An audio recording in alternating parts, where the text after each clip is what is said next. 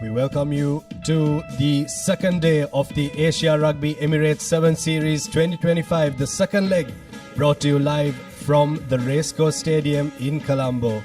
Ayubowan, we're going to use the traditional Sri Lankan welcome because we're absolutely proud to bring you these pictures on the Papare. We had an action-packed day one yesterday.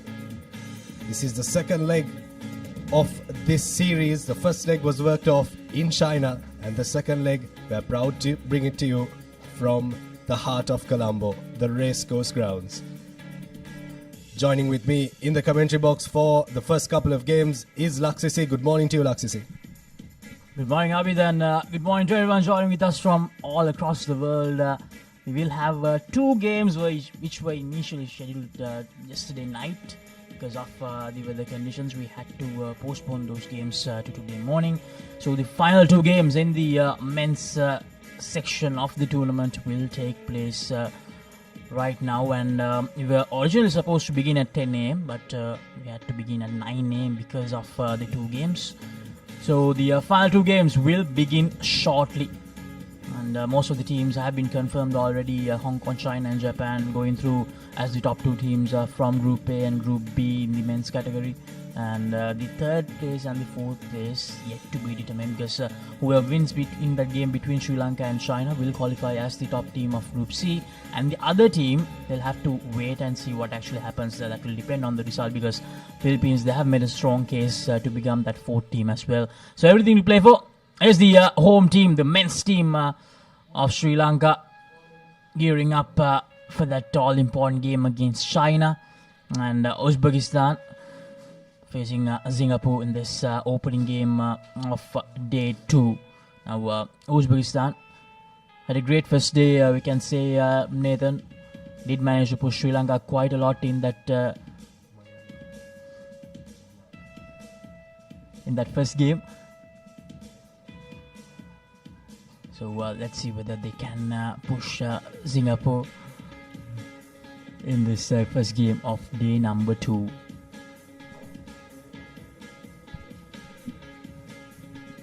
That's the Singaporean team that's warming up for you on your screen there.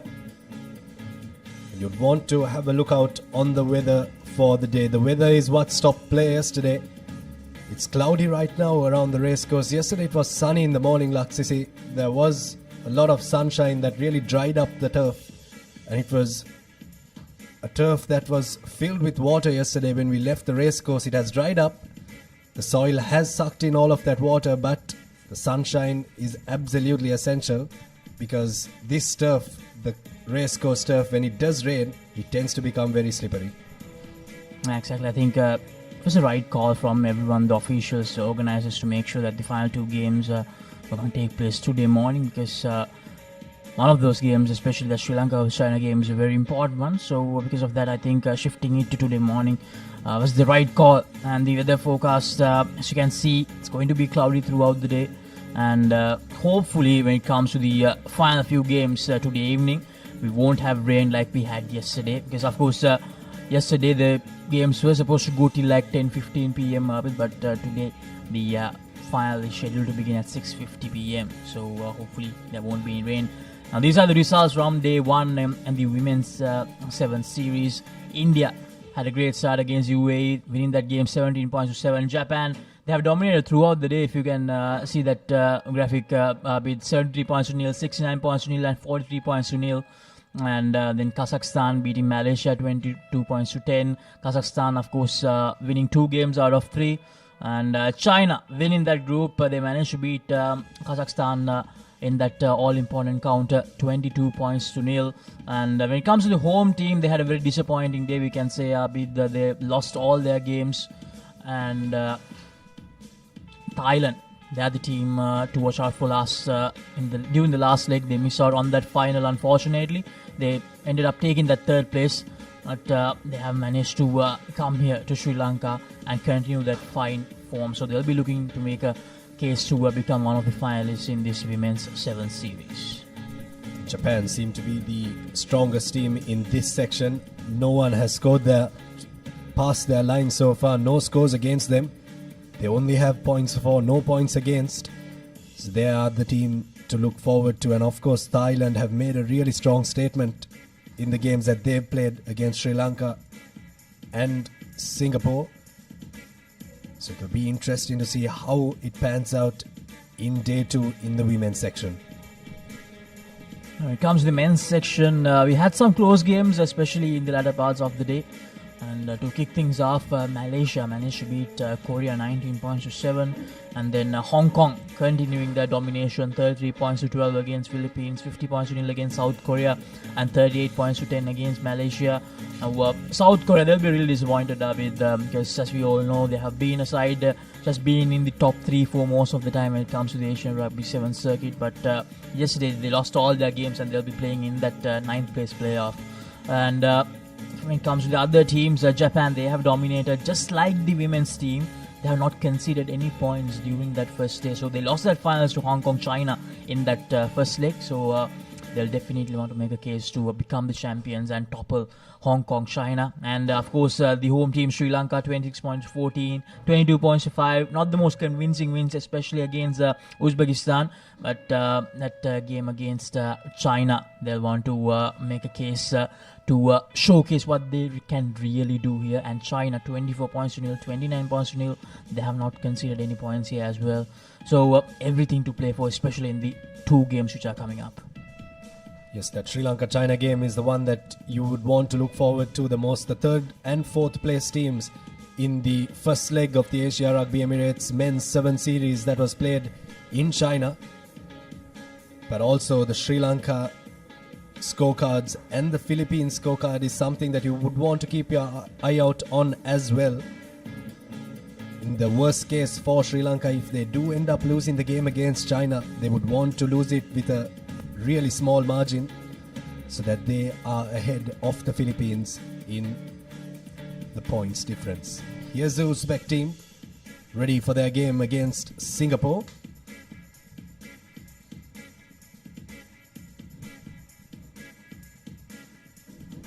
This is the China team who will take on Sri Lanka in that all-important clash. It went right down the wire in China in that first leg. It was 17-all at the end of the 14 minutes, and then it went to sudden death. And China managed to get that all-important try to finish the 3rd place. So Sri Lanka, they'll want to get redemption here, and China, they'll want to continue their good run against Sri Lanka. So they expect to see a thrilling game to kick things off on day 2. Interesting warm-up there, Laksisi. Nothing fancy from the Chinese, just small little pop passes. It's exactly what you'll need in this kind of weather. But this is how the women's stand in their respective pools. Pool D, Japan, 3 played, 3 victories and 185 points the difference, 9 points to their name. And India, of course, with just the 2 wins and that 1 loss against Japan. In Pool D, UAE just the 1 win against Indonesia, and Indonesia finished that pool winless. In Pool E, China got 3 wins, 85 points difference, and they also booked their place in the semi-finals. Kazakhstan just the 1 loss against China. Philippines, the 2 losses against the top 2 teams in that pool, and Malaysia, the 3 losses against the teams above them. In Pool F, it was a bit close there. Thailand winning all 3 games that they played. Hong Kong just losing to Thailand. Singapore once again losing to the teams above them. And of course a disappointing end to day 1 for the home team Sri Lanka with no wins. And those are the standings in the women's front of leg number 2. Japan, China, Thailand and Hong Kong, China are the teams that will go through to the cup segment. And these are the men's standings. Hong Kong, China again right up at the top, 9 points, unbeaten team. Philippines, a much better result for them compared to that first leg. They ended up taking the last place, so they'll be really, really happy that they're still in contention to qualify for the cup semi-finals. Now that points difference, it's -4 at the moment. It's -4 at the moment. So Sri Lanka, now when you look at the numbers, Sri Lanka, they'll have to realize that they need to make sure, even if they lose that game against China, they need to make sure that they don't lose with a margin of 34 points in that encounter. That's all Sri Lanka has to do to qualify for the semi-finals. And when it comes to the second group, the Group B, Japan, very convincing, 148 points the difference, as I mentioned earlier as well. they have not conceded a single point in this series, in this second leg so far. And Thailand in second place, they won't qualify for the cup segment, unfortunately. And UAE in third place with 5 points. Chinese Taipei with 3 points. They couldn't reach a single win in Group A. Korea, as I mentioned earlier as well, they'll be really disappointed with just 3 points. They lost all their games. Malaysia, they started well beating Korea yesterday, but then lost both their games. And Pool C, 2 games still remaining. China right up at the top because of the points difference, and Sri Lanka in second place. Singapore minus 41 points. Uzbekistan minus 43 points. Both the teams surging for that first win of the second leg. Interesting stats on their screen there. The Japanese seem to have dominated it the most, but Hong Kong, China are a very, very strong team. That was the finals in the first leg. Hong Kong, China emerging victorious on that occasion. Things really didn't click for Hong Kong, China early on in their game against the Philippines, but they managed to scrape through and get a couple of tries towards the latter part of the day to win that game. So all to play for in the men's section of the Asia Rugby Emirates 7 Series leg number 2. Now, these are the opening fixtures for day 2. These are the confirmed fixtures in the opening 6 games. The 2 Pool C encounters, Uzbekistan taking on Singapore, and then China taking on Sri Lanka. And then the semi-final encounters, the 2 9th place semi-finals, Philippines and Indonesia in the women's category, Sri Lanka versus Malaysia. And then the 5th place semi-finals, India versus Singapore, and then Kazakhstan versus UAE. Those are the 6 games coming your way on day 2, the first 6 games. The 2 men's fixtures on the top of your screen there at 9 a.m. and 9:22 a.m. local time is what you would be looking forward to the most. It's what we are excited for as well. Everyone was in anticipation yesterday here at the Racecourse grounds. We saw the Sri Lankan team, the Chinese team and the Uzbek team together with the Singapore team walking in yesterday. They were ready with their match kits as well to start the warm-up, and unfortunately prevailing weather with the lightning around in Colombo, we had to stop the play a bit earlier than we usually would have. Now, this is game number 1 of day 2, ladies and gentlemen. Uzbekistan versus Singapore, live from the Racecourse Stadium in Colombo. As I mentioned earlier as well, this game was supposed to take place last night, but because of the weather conditions, the games were shifted to today morning. Now, these are the starting lineups for Uzbekistan. Nishabdek, Mahmoud, Sobijon, Temur, Sunat, Aziz Khan, Ilya, Sergey, Olimjon, Azabdek, Jakongir, Sanjar Bek and Abdul Aziz for Uzbekistan. And then Singapore, Jonathan, Jay Heikel, Bao, Farhan, Daryl, Hidayat, Chong, Mara Ishraf, Samuel, Nicholas, Julian, Morris and Braden.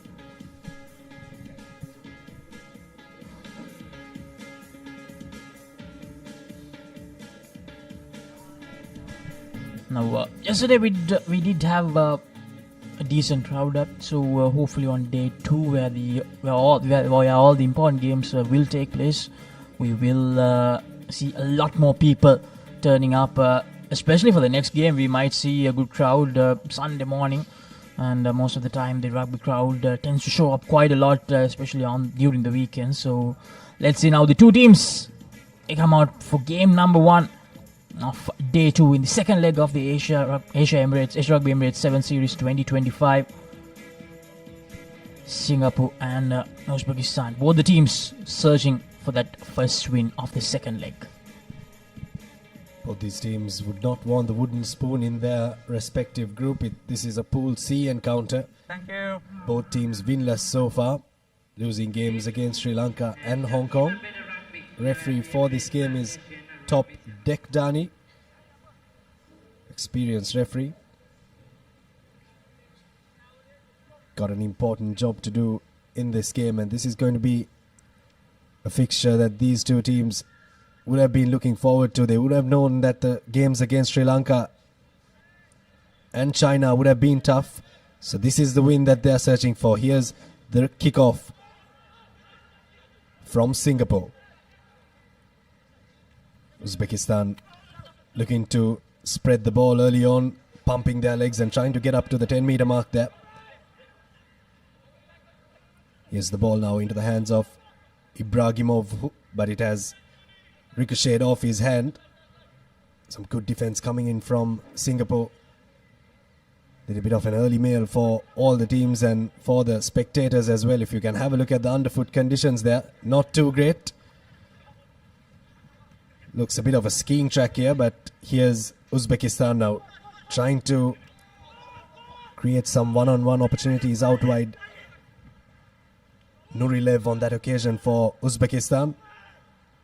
And now Ibrahimov finds some space on the outside for his man in the number 3 jumper. It's Bakhti Iror who's got the space for Uzbekistan. And unfortunately looking to get the offload in there, but doesn't stick for them. A solid attempt from Uzbekistan to kick things off in this encounter. They won the attack, they won the move from the word go. It to be a bit creative, Uzbekistan. Just like yesterday, they tried to be creative against Sri Lanka and China as well, but unfortunately the execution factor was not there for them. And even today, that last offload just not going according to the plan. And it's going to be a scrum in favor of Singapore.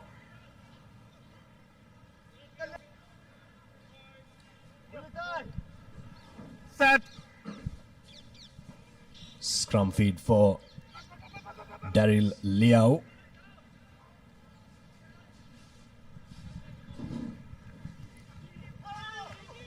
Yes, Singapore from their own 22 through Julian Liao. Who takes them out of the 22.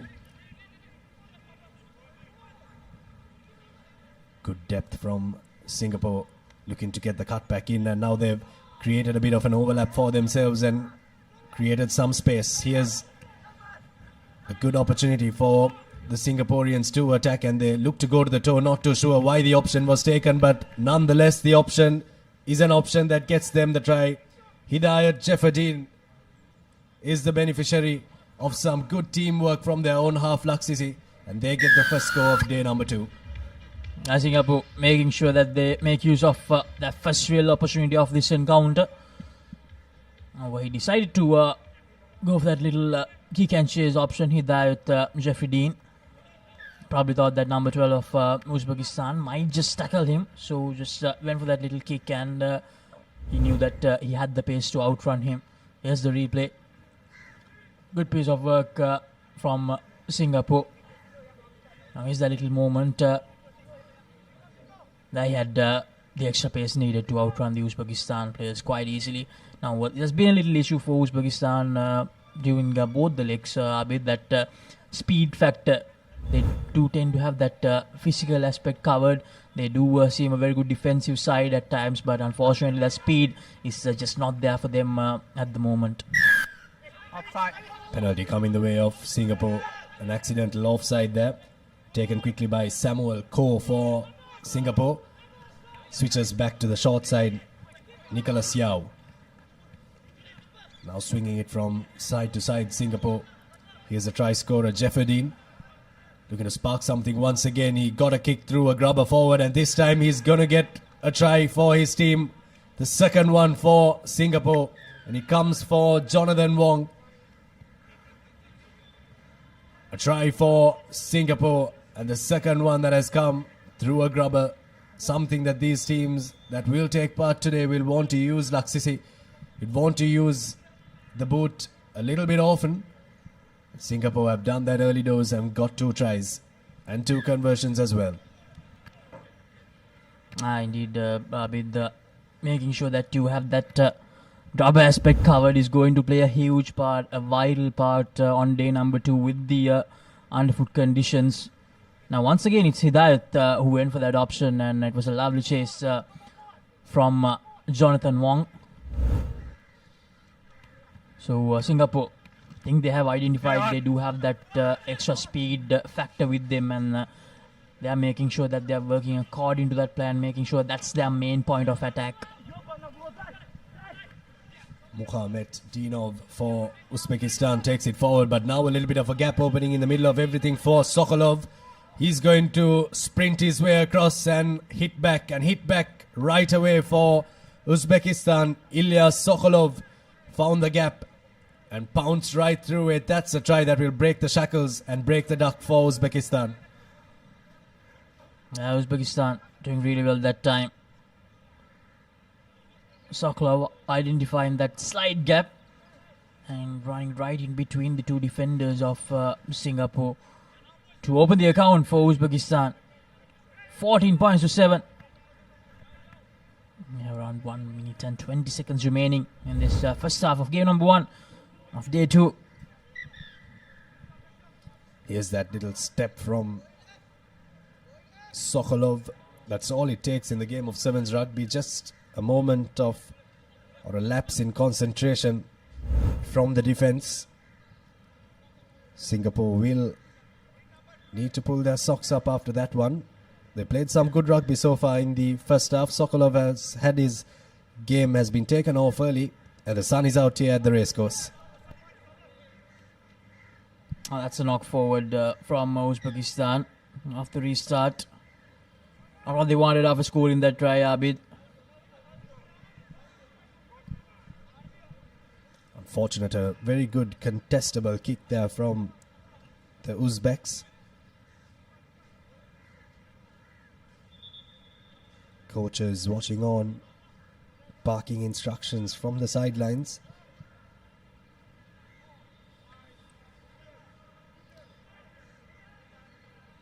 Probably the last set piece of the game that Daryl Liao will feed into, but he knocks it on.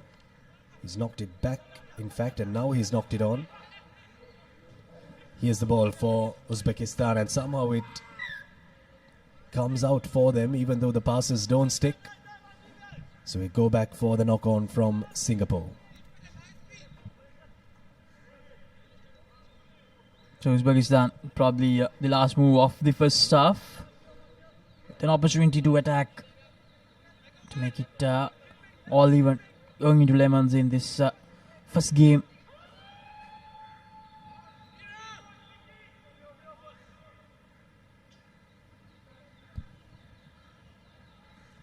Feels the ball in. Oh, here's Uzbekistan on the move. Lovely time pass there to the number 10 of Uzbekistan. And it's going to be Sunat Mukhmadinov to score that try. Exactly what they needed, Uzbekistan. Singapore, they managed to strike twice in the early parts of that first half. And Uzbekistan, to end the first half, they have managed to score 2 brilliant tries. Singapore have just taken the foot off the accelerator after scoring those 2 tries. They've not had a lot of possession in their hands. And Mukhmadinov scoring the try for Uzbekistan there. And to convert his own try. Unfortunately, hacks it and doesn't get the conversion. So that'll be half-time here in the first game. A game that was scheduled to be played yesterday, but we are playing it early on today. So at half-time, it's 14 points to 12. Singapore lead Uzbekistan.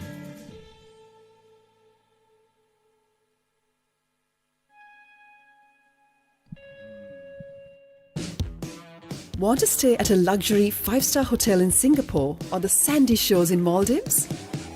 Use your commercial bank Visa credit or debit card for payments on any international website or for any POS transaction overseas. Your next vacation could be a transaction away. Commercial bank Visa cards. Buy global, fly global.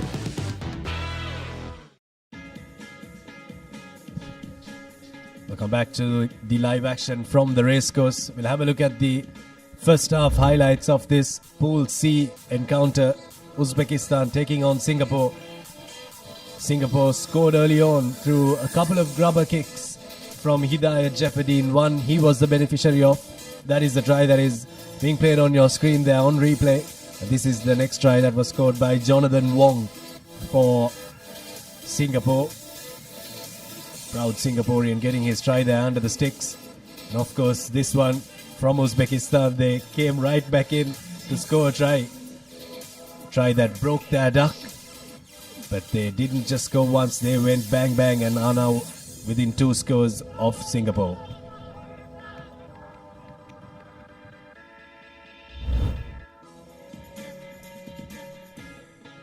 So coming up next, the home team, Sri Lanka, taking on China, the third place team and the fourth place team from leg number 1, the all-important clash to decide the group winners and possibly the best second place finisher in this second leg. Sri Lanka, of course, getting that spot in the first leg as well. Now they want to do one better. Now here's the first kick off the second half. Now Singapore on the move straight away. Here's the dangerous Jeffrey Dean. Jeffrey Dean tries to evade that tackler. Gives the offload out right on time to his number 8. Here's the ball now once again for Singapore. They didn't have possession of the ball towards the latter parts of the first half. Wong takes it out of the 50-meter line for them. Good physicality there coming in from Uzbekistan. Good line speed as well, but now they need to drift across and try to get their defense in. That's where the physicality comes into play there. Look at the Uzbek players just holding them up, and the ball is unplayable.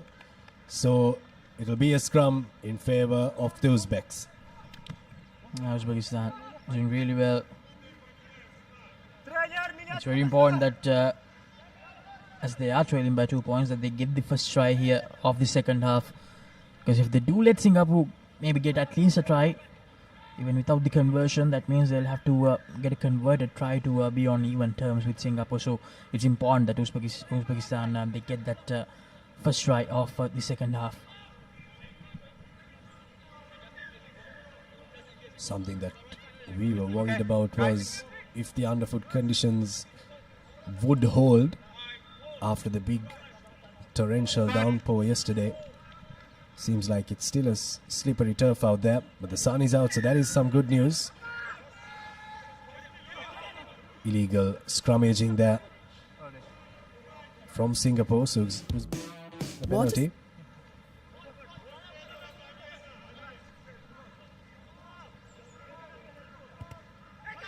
They decide to go for that territory gainer, but messes that up Uzbekistan.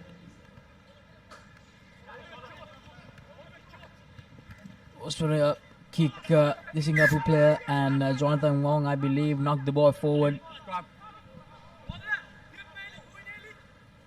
Fortunate not to find touch there for Uzbekistan. No good connection, but nonetheless, Singapore have knocked the ball on, so they'll have a put into the scrum around 20 meters back from where they initially would have had a line out. Here's one of the main men for the Uzbeks. Already scored a try there. Muka Meddinov. Changes coming in for the Uzbeks as well.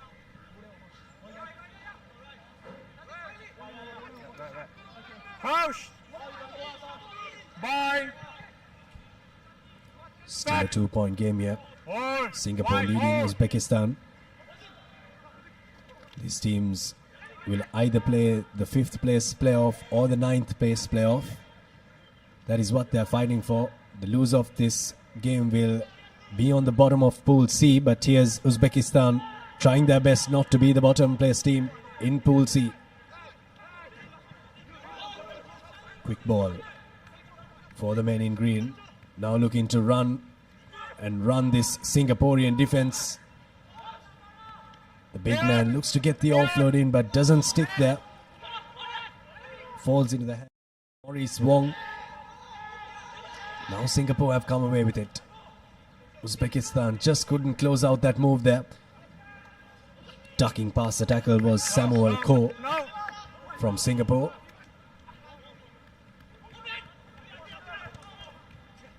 Now Jefferdine goes to the boot. He's got 2 tries already for his team through a boot ahead, and this time he's got his team some very, very good territory.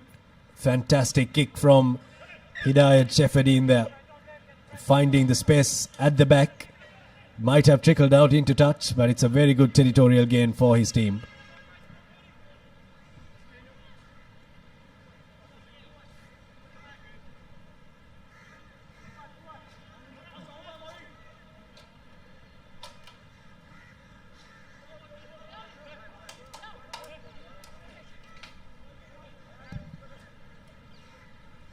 Uzbekistan secure the line out.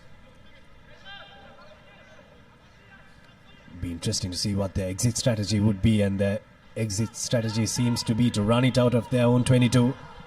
Here's pressure coming in from Singapore at ruck time. Looking to use the physical advantage on that occasion. Bakhtiyorov for Uzbekistan. But it's a knock forward from the men in green, so it'll be a scrum for Singapore, and now a really good attacking opportunity. Here's the one for Singapore. It's been a quiet first half. Couple of errors creeping in from both teams, lapses in concentration. But what that has done, it has really set up a really close final 2 minutes, just 2 points separating the two teams. With the scrum to Singapore, 22 meters away from their line. Here's the opportunity to try and get ahead and move away from touching distance from the Uzbeks. Rausch. He's played a good game there, Samuel Ko. Bye. Being Set. called to the bench. Substitutions coming in for Singapore. Now options on either side. They take the option on the right side of the pitch. Taking it forward is Nicholas Yao. 5 meters away from the line now. Singapore. Got an extra man on the outside. Jonathan Wong takes it up to the line and gives it to Hidayat Jefferdine, who puts in a bit of razzle-dazzle and gets his team a score. That'll get them 19 points to 12 ahead. And that score is a score that Singapore really, really needed.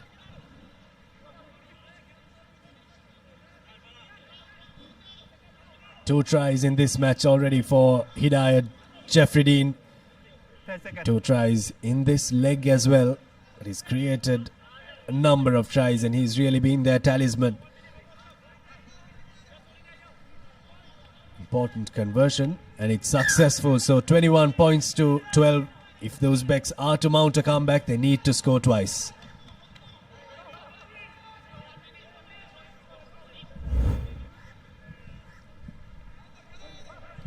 Here's a replay of that try once again. Have a look at the razzle-dazzle, the little step from Hidayat Jefferdine. First fake that he was going on the outside. And then a huge step off his left boot. Singapore have their first go of this half.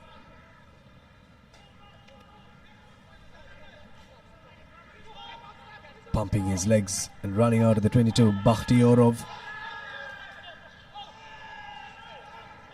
Player not supporting body weight. And whoopsie daisy, it's a knock on from Uzbekistan. Now Singapore with that 9-point buffer, they'll feel comfortable Abid, and they know that they have pulled off the first win already. Uzbekistan, even a converted try, will make them still short of 2 points of Singapore's tally of 21.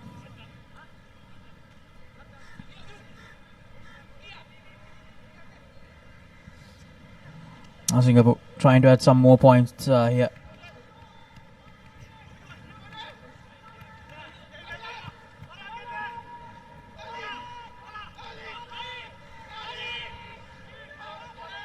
Offside.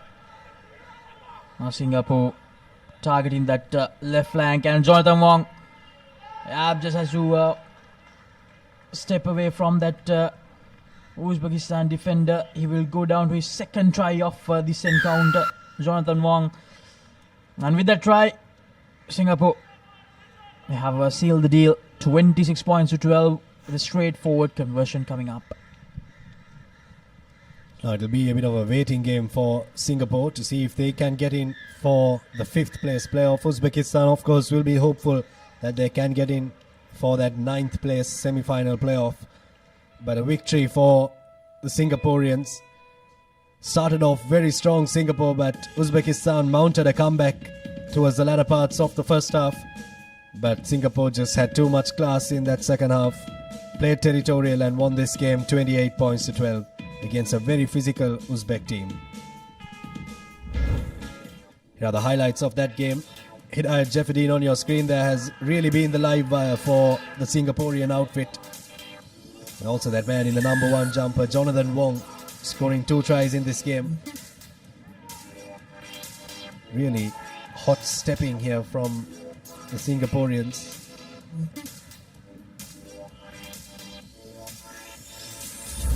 Also the wet turf not really helping the cause of the Uzbeks. Here's the big clash. China taking on Sri Lanka.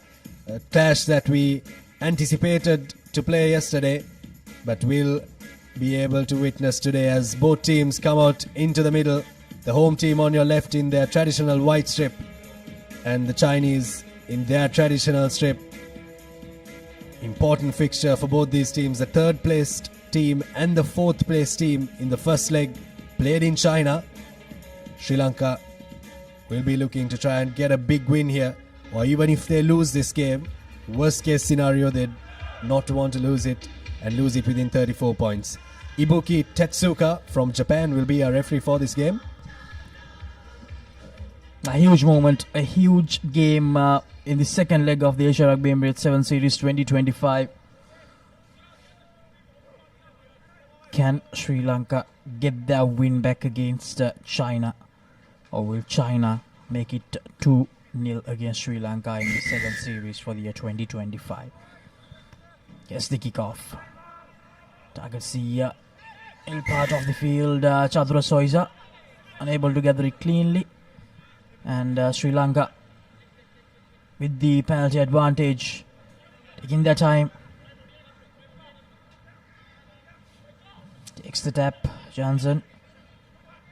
Gives it to Jantu Dilshan. Here's Dinale Kanayaka searching for gaps here. Here's Srinath Suryaband, Akash Madhushankar. Back to Jansen. Chatura Soisa. Skipper Kavindu Pera. Kavindu Pera goes straight into contact, gives a lovely offload out to Chatura Soisa. Kavindu Pera. Sri Lanka still inside their 122. Here's Jantu Dilshan, gives it to Dinal Lekanaka. Dinal Lekanaka with a lovely step. Needs to give the offload out. Here's Srinath Suryabandara. Srinath Suryabandara, will he have enough pace to go all the way? Yes, he will. His 4th try of the series.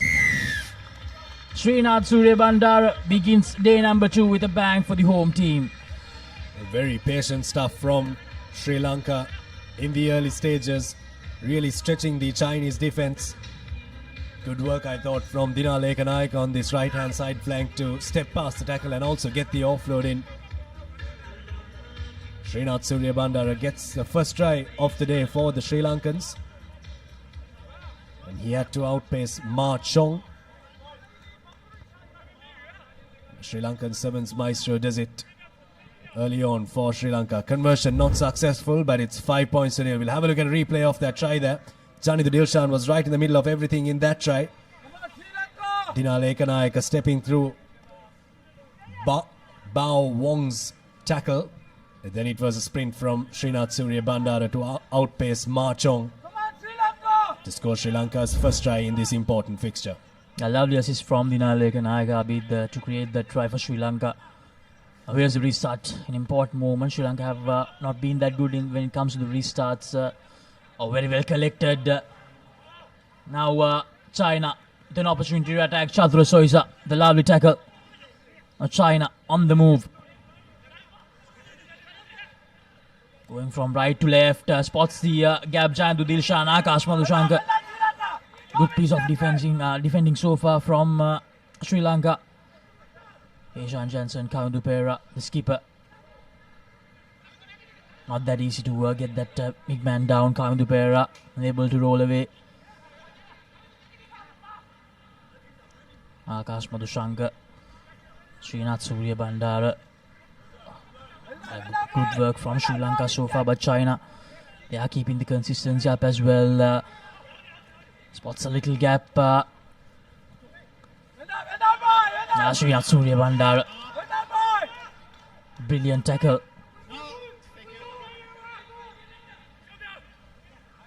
Back to the halfway mark now. China trying to stretch the Sri Lankan defense. Loose pass there. Brilliant, absolutely brilliant. Once again, I believe that's Srinath Suryabandara again. Tackled into touch. Fantastic defensive effort there from Sri Lanka, really shutting out all the options for China. Ma Chong was trying to create some stuff for them. Have a look at this. Another big tackle coming in. Huge tackle on Yi Ji-wen. It was bundled into touch. So first set piece of this game, already 4 minutes gone. Sri Lanka secure it off the line out. Jansen, Kavindu Pereira almost fumbles it. Needs support here. Oh, Ishan Jansen manages to clear things up for Sri Lanka. Very well collected, but Chatura Sois unfortunately just at the last moment fumbles it. It's going to be a scrum. Holding on, penalty there as well. Scrum first. Scrum advantage first, but then China got the penalty and they've gone back to opt for a scrum here. Centre field, so they have options on both sides. Do the Chinese. Just need to get ball in hand and get possession here, China. Got runners that can really create some damage. Here's a ball from Jansen. Two Chatura Sois are there. Fortunately couldn't hold on to that ball and the Chinese defender was right there. Interesting setup in attack from the Chinese. Here's Ma Chong giving it out to Yi Ji-wen. Here's space on the outside for the Chinese. Offload comes in, but Sri Lankan defense is up to the task. Madhushanka over the ball, but over the ball illegally. Had to release that ball here. Need to take it from the mark there, China. Hu Jinye. Come on, Sri Lanka! No mistake, Sri Lanka! Anxious Chinese officials watching on.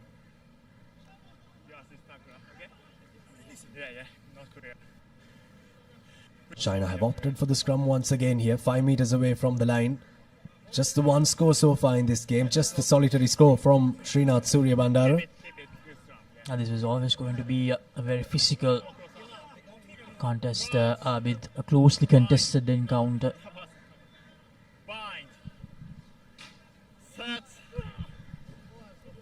With the feeding, China, an opportunity for them. Almost thought about using the shorter side. And spots the gap perfectly. The number 17 for China, Shi Wenyi, scoring that opening try for China. And it's 5-all just like that with 40 seconds to go in the first half. String of penalties come in the way of China in the last couple of passages of play there. Important conversion for Ma Chong. Gets it through, so try for Yi Ji-wen for China, and they get a 2-point lead just before half-time against Sri Lanka. Sri Lanka made to defend a lot in the latter part of that passage of play. Here's a try coming in. Good short line run by Yi Ji-wen to score the try for his country. The Chinese are on the score sheet.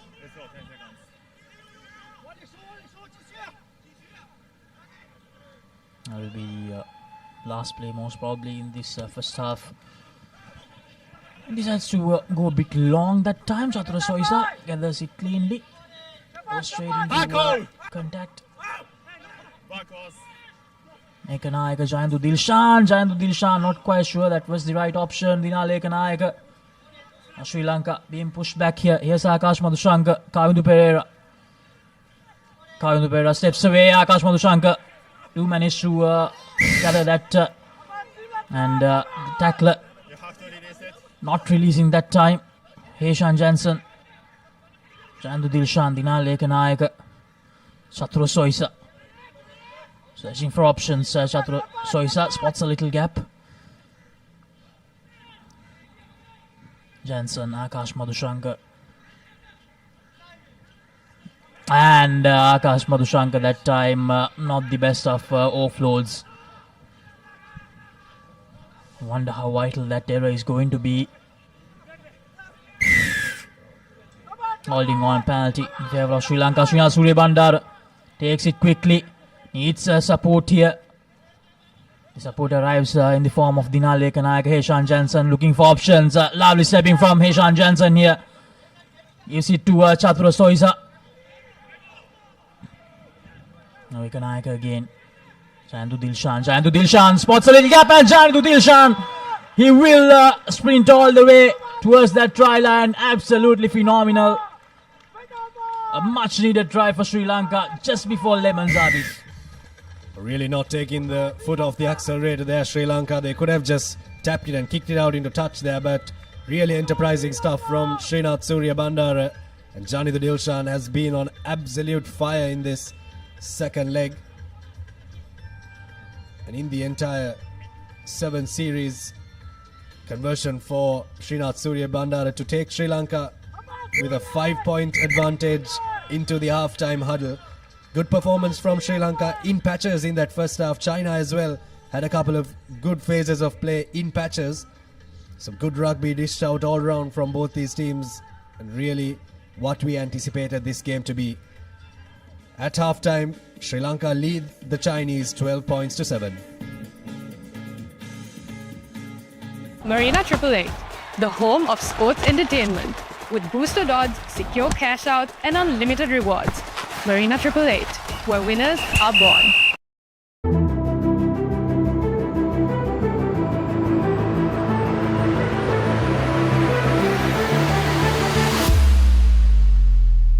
ඒ තමයි කොට්මනේ factory කිරි butter cheese yoghurt ice cream එහෙම හදන විදිය. අපේ රටේ කිරි වලින් හදන පෝෂණය පිරි අපේම කොත්මලේ අපේ රටේ පෝෂණ.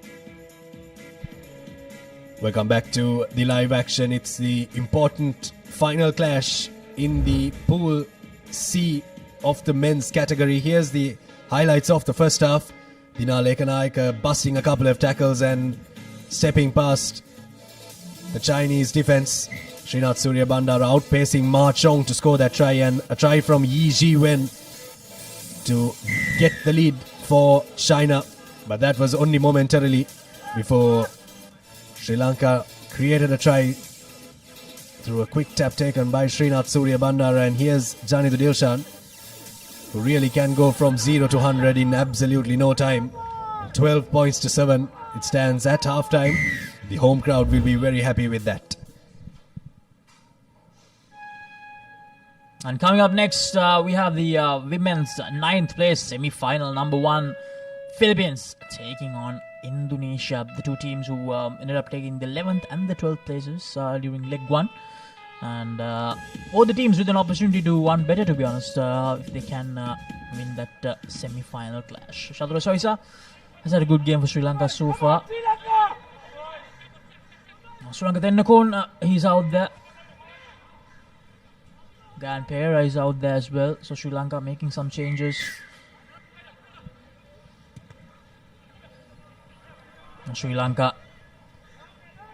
And that's a good line of attack from Sri Lanka off that first kick of the second half. Dialog Shadange out there as well. So Sri Lanka making a lot of changes. A good tackle once again. Chatura Soisa. Now China pushed back and he spots the gap. Ishan Jansen there to cover up. Ninal Lekanayaka gives him the support. Slowly getting out of their own 22 here. Akash Madhushankar. Papare. Akash Madhushankar. Captures the number 12 of China, who came straight into contact. China slowly making some yardage here. Sri Lanka need to be careful. The defensive line, one error can give the opportunity to this dashing Chinese line to go all the way. Now that decoy runner creating some pressure there for the Sri Lankan line. Still at the halfway mark, but they have been consistent, and a slight slip up there. Dialog Shadange up to the task. And he loses it forward. Good tackle, good teaming up from Papare and Suranga Tennakon. Dialog Shadange unfortunately gives a forward pass, but I believe the referee will come back for the scrum. I thought when Jia Bao was gone for all money on that left-hand side corner, but good defense coming in from Sri Lanka. Really putting a huge shift in defense. They know that they have to dig deep if they are to win this game, and they really are digging deep here in defense. Look a bit more fluent today, Sri Lanka. Took a little bit of time to click yesterday. Generally a very fluent seven-side. generally known as the Asian Fijians. They really do play like the Asian Fijians when they get into sync. Here's a scrum for the Sri Lankans with options on both sides of the park. Tennakon with the feed in. It's Hishan Jensen. Hishan Jensen goes for the kick and chase option. Yes, Dinar Lekanayaka coming in. But China, they do really well. And that's holding on. Brilliant. Dinar Lekanayaka inserting a lot of pressure. And Dinar Lekanayaka straight away taking that quick tap. Hishan Jensen. Akash Madhushankar gives a long cutout pass to Gayan Pereira. And Gayan Pereira will dive over for the third try for Sri Lanka in this fixture. And they take a 10-point lead, the home team. Well, that try was manufactured by Dinal Ekanayaka in defense and in attack. The ability to know where and when to take the quick tap. Setting up one ruck, and the cutout pass from Akash Madhushankar was picture perfect. Suranga Tennakon. Good connection, but there's a bit too much of hang time on that kick. 17 points to 7 already. Sri Lanka have taken a 10-point lead. Here's that cutout ball from Akash Madhushankar to the youngster Gayan Pereira. Just 20 years of age and already donning the Sri Lanka jersey. Really big prospect in the game of 7s rugby and 15s rugby for Sri Lanka. 3.5 minutes remaining on our clock. What have China got to dish out to the Sri Lankan team? Only time will tell us.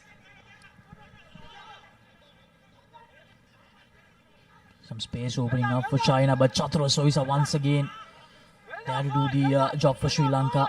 Suranga Tennakon joins with Hishan Jensen, and brilliant. Suranga Tennakon gets the penalty for Sri Lanka. He takes it quickly, decides to go for the kick and chase option. Suranga Tennakon, and that will be a penalty try most probably.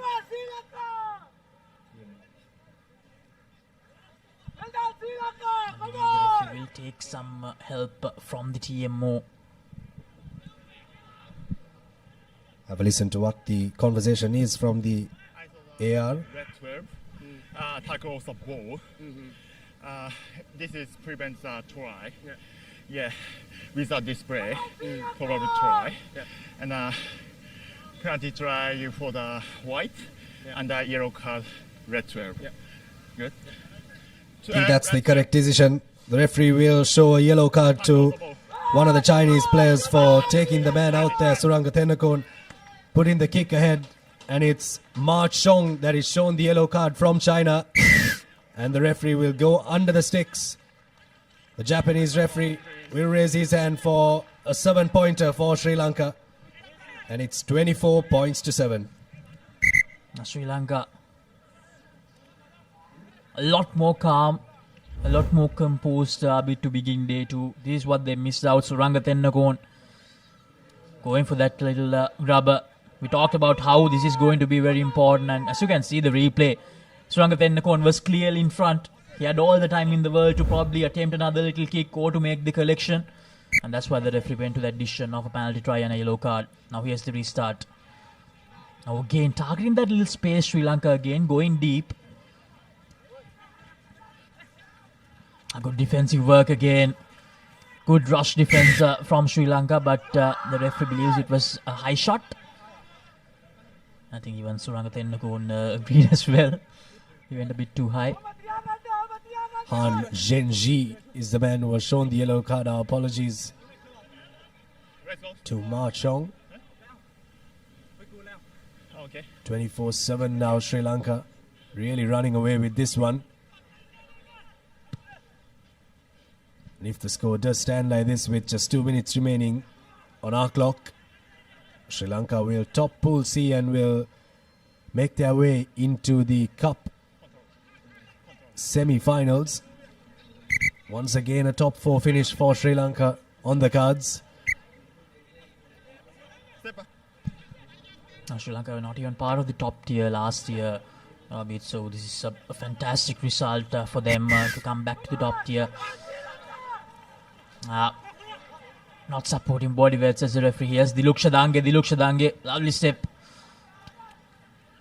Ihan Bulat Singalge makes a collection, but I believe that was a deliberate knock forward from the Chinese player. A very convincing Sri Lanka in this encounter. Now China, they'll look back and they'll feel that they have not been up to the mark during this encounter. But it all came down to the fact that the Sri Lankan defensive effort was fantastic in this game, Abid. They really did make their one-on-one tackles count. That's what Sevens Rugby is all about, the ability to defend as a team and to defend individually, which Sri Lanka has done fantastically well in this game. In that first game against Uzbekistan, they had a bit of a scare in the first half. They really pulled one back to try and get the victory there. Here's Dinah Lekanayaka with some space on the outside, space to burn. Dinah Lekanayaka, razzle-dazzle, try time Sri Lanka. And that will just seal the deal. Have a look at the smile on the faces of the bench from Sri Lanka. 29 points to 7. Sri Lanka well and truly winning this one. Now Lekanayaka, second try off this leg. I mentioned this earlier as well. He has been an absolute workhorse for Sri Lanka throughout the year in the 15-side encounters and in the sevens encounters as well. And Srinath Surya Bandara is back.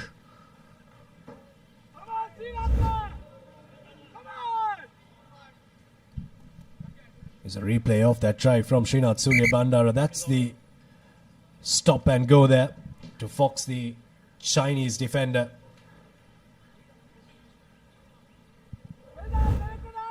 Dinah Lekanayaka scoring that try, outpacing Zhen Huan Ying from China. 29 points to 7. Sri Lanka will be very proud of this performance.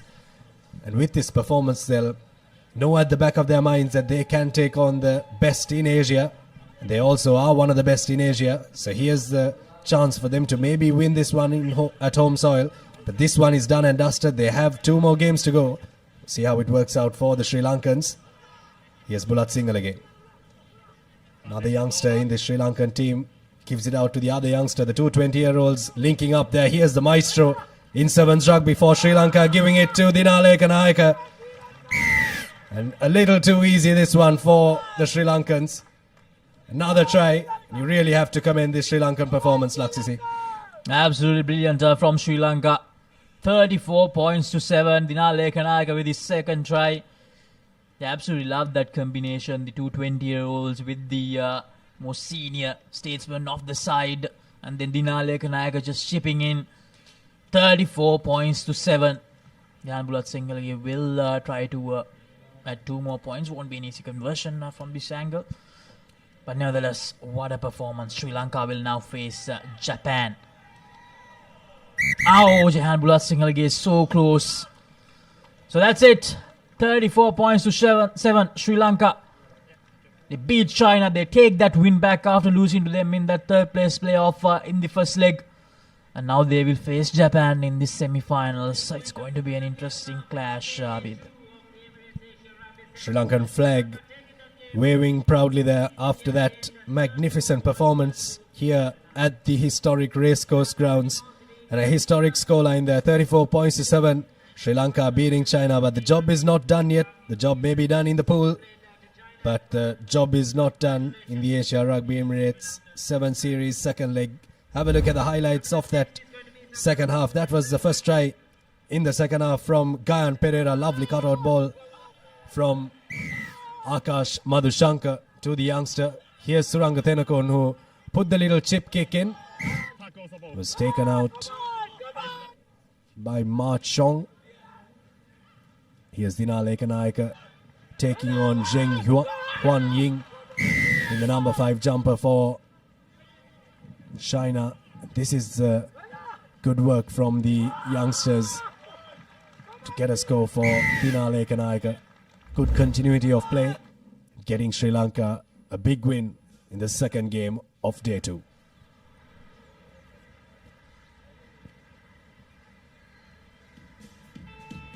Here are the key stats of this game. Sri Lanka will be very proud of their attacking performance as well as their defensive performance in this one. Only allowing the Chinese to cross their line once And China allowing a team to cross their team for the first time in this game, and they allowed Sri Lanka to cross their line 6 times for 6 tries, 2 conversions from the Sri Lankans.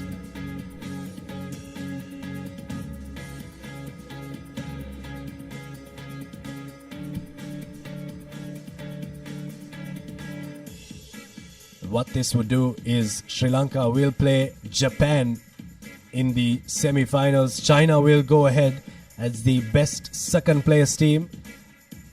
The Philippines would have hoped that Sri Lanka would have lost this game with a 34-point margin if they were to make it. But Sri Lanka putting on 34 points against China, which means that the Philippines have been knocked out of contention for the top 4 spots. So the top 4 teams in the men's category will be Hong Kong, Japan, Sri Lanka and China. So the same 4 teams that were the top 4 teams in the first leg in China will play as the top 4 teams in the second leg here in Sri Lanka. Now the women's teams, Indonesia, warming up for their next match. They're playing for the 9th place playoff in the women's section. In the women's category, there's the Philippines on your screen, both teams finishing 11th and 12th in the first leg. Here's a chance for them to maybe become 9th and 10th. Sri Lankan officials watching on.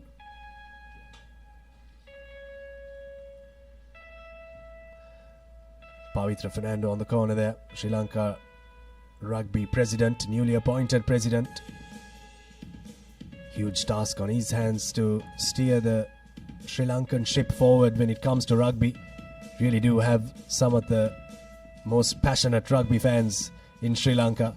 We also have the infrastructure here at the Papare to bring you these live broadcasting and this live action. It's really the full package here in Sri Lanka. But we had an action-packed day 1, and we'll have a look at the highlights of that first day. The officials there, Dilroy Fernando, part of the Asia Rugby referees. Teams walking in earlier on. That was our first game. India taking on the UAE. India have really impressed when it comes to the sevens format. The women's have really taken on the baton and run with it. For India, they've invested a lot in their rugby program. They'll be proud that they're able to get some victories there. Former Sri Lanka captain Namal Rajapaksa also coming in to watch the rugby action. It's some fantastic rugby on display yesterday. On the field, off the field. There's a lot of entertainment happening here around the Racecourse grounds. Got the cafes right around you. In the heart of Colombo. You're in Colombo 7 here. So once you've got the matches going, you also can go to a couple of cafes, grab a coffee, watch the rugby that is on display.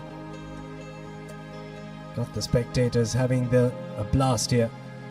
The rugby is not happening. Got the spectators having their fun. Japanese team who will feature in the cup segment on your screen there, getting multiple scores. This was the home team for the first time yesterday. Bit of a scare in the first half, but getting ahead and winning that one against Uzbekistan.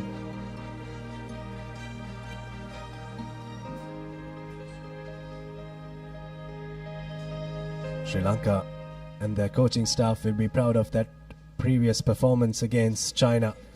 They look to try and continue it going on into the next couple of games that are coming up. Potentially 2 games for Sri Lanka. The women's standings after day 1 in the Colombo leg of the Asia Rugby Emirates 7 series. In Pool D, Japan are the top seed. 3 games played, 3 victories, 185 points the difference. Putting on big scores against the teams that they played against for their 185 points. Beating India, UAE and Indonesia comprehensively. Indonesia finished winless in the Pool D. So they will play for the 9th place. UAE just getting the 1 win. And India will be very proud of their performance. They were unfortunately grouped with Japan, so just the 19 points difference there, but they'll be proud that they are really climbing up the ranks when it comes to women's sevens rugby. In Pool E, China really played some fantastic rugby. They are in contention for the cup with Japan and Thailand, the top seeds of Pool D, E and F, but China really seemed to be the deal in Pool E with victories against Kazakhstan, Philippines and Malaysia. Malaysia winless in that pool, Philippines just the one win against Malaysia, and the Kazakhs getting victories against the Philippines and Malaysia. You get 1 point if you lose a game here, that's why you have 3 points for the teams that are in 4th place. If you win a game, you get 3 points. And in Pool F, Thailand also in contention for the cup in the women's standings, in the women's segment rather, with 93 points the difference. 3 victories against Hong Kong, Singapore and Sri Lanka.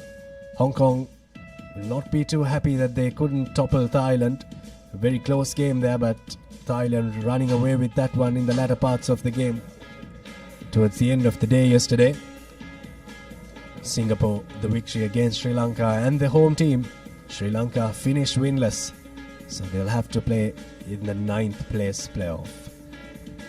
So all to play for in the women's section and the women's category rather of the Asia Rugby Emirates 7 series.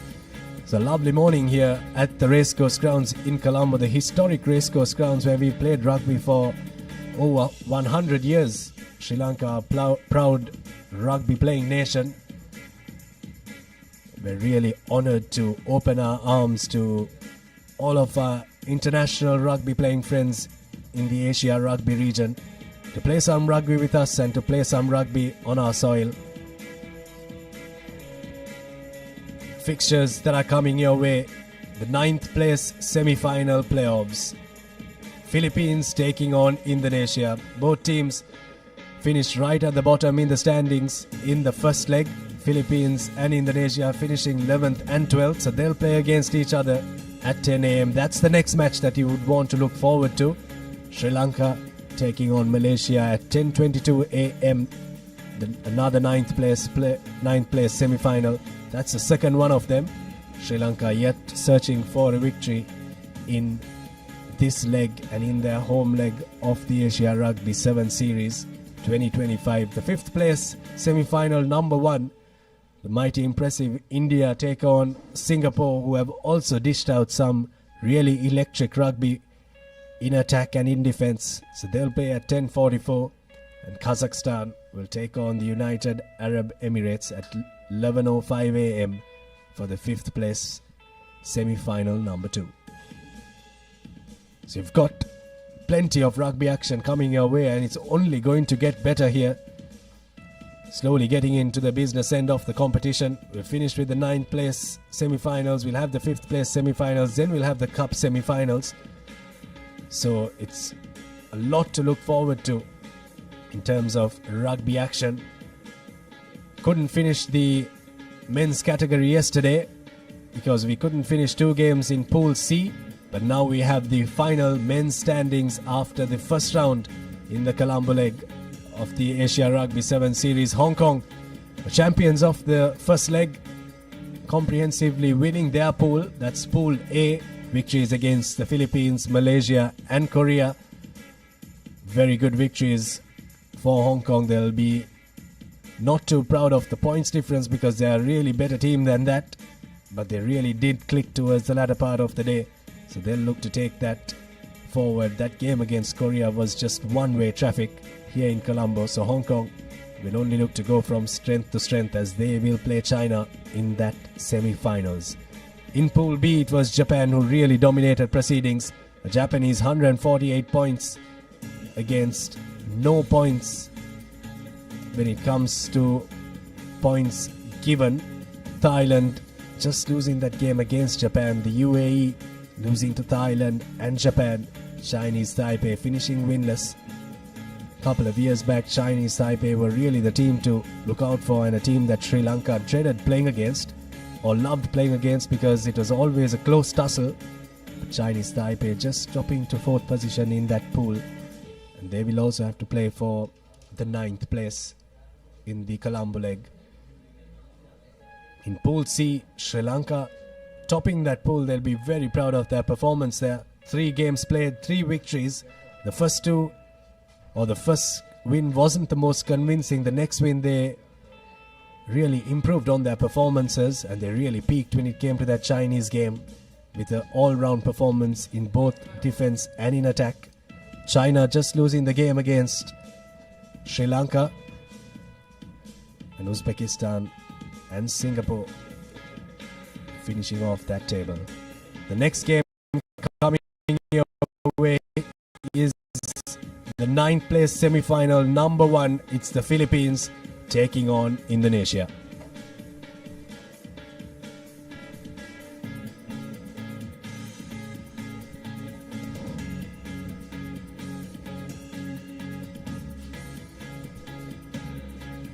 Here are the team cards from the Philippines. Kelly, Sturm, Mateo, Sales, Legaspi, Linden, Tudok, Puig, Mandon, Estacio, Nazareno, Torrio and Cifuentes for the Philippines. And for Indonesia, you have Indira in the number 2 jumper, Nadia, Audiska, Sheila, Dinda, Wardana, Nurul, Judith, Monique, Sabrina, Rahma and Shalza.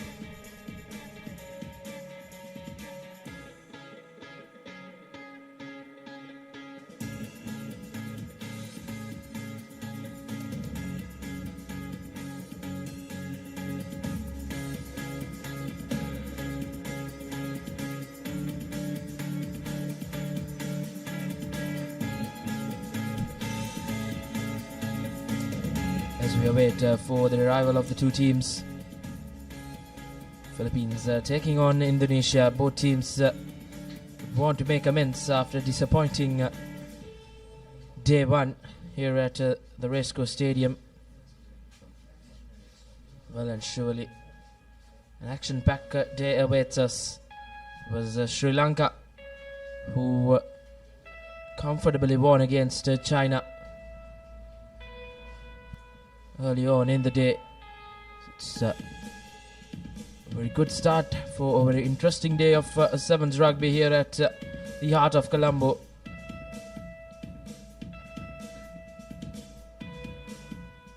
Scheduled play to kick off at 10 a.m. The Philippines and the Indonesian games.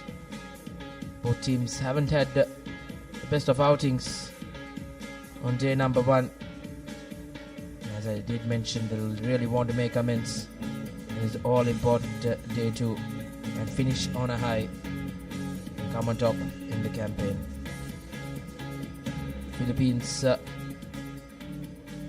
Indonesia did go down to Japan in that opening game of the campaign, 73 points to 0, and then they lost to India 50 points to 0, and UAE as well 31 points to 0. So Indonesia still yet to get off the mark in this tournament, and then they'll really need to play well against this Philippines outfit, who has had quite a similar run of form into this encounter. They did lose to China 46 points to 0, and then they lost to Malaysia as well in a closely contested affair. Nevertheless, they actually won that game against Malaysia 12 points to 10. So really coming into this game with a lot of positives will be Philippines, and the referee to officiate things in this 9th place semi-final 1 will be referee Shankar Bekun from Sri Lanka.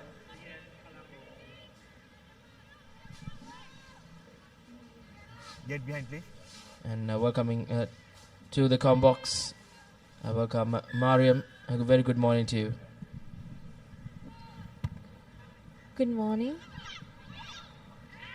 On advantage. Early fumble from Indonesia, giving Philippines a scrum in their favor.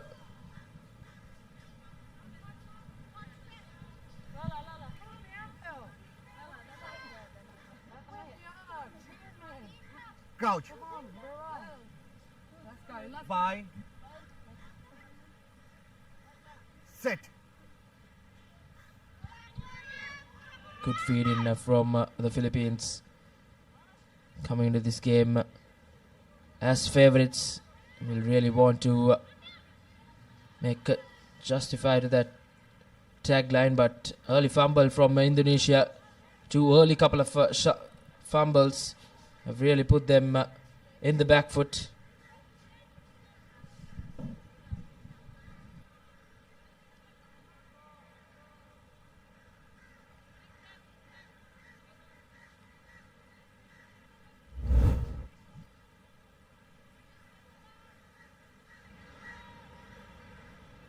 Let's take yet another look at that replay. Surface can be quite tricky. We had plenty of showers later on yesterday. Conditions will surely come into play as the day goes on. Now Philippines looking to run at this Indonesian defense.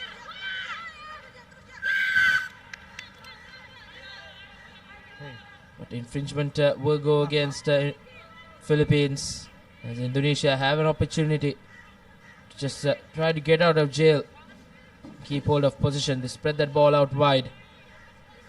Not much of numbers on the short side. Indonesia fumbles it once again. That's been the name of the game for them. Plenty of fumbles in this opening few minutes, as Philippines now meters away from the whitewash have won themselves, rather conceded a penalty, and just not helping the cause for the Philippines, as Indonesia have an opportunity to once again to get out of the red zone. Tackle roll away.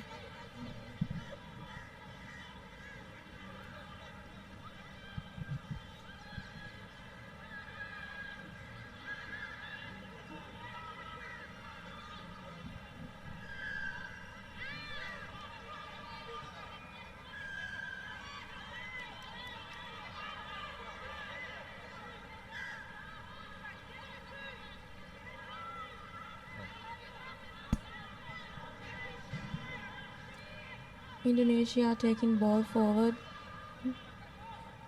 The Philippines defense seems to be really good. It's spreading out wide, and we see Indonesia trying to make that run from the corners.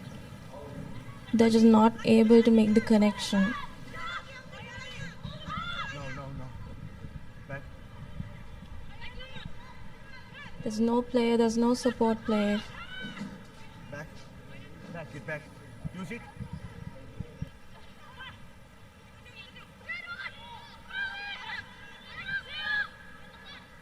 Seems to be no depth in the Indonesian line, as Philippines try to defend.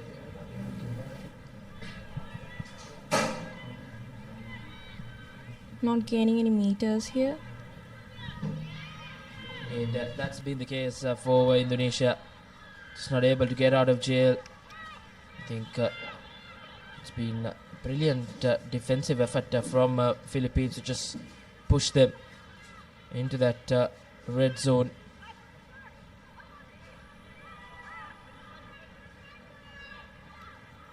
And now Indonesia looking to run from their own half. With not much to play with. Spreads the ball out wide. Good up defense coming in from the Philippines. Now Indonesia once again just held up. That will be a penalty coming Philippines' way. Indonesia have done well to just keep Philippines at bay, but can they do enough to just see this first half off. Indonesia just haven't been able to really play more rugby in the opposition half. They have had position in their own red zone, which can really come back to bite them. Bye. He's up. Nevertheless, Philippines with the feed in.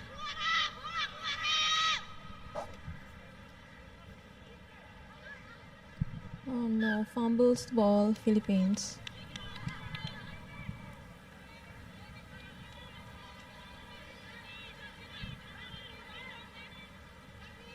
Surely those conditions will come to play. It will be quite slippery, the ball, because of those heavy showers we had later on yesterday.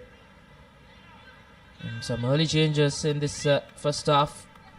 Around a minute left on our clock, as Philippines just looking to shuffle the pack, possibly trying to change their fortunes heading into that halftime break. Bye. 9. Indonesia with an important feed in to try and get out of jail. A good counter ruck coming in from Philippines, but a bit too much, says referee Shankar Bekod, as the penalty coming Philippines' way. Once again, a fumble. That's been the talking factor in this ninth place semi-final. Both teams have found themselves guilty in dropping that ball cold. That will be a major talking point from the two coaching staffs. Try and keep hold of position and really run at the opposition defense.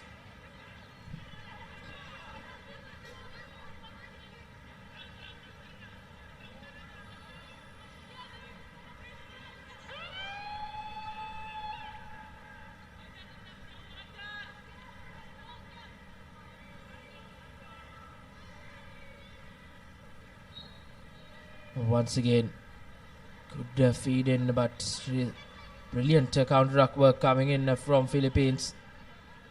As now they are just pushed right back to the wall.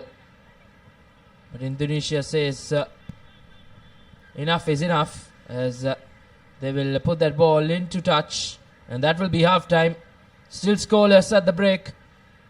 There's an important second half coming up. Philippines will just be the more disappointed side going into that break with not being able to go over the whitewash. They played a major part of that first half in the red zone of the Indonesian outfit, but haven't managed to go over the whitewash. A scoreless first half here, as both teams are yet to get off the mark.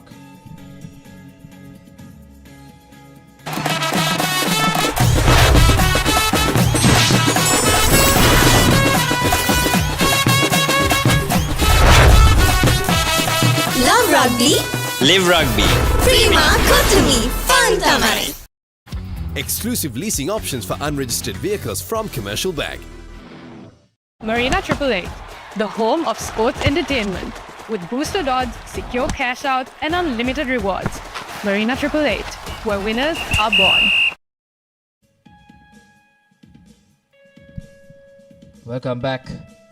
Both teams haven't had the best of first halves. It was the Philippines who was really bossing attack, but just wasn't able to try and go the whitewash. They were inches close, but those cardinal errors of fumbling that rugby ball have really not helped both sides. Next game coming up, it's yet another women's game in the 9th place semi-final. It's host Sri Lanka taking on Malaysia. The 9th place side, Sri Lanka, who finished 9th in China, will take on Malaysia, who finished 8th. And that will well and surely be a very interesting matchup. A Sri Lankan outfit failed to register any wins yesterday, but they'll well and surely hope that their fortunes may change on day 2 here. They'll really want to impress the home crowd and try and salvage a win and make amends after yesterday's defeats. Philippines being bundled into touch by Indonesian defense. We saw them spending most of the time in the first half in Indonesia's red zone, just weren't able to score that try, that much needed try.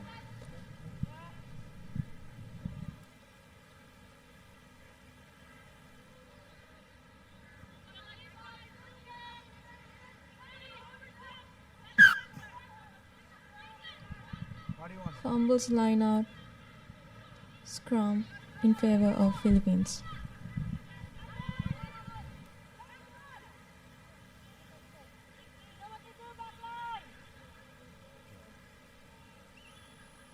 Crouch. Bye. Set. Taking the short side, we see Philippines running around. Release. Advantage.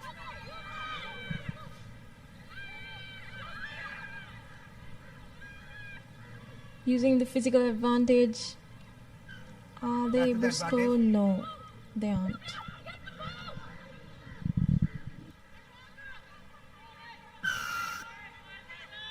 Stay on the line. Stay on the line. Quick tap taken. Philippines will be looking to score the first try, and yes, they do. That was well and surely coming. They were really knocking on the door in that first half.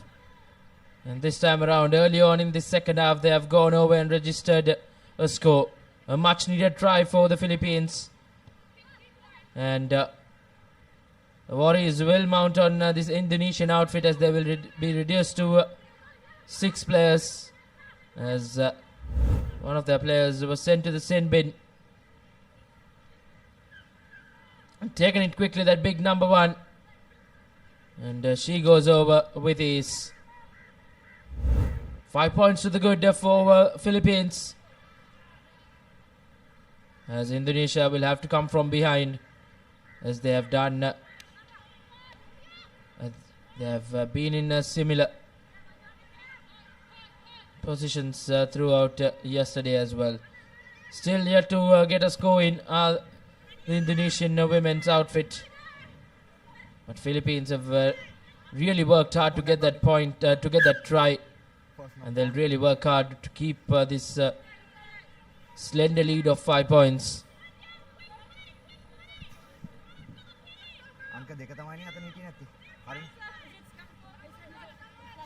Scrum. Okay. Scrum. Concerning looking Philippines dugout coming into this game, they were well and surely the front runners to win it. And currently leading the game 5 points to nil with around 3.5 minutes more in the game. A decent feed in from Indonesia. And a fumble once again. That's been the name of the game for Indonesia. Plenty of fumbles have really costed them. And really not able to just play more rugby on the opposition half. Once again pinned right back in their red zone. Philippines with the feed in. Opts to go from the short side. Good tackle coming in from the Indonesian outfit. And this time around it's Philippines with the fumble.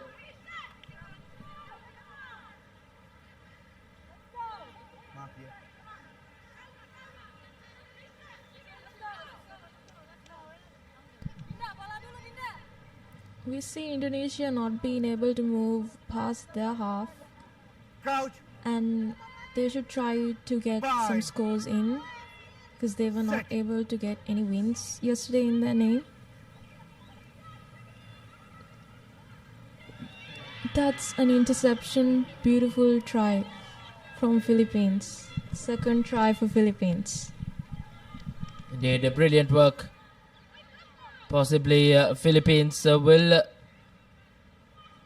see this game off. An elated outfit, surely.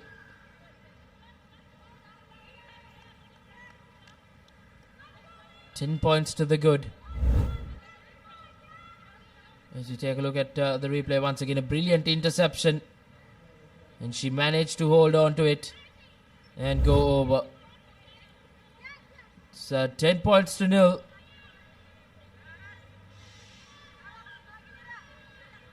Conversion has been missed. Rather, conversion has been converted. It's 12 points to nil. As Indonesia making some changes. It's been a tough campaign for them out here in Colombo. Yet to get a score win. They've conceded many points as well. Okay. I need clean gap.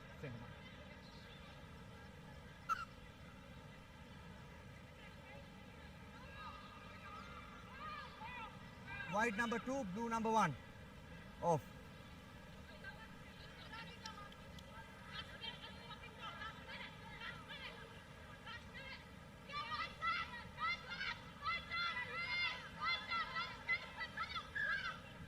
Time off. Still time off. Here, get back. Time back on. Play on.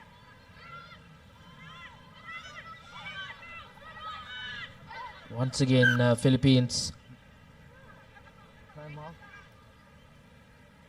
Not fine. Blue. Referee Shankar Abekon having a word with his assistant. Not 5 meter. Back. A short arm penalty for the Philippines. At the brink of full time. Can the Philippines go in for yet another score? Fends off one. Gives out the offload well.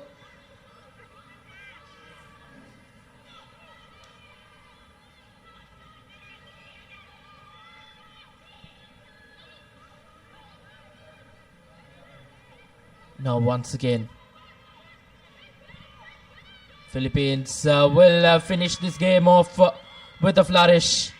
They get yet another score, and it's a try time. The third try in the game, as Philippines will convincingly win over Indonesia. It was scoreless at the break, but at full time, it's Philippines 17 with the conversion to follow. No, time The off. conversion doesn't go through. 17 points to the good for Philippines, as Indonesian worries will come to an end. A disappointing campaign for them, but nevertheless, the Philippines will go through after a convincing performance in that second half. 17 points to nil, as the full-time score reads. Coming up next is going to be the Sri Lanka women taking on the Malaysian women. Game number 2 in the women's segment for today. It was Philippines who really had to work hard.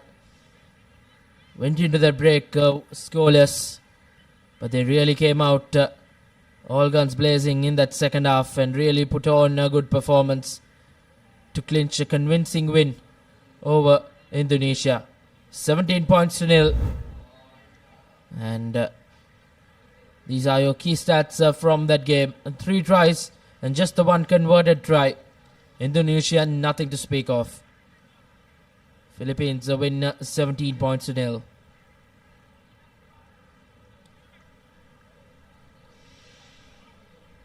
A pleasant morning out here in Colombo. The weather gods will have to be kind to us. We did see plenty of showers last evening. As we take a look at the next game on our card, it's Sri Lanka hosts taking on Malaysia in the 9th place semi-final 2. And the home side will be captained by Randhika Sanjeevani Jayanti, Shanika, Kanchana, Dilki, Charni Lianage, Kanchana Dilini, Sarni Nanakar, Heshani, NM Jaya Singh, two Jaya Singh sisters. To put on a good performance here in front of the home crowd, and this Sri Lanka women's outfit will be quite motivated to turn things around on day number 2. They did finish in the losing side in all 3 games they played out yesterday. There's an important day coming at an important game as well for the Sri Lankan women as they take on Malaysia.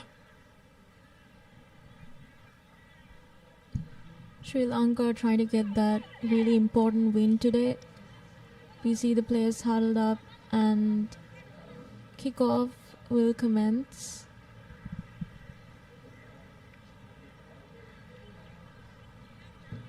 Ready, Captain.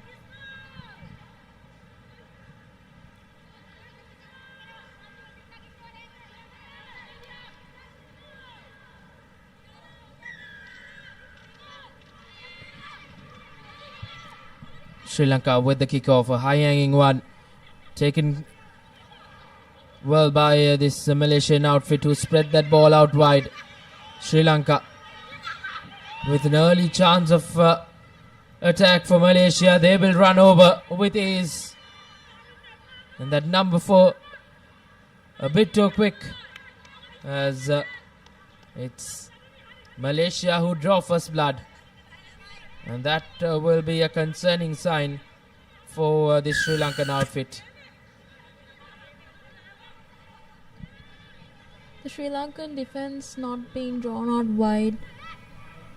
The Malaysian player ran around as most of the players were stuck defending in the middle. There was just no one to stop her. She just ran past them. Indeed, the kick doesn't go through for Malaysia, but that try was brilliant. From the kickoff, a good calm and collected stuff from the collection. And they spread that ball out wide to their speedster in that number 4 jersey, who goes over the whitewash right under the post to give them the first points in the game, as Sri Lanka now will look to bounce back. Sri Lanka looking to spread that ball out wide. Good running line, and this time around it's Sri Lanka who have slipped through the defense of Malaysia, and it's Sri Lanka's turn to go right under the post. A brilliant response and a much needed one from the home side. Coach Asela Deshapriya will be a happy man as Dilki Satsarani gets her first try in the leg and in the game as well. Sri Lanka with an opportunity to add the 2 points and go into the lead for the first time. Okay, 10. And makes no mistake from the add-ons as Sri Lanka in the lead, 7 points to 5. That well-timed offload, it just created this gap, and Satsarani, she just saw through it and she ran and scored.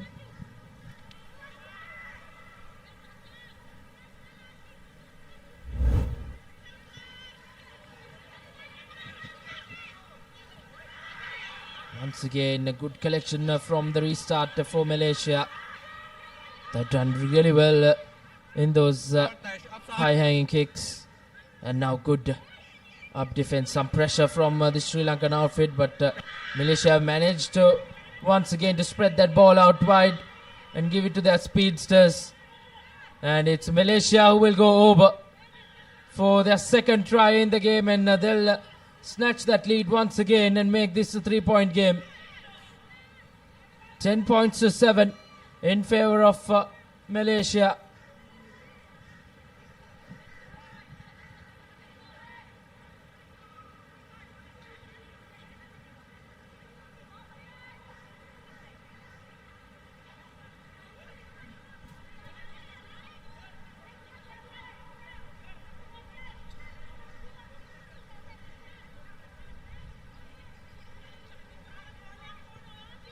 Malaysia failed to add the 2 points once again. Still with a slender lead of 3 points. Malaysia will really look to try and keep hold of a good defensive effort to try and keep Sri Lanka at bay. Sri Lanka really did well to respond after Malaysia scoring quite early on in the game.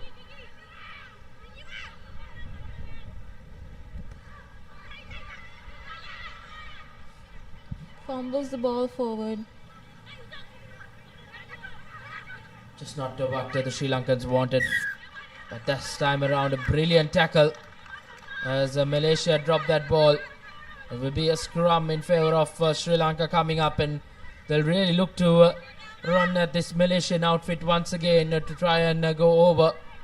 It will be important for Sri Lanka to try and get yet another score.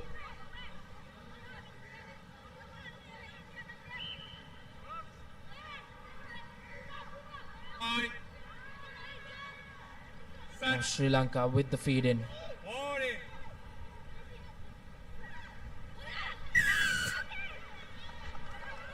Sideways, says the referee, as now Sri Lanka taking it quickly with numbers on their side. Opts to go out. Sri Lanka fends off one, but eventually she's brought down as now Sri Lanka wins back a penalty, taking it quickly once again from meters out. And out for Sri Lanka. And the referee will go into the pockets as the Malaysian try scorer, the first try scorer in the game, will spend a couple of minutes in the sin bin. And that will be a major setback for Malaysia, as Sri Lanka will really look to pounce on this opportunity to try and go over. But looks like it's not the number 4 who will go into the sin bin. Nevertheless, Malaysia down to 6 players. Sri Lanka with the advantage, with an opportunity to try and get back the lead. Feeds in the scrum, gives it out wide, but into no player's land, as now once again Sri Lanka have really been put into the test in attack. Good defensive effort coming in from Malaysia with just 6 players on the field, and a big tackle. And it's Sri Lanka who fumbles it from meters out. Malaysia inside their own red zone have a scrum in their favour.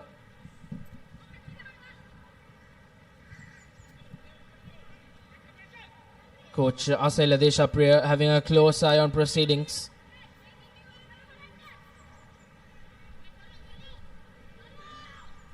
With less than 30 seconds to go, Sri Lanka should really try to score because they have the numbers advantage. This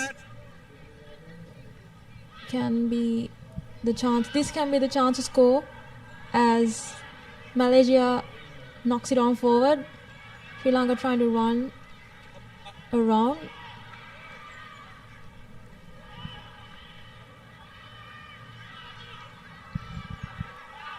Working the ball to the corners.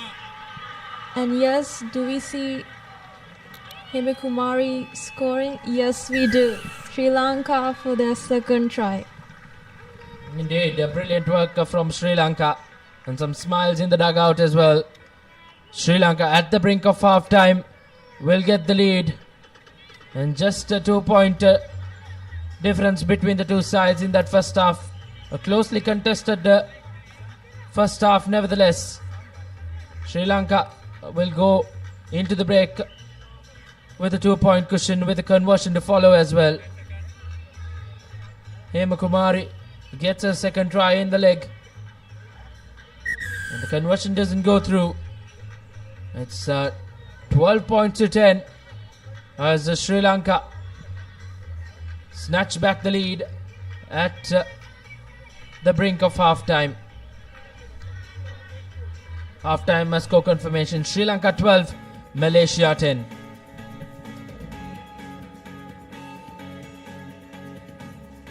Rugby. Live rugby. Prima Kotami. Fun Tamari. Exclusive leasing options for unregistered vehicles from Commercial Bank. Marina 888, the home of sports entertainment with boosted odds, secure cash outs, and unlimited rewards. Marina 888, where winners are born.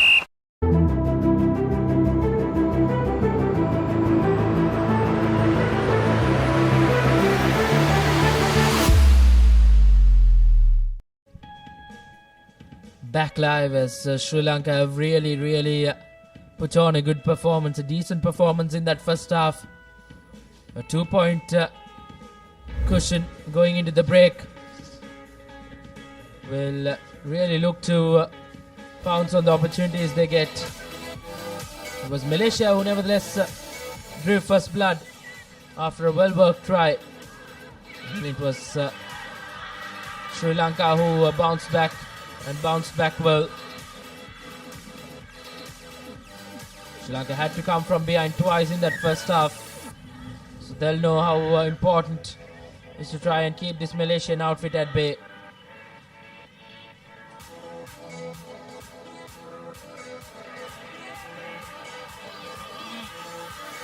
That was the try at the brink of half-time. The try that really mattered for Sri Lanka to get that lead. Malaysia with the second half kickoff and a good collection from skipper. As now Sri Lanka will look to keep hold of this 2-point lead.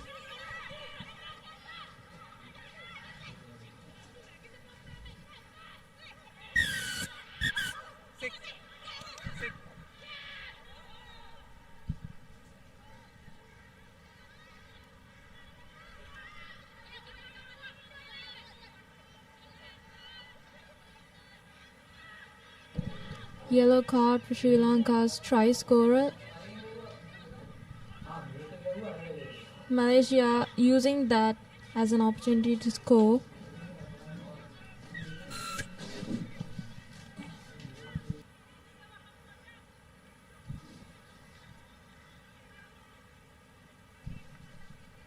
Malaysia starting off the second half in the correct way. Same fashion they did in that first half. It was 12 points all at the break. And now Malaysia with the lead once again. 17 points to 12 with the conversion to follow. And the conversion goes through. An important 2 points added for Malaysia. 19 points to 12. Reads the scoreline. And once again a well-worked try for Malaysia. Apologies for the misinformation we had. Sri Lanka didn't go into the break with the lead. They managed to equal things and go into the break. But now, once again, in the back foot are Sri Lanka.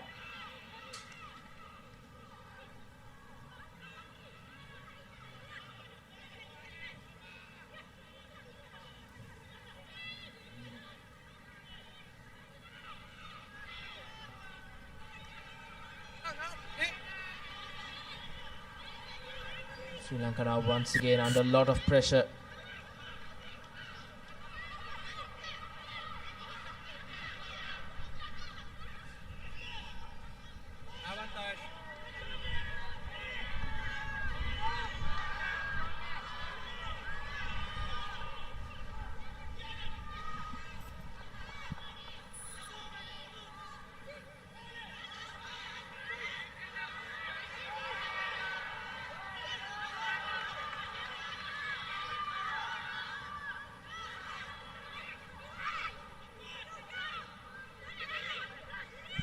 Just really messy play.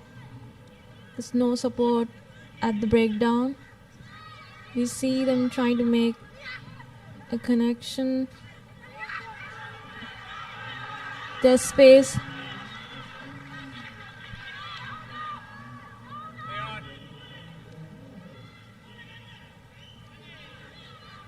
Just really scrappy play overall.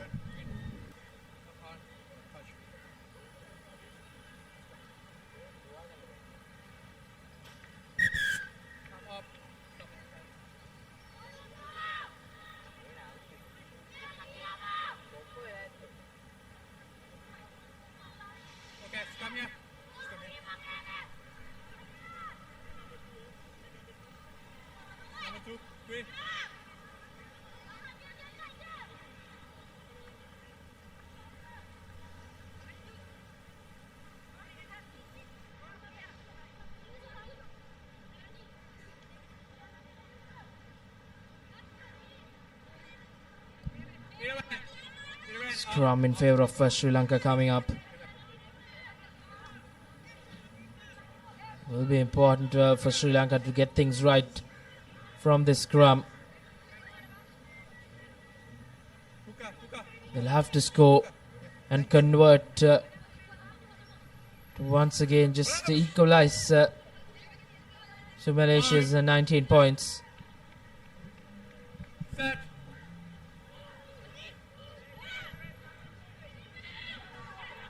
Oh, Malaysia, rather Sri Lanka, with position.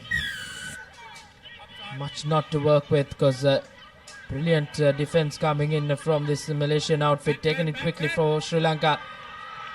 She goes through the defense and goes over to make it a 2-point game with the conversion to follow. A tough conversion coming up for Sri Lanka, but nevertheless, well and surely in the game now.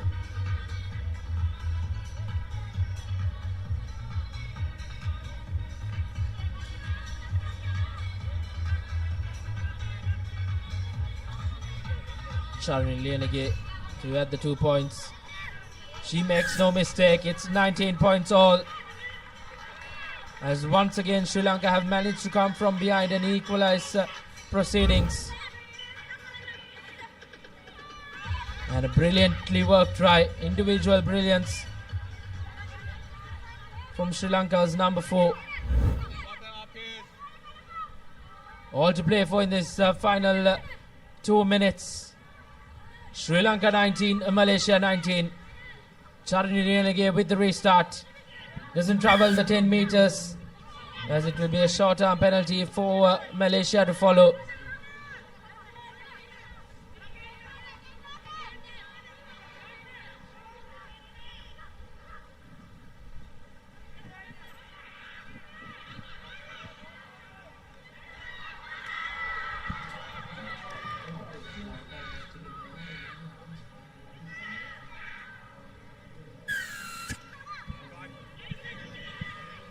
It's Malaysia who have responded well. Sri Lanka just got napping in defense. Have really helped Malaysia to go over.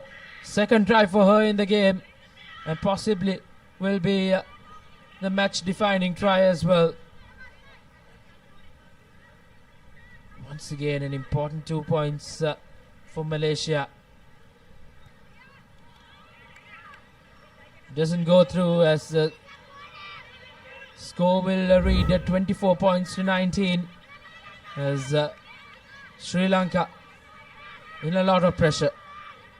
Once again a brilliantly worked try. It was important for Malaysia to go over that whitewash. Heading into the final minute of this game, Malaysia with the lead will look to run that clock down. A good restart kick, a good collection as well. As now Sri Lanka want to spread that ball out wide, but knock back, says the referee. As Sri Lanka now looking to respond, and if Sri Lanka manage to go on and score and convert, they might finish on the winning side now. But Sri Lanka have really been pushed back by this Malaysian defense.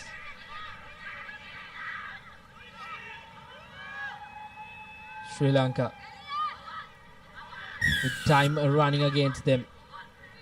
Our clock has run out as Malaysia win themselves a penalty.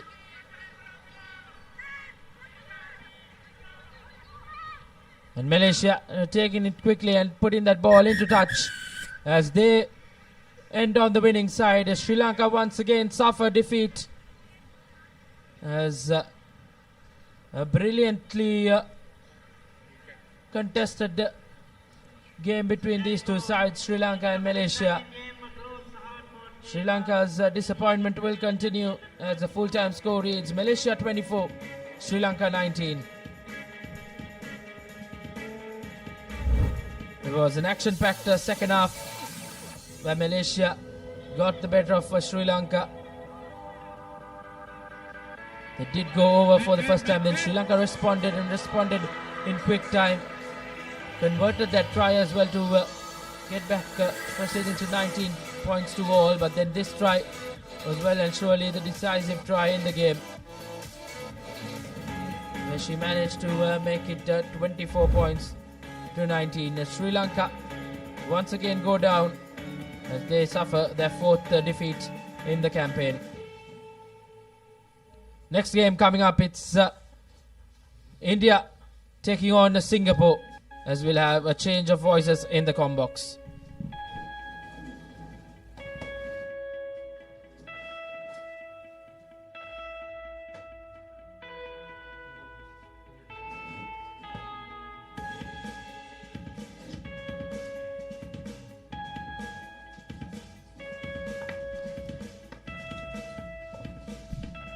So we're into the fifth place playoff segment now, as we have India taking on Singapore in the women's category. India, I thought, are really unlucky to be playing in this fifth place playoff, considering the brand of rugby that they played yesterday. Unfortunately, they were grouped together with Japan and had to settle for second place in their respective pool. And take a look at the team cards up on your screen as well, as I welcome Denan Ranavira into the commentary box. Very good morning. Good morning, Nathan. Yes, that team India played really well yesterday. As you did mention, suffered defeats in the hands of Japan.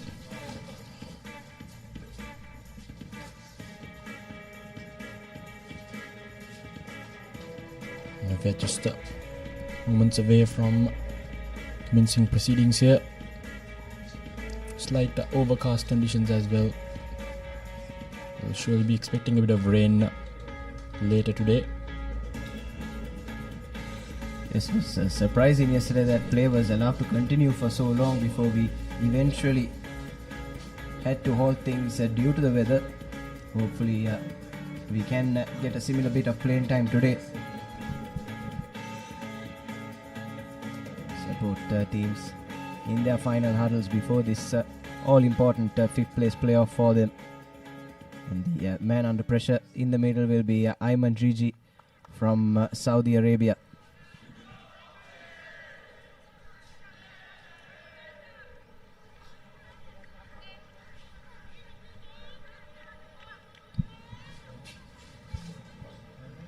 So India to kick things off then in the first half.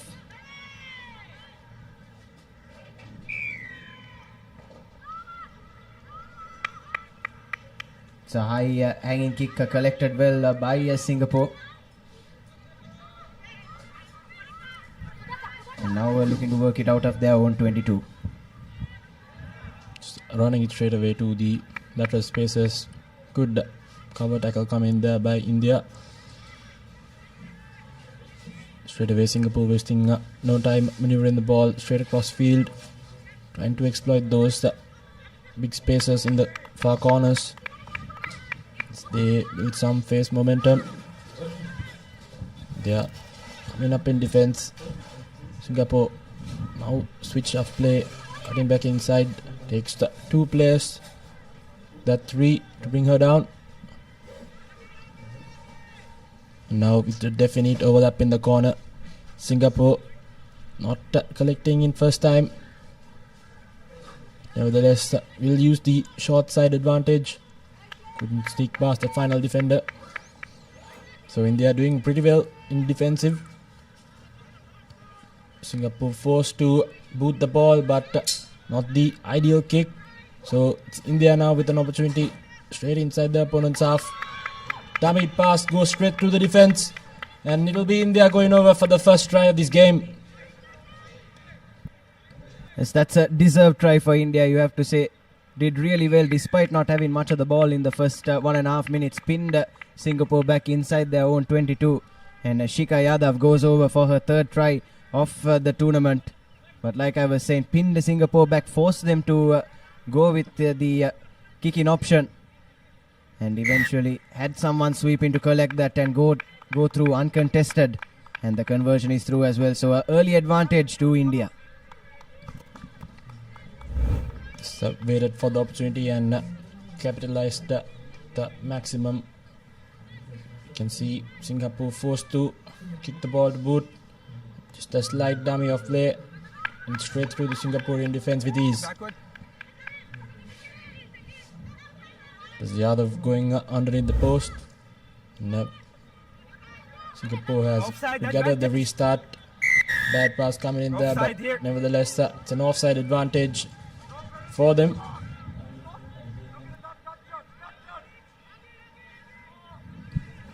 Yes, Singapore trying to go short side again, but just fumbling it there. Trying to wriggle through, but it's a stubborn defensive effort from India, but nonetheless Singapore now up to the halfway mark. Singapore talking about their group stage performance yesterday, as that's a good tackle coming in, forcing the knock on. Referee pulls things back. India thought they could continue, but will restart play with a scrum.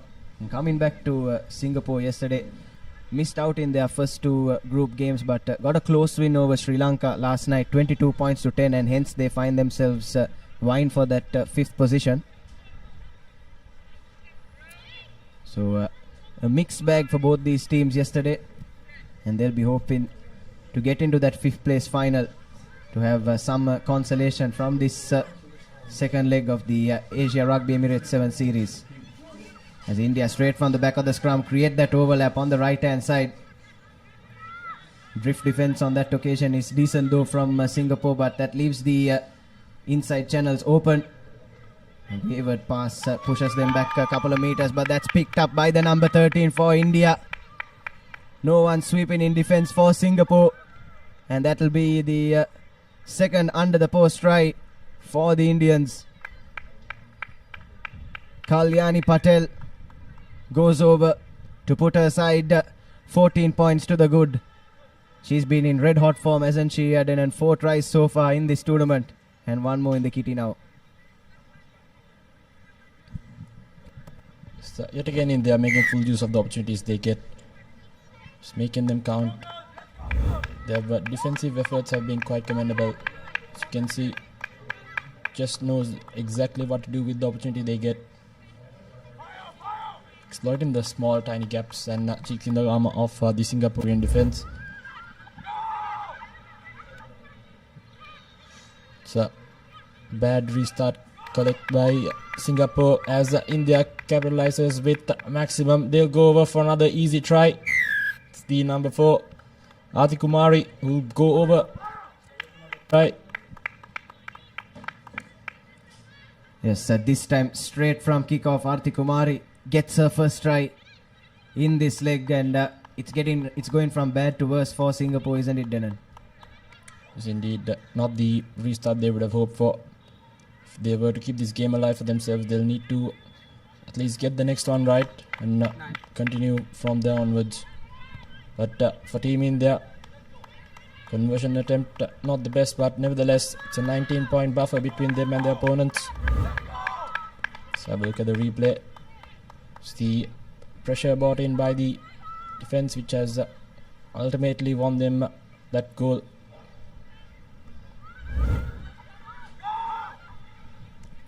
Again, not the ideal restart collection, but nevertheless now with an overlap in the corner as well.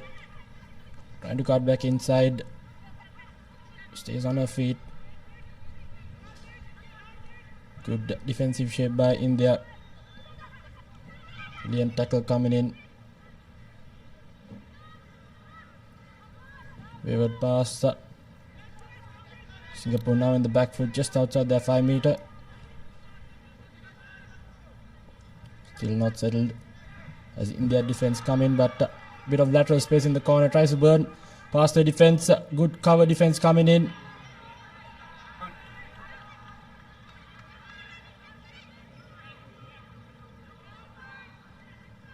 Now Singapore moving the ball yet again.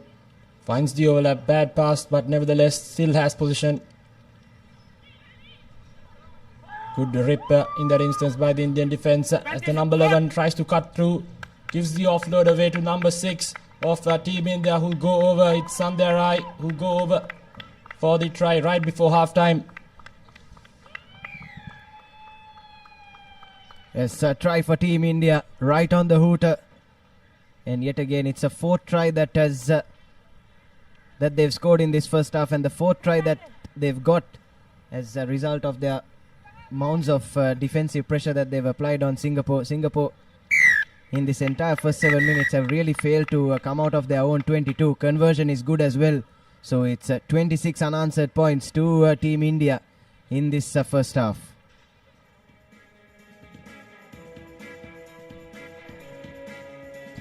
So let's see half-time confirmation. Team India 26 points to Singapore's 0.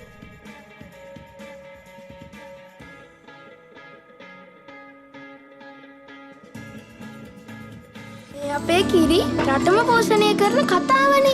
මේ සුද්දිද? ඔව් මේ අපි අපේ සුද්දිගෙන් කිරි දානවා.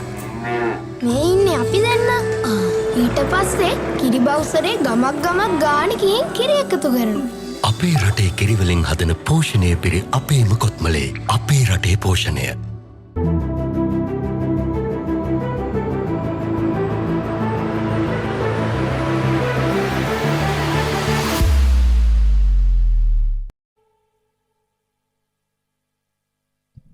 Yes, so welcome back for the second half of this first semi-final in the 5th place playoff for the women's segment. Taking a look at the highlights just before the break, we are talking about how good India were defensively.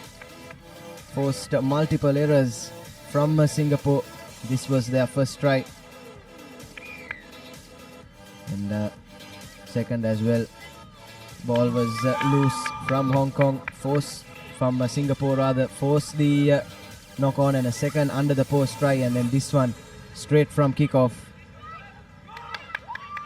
No one back in defense for Singapore, and India went over for their third in the corner, and then this one right on the hooter, ripped the ball at the breakdown.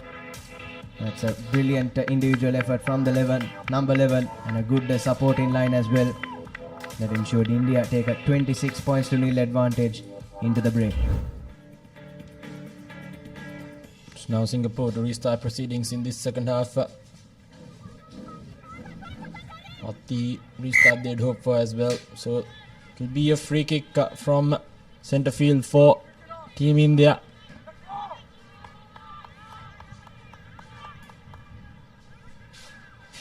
So if Singapore were to keep this game alive, they'd need a score, and sooner the better for them. So Team India tend to tap and go for it. Switching directions. They have a small overlap in the corner. Cutting back inside is that number 13, the try scorer. Singapore trying to apply some pressure. They're trying to use the linear channels. This time overlap in the corner as Team India runs artillery. Here we go. Number 6, final defender to beat. Good cover tackle coming in. It's a knock forward. So Singapore can see they're pumped up with that defensive effort. Hopefully now, with a bit of momentum in their hands, they'll get a score in.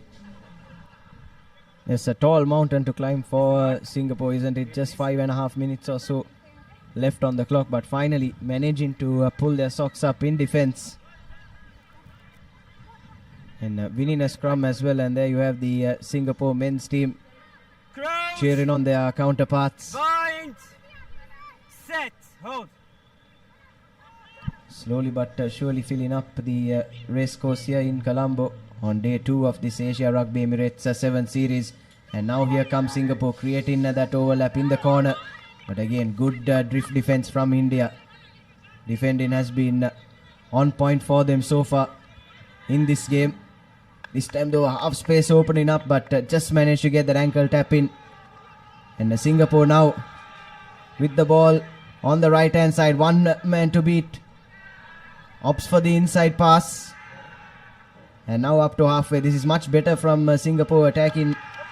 And now goes straight down the middle. Does the number 2. But again, good cover tackle coming in from India. Making Singapore go through the phases.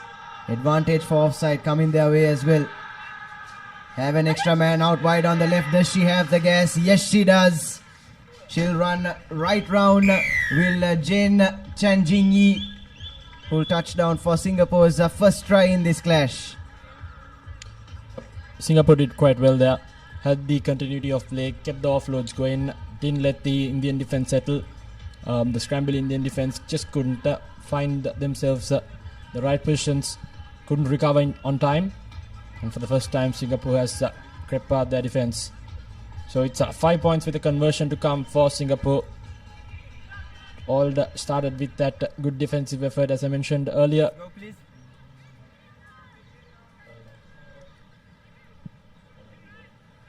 Conversion from a tough angle, unsuccessful, but nevertheless 5 points on the board.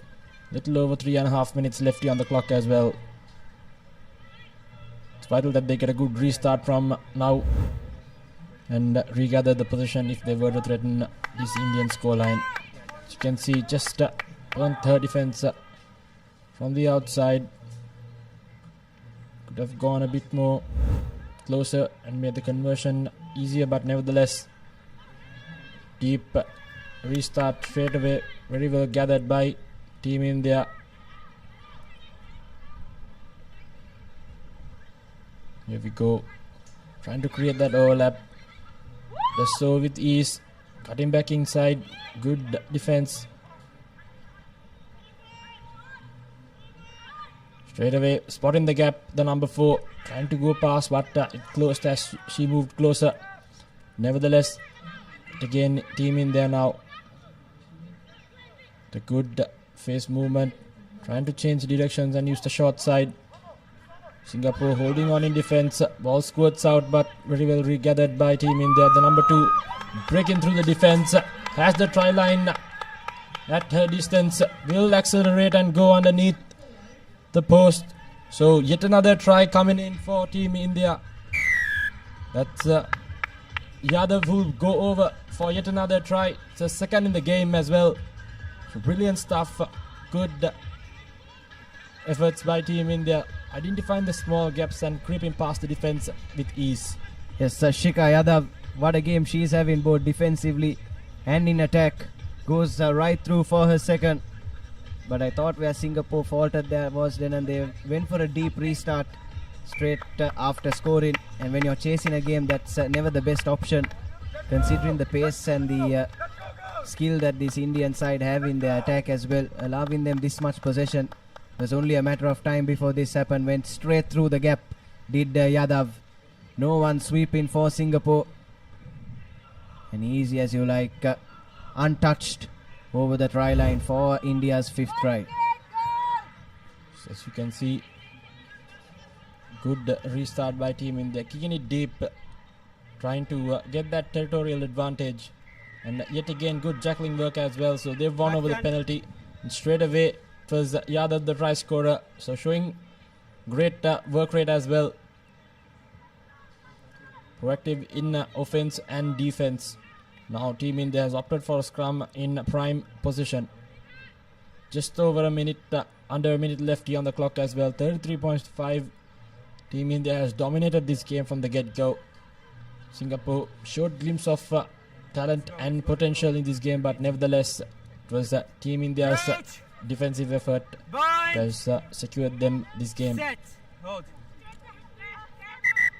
So, Stand up, please.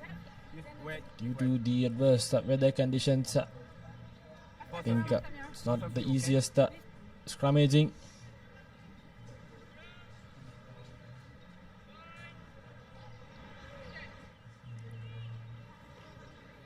Yes, wouldn't India love to top this one off with a score? Goes on the blind side, creates that overlap on the left.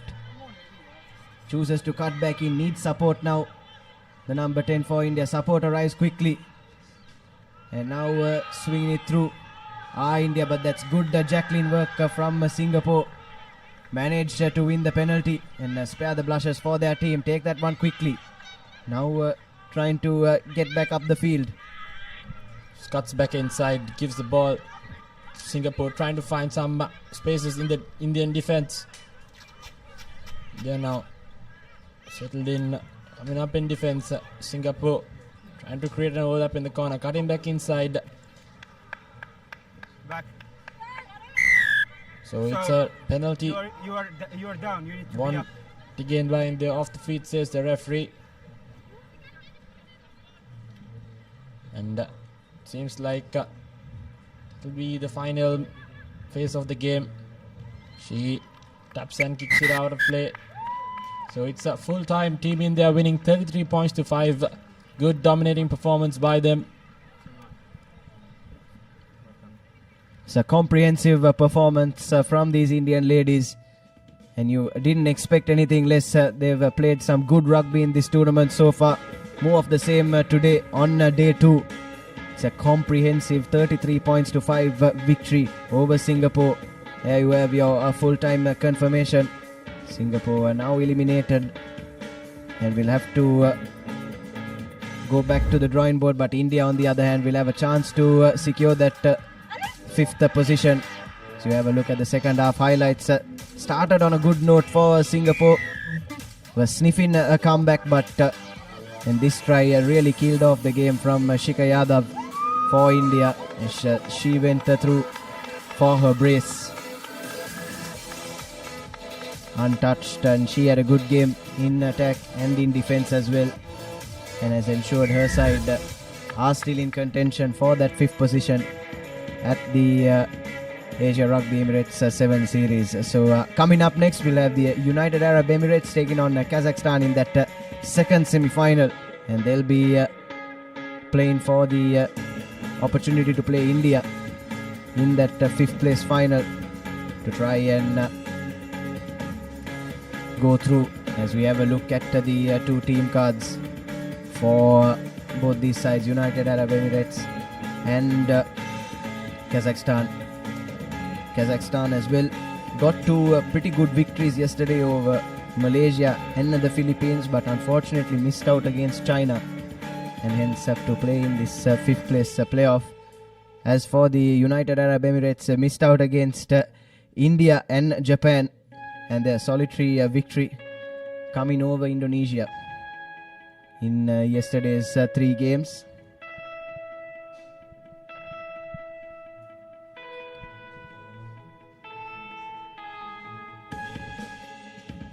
Kazakhstan, very physical outfit, aren't they, Denan? And perhaps the conditions as well here at the racecourse might favour them. Yes, and in the UAE ranks as well, we have Madison, Georgia Barber, Hannah. They've had a good day 1, and they'll be hoping to be the key players for the UAE.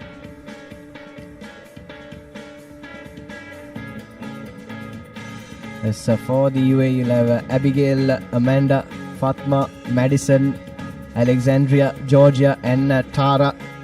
For Kazakhstan, Veronica, Alyona, Yekaterina, Amina, Irina, Anna, and Eva Becker. And the finishers as well. Hannah, Jessica, Sophie, Jade, Kira, and Catherine will be the finishers for UAE.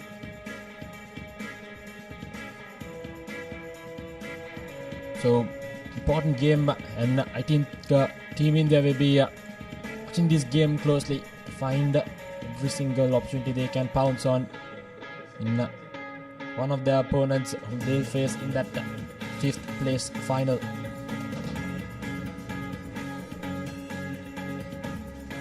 So there you have the UAE ladies.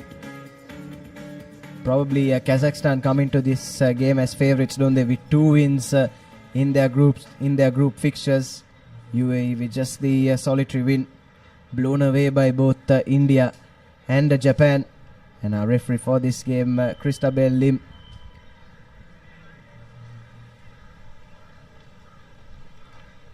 He'll be assisted by referee Tarindu and Aruna Shanta.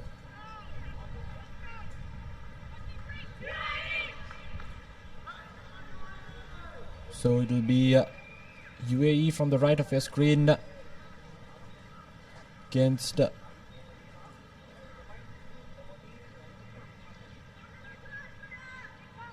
Kazakhstan from the right. So it's kick off here. The second semi-final for the 5th place in the women's pool. Good collection, but pass not going into the hands, so it will be a scrum down straight away for the UAE. Kazakhstan in the back foot. The start they wanted. It's important they regather their composure, but UAE straight in the way of the 22-meter. Good scrum. They'll be hoping to get some points early on. Straight away runs through, cutting back inside. Good defense coming in by Kazakhstan.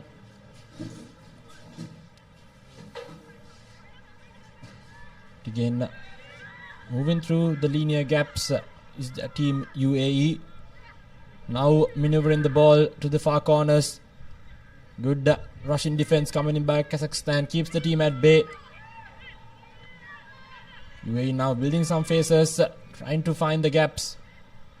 Again, good defense, tries to keep the game alive, but good defense coming in by Kazakhstan, and good ruck time as well. Gives the pass away. Good cover defense yet again, and it's been battled into touch, so Kazakhstan holds on in their defense. Recovered very well after that fumble early on, so it will be their opportunity to throw in and move away from their yellow zone. Yes, that's a big let off for Kazakhstan after making that cardinal error straight from kickoff, spilling it. Good cover defense from them, drifting to the touchline, bundling their man out, and now have the line out, but it's overthrown by Kazakhstan, and now UAE with another opportunity. But back-to-back spills, and it's Kazakhstan that have the net gain, and now running into space. Kazakhstan, no one sweeping for UAE, and they'll go the full length of the field to touchdown for the first try in this clash. Number 5, Irina Taichina for Kazakhstan, puts her side ahead and right under the post as well. But the conversion unfortunately has gone wide, but it's still a 5-0 advantage early for Kazakhstan. The spill coming in straight away. Good tackle there, and a brilliant fend off, and good finish by the number 5. Saw it all the way through. Brilliant stuff by Kazakhstan, adapting from defense to offense ever so easily. Good presence of mind, and very well regathered restart. Trying to use the short side, trying to find the player. Good defense coming yet again by Kazakhstan, trying to use that touchline as a extra defensive player. Nevertheless, UAE now stuck in their 22, and Kazakhstan has won a penalty taken quickly. Now moving is the number 11, offload to the number 7 now, right inside the 5 meter. Spills off the ruck, but nevertheless overlap in the corner as well. It will be surely a try for the number 2 of Kazakhstan. Brilliant stuff using the width of the field. It's Fatma who will go over for the try.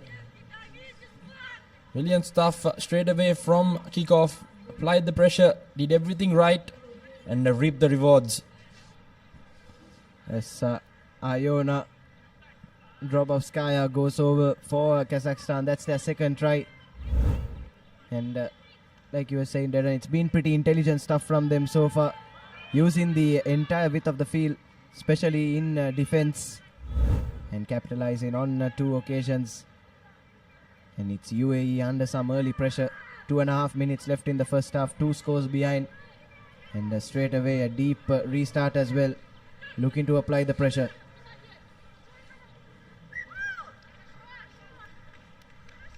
UAE not helping themselves. It's been lost forward yet again. Pressure seems to be getting the better of themselves. Now we'll have a few replacements coming in as well for UAE. Who still not managed to play themselves in this game. Yes, had couple of opportunities in attack, but Kazakhstan did well to turn things over. But now scrum inside the 22 meter, and the number 2 goes straight from base, and this will be her second try. Alyona, UAE defense just simply didn't read that one, and the scrum off with another excellent try for Kazakhstan, and that's their third one in this first half. Sniping through the defense, second try this game and in this leg as well. In quite a brilliant game is Alyona. Sniped her way through, finding the gap. UAE's defense not linking. Has spotted the gap straight away, sees it and snipes through. Brilliant stuff and good individual performance there.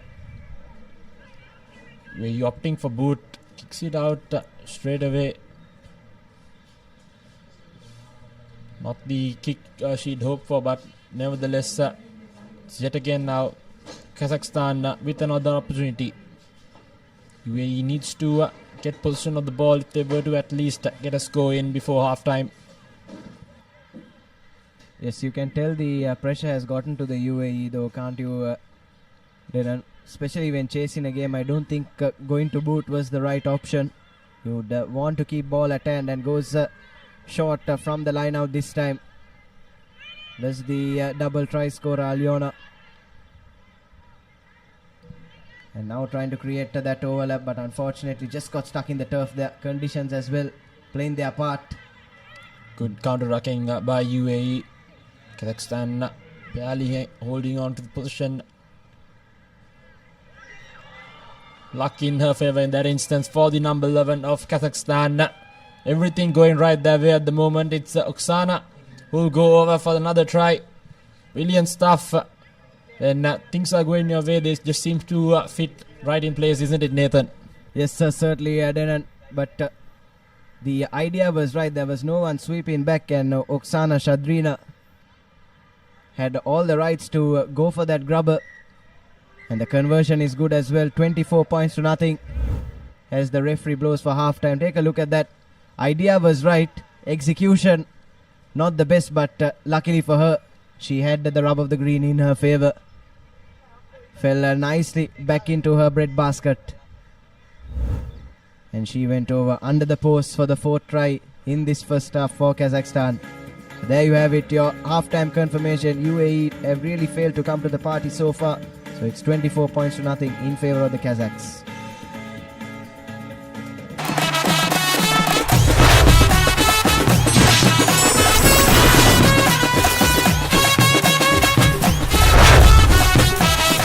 Love rugby. Live rugby. Prima Kotumi. Fun Tamari. Exclusive leasing options for unregistered vehicles from Commercial Bank. ඒ තමයි කොට්මනේ factory කිරි butter cheese yoghurt ice cream එහෙම හදන විදිය. අපේ රටේ කිරිවලින් හදන පෝෂණය පිරි අපේම කොත්මලේ අපේ රටේ පෝෂණය. So welcome back to the racecourse, moments away from the second half here of this second 5th place semi-final between the UAE and Kazakhstan. And what a performance it was for the Kazakhs in that first half. This was their first try, ran nearly the entire length of the field. They dot down right under the post. And then here again, the ball was loose from UAE, and the Kazakh players were there to pounce and use the width of the field to their advantage. And then this moment of individual brilliance from their scrum half. Spotted no one covering that 10 channel for UAE. She went through, and there was another try. Courtesy a lucky kick falling into the hands that ensured the Kazakhs took a 24-0 advantage into the break. It's a good restart it again by Kazakhstan.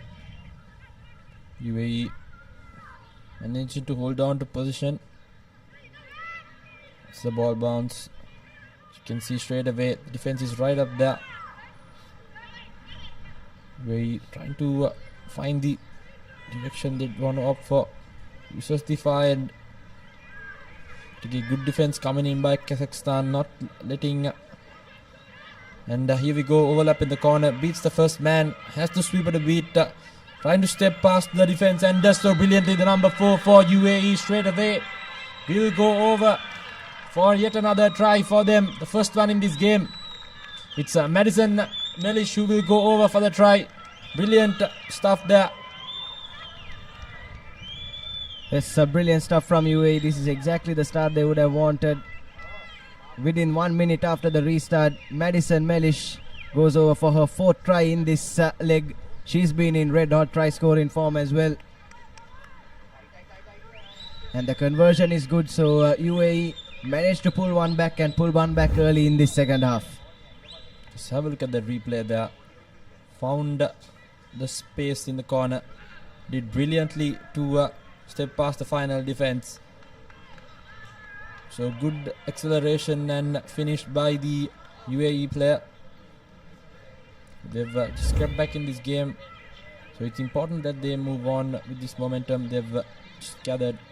Now Kazakhstan trying to get the reply in. Tries to show and go. Does brilliantly. Gives to offload. Overlap in the corner. Brilliant stuff. Good reply by Kazakhstan. Sweeper trying to get the defense in, but nevertheless it will be another try for the number 4 for Kazakhstan. It's Amina who will go over for the try. What a reply straight away after conceding a try, Nathan. Yes, that's exactly what you want to do after conceding one. Amina Tulajinova goes over for her first try in this second leg to restore that 4-score cushion between the two sides.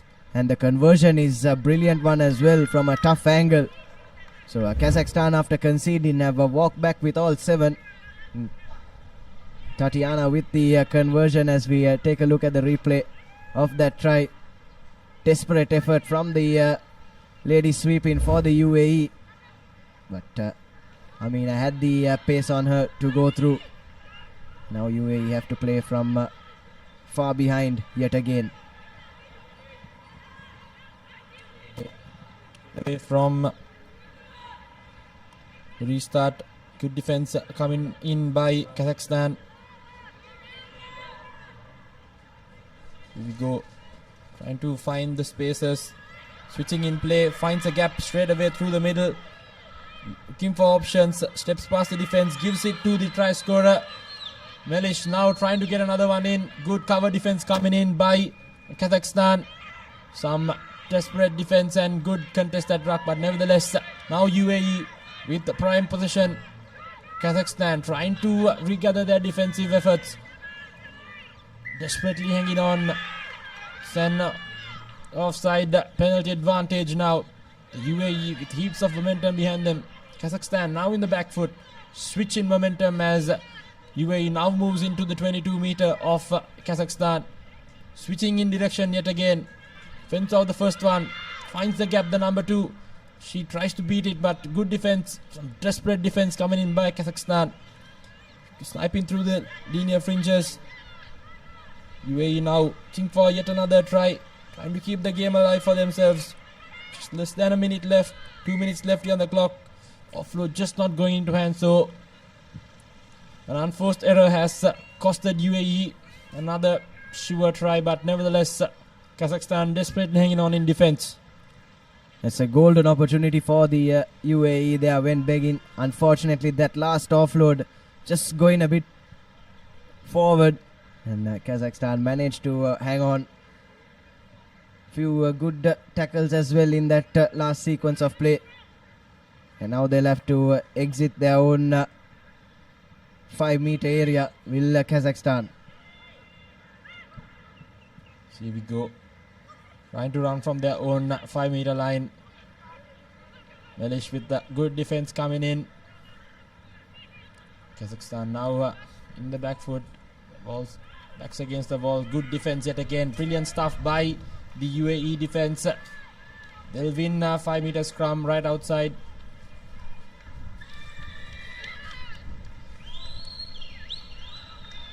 I believe that's a try scored by UAE. So brilliant stuff. Good pressure applied and they've gotten a try in.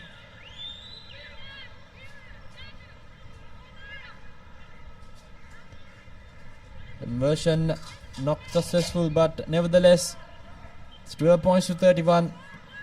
Less than 90 seconds left on the clock as well. Have a look at that replay. Good defense coming in by the number 2 for UAE. She's done it brilliantly. There's Amanda who did it. Brilliant stuff. Has gotten the try in for UAE. Important restart coming in for them.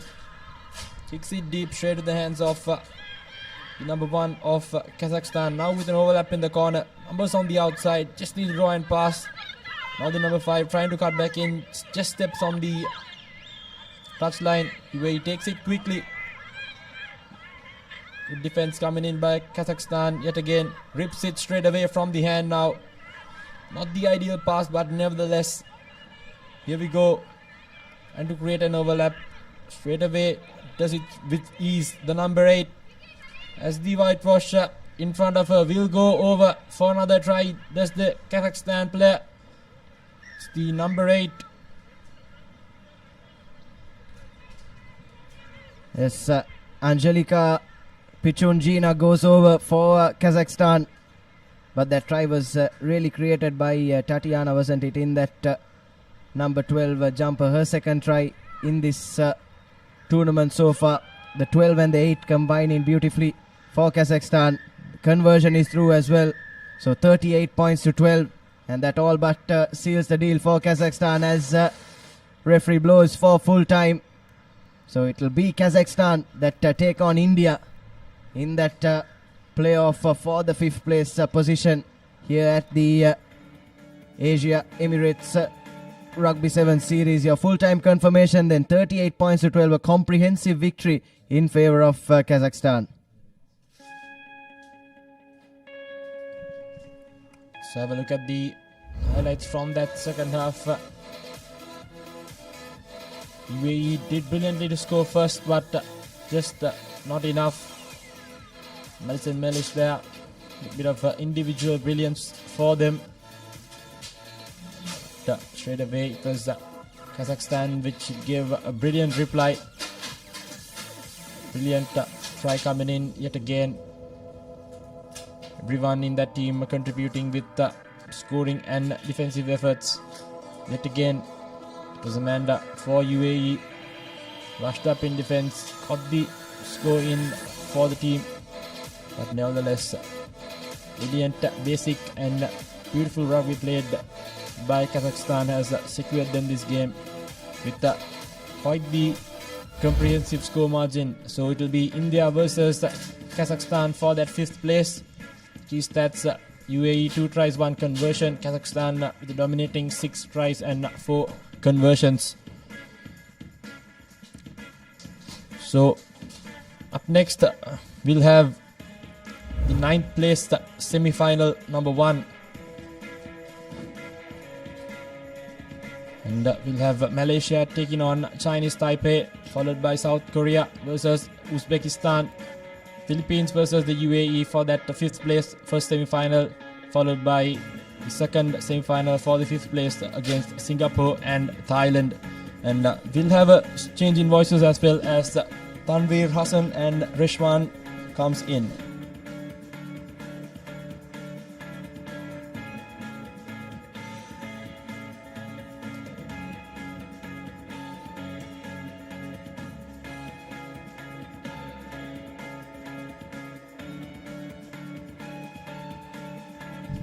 Thank you, Dylan. The next game on our cards, Malaysia taking on Chinese Taipei here at the Asia Rugby Emirates 7 Series 2025. The Sri Lankan leg live from the Racecourse Stadium here in Colombo.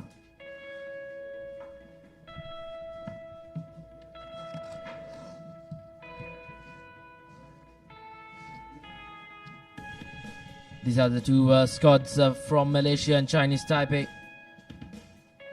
Malaysia have really found themselves in tough situation. Malaysia did win against South Korea 19 points to 7. They lost to Hong Kong, China, 38 points to 10. And then they have went on to lose to the Philippines at 26 points to 14. So likes of Ammar and Adin Iman will really play a pivotal role for this Malaysian outfit. As long as Chinese Taipei are concerned, they have found themselves in tough conditions. They went down to UAE 33 points to 14. They lost to Japan, a massive defeat, 68 points to 0. And then they did go down to Thailand as well, 26 points to 12. Plenty to play for both sides. As I welcome Tanvir Hassan to the com box. A very good morning to you, Tanvir. Good morning to you, Rashwan, as well. And as we can see, the weather here in Sri Lanka, in Colombo, at the Racecourse grounds is quite gloomy. It's quite humid as well. Not very hot at the moment.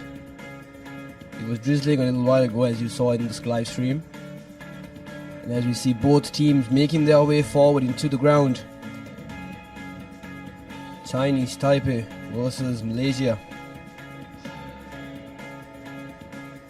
We're hoping for a good game of rugby from both these teams.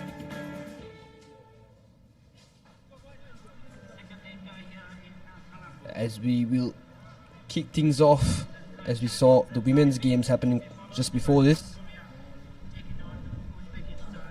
And the official for the match, Francisco Camisa, will be the official in this game as we start the 9th place semi-final one.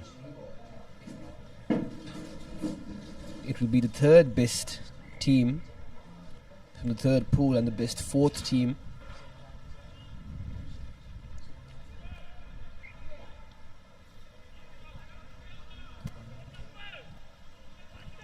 Chinese Taipei will be the team to kick things off here in Colombo as we start the proceedings. A deep kick inside the 22. Singapore collecting cleanly, sending it to the middle of the field. The big number 11 fending off one defender and sending it out wide. The number 11 cuts back in, sending the ball to the other side now.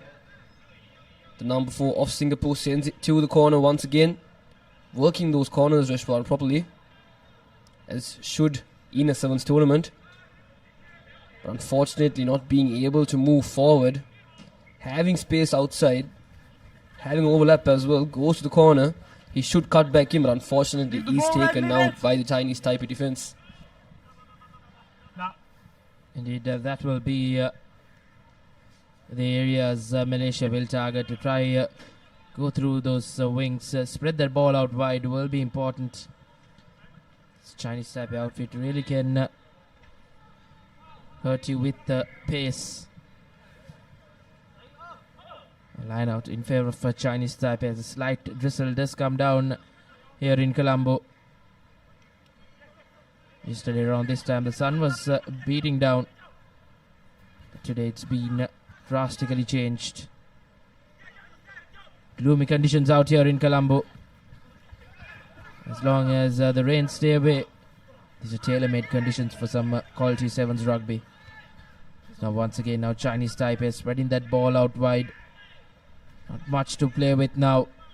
Number 11 will look to put his ears back and run, but he's eventually bundled into touch. It's good defensive tackle coming in from Malaysia. That was Yuen Wu with the ball. He should have cut back in, going past that 5 meter line mark. Unfortunately, the Singaporean, the Malaysian defense puts him out on the line out. So it'll be a line out in the favor for the Malaysians. Just a small overthrow. There's a Chinese Taipei regain position of the ball, sending it to the center. Now to the corner to the number 11. Tries to cut in and cut out, but is short on the 5 meter. Offloads it, but intercepted by the Malaysian team once again. But they have knocked it on, so Chinese Taipei will be playing with a knock-on advantage in their favor. Scrum off, sending it to his number 2. Back to the corner to his number 1, spotting that gap. Sidesteps and cuts back in, but unfortunately the pass isn't collected cleanly, so it will be a knock on. So Malaysia once again still in the danger zone, but this time they will have a scrum in their favour. And as we see the Malaysian coach looking to see what he can do from the bench. Crouch! Malaysia not showing promise in the attack so far, but their defense has been up to standard. Hoping to see for a set piece move from here. Scrum off. Cuts back in and receives the ball once again. Sends it out open all the way from the corner. Can the number 14 of Malaysia make his way through? Yes, he has. Ammar Siamim has done it. And he has made it over the line for the Singaporean team. And that will be the first try of the game. Malaysia leading by 5 points. Indeed, that was surely expected. Malaysia, the more threatening side to go on and score in this first half, and they have really done that. Chinese Taipei really haven't had any chance of attack. They've done the bulk of defensive work. The conversion doesn't go through. Nevertheless, Malaysia with a 5-point lead as we approach the final 2.5 minutes of this first half. Definitely, Rashwan. As we can see the replay as well, the set piece move that did right and tricked the Chinese Taipei defense. As we saw Malaysia in the first time in this game playing in the red zone, making their way into the red zone of the Chinese Taipei team, and does well to do so as well. So Malaysia once again will kick things off. Goes for a contestable kick, a high hanging kick. Can the number 3 unfortunately not collect the ball, but had a decent tackle to put the player down. So Chinese Taipei now attacking from their own danger zone, sending the ball from side to side, but he's taken down in the middle. Switches direction, not the best of passes. Now over the try line. They will want to make a bit of a distance from here, as the pressure is applied from the Malaysian defense. Will that be a penalty? Referee says release, and he does so. So Chinese Taipei once again in the attack, trying to send the ball to the corner, having space and having extra man there, but unfortunately does not pass the ball. And will that be a penalty for the Malaysian team? Yes, it is. Taking the quick tap, the number 4 has numbers on the outside, should have sent it out the first time, but unfortunately does not do so. Spotting that gap in the center, the number 10. Can he make it all the way? Yes, he does.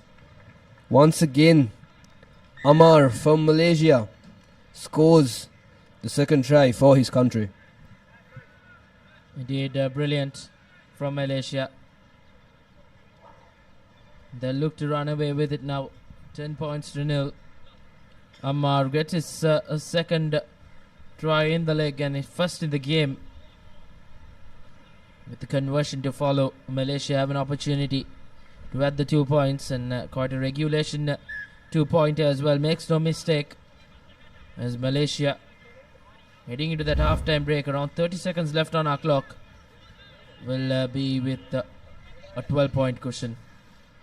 Goes right under the post to make the kicker's life a lot more easy as well. Definitely, Rashwan, as the vision from that number 10, spotting that big gap there and going right through it just to make his way right under the post. Ammar doing well there with his sight. So it'll be Malaysia once again with the kickoff. This time changing direction from the kickoff. Not collected cleanly from the Chinese Taipei team.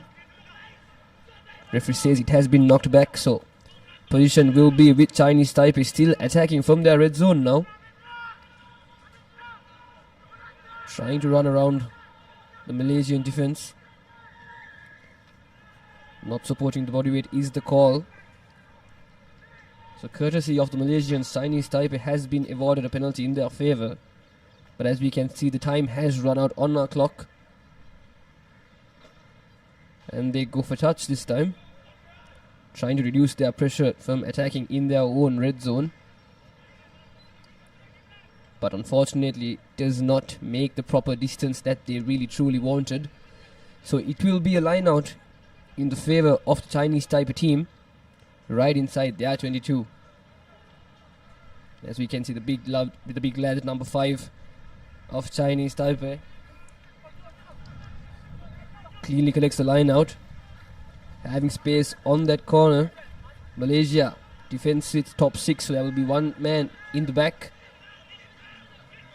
Chinese Taipei doing well to beat them, goes for a small punt there, but the Malaysian number 10 collects it cleanly and just ends the first half proceedings, kicking the ball to touch. So that will be the halftime score. Indeed, it's a first half performance where Malaysia can really be proud of. They haven't let Chinese Taipei really settle into this game. Halftime score reads Malaysia 12, Chinese Taipei 0.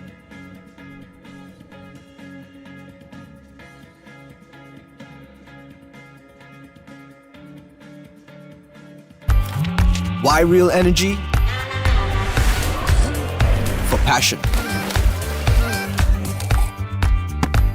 A competitive spirit. For life on the move.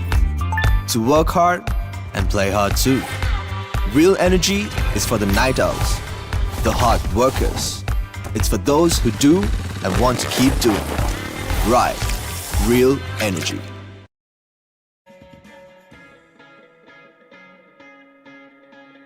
And we're back live here in Colombo.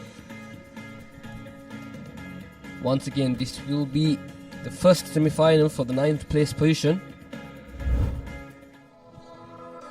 The highlights of the first half. This was the first try scored by the Malaysian team, an 80-meter sprint. Ammar scores the first try, and then once again the other Ammar spotting that gap and making his way right onto the post to score the second try for the Malaysian team. So the points will stand 12 points to 0. And coming up next will be the 9th place semi-final 2, where South Korea will be facing against Uzbekistan. An interesting game of rugby we'll be looking forward to.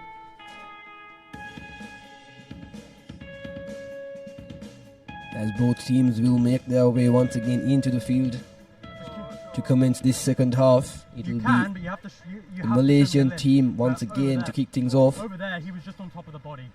And tremendous performance from the Malaysian team, Rishwan. Chinese Taipei will be a bit disappointed how the outcome has become so far.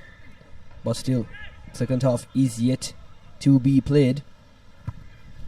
Indeed, Chinese Taipei, they really have to do well to try and get back into this game. They have 7 minutes to play with. And Malaysia will really look to see this 12-point cushion off Chinese Taipei. They have to run a full length now if they are to go and score. Malaysia have really done well to turn over. And it's Malaysia now just picking up from where they left off in that first half. They go over and they get their first goal in the second half and the third in the game. Wonderful performance there, and the vision in that corner almost touched that line, but he does well to keep the ball in play. So Malaysia now will be leading 17 points to 0, and as the try scorer Muhammad does well, the big lad Muhammad does well to add the next try and has the conversion. Yes, he's done it as well, so it's 19 points to 0 here in Colombo at the Racecourse grounds. And as we see, the side step that helped him pull it off, and the acceleration speed from this big player. Impressive run from him to keep it in as well, and to make his way as close to the post as possible to make it easy for his kicker to concede the conversion. So Malaysia once again with the kickoff, having a comfortable lead, just 5 minutes more remaining in this game as well. A wonderful high-hanging contestable kick. Malaysia can pick it up once again, and yes, they do so, but unfortunately it goes out to the touch. So this time Chinese Taipei once again will have a line out in the 40 meter mark. Sorry, it was a knock on into touch then. You have an option. What do you... Scrum? Okay. Knock on into touch. Scrum. Red ball. The referee says it had been knocked on first by the Chinese Taipei team. So it'll be a scrum in the favour of the Malaysians now. Boys. Here's your mark. Crouch. Chinese Taipei will not be very happy with that outcome. Bind. Set. He could have collected the ball cleanly from the line out, but a well contestable defensive play by the Malaysians have awarded them the scrum. Going for a set piece move that does well to do so. The combination from the 14-7 and the number 11. Cuts back out, cuts back in, beats two defenders. Having space on the outside now, should send it out wide. Just one man to beat, but very well read defense from the number 3 of the Chinese Taipei team. Let him run. But they have considered a penalty, so Malaysia once again with the quick tap. Should have worked the ball to the wide. Having an extra lad in the corner, optimizing from the space. He tries to cut back in, but unfortunately his assisting player did not read that very well. So Malaysia once again have lost position of the ball, but they will have a line out in their favour. As we see the coaching staff making substitutions from both teams. The previous try scorer Ammar from the Malaysia has been bought out. Okay, Blue, here's your mark.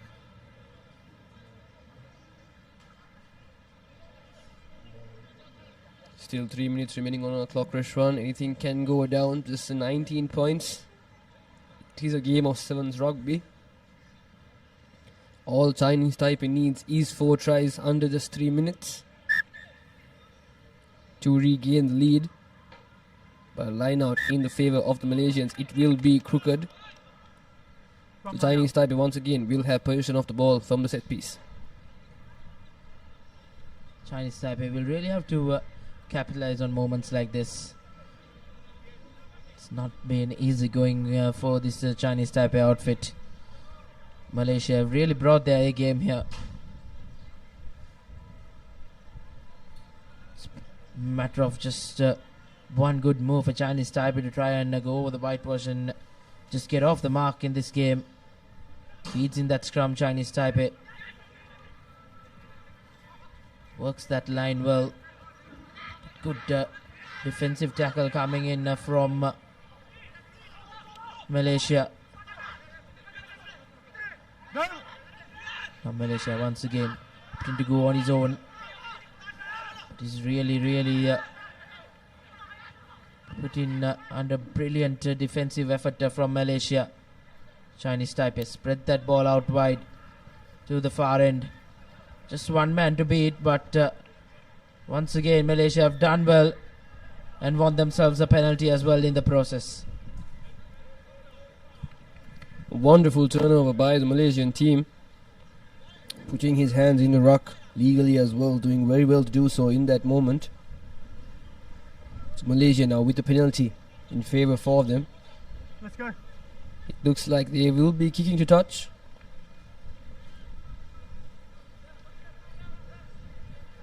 Making their way right inside the 40 meter mark. This time playing in the Chinese Taipei side once again.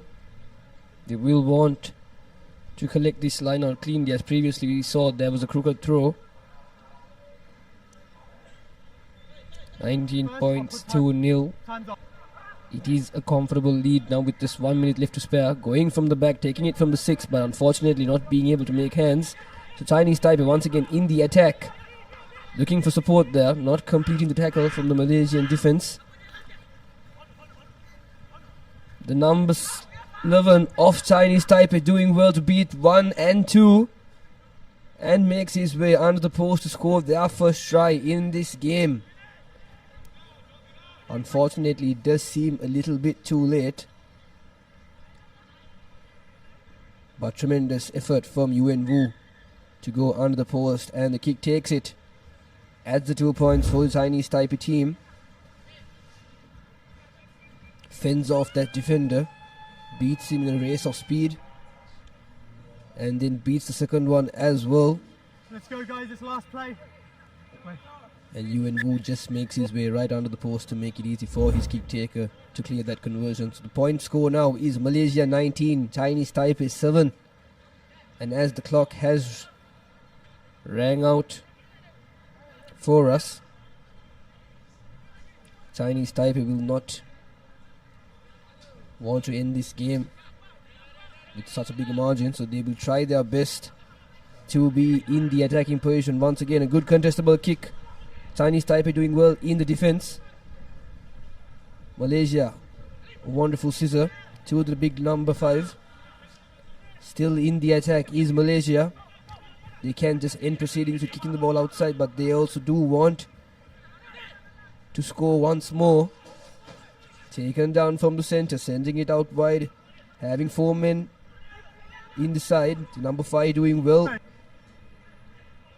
to disrupt the defense of the Chinese Taipei team. Offloads the ball, but unfortunately doesn't connect it cleanly. The fumble from the ruck has avoided Chinese Taipei with possession of the ball once again. Yuan Wu trying to overspeed him once again, but goes to the punt. Can he make it to score? Unfortunately does not do so, and that will be the full time. Indeed, it's Malaysia who were tested in a brief period of this game, but they had that game in the bag.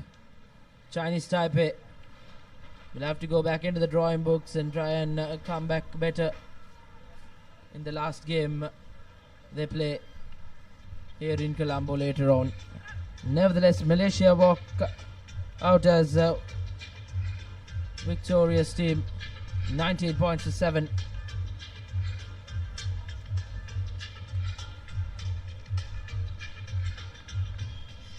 Convincing win at the end for Malaysia. That's the full-time score reads, and Malaysia 19, Chinese Taipei 7. Incredible performance from the Malaysian team. Kudos to them. And as we see the second half highlights of this game, the big number 8 of Malaysia doing very well to score. The only try for his team in this game in the second half.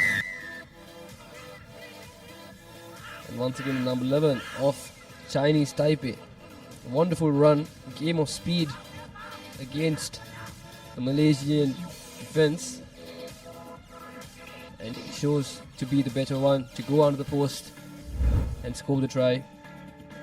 What a game of rugby we've had here. And now, the second semi-final for the 9th place position, South Korea against Uzbekistan. The winner of this game will be facing Malaysia to become the 9th place winners in today's tournament. And as you can see, team cards of South Korea and Uzbekistan: Jang Lu King, Jim Mo Lim,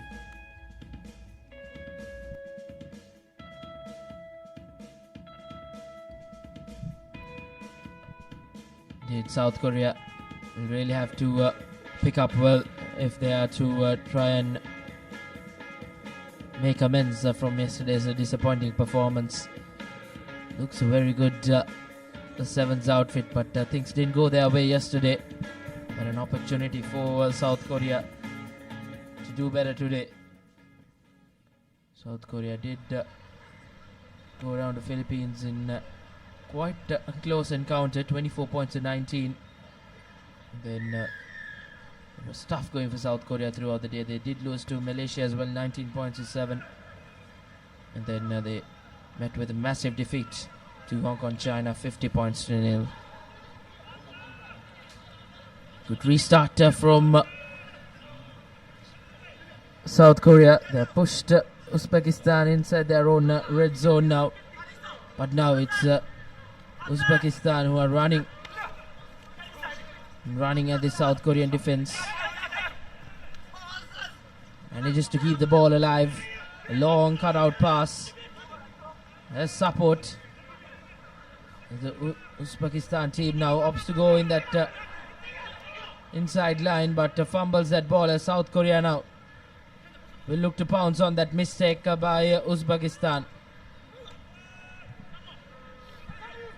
South Korea once again in the attacking position, playing on their own half. They will want to come forward, and the big number 18 of their team try to keep possession of the ball, but unfortunately loses it. So Uzbekistan having the opportunity to make something from this, does not collect it cleanly, and no arms in that tackle is the call from the referee. So it will be a penalty in the favour of the Uzbekistani team. Kicks for touch, does not make the distance that they must have wanted, but nevertheless right outside the 22 they have a line out in their favour. As we saw the Uzbekistan's women's team beat the UAE team moments earlier, they will want to follow in their footsteps as well. This Uzbekistan team collects it cleanly from the line now, sends it out wide, just one man to beat for the number 11. A wonderful offload back inside. Can he make it over the line? Yes, he does. The number 5 of the Uzbekistan team as the first points in this game. It's Abdullah Aziz to score the first try for the Uzbekistan team. Drawing first blood. They did play a game early in the morning. Uzbekistan forced to play that game after yesterday's heavy showers in the rain in the night time. Playing their second game will show some fatigue, this Uzbekistan outfit. But as things off, now it's Uzbekistan in the lead, 5-0 over the South Korean outfit. Wonderful performance from the Uzbekistan team, Rishwan. As we can see the clouds moving away, space for the sun to come down on us. A deep kickoff now from the Uzbekistan team, not collected cleanly for the first time for South Korea, but it had been knocked back. Going for that offload, but wonderfully intercepted by the Uzbekistanian player. Sends it to his number 12, to the number 6. Beats one defender, offloads it to no one unfortunately, but still ball in position for this Uzbekistan team. 20 meters away from that try line, but South Korea does well to defend it and makes the opposition team knock the ball on. So this time South Korea will have a scrum in their favour, but as we can see, a player has been injured for the South Korean team. Hopefully he will be alright as he gets back onto his feet. Yes, he still will be continuing, but the referee will want to have a check if he will be able to continue in this game. As you can see, the South Korean fans supporting and cheering on for their relative team. And here we have a replay of the moment. Just landing awkwardly to the ground there is what happened. Not exactly sure if it was his head or his shoulder, but nevertheless South Korea once again in the attack, in their red zone, just 5 meters away from their own try line. The number 14 doing really well, spotting that gap and attacking inside it, making their way forward slowly but surely. Wonderful draw and pass to the big lad in the number 18 jersey for the South Koreans. Can he make it all the way? It's a race to the finish line, and has he done it? Yes, he has. Not the landing he would have wanted there, but a well deserved try from the number 18 of South Korea. Imosi Labati is the lad to score the first try for his team. Indeed, Tanvir, they really had to work hard to go over and score that try to equalize the score here. With the conversion to follow, South Korea with an opportunity to get the lead for the first time in this game.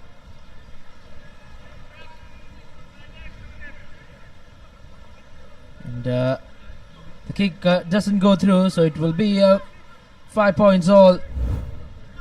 It's all to play for. A brilliant pass that just dragged the defender, and then that big man, the big number 18, just fends off one, and he goes over the whitewash.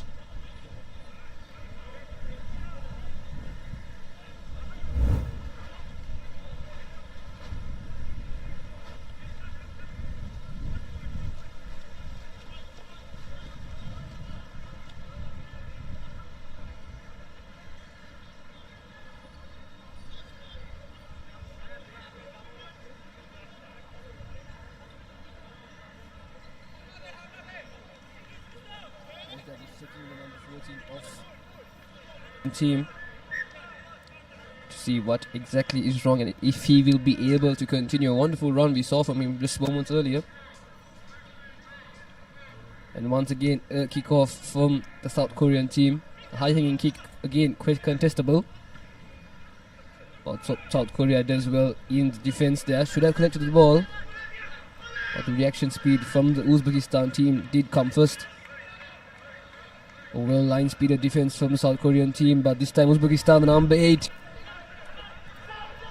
spots that gap and runs away, but unfortunately is taken down with a well defended from the number 14 of South Korea, and they have regained position of the ball, running circles around the players and his own teammates, but still South Korea running forward now with passion. The big number 1 for South Korea, doing well to gain a couple of meters. Still in the attack, making their way forward slowly and yet steadily, but this time brought down by his own feet. Still in the attacks, the South Korean team. Not the best of clean rugby, but the referee will bring it back to the knock-on from the Uzbekistan team. So South Korea will have a scrum in their favour in the dying moments of this first half. They will want to go over the line one more time to just add to the score and to regain the lead in this game. As you see a replay of that moment.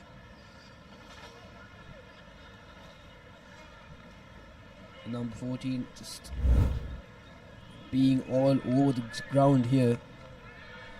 The South Korean number 14 doing well to do so. Yoon Teek Wang once again from the corner.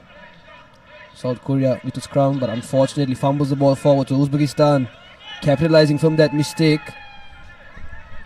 Should have made a better, cleanlier pass to the number 11, looking for his options there, but sends the ball back once again. But as he can see, his supporting players not aligning backwards with him, so he just runs into contact.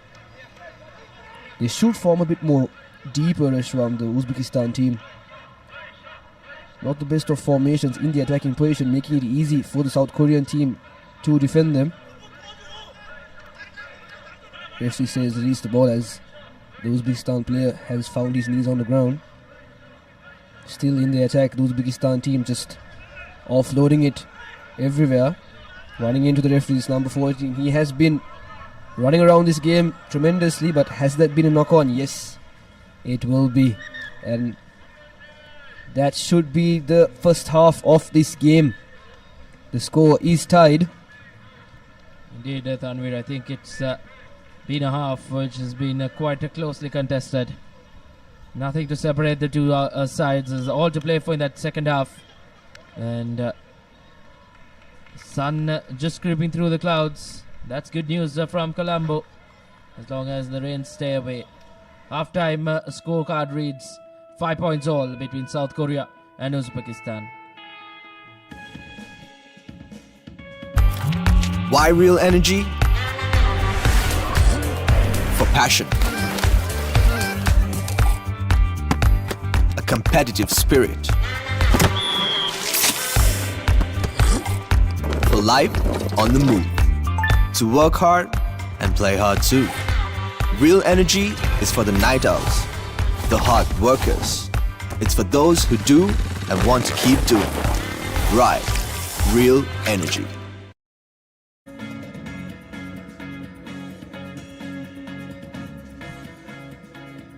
Welcome back to the pictures, the Racecourse Stadium out here in Colombo. The weather has held up really well. As you take a look at some highlights from the first half, Uzbekistan were the team who drew first blood. And then it was South Korea who responded well. 5 points all, and it's all to play for in that second half coming up. And both teams will be eager to try and finish on the winning side, as we have the next game coming up in the men's 5th place semi-final one. It's the Philippines taking on the UAE. The 12th place team up in China taking on the 5th place team. Yet another interesting game coming up next up. But before that, an all-important second half coming up here between South Korea and Uzbekistan. Uzbekistan will kick things off for the second half.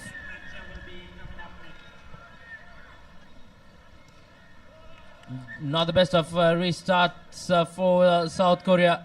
Straight off the kickoff, he fumbles it, and that will be an early setback for them, as Uzbekistan will have a scrum in their favour.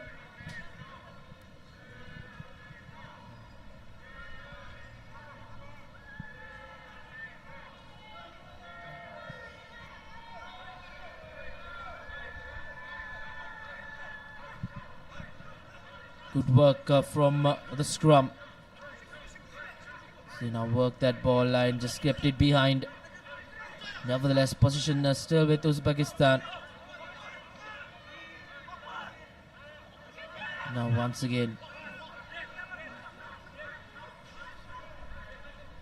South Korea have to do plenty of defensive work. Puts in that kick, a good kick, but South Korea has managed to just put that into touch, and Uzbekistan from meters out will have a line out in their favour. South Korea just doing whatever they can to stop the game from playing, to make the ball a bit slow. So Uzbekistan will have a line out in their favour, just 5 meters off their own try line. They will want to capitalise from this position, spotting that gap there. Should have sent the ball out wide. Uzbekistan still in the attacking form, running into the defensive play. It had been a high tackle, so they will be playing with a penalty. Taking the quick tap, having space on the outside. Can the number 2 make his way over the line? Yes, he does. The number 2 of the Uzbekistan team does well to go over the line. Temur Negmatov scores the second try and to regain the lead for his team. Does very well to do so in style. Another kick taker. He will want to put these 2 points, as every point does matter in a game of sevens. He goes to the kick, but unfortunately the power is there, but unfortunately the direction is what was missing. But nevertheless, Uzbekistan lead 10 points to 5 against this South Korean team. Once again with the kickoff, South Korea still in this game, having just 4 minutes and 17 seconds left on our clock. All they need is a converted try to regain the lead in this game.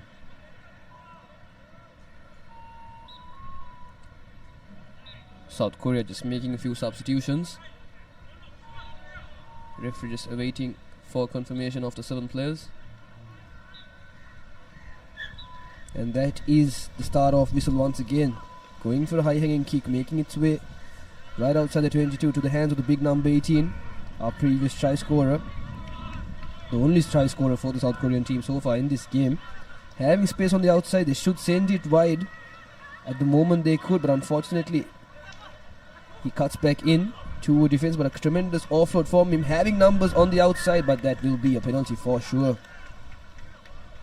Collecting the ball from the front. Promising attack from the South Korean team. Had space on the outside, just passing the ball to the corner. Could have awarded them the try that they crucially needed at this moment. But the defended display from the Uzbekistan team had regained the ball from the scrum.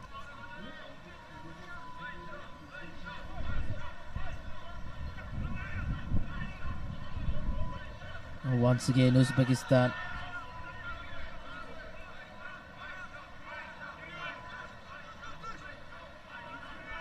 Now once again, the clock really running down. And running against South Korea. Just haven't been able to turn up. Important passage of play for both sides. As Uzbekistan have a player down in injury. So holding on to his shoulder.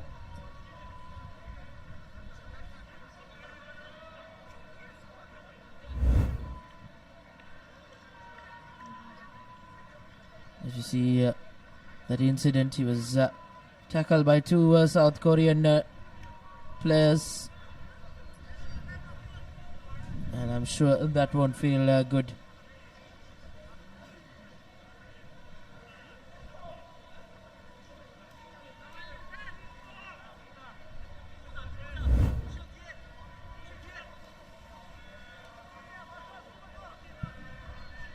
Back on his feet.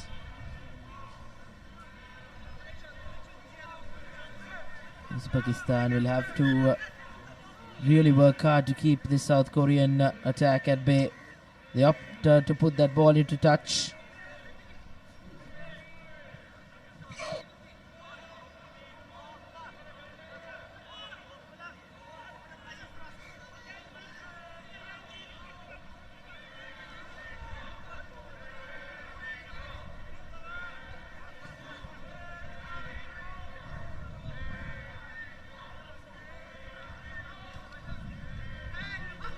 And a good line out work from Uzbekistan now. Really keeping hold of position. That's been an interesting factor in their game. Leading the game though, 10 points to 5.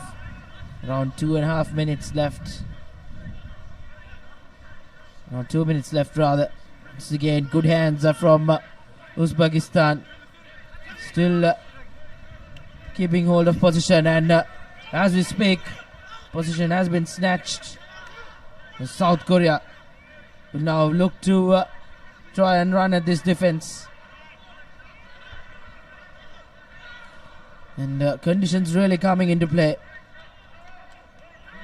That's for the heavy showers from last night.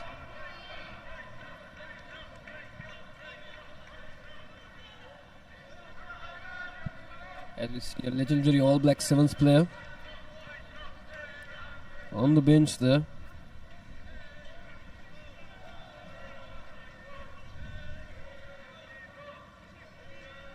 Just 1 minute remaining in this game. South Korea will be disappointed with the score right now, but still anything can happen.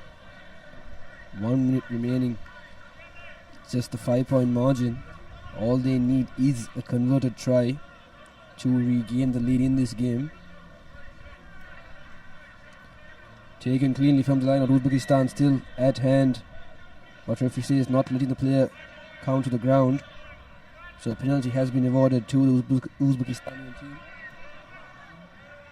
and opted to kick the ball into touch, making their way once again into the half of the South Korean team. Just 20 seconds more. All Uzbekistan need is to keep the ball with them for the next 10 seconds to win this game, but South Korea does well to counter that line out and regain possession of the ball. Can they do it? Sends the ball to the corner. All they need is to keep the ball in play and just keep moving forward. But Uzbekistan does well to defend, but it will be a penalty, a high tackle in favour.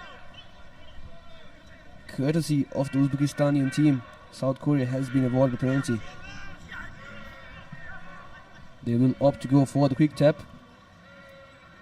Indeed, dying embers in this game. Does South Korea rather, have one in them to try and go over and possibly go over and convert as well.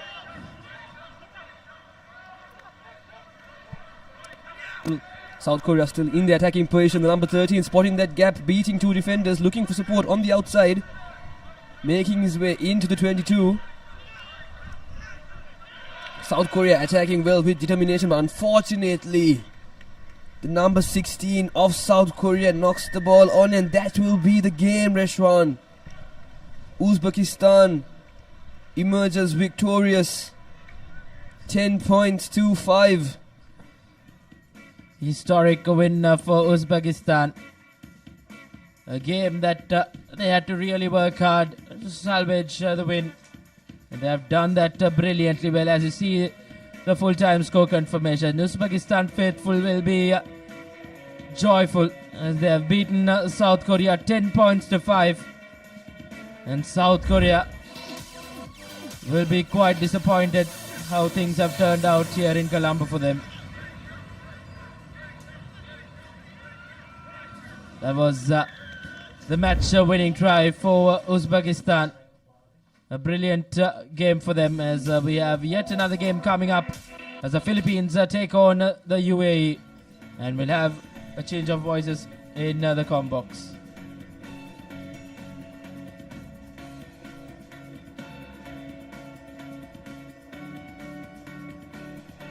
The two team cards of Philippines and United Arab Emirates, as the two teams will battle it out for this all-important fixture, which will decide the 5th place a team that will book their spot in the 5th place playoff.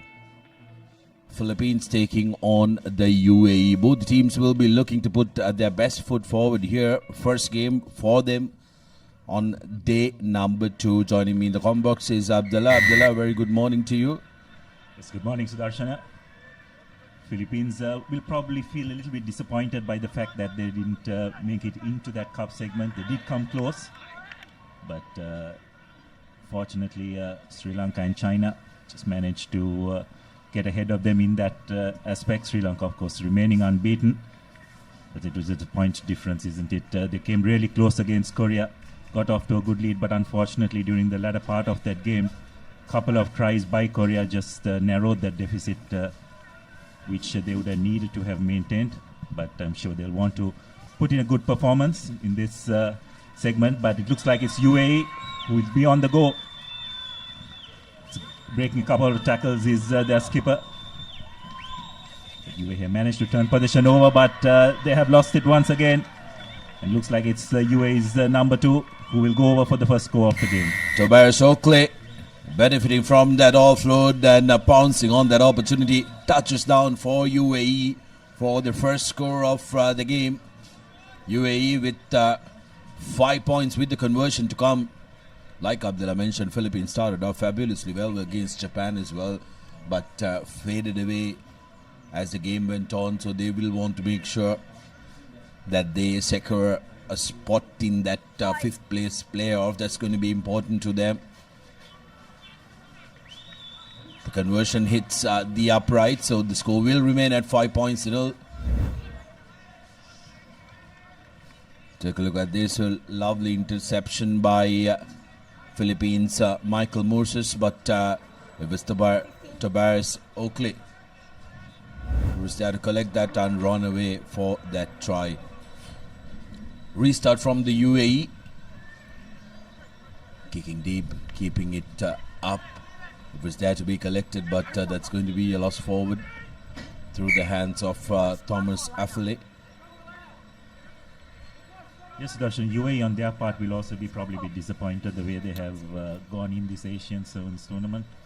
Probably would have expected to try and make it to that top 4, but even in the Chinese leg just couldn't make it. And both these teams really, Philippines ending up in last position, I believe, in that Chinese leg. So probably just missed opportunities from both these sides, and will be desperately wanting to finish this leg on a high. The best they could reach is probably that 5th position, which would be some form of consolation for both these teams. Going to be very interesting to see how these teams adapt to this wet and soggy underfoot conditions.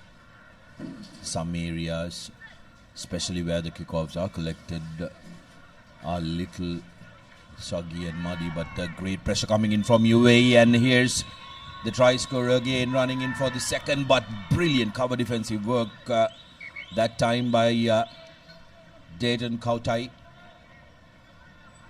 Yes, they'll definitely need to have a look at that. Superb cover defense by the Philippines. But what a big scrum, Sudarshana, by UAE. We haven't seen much of that in this tournament thus far. Really catching the Filipino pack unawares there, putting pressure on the scrum half. This was Tobias. Take a look at that cover defensive effort, and yes, definitely foot out. That's going to be a line out. There you go. Body making contact outside their touchline. It's a line out in favor of Philippines. Can they create something from their own try line? Space on the outside. Will he have the pace? Soggy underfoot conditions really making it difficult for the defensive teams, but Philippines now making their way up to the 40-meter mark. That pass really was going to the ground. Now UAE with another opportunity. Bola. Straightening up is Thomas. Bola to Muhammad Ali. Muhammad Ali change in direction. Now offloads to Affle. But that's a forward pass which has been spotted by the referee. 2.5 minutes to go on our clock. UAE will be delighted at the fact that they've managed to camp in this side of the field. Yeah, that's right, and they've controlled position as well, isn't it, Sudarshan? They've been forced to, forced the Philippines to make a lot of tackles defensively. And in sevens rugby, you don't want to be playing without the ball too often. Can take its toll on you in the latter stages of a game. But Philippines here with an opportunity, just trying to create something. Half break, holds onto the ball, offloads. Will they be able to go over? Good support play, but the Philippines cover defense, or rather the UAE cover defense, has been pretty good, but they've done really well to keep the ball alive. This is really good by Philippines. Got the numbers out wide. Unfortunately, the ball is not going to hand, but they've come back for a penalty. Philippines team really need to score from here. It's absolutely imperative that they score, because they will want to go into half-time with scores level or possibly in front as well. Straightening in, one bounce in the corner is Eldon, but that's going to be a try. Beautifully scored just inside the try line, and the assistant referee is happy. That's the equalizer coming in from the Philippines. It was good work was done by Edlin, but Ledesma going on to score that try for the Philippines. So all squad here at the Racecourse, 5 points all, with the conversion to come. And the Philippines will be happy at their effort. They took the chance that they got inside the opposition 40 of the land. That this is exactly what they need to do. Yes, definitely, and it's a timely score as well. Because they were under the pump for most of this half. Game was pretty much controlled by the UAE, so the fact that just about 45 seconds to go for the hooter and being on equal keel with UAE will make Philippines pretty pleased. As we have a look at that once again. A lot of work done beforehand. Keep the ball alive and eventually showing good patience and composure did Philippines to get that right. So the last few seconds of this first half. Cleanly collected by UAE.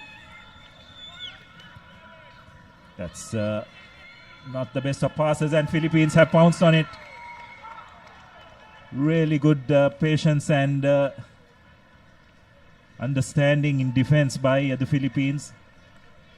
A brilliant work by Kautai, who tracked that ball. Where's that lost forward? We will have to wait and see as the referees have a little chit chat, but the try has been awarded. So 10 points to 5, Philippines in front. And this is brilliant, isn't it, Abdullah? After being the pump for almost 80% of this first half, they managed to take in a 5-point lead into half-time. Yes, well, it just shows in this game of sevens rugby, you just cannot relax even for a moment.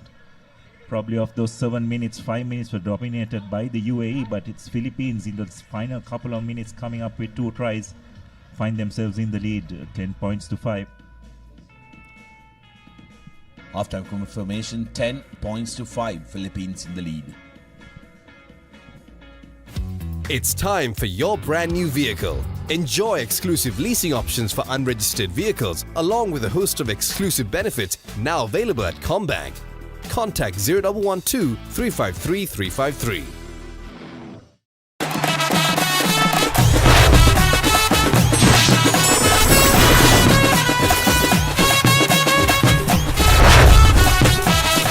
Love rugby.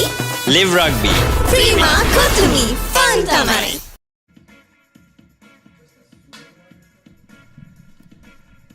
Welcome back to the live action brought to you from Racecourse Asia Emirates Rugby Sevens here in the island shores again after 8 years, and this is what happened in the first half, which was largely dominated by UAE, who managed to get a poacher's try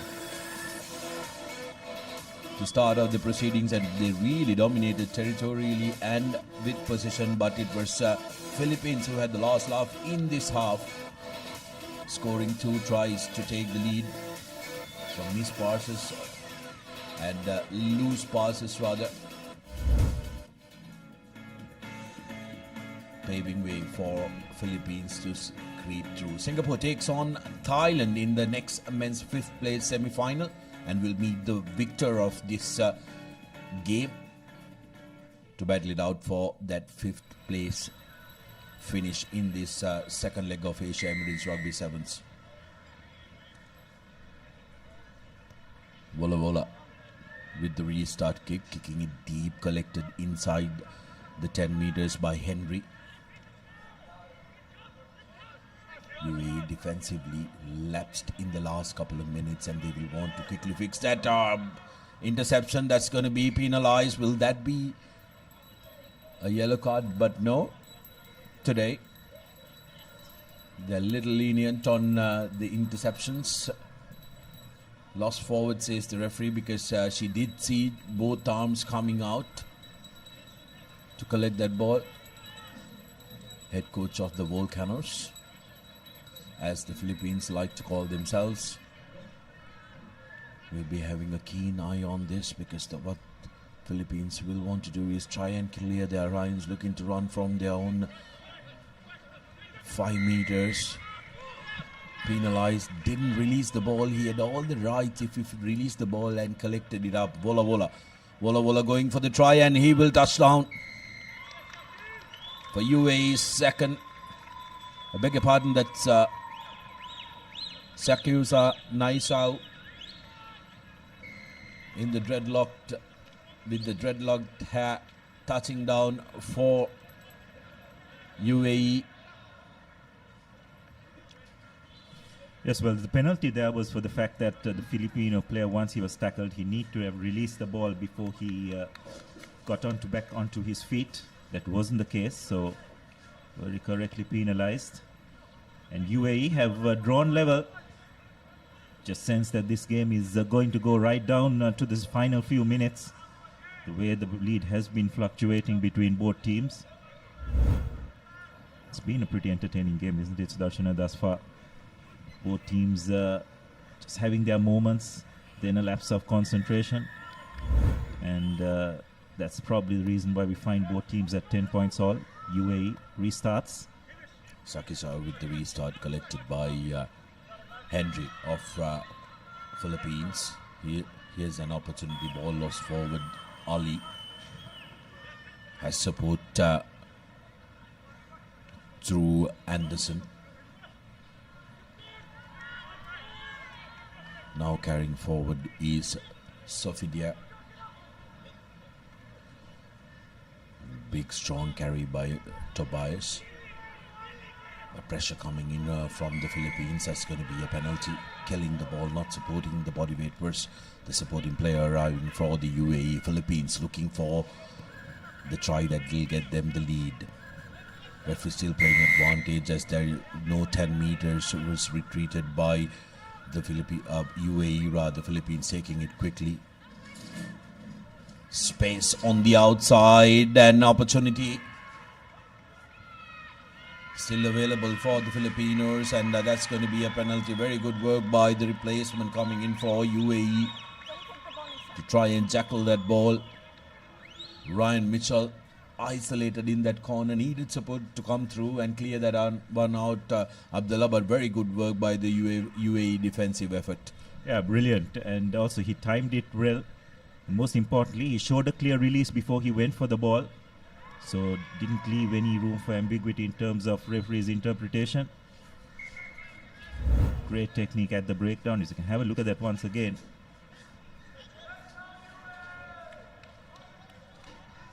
He was not the tackler, so he had all rights to the ball, which he did really well.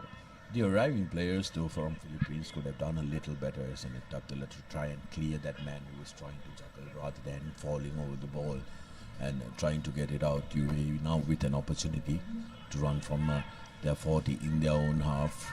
Big carry yet again by Saif.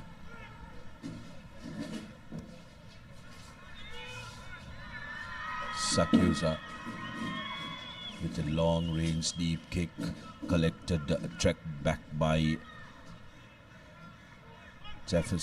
Moses rather, Ali. Now UAE on the counter fully to Anderson.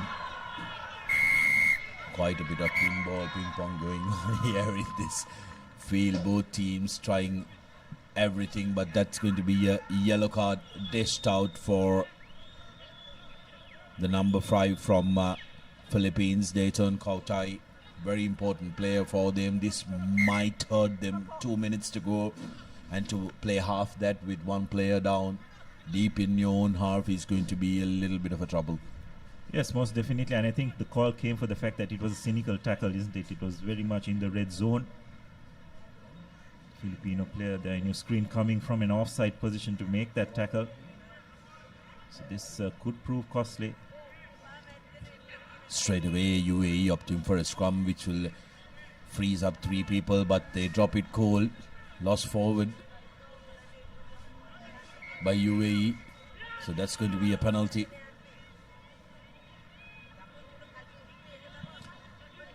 So we decided to take a short tap. Interestingly, they managed to get over that first line of defense. Philippines happy. That's criminal, isn't it? Ref is still playing advantage.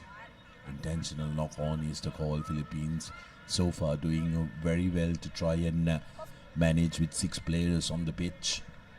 Now they've scored. Now they've called for a scrum. Interesting tactic, Abdullah, because when it comes to UAE, they're going to have an extra man they can use to defend. Yes, it'll be interesting to see what they're going to do from this scrum. And that's the key fact. They'll just have 2 players out in the line. So have a look at that once again.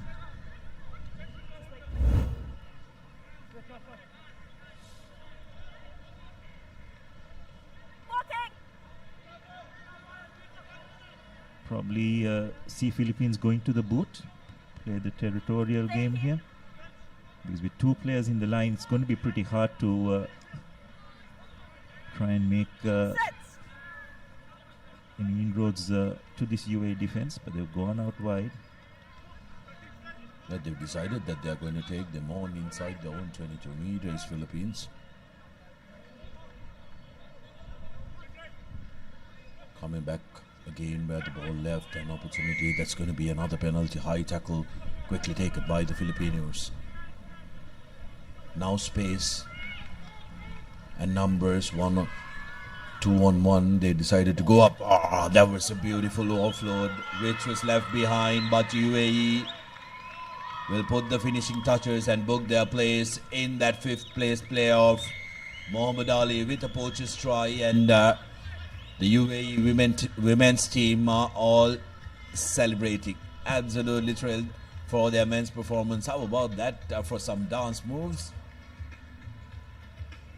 As UAE celebrate their win, 15 points to 10 with the conversion to come, and could very well be 17 points to 10 with that easy conversion being put through. No problem there. Full time here in this 5th place semi-final. UAE booking their spot in the 5th place playoff. Yes, well, very entertaining game, you'd have to say. Unfortunately, we're talking about Philippines probably trying to do a bit too much in those last couple of minutes with a man down. And eventually possession was turned over, and United Arab Emirates just clinching it at the very end to make their way into that 5th place final. Just going through the highlights of this second half. It was UAE who scored first. And actually it was them who scored the only 2 scores in the second half. And this was the final try to seal this game in their favor. 17 points to 10. So this is the next game. The team that they will meet in that 5th place final will be the winners of Singapore and Thailand. Both these teams have had their moments. Team list on your screen now. Singapore did have their moments in the group with Sri Lanka and China yesterday, but falling short. It'll be interesting to see in this game, Sudarshana, how both these teams approach. Thailand do have probably the physical advantage, but Singapore definitely have some fleet-footed runners in their ranks. Will probably want to play the game in the outside channels as much as possible. That's your referee for today, Aman, from the UAE. Both these teams, Singapore and Thailand, will be looking to have bragging rights over each other, both of them from Southeast Asian region.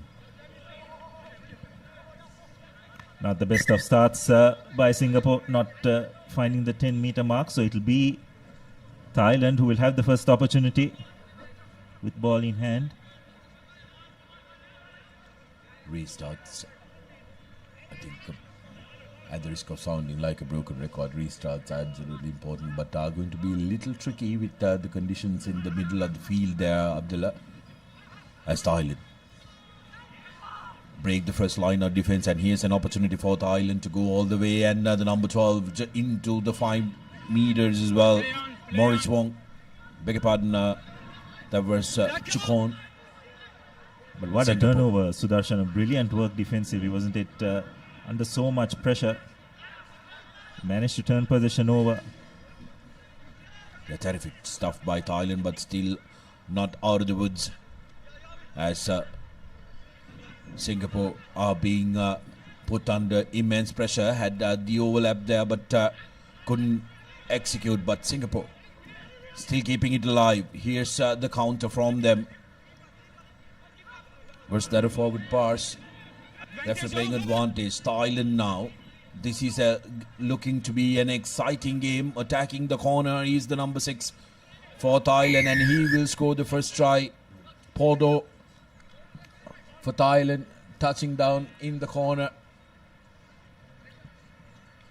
Yes, that's pretty unfortunate for Singapore. You'd probably have to say they've done all the hard work in terms of getting out of the 22 while keeping possession, but again, losing the ball in contact. And Thailand were clinical enough to move the ball hand to hand and go over for their first try.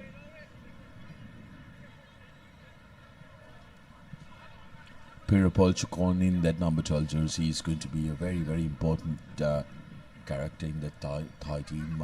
Abdullah has been very influential throughout the group stage games and will look to put his foot down. But here's the score from Porto. Recognized that there was space on the outside and a big no argue to get away from the cover defensive tackler.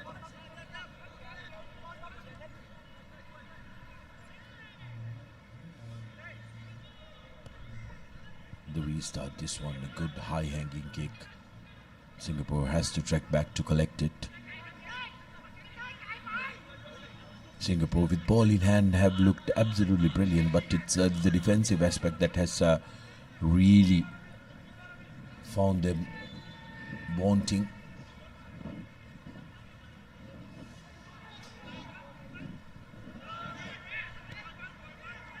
Good tackle coming in there, putting pressure on Braden Yu.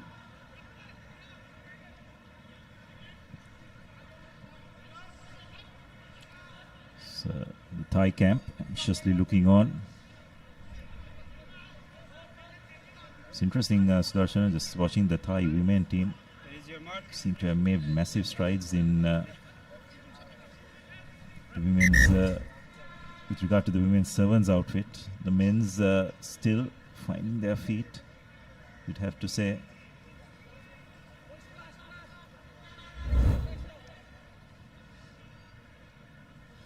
Just sense the rivalry between both these teams, isn't it? Feel that they definitely lifted their performance when compared to yesterday.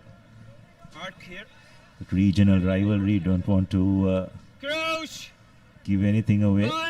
Bragging rights. Yeah, both these teams, both these countries rather, when it comes to football, are massive rivals in the Asian and the Southeast Asian circuit, who take football very, very seriously. But like you mentioned, regional rivalries really putting a little bit more fire into this game. And both teams are playing absolutely brilliantly so far. Good open, fast rugby. How about that? Everything happening here, but Thailand has been the ones who are benefiting from this, running away for the second score. It's jersey number 3, that is Nopasit from Thailand, touching down for the second try for Thailand. 10 points to nil with the conversion to come, and Thailand are looking very, very dangerous every time they pounce on the ball. They may not have prolonged possession, Abdullah, but they are very good at turning defense into attack. Exactly, Sudarshan. I think both their tries coming from turnover possession. They were very clinical when they do that in terms of the execution, running against an unstructured defense. So conversion is not successful, but Thailand go on to a 10 points to nil lead, which means Singapore will need to score twice within the next couple of minutes if they are to get back into this game, as we have a look at the replay once again. The error was committed just before that replay commenced. Not quite sure what that Singapore player was thinking there. Well, Pirapol will touch down for fun there, letting the ball bounce, and the Thailand coach says, you have got in their head now. Let's steer away, let's enjoy our game. Because that conversion, none of the Singaporeans looked like they wanted to catch that one. Pirapol looking to convert his own try.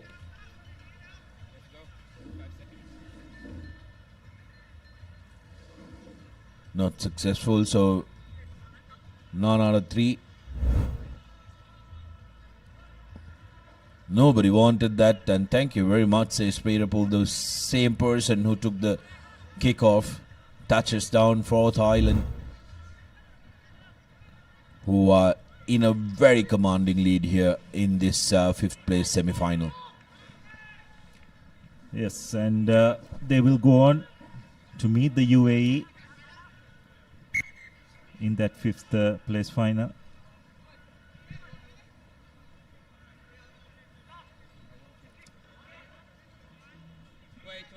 Singapore, though, yet have another half to make it up, but they'll definitely have their work cut out.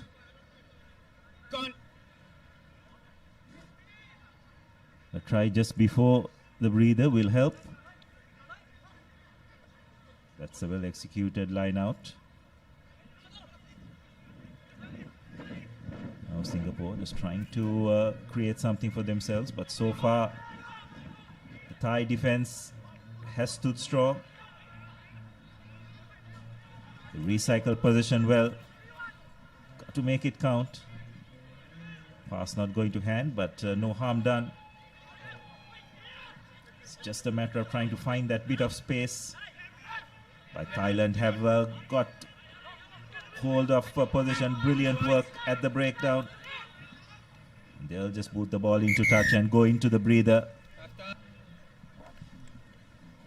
A brilliant half for the Thais. Executed really well.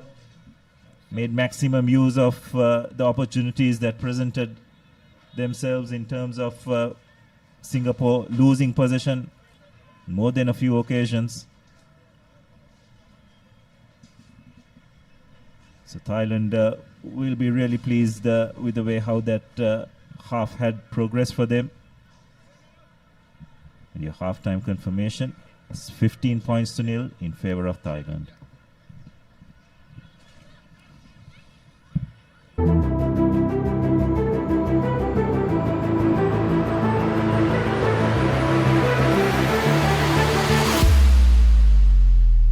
Marina 888, the home of sports entertainment, with boosted odds, secure cash out, and unlimited rewards.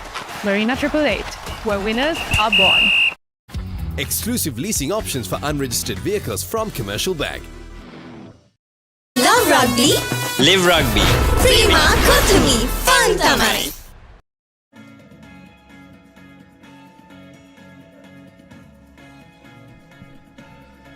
Welcome back to the live action from Racecourse. Fifth place semi-final number 2 taking place here.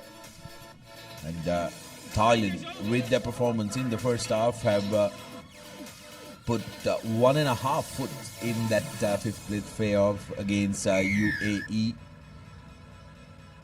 3 unanswered tries, all 3 of them stemming due to the mistakes from Singapore, and they've been absolutely clinical.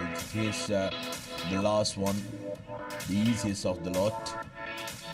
Piripol enjoying touching down for that one. So work cut out for Thailand as we take a look at the next game that's coming up. Women's Cup semi-final 1, Singapore taking on Hong Kong, China, which is going to be a very interesting one. But the Singapore men's will have their work cut out here if they really want to have any hope of turning the fate of the first half. They will have to score first and be respectful for possession, because with possession in hand they've looked like a dangerous side. Sending it to the corner. Singapore gets Braden to go down with the ball. Now Samuel Coe going down but holding on to the ball, says the referee. This is what has hurt Singapore. Thailand will be looking to pounce on this now.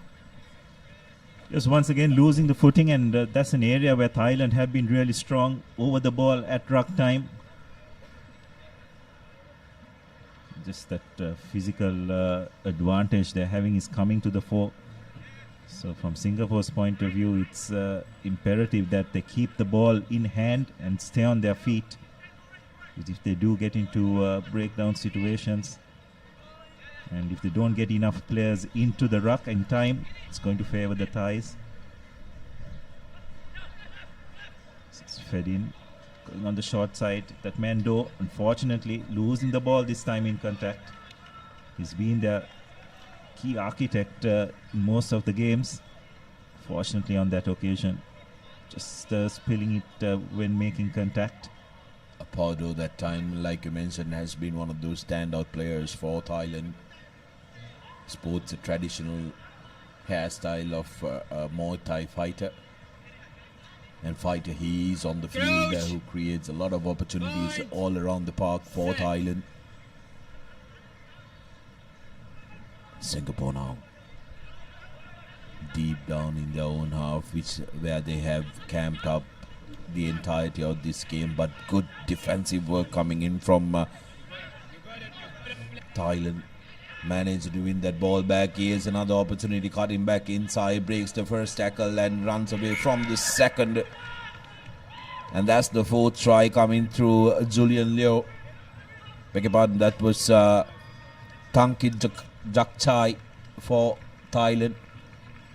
Yes, and they're once again getting into a breakdown situation. And Thailand absolutely brilliant right over the ball, turning it over. And again, off turnaround position is where Thailand have thrived in this game. From broken play, they've looked absolutely menacing.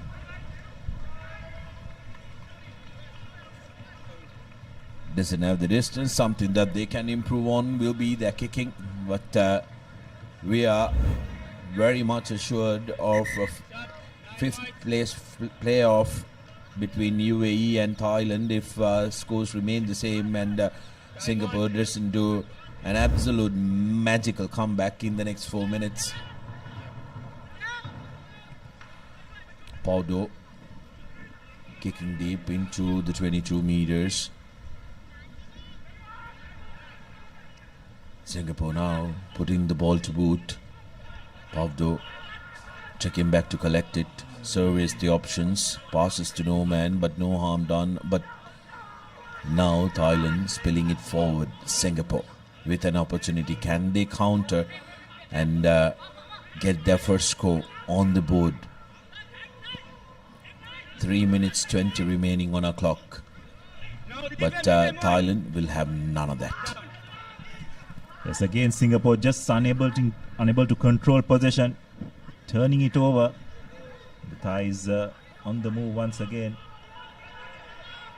That's out of the ruck. They can go around and collect it if they want to, but decide to counter ruck. So Thais continue to control possession. Paudo again using his nifty footwork. But the Singaporean defense up to it on this occasion. Thailand really just controlling this game now.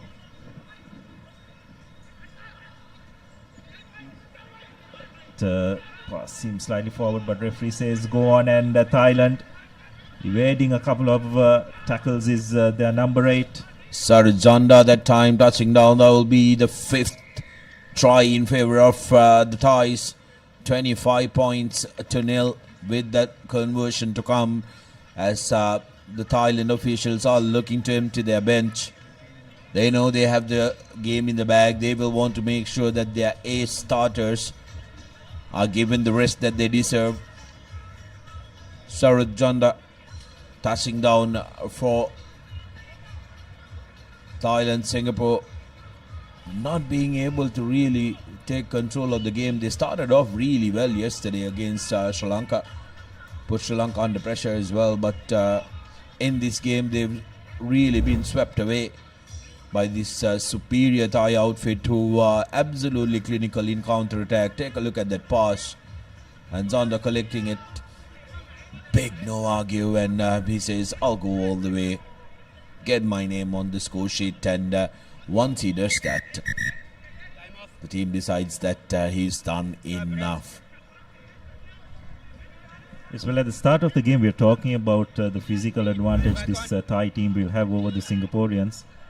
And it has proved to be the case, especially at the breakdowns. Now, interestingly, Thailand going deep. Saw previously Sri Lanka using that tactic as well at kickoff time, forcing the opposition to run from their own 22, which on this occasion Singapore have done well. That's a really nice offload. Will they be able to go all the way? But looks like Thailand once again done brilliantly well to turn possession over. the technique over the ball when it comes to contact have been absolutely sublime, isn't it, Abdullah? They've really showcased to the referee that they're releasing the man, clear daylight shown, and then tackling the ball without putting their arms on the ground. They've done fabulously well. 40 seconds to go on our clock, but Thailand, privy to that, will want to race a couple of more seconds. The Singaporeans will be ever so slow to come and arrive at that scrum. Some of these fresh legs who will come onto the field will want to showcase to the coaching staff as well. They are ready when the call comes. They will not want to just bow down despite having a 25-point lead. Thailand looking to run. Here's a new man putting his head back, putting his nose on, but has support on the outside, cuts back inside, goes straight up, toys with the Singaporean defense, and that's the 6th try for Thailand. Touching down that time was Tanchot Angching in the number 5 jersey. 30 points to nil, and that is a comprehensive win for Thailand, and securing their place in the 5th place playoff. Yes, well, what a way to finish the game. Thoroughly dominant performance, and finally a conversion going over. So 32 points to nil in favor of the Thais. They will make it to that 5th place final where they will take on UAE. And that's going to be a really interesting game. Two teams who have got good physical players in their ranks. That's the full-time confirmation for now. Thailand emerging comfortable victors, 32 points to nil over Singapore. So these are the highlights of that second half. It was pretty much one-way traffic in this game. Thailand with a couple of runaway tries. Most of the tries just coming from turnover position, where they were absolutely brilliant at the breakdown. Of course, this is the final try, which pretty much reflected of what went on previously. So we'll now move on to the women's semi-finals, and we'll have a change in commentary. Yep, it's the first cup semi-final one between Hong Kong, China and Japan. The blockbuster clash between two powerhouses in Asia. The women's division, of course.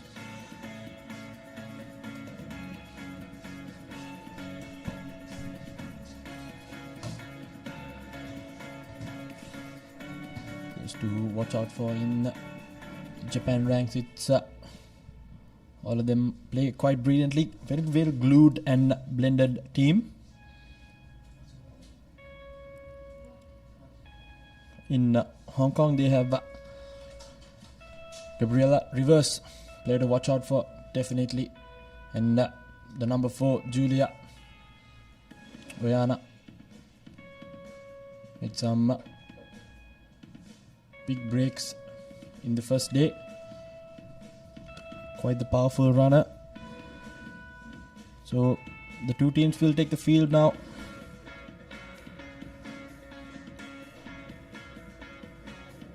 And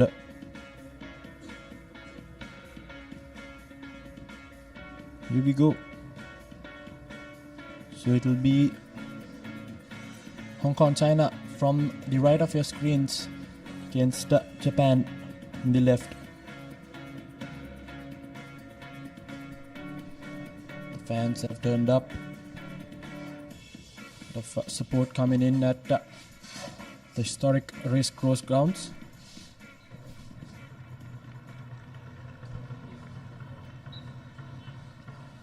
It will be Q Shengang who will be the referee. The man in the middle, the official. The first women's cup semi-finals.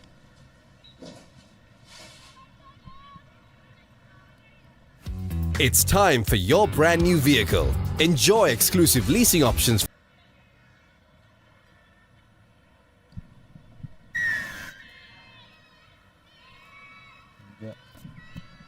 And we're underway. Good restart, very well gathered by Japan straight away. Going into contact, keeps the ball alive. Offloads it to the supporting player. Hong Kong China shooting up in defense. Trying to step out the defense. Takes 2 players to bring her down. So now overlap in the corner there. Again attacking the linear fringes. Very well turned over by Hong Kong China. Throws the big shoe and go. So Japan has lost position. Now Hong Kong China with the prime position inside the opponent's half. Here we go, trying to move the ball to the far corners. Now it's up in the tackle now. Moving the ball to midfield. Trying to switch directions. Takes the big hit midfield. Desperately trying to rid the ball. Nevertheless, good defense so far by Japan. Keeping it again, a good tackle coming in.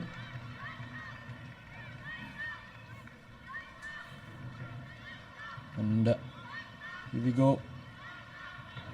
Still keeping the Hong Kong China attack at bay. Now trying to find some movement, running laterally. Again, turned over brilliantly by Japan. What a contest there. Now she's knocked it on forward, so good tight contest for the ball. Letting go of the pressure. Rising up to the occasion are both sets of players. Quite evenly matched at the moment.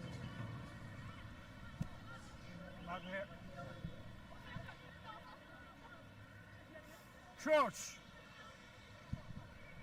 Fine. Hong Kong China with the ball, feeding the scrum,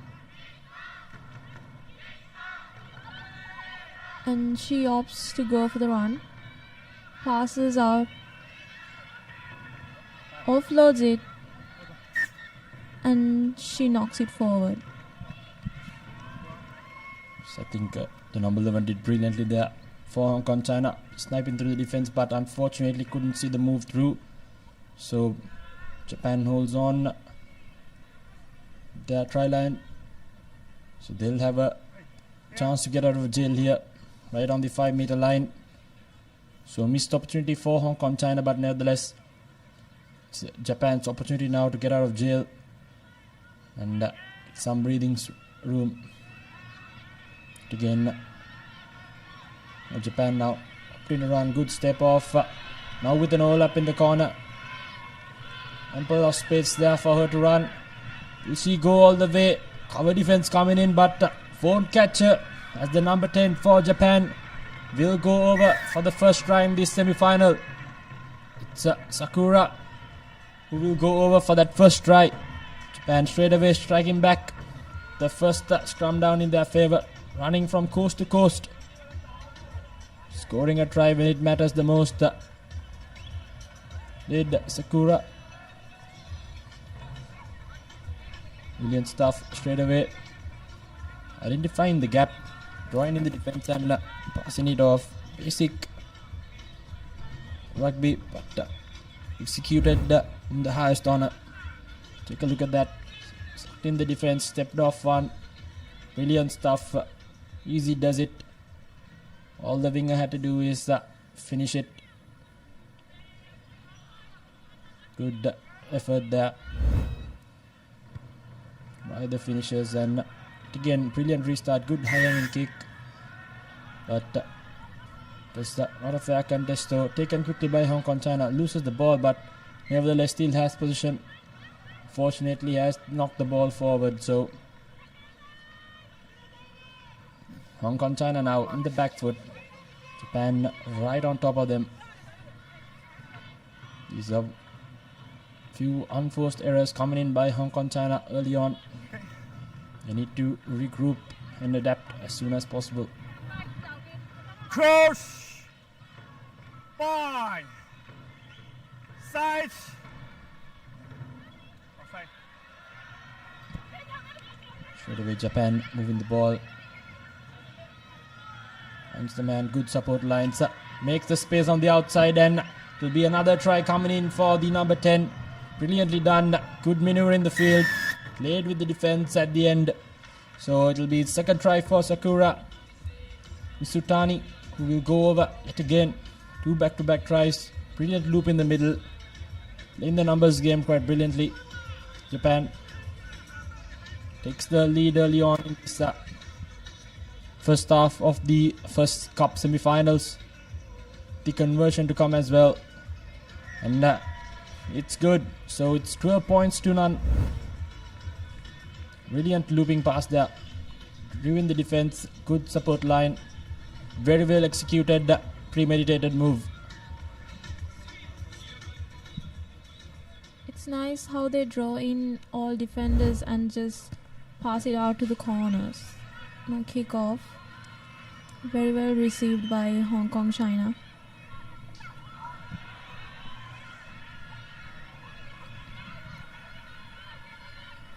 Now Hong Kong, China.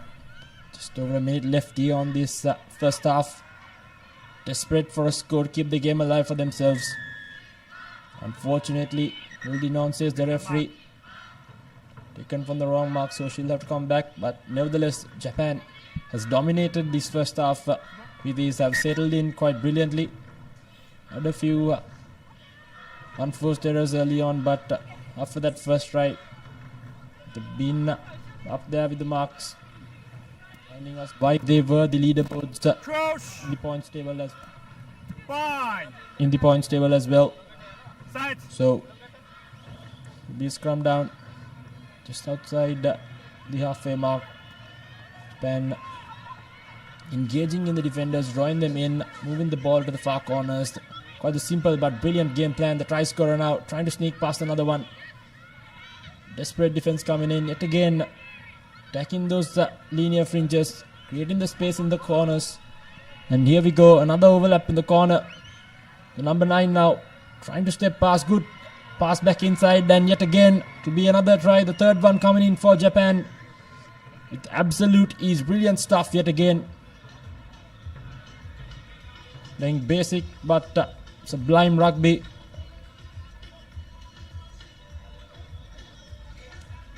So it will be me, Otani, who will go over first of this game, third in the leg as well for her.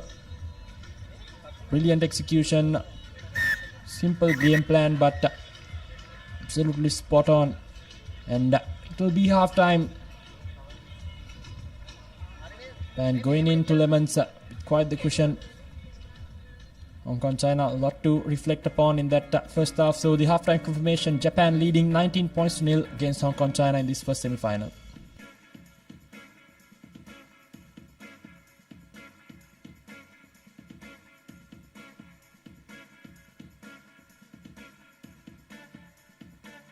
Exclusive leasing options for unregistered vehicles from Commercial Bank.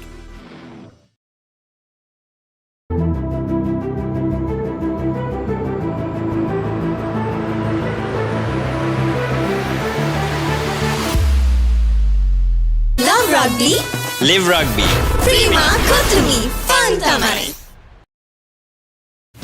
It's time for your brand new vehicle. Enjoy exclusive leasing options for unregistered vehicles along with a host of exclusive benefits now available at Combank. Contact 0112 353 353. And welcome back to the live action from the historic Racecourse grounds. It's the first cup semi-final in the women's division. With the first half highlights. Good work done by the Japan centers and in three quarters. Good combination. The backs.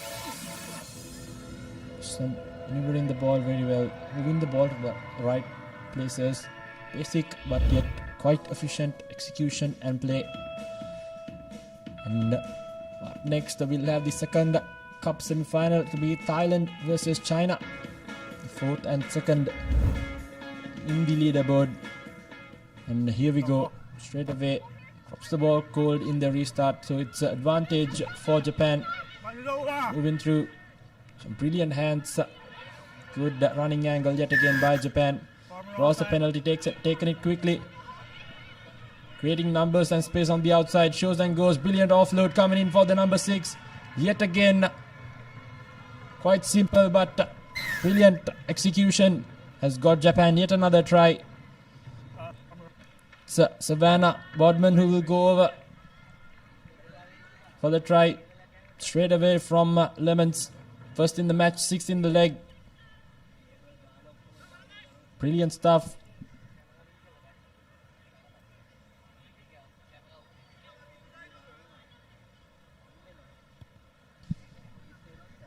The conversion is through as well, so it will be 26 points to nil.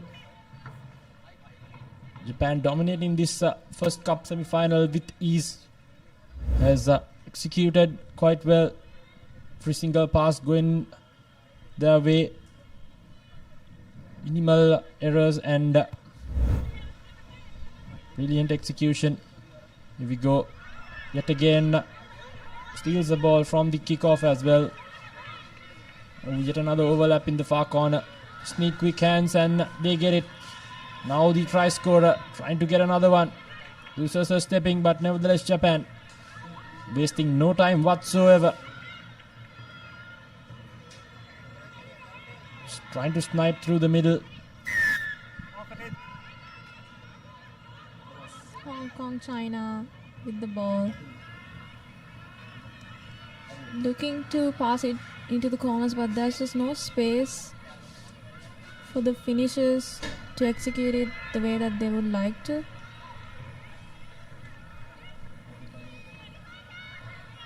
Japan's rush defense is really good. It just forces Hong Kong, China into passing the ball backwards, not thinking of it, not thinking as to where they're passing. And just like that, Japan goes on to score. Number 7, Mei Otani. She's been brilliant so far for Japan. That's her second try this game and fourth in the leg. So rising up to the occasion is Otani. Yet again Japan pouncing on the loose balls, making Hong Kong, China pay for every single mistake they make. Look at the replay. Good defense has won them position off the ball, and they've executed the finish with ease. So Japan running right in this first cup semi-final. The number 1 on the leaderboard, showing them why they're there. Yet again, not the best of restart collections by Hong Kong, China. Won themselves the penalty. Our first time attacking in this half. Trying to find the gaps, trying to snipe through. Defense coming from Japan. Hong Kong, China hoping for some continuity. Goes to the boot. A nothing kick rather. So ball just bundles almost into touch. Kept inside play by Japan. Wayward pass not going into hands. Overlap in the far corner. They'll look to draw and pass as usual. Almost lost their foot in there, but Japan still with position. Keeping the ball alive, trying to snipe through the middle. Gives it back to the number 10. Number 11 rather. Waiting for support to arrive. Good counter-rucking by Hong Kong. China has turned over position now. They will want to use that overlap in the corner. Sniping through is the number 13, trying to fend off. But Japan number 11 hanging in a good tackle. Japan now scrambling in defense. Hong Kong, China in the front foot, running laterally, trying to make that cross kick in, but nevertheless, ball out loose. Has unfortunately lost it forward is the Japanese players, but good adaptability shown by Japan there, pouncing on every single opportunity they get. Hong Kong, China showed a bit of positive signs in this game for the first time. He has hold of the game for a second there. Replacements coming in for Hong Kong, China.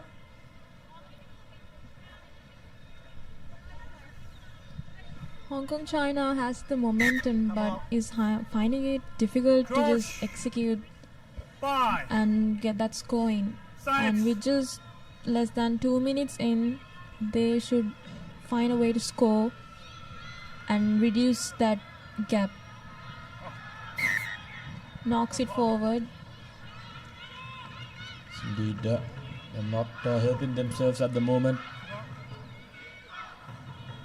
Japan making easy work of Hong Kong, China. Making a few unforced errors, which has costed them this game. So it's just over a minute left on the clock as well. It will be Japan first ones in that grand finale in the women's division. Good looping pass there, gives it away somehow. Now to be a matter of finishing, trying to step past the defense. Good cover defense coming in for Hong Kong, China. Trying to rush it up. Yet again another overlap created by the Japanese players. Here we go, trying to step past the defense. This time around, Hong Kong doing better with defense. Japan nevertheless with position. Simple hands coming in, good inside ball. Very well marked by Hong Kong, China nevertheless. Now trying to use the short side, trying to start run, but nevertheless very well defended. And it's a penalty against Hong Kong, China. It's under 15 seconds left. It will be a scrum down opted by Japan, as they have qualified for that finals. The top of the leaderboard, going in to the cup semi-finals. Brilliant stuff shown by Japan. Played basic but brilliant rugby. It was just the difference in execution, I'd say. Close. 5. Set. Hit. Ready. Free kick offered to Hong Kong, China. They takes it quickly, hoping for at least a consolation try before the game ends. Now trying to weed away. Good defense coming in by Japan, making that player very well. Trying to counteract. Now Japan. Good defense it again. Penalty conceded. So it's been that kind of game for Hong Kong, China. Nothing going their way. Thus reflects the scoreline. Here we go. So that's the final whistle blown. It's Japan moving on to the cup finals. Quite a dominating and brilliant performance by them. 31 points to nil. Did everything right. A good polished and very well done performance. It's your full-time confirmation. Japan beating Hong Kong, China 31 points nil. They will be the first team qualifying for that cup final. Some highlights from that second half. So some highlights, brilliant execution by them. Good finish tries. And that was it by Japan. So up next it will be the second cup semi-final, the women's division.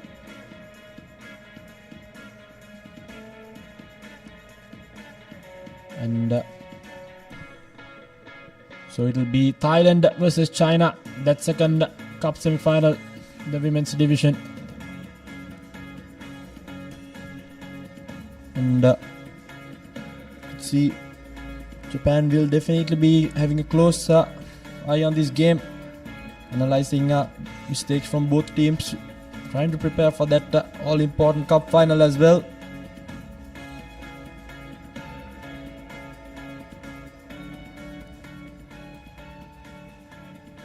And they have a quick flash interview with Nathan Coggins in the other side.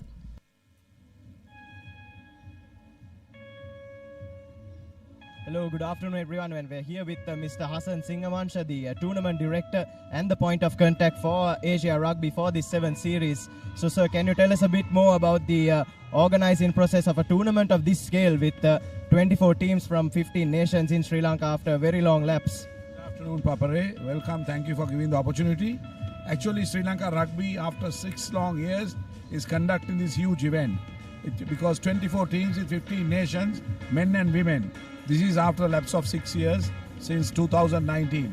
And if you take Sri Lanka Rugby in the last 3 years, we have been under sanction from Ministry of Sports and World Rugby. So we were restricted in participating at international events. But come last year, with the Malaysia Challenge match Sri Lanka won, we have come far away. Without an elected body, we have raised sponsorship with a team of volunteers who have rallied round to conduct this mega event. So we as Sri Lanka Rugby Fraternity is proud to conduct a tournament of this event. And we kindly, today Sri Lanka also is performing well. Now they are coming to the semi-final to meet Japan in the first semi-final in the evening. Last time in the first leg, Sri Lanka was placed 4th. This time we have a good chance to become number 2 or 3.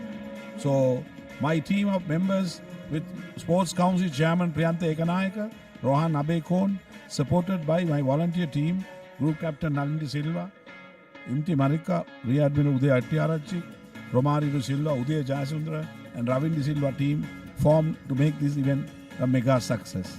Thank you very much, Papare, for covering this event live. We, as partners with Papare, we have come a long way. Thank you. Thank you so much for your time. Go the second cup semi-final between China and Thailand.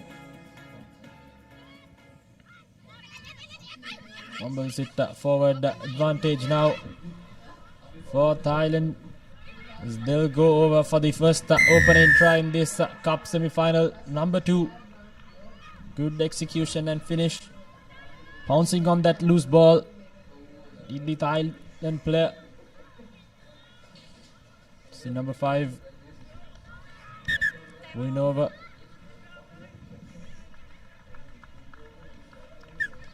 The conversion to come as well. So straight away from kickoff, they've opened the accounts here. Conversion unsuccessful, but nevertheless 5 points to nothing against China.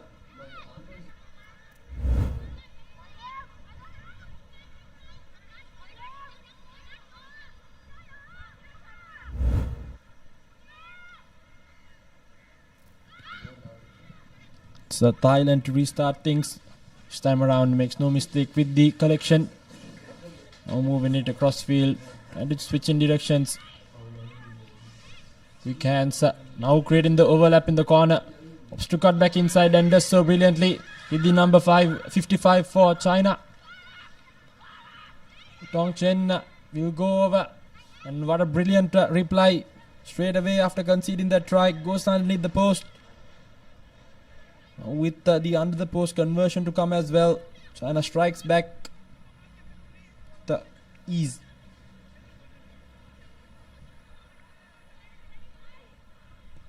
And conversion successful, so it's 7 points to 5, 2 point difference between the two teams.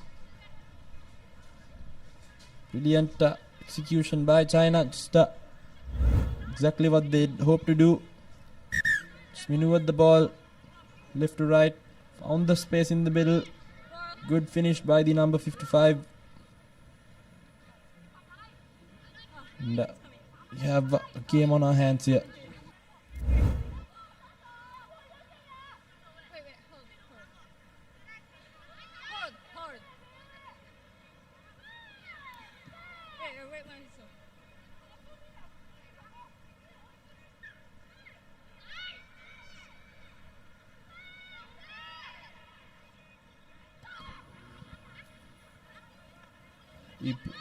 Restart, very well gathered by Thailand. Moving it across field. Good fend off coming in by the number 6, who will charge away to the try line. So both teams just exchanging tries at the moment. And it's the number 6 this time around. Back-to-back tries for her. Brilliant stuff by Thailand. Striking back just after conceding a try as well.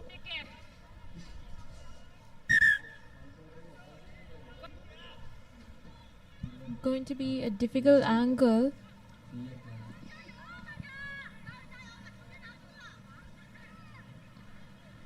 And she does not make it. It's 10 points to 7. Thailand with a 3-point lead. China will try to shorten that gap. So important restart coming up next for both teams. Just the 3 points separating the two. And be a line out in favor of China.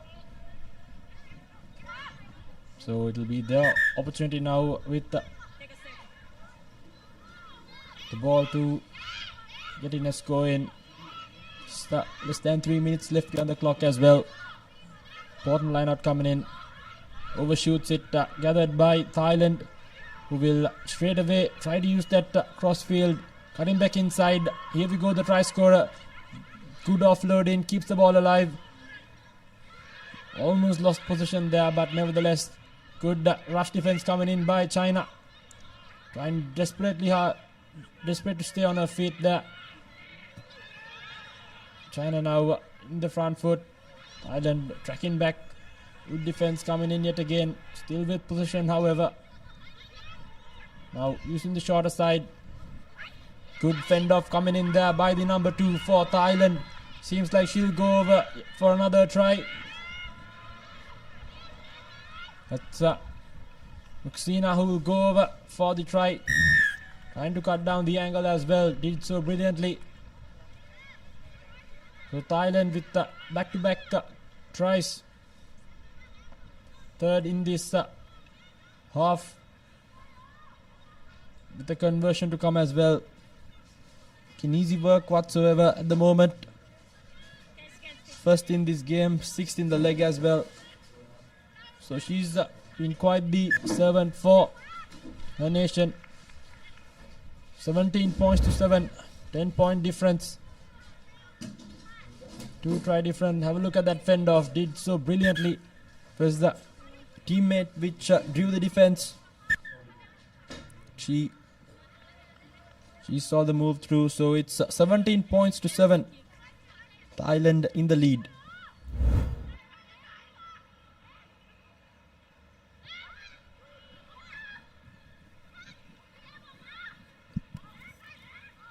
This time around the restart gathered, running laterally. Now changing in directions as well. Well up in the corner, moves the ball straight away. Keeps the ball alive to the number 65.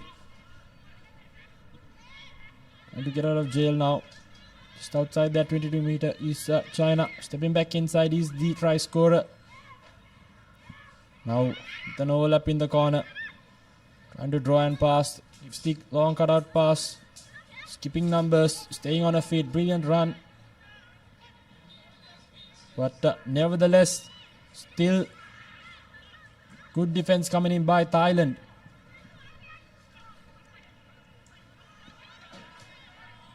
China now still inside their own half. 6th faced ball, but nevertheless good defense coming in. But this time around have drawn in the penalty, taken quickly. Now just on the halfway mark. Thailand has done brilliantly, keep the Chinese attack at bay, but another penalty conceded. It's that big no argue. This time around 2 players coming to take her down. 3rd penalty in a row. So Thailand now in the back foot. China now with the overlap in the corner. Gives the big fend. Keeps the ball alive. Almost will go over. I'd say here we go. The number 22 for China. Right before halftime. Comes out with another try. Got the difficult angle, but nevertheless 5 points on the board. Cuts the deficit down. Just 5 points did the number 22.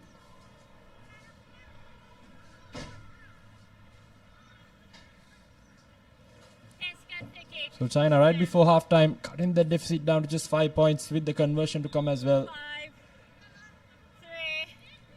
Thailand conceding back-to-back penalties at the end, conceding that try, which was a long time coming. So it's a half-time here at Racecourse. 17 points to 12. Just a 5-point difference between the two teams. Thailand going in with just 5-point lead.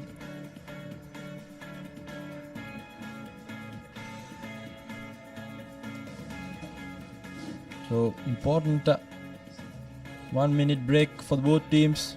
There we go, 17 points to 12. Thailand with a 5-point lead going into lemons.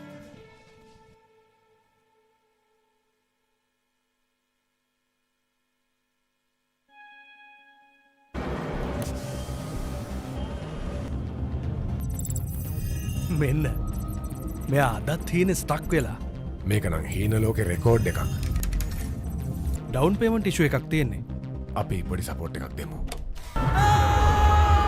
Electric vehicle එකක් ගන්න දී තන්නේ brand එක මොකක් වුණත් වාහනේ වටිනාකමින් 60% දක්වා leasing නම් කොම්බෑග් ලීසින් තමයි ඔබේ EV සිහිනය සැබෑ කරගන්න 13.16 අංකට කතා කරන්න. And welcome back to the Racecourse. It's the second cup semi-final in the women's segment. Thailand with a 5-point lead. Let's look at some of the highlights from that first half. Straight away from kickoff, Thailand opening their account. China quick to recover and strike back. Brilliant runs. A lot of potential shown by both teams. Thailand's handling skills have been quite exceptional, and the ability to beat defenders one-on-one has actually given them that 5-point lead as well. Again, the one-on-one contest has been fairly won by Thailand, which reflects on the scoreboard as well.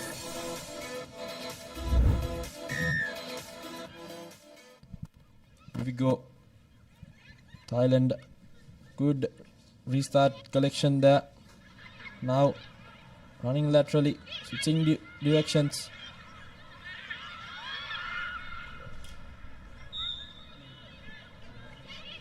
Good rush defense coming in there by China. Thailand still at bay inside their own 22, hoping to get out of jail as soon as possible. Now pushed back even further deep into their own half. Keeps the offload.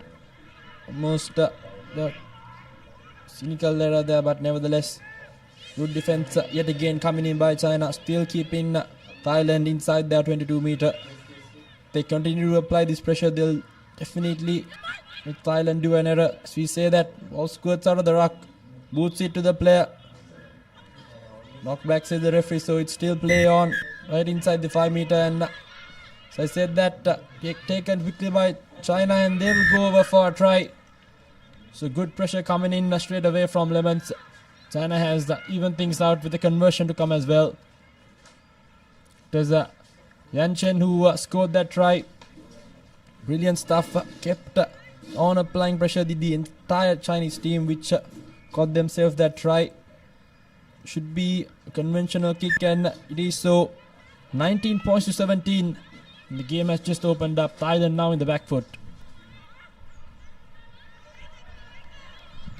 Just Thailand being under so much pressure, not being able to find footing in any of the rocks, and China's rush defense.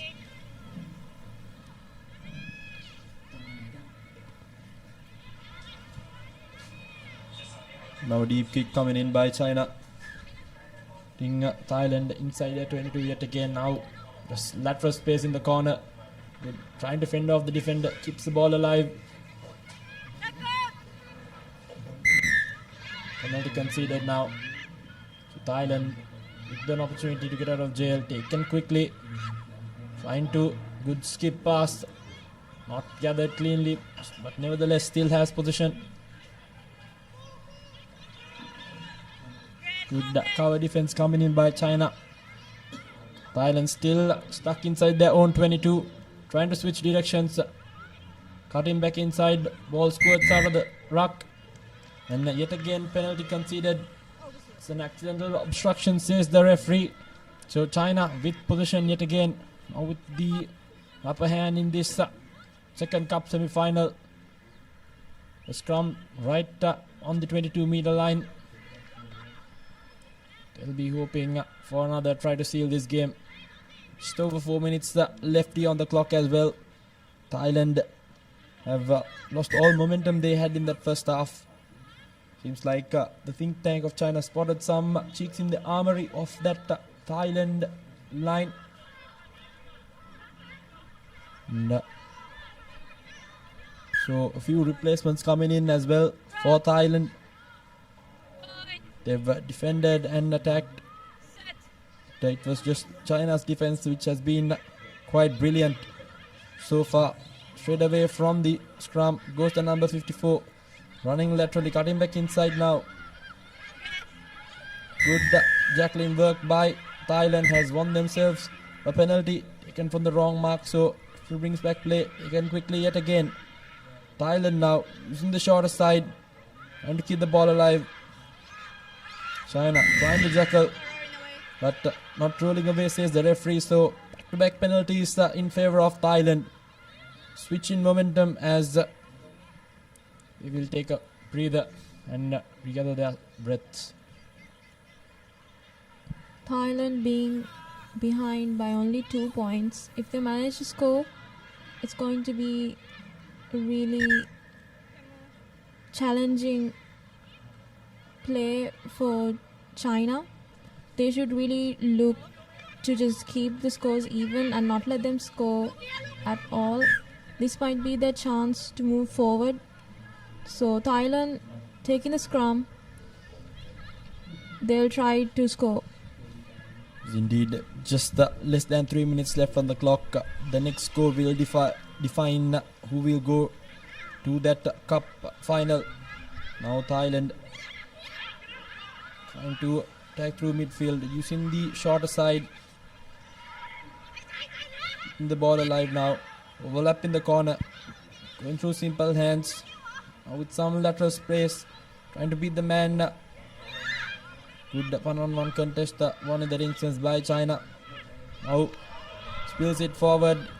Taken the loose ball is the Chinese player now in some space. Good cover defense coming in by Thailand. Keeps the ball alive to the number 69.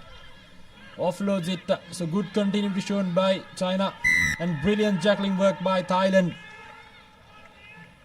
Nail biting stuff here. 2-point difference. Little over 2 minutes left on the clock. You can see some tired faces out there in the middle. Brilliant stuff it again by both teams. Thailand desperately hanging on. They'll need to get that ball back in hand if they were to at least put some pressure back on China, who has that slender 2-point lead in the moment. So time's been stopped as well. Seems like she gave it all in that final. Jacqueline work. Got the ball back for the team. Take a look at that replay. Brilliant stuff. Good technique. Good defense coming in by Thailand. 2-point difference between them. Now scrum down. All squirts out. Simple hands trying to create a face. Center field. Just outside their 5 meter. Looking for options. Chooses the short side. Gives the offload. Not going to the hands, but nevertheless Thailand. Some good desperate defense coming in by China. Again, now their backs against the wall. Gives the offload. Good defense coming in by China. Pushing Thailand one more deeper and deeper in. Good one-on-one contest. Fence off the first defense. Trying to push their play out into touch. Nevertheless, manages to stay inside. Good defense coming in by China yet again. Rushing in defense, keeping these Thailand players at bay. Now pushed back right into their 5 meter, but good fend off coming in by the number 6 for Thailand. Trying to step past the final defender. Now running into lateral space. Will she go over? Cover defense coming in for China. The number 16. Tired legs. Good defense. Brilliant save by China.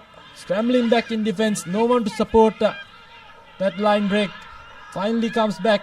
Now with ample of space in the far corner. Trying to move the ball across. Here we go now. The number 6. Good defense. China still holding on to that slender lead. Less than 30 seconds left on the clock. Penalty against China for finally coming offside. Thailand 2 point the difference. Time is almost over here on the clock. Final opportunity for Thailand. 2 point difference. What a brilliant second cup semi-final we have here on our hands. Opted to take the tap. Here we go. Final opportunity for Thailand. Cut down that deficit of just 2 points. China holding on desperately. Trying to beat that defender is the number 16 player. Yet again, good defense coming in by China.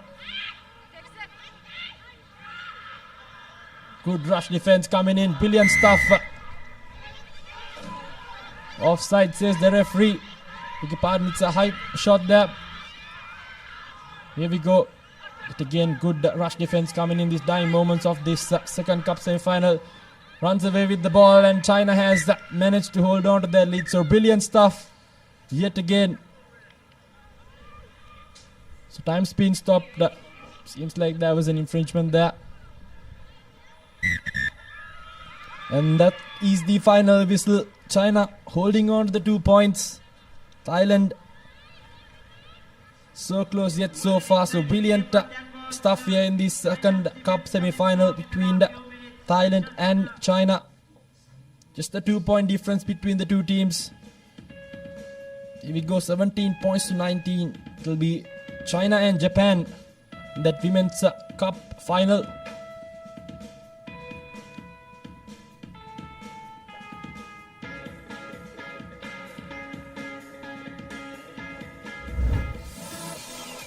See some of the highlights from that second half.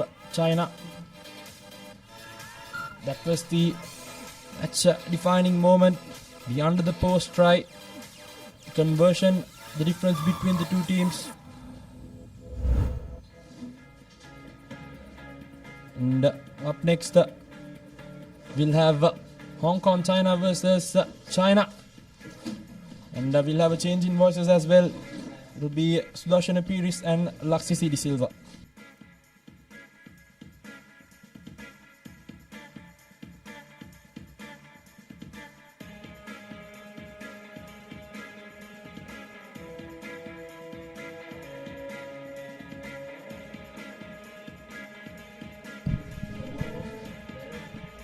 Business end of the tournament, Hong Kong taking on China in this first cup semi-final, and both these teams will want to make sure that they book their place in that final game of the day and not the one before that. Hong Kong have been absolutely fabulous throughout the tournament. They are extreme favourites to take the title, Laksisi, but China will be looking to bounce back from the heavy defeat that they had suffered at the hands of the host. Exactly, Sudarshana. Hong Kong, China. Of course, the favourites coming into this encounter. Yuki Tetsuka from Japan. He'll be the official for this first semi-final, the cup segment.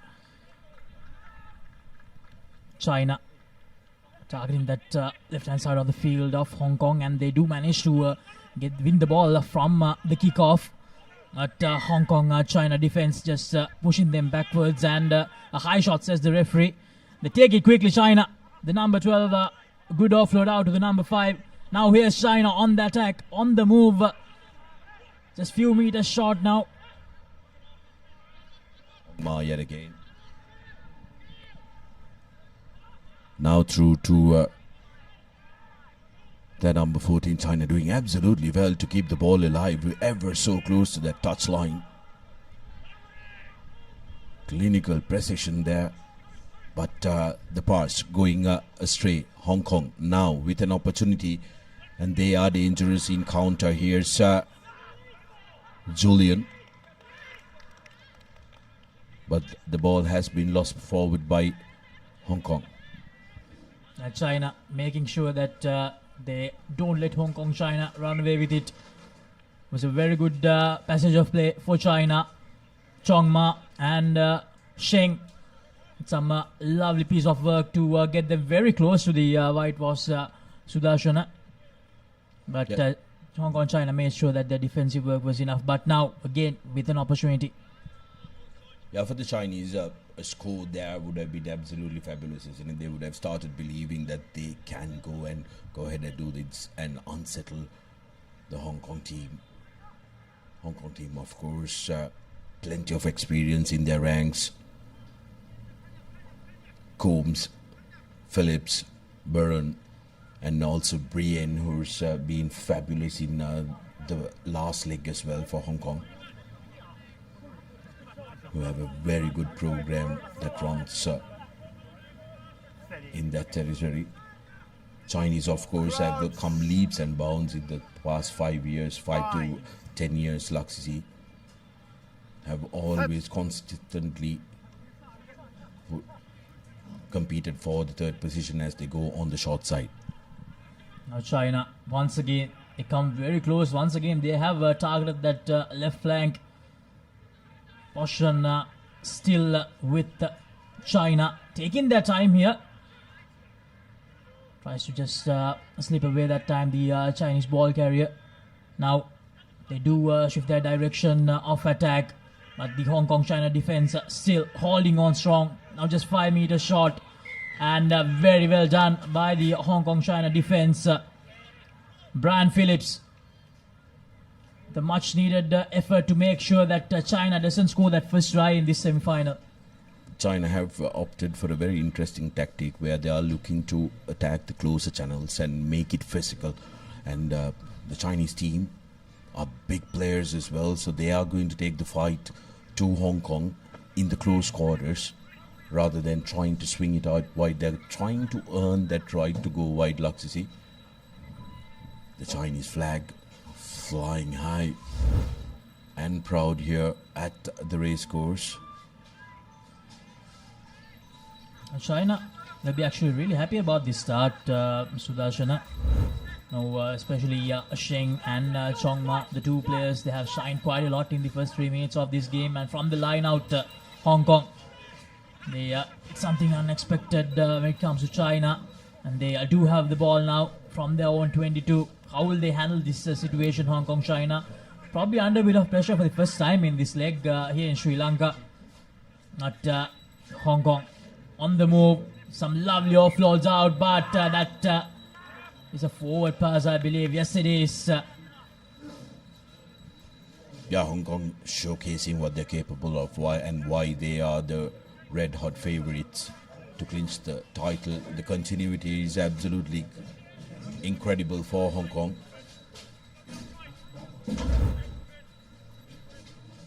Take a look at this. The players in support, the timing as well here. It was just because of that defensive work. But the pass was late, but opportunity for China now. China once again, here's the dangerous Chongma, but unfortunately China just unable to get it right. Obstruction, says the referee. Another opportunity missed by China. And when you're playing against a team like Hong Kong, China, Sudarshana, they need to make sure that they make every opportunity count. Can't afford to do these unforced errors. Here's that replay. They are making contact with that player straight away. It's going to be penalized. Chongma had his ears at his back, thought that he had an opportunity. But Hong Kong, interestingly, have opted to go for a scrum. They are looking for a set move here. Keep an eye out for Liam Herbert, who can be devastating from situations like this. This is Brian Phillips. Brian Phillips gives it out to Fong Kit Fung. And Fung will touch down for the first try. And just like that, Hong Kong, China, they get the first try of the first semi-final. That's why it's very important for a team like China to make sure they pounce on every opportunity they receive, Sudarshana. For a team like Hong Kong, China, they pounce on the little opportunity that they get. Fong can firm build like a military tank. Showcases the speed that he has as well, and Hong Kong China just like that, getting into the lead, 5-0. You cannot give them so many opportunities, Laksisi, and not take the opportunities that you get in their red zone. And that set move, textbook play, and they would have rehearsed this so many times on the training pitch and executing it to perfection. This Sayers and Fong combination has worked out brilliantly for Hong Kong throughout this tournament. Now China once again trying to pull out something from their own half after the restart. What can they do here? Now here's the big man for China, a powerhouse of a player. Has a lot of speed as well. He can surprise you with his speed as well. And now Hong Kong, as you mentioned earlier as well, if you give them even the slightest of sniffs, they will just pounce on it. And Fong will touch down for his second try. 10-0. Hong Kong China with the lead. Within seconds, Fong for his second, but lovely little touch from Phillips that time. He recognized that the ball was out from the ruck. It was free for all. Little dink and the beautiful pop to Fong for his second. Hong Kong really putting China under pressure. Despite China's extremely encouraging start, they haven't been able to get any points, and that is really hurting them. Take a look at this little pass. Brilliant, executed to perfection. And Fong says thank you very much. Gets the second for Hong Kong. China, the good collection of the restart. They need a try here. They need some points, Sudarshana, before that half-time hooter goes off. Can they do that? That's a big question. On the move again, China. This man has been dangerous so far. Probably needs a bit of more support from the rest. Chong Ma. Now, from left to right they go. Space is opening up. Now China. Will this be that first try? Yes, it will be. Shiwen Yi will score the first try. 5 points on the board. Exactly what the doctor ordered for China before going into the halftime break. This game is live now.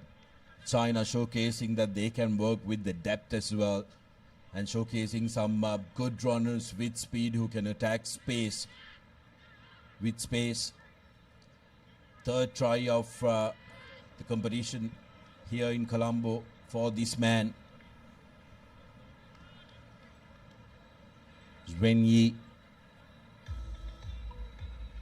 Can he make it a 3-point game? And the conversion is good. 7 points to 10. All to play for in the next half. China pulling it back for all that pressure that they put in the opening minutes, getting the reward at the very end. 10 points to 7. Hong Kong China with a slight 3-point buffer in this first semi-final. Don't go anywhere, folks. We have the second half action coming up. For passion, a competitive spirit. It's for those who do and want to keep doing. Ride real energy. Marina 888, the home of sports entertainment, with boosted odds, secure cash out, and unlimited rewards. Marina 888, where winners are born. Love rugby? Live rugby. Prima Kotumi Fun Tamari. Exclusive leasing options for unregistered vehicles from Commercial Bank.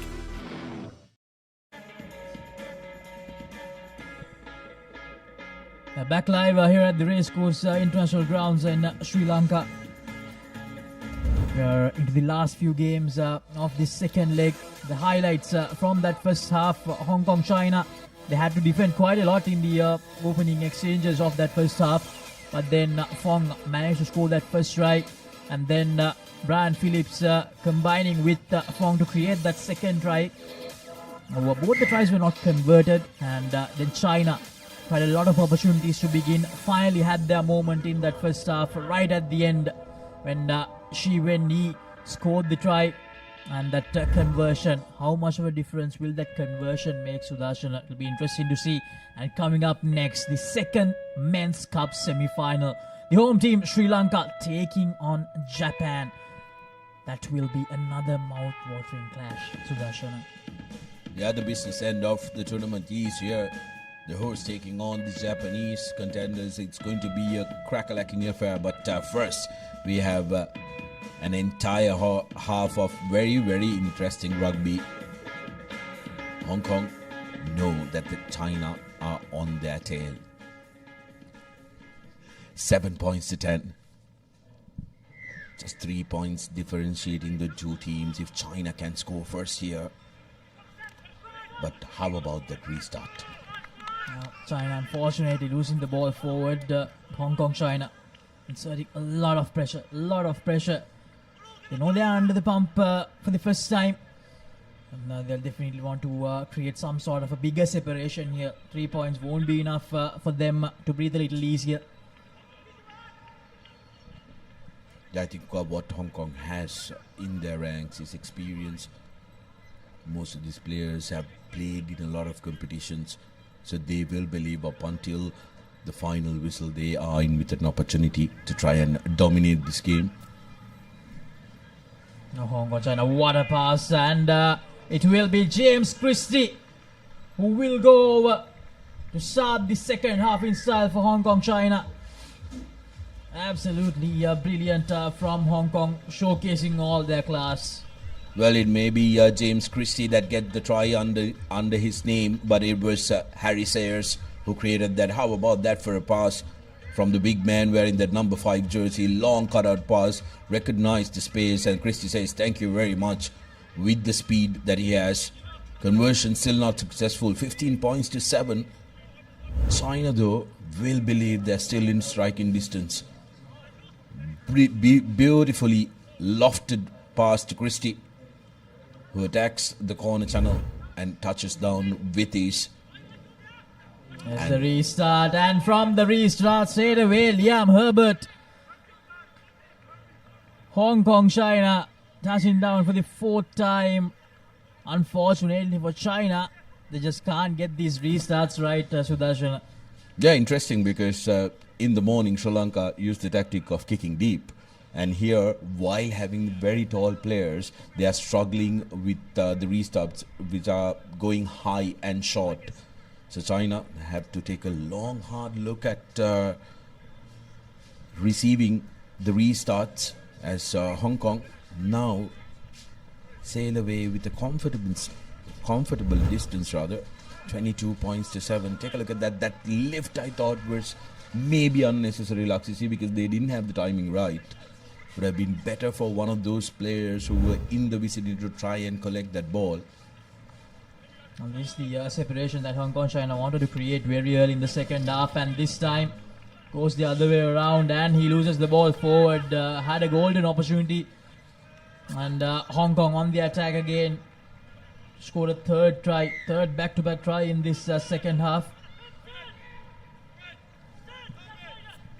Penalized to that time, the number 2 for Hong Kong.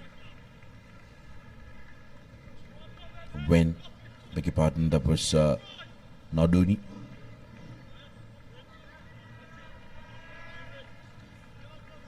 China may feel like they've been put out of the game, but will want to play for pride, Laxisi, because they know they have another game. Even if they are not going to make the cup final, they will want to finish third, which they did in their home leg. Opportunity for Sri Lanka, though, in the next game to finish higher, to secure a finish higher than they have. If they can win the next game, it will be confirmed that they are going to be either 1 or 2, which is going to be a mountainous task. But will need their best foot forward to beat Japan. China trying to pull out something out of the hat here, but almost look like Hong Kong, China may have just turned things around, but a knock forward gives China the opportunity. At ruck time, probably needs to be a bit quicker, China. Now from left to right they go. Is that long pass out? Tries to just squeeze through the defenders, and it's going to be a knock forward. Loses the ball forward, unfortunately for China. The number 9, Ying Yao Gao. Well, the score of 10 points to 7 now feels like eternity away. Laksisi, it was so very close. It was 10 points to 7. But Hong Kong steering away, using all their experience and also being clinical with possession in hand. And those restarts, they absolutely executed to perfection. China's restart troubles, putting them under pressure 2 games in a row. They will want to fix that in a hurry before that third playoff game if the score remains the same.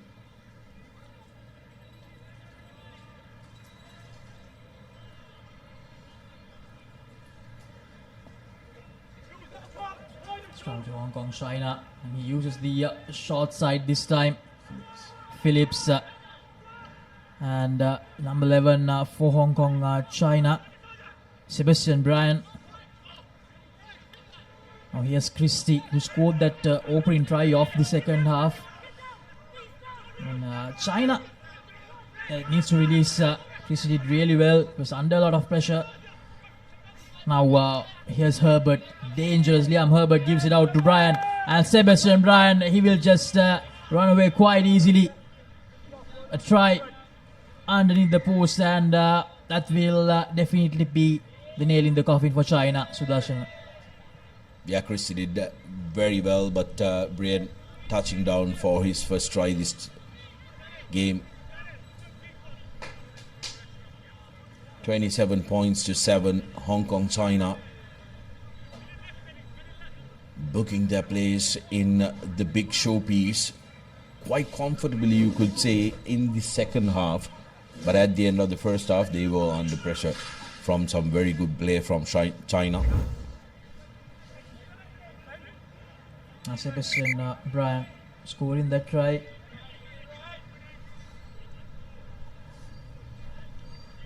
Now Hong Kong, China, once again they will end up as the champions or the runner-ups in this leg as well, after winning that first leg quite convincingly. Sudarshan. Now China, this time a lot better.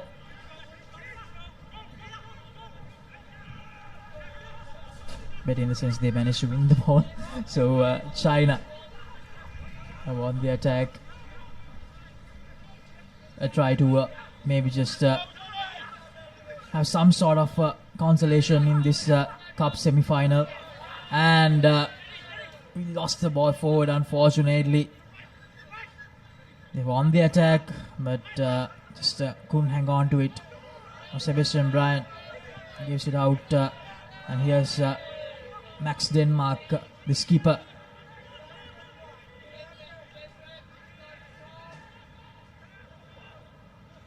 And China again with possession.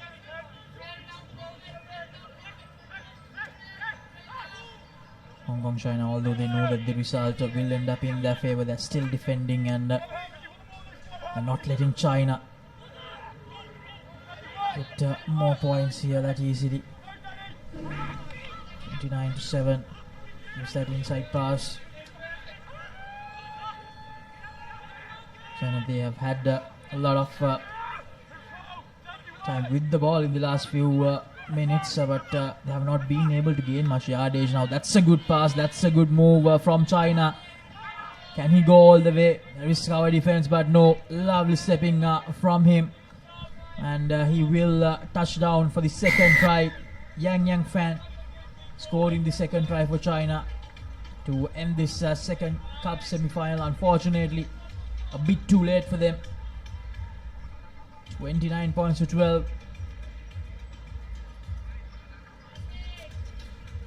China scoring one consolation try, but Hong Kong, China will be happy with their effort. Despite the early jitters in the first half, they came into the party in the second and have now booked their place in the final and at a shot of being undisputed champions of the series. Laksisi. Now the question remains, Sudarshana, who will challenge them? Will it be the home team Sri Lanka or will it be Japan? That's the full-time score confirmation. Hong Kong, China 29, China 12. Coming up next, the big semi-final clash, the second semi-final clash. Now, these are the highlights. This moment was a huge one. Sudarshana straight away off that first kick of the second half. Christie going over. Sayers was the man who created it, and then Herbert. All restarts that Hong Kong absolutely executed to perfection, and then easy running for Hong Kong once they got China reeling and chasing them. Rain touching down right underneath the post, which really did seal the game for Hong Kong. Up next, the host Sri Lanka taking on the Japanese here at Racecourse semi-final number 2 to find out who will face Hong Kong, China in that all-important final. Going to be a fiercely fought encounter. Japan definitely the favourites, but the local lads will be hoping they can deliver a big upset and a historic moment here at Racecourse. If I'm not wrong, Sri Lanka have never played in a final in this level, in this regional Asian championship, the 7th championship. So it's going to be a big moment for Sri Lanka. Here's Craig Chan from Hong Kong, China, the referee for this all-important second cup semi-final. Here's Srinath Suryabandara with the kick-off. And Sri Lanka with the advantage. Here's Kavindu Pereira. Gives it out to Chathra Soisa. Chathra Soisa had a brilliant game against China early in the morning. Akash Madhushankar. Srinath Suryabandara. Anushka Dange, who's actually starting in this encounter. Dialog Nayaka. Akash Madhushankar. To skipper Kavindu Pereira. Kavindu Pereira tries to find space, unable to do so. Chathra Soisa this time. Ekanayaka back to Suryabandara. Yes, Srinath Suryabandara searching for space, goes for that little grubber kick. Washing the hands of the Japanese skipper. Now it's very important what Sri Lanka do from here. Akash Madhushankar with a thumping tackle. Great defensive work yet again, taking a lead from their performance in the morning. They have realized that their defensive pressure is going to create opportunities for them. And Suryabandar that time going for his boot, but the tackle coming in, isolating the chaser. But take a look at this brilliant, perfect timing. Him rushing up, put the player in two minds, whether to pass or hold on to the ball. And Akash Madhushankar doing brilliantly well. Sri Lanka with a good start. Can they capitalize, get that all-important first score? Jansen feeds the ball in. Srinath Suryabandar. Sit to Jansen again. Jansen trying to just squeeze through that little space. Shuri access the scrum half. Akash Madhushankar. Akash Madhushankar gives an inside pass to Kavindu Pereira. Diluksha Dange rather. Sri Lanka still in position. Here's Chathra Soisa. Suryabandara back to Jansen. Here's Kavindu Pereira. Kavindu Pereira, the skipper, once again trying to squeeze through but unable to do so. Good defensive work from Japan as well. Chathra Soisa. Spotted a little gap. Here's Jansen. Madhushankar again. Forces a little bit. Akash Madhushankar gives an inside pass once again to Ekanayaka. Dinal Ekanayaka slips up a little bit, but the ball still with Sri Lanka. Srinath Suryabandara put under a bit of pressure this time, but still going. Srinath Suryabandara. Akash Madhushankar unfortunately loses the ball forward. Sri Lanka struggling to penetrate that gate line defensively. Japan showing up, and take a look at that counter and the timing. Dange was lucky that he didn't get penalized for his hand on the ground, but that little dink, that's the experience of the Japanese keeper coming through. Scrum in favor of China in a very good position. Japan. Pick up on Japan. Japan with the chance to attack now. And that's good. Brilliant for Sri Lanka, but Japan, not so good for them. They lose the ball forward again. Sri Lanka with another opportunity at the halfway mark. Brilliant scenes. Lovely shot there. Two fans from Sri Lanka and Japan cheering their teams together. Pressure put by Surya Bandara, forcing that error coming through. Opportunity for Sri Lanka now. Jansen with the feed. An important scrum in the whole context of the game. Jansen gives offload out to Srinath Surya Bandara. Surya Bandara trying to find space. Good tackle that time from Japan, and unfortunately penalized for holding on. Now Japan on the move. Akash Madhushankar once again good with the defensive effort. The best of passes, and this keeper, the Lokshadangirada, the brilliant tackle that time. Searching for options. Japan, the big man, tries to squeeze through, but still the Sri Lankan defensive line holding on strong, and that's brilliant. Once again a turnover. Sri Lanka, they get the penalty. That's the defensive work that Sri Lanka are banking on. All of them putting their hands up and making sure that they make the one-on-one tackles. Sri Lanka, though, will want to try and shift this possession to the opposite end of the field. They've been banked up in their own half for a little too long, as Soisa carries the ball for Sri Lanka, making it available. Quick ball available for Jansen, who takes a little bit time. Quick penalty awarded for holding on, quickly taken by Japanese. Now Japan, a golden opportunity for them, a gap opening up, but again brilliant. The ankle tap right on time, and again holding on, brilliantly done by Srinath Surya Bandara. He takes it quickly. Ilukshadangir with a brilliant tackle. Now here's Akash Madhushankar. Akash Madhushankar fends off that Japanese tackler. Gives the pass out. Here's Dilukshadangir. He needs support. The support arrives in the form of Akash Madhushankar. Srinath Surya Bandara to Chatura Soisa.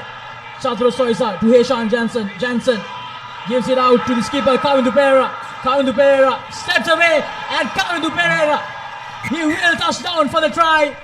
The first try in the second semi-final, and the home team, they get the job done, and it's the skipper Kavindu Pereira. What a time to score his first try in this second leg, Sudarshan.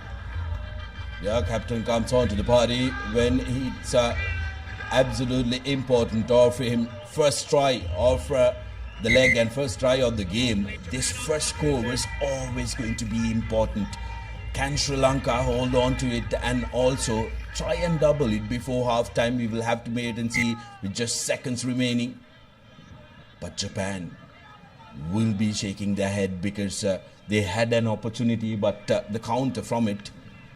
Ishan Jansen that time really boshing the kick. 5 points to 0 is the score. The horse will be the happier lot. Take a look at the replay. Surya Bandara spreading it out wide.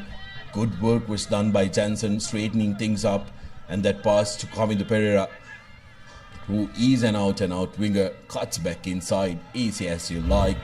The kicker would have appreciated an easier angle, but the restart from Sri Lanka collected by Japan, who will look to try and get a try. Big strong carry with a big man coming in support as well. They will want some score penalty, as the Sri Lankan defender did not roll away. That time it was Chatura Soisa who was lazily getting up, interfering with the ball coming out. Opportunity now for Japan, who have called for a scrum. Can Sri Lanka prevent Japan from going over the line here? That will have a huge say in the final result of this game, Sudarshana. Japan, they desperately need a try here to push Sri Lanka back a little bit. Sri Lanka's defensive effort has been top-notch so far. Can they change that, Japan? In the past 20 to 30 minutes, sun has really come out here in Colombo after about 4 to 5 days. Like to see. Now here's an opportunity at the halfback for Japan. Space now in the corner, and they will go all the way, the Japanese, to Suka. Touching down for Japan for the equalizer. With the buzzer already gone, Japanese equalizing and making sure there is nothing separating the host team and them going into the second half. They can start afresh. Can they go into the lead with the conversion to come? But it was a very well executed move. That's why they wanted to go for the scrum. Latisi, everybody knew what was coming, and the halfback really making work difficult. Good attempt but doesn't find the direction, Japan. So the scores will remain at 5 points all at half time, and all to play for in the second.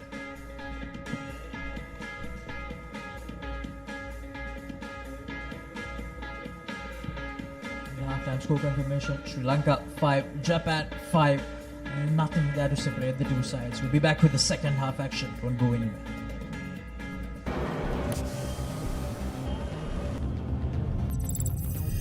මෙන්න මෙයා අදත් හීන stuck වෙලා මේක නම් හීන ලෝකෙ record එකක්.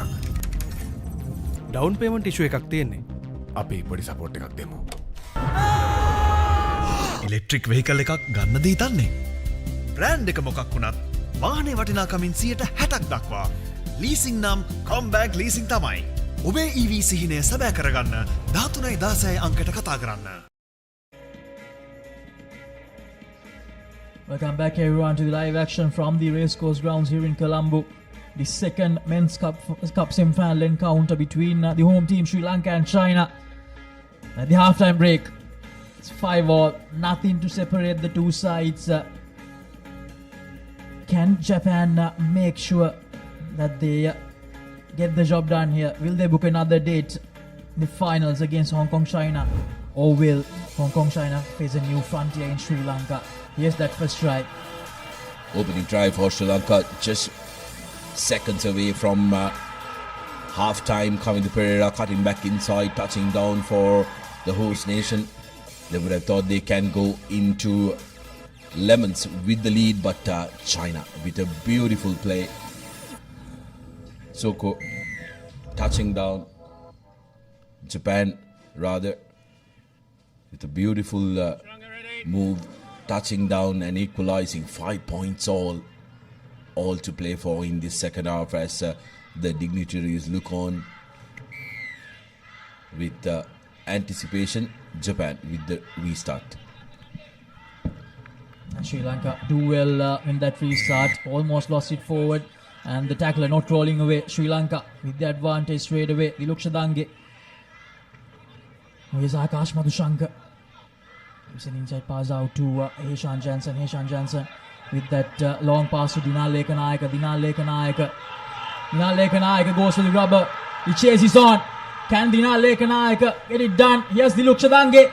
Diluk Shadange needs to make the collection, and the Japanese player had no option to kick it out. It will be a 5-meter scrum. The opportunity still with Sri Lanka. Some very good play there. Well won restart by Sri Lanka, and Dange coming on to the party, and then Dinal Lekanayaka recognizing that there was space on the outside, cut across, but Dange coming back in support is what created this opportunity for Sri Lanka. Suranga Tegnakon has been substituted and will want to try and make a change here. Sri Lanka with an opportunity 5 meters out from the try line. Jansen with that long cutout pass. Take a look at what Ekanayaka does. Goes on the outside, and he knows he has the pace. Back in school, the footballing skills not really coming into the party there.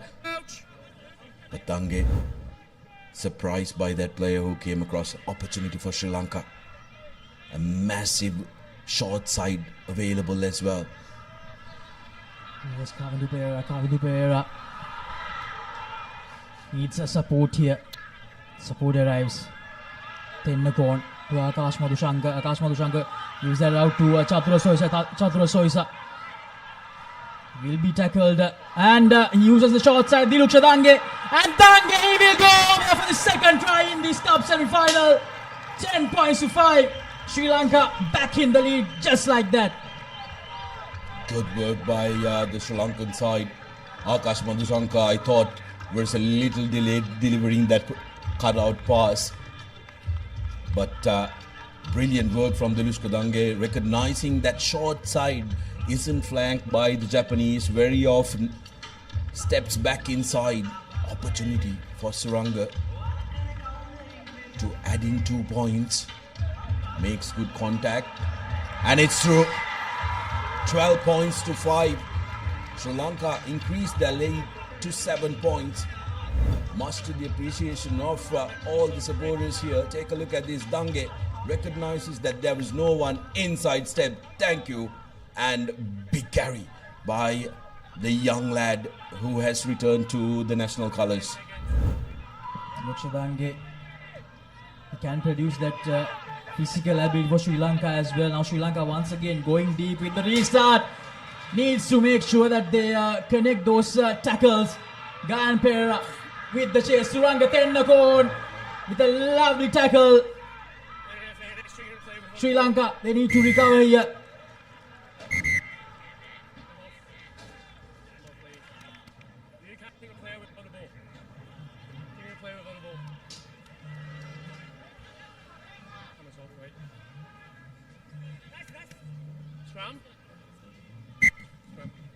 And unfortunate for Sri Lanka, a yellow card to Gayan Pera, and they'll have to play the next minute with just 6 men on the park.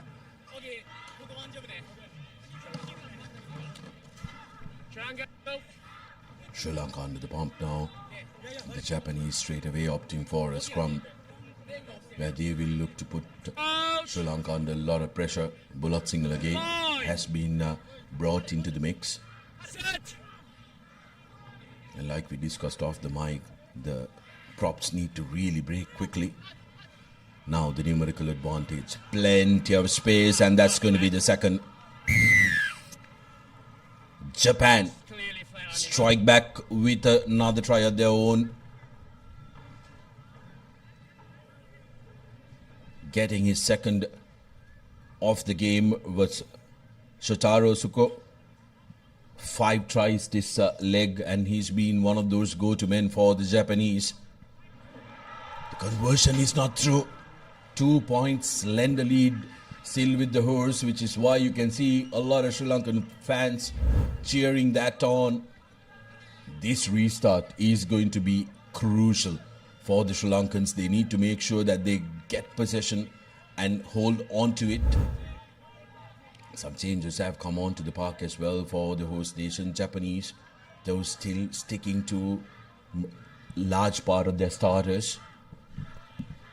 Here's the restart. Good collection. Very well done from Sri Lanka. Needs to release. Putting a lot of pressure. Japan, Akash Madhushankar. Lovely fend off there. Rehan Bulat Singhal again. Twist it out. And that little opportunity to grab and unfortunately Bulat Singhal again needs to release the ball a lot quicker. Now Japan with the chance. Very well done, Sri Lanka. And now the numbers disadvantage again will play a huge part. Unfortunate for Sri Lanka, and that will be another try for Japan. Yeah, the hat-trick for Shotaro Tsuko. Touching down for his 3rd try this game and increases his tally to 6, and Japan just like that getting in front, 15 points to 12. Sri Lanka guilty of not being respectful for the position that they have. They're trying to be a little over-eager. Now restored to their original number. Can Japan increase the lead to 5 points with this conversion? A difficult one for them. And the conversion is not successful as well, so 3 points difference between the two sides as we take a look at the corner flag try by Shotaro, his 3rd of the game. Japan scoring 2 tries in that little moment where Sri Lanka had to play with the numbers disadvantage. Very well gathered again. Sri Lanka brilliant in the restarts. Yes, Rehan Bulat Singhal again. Suranga Tennakon again goes a little grubber, goes for the kick and chase option. Needs to insert pressure here. Sri Lanka do insert pressure. And advantage in favor of Japan. Will this be the moment that decides the fate of this game? Will he go for a 4th try? Srinath Surya Bandara, the brilliant tackle, and Sri Lanka They do get the penalty for holding on. Srinath Surya Bandara take above. What a moment in this game. What a chase, Sudarshan. The oldest man in the Sri Lankan outfit giving chase, not giving up. A lad who has scored 3 tries already being caught by Srinath Surya Bandara. Here's Akash Madhushankar. This could be the last roll of the dice for Sri Lanka. Chatara Soisa going in. ThePapare has come onto the field. Surya Bandara dropping it cold that time. And that is full time, says the referee. There's still 1 minute left on the clock. Not quite sure if that's the right decision from the referee.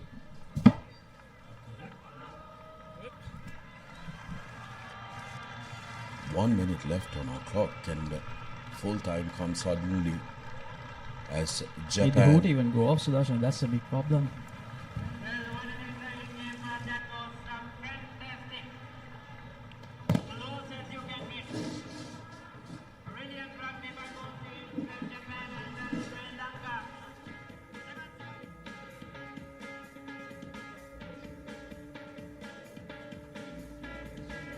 That's the full-time score confirmation. Japan 15, Sri Lanka 12.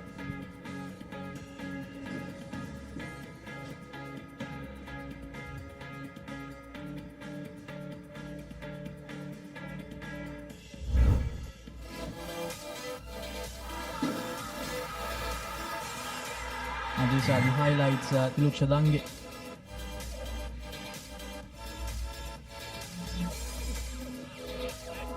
And then Japan making use of that opportunity to score 2 tries with the numbers advantage.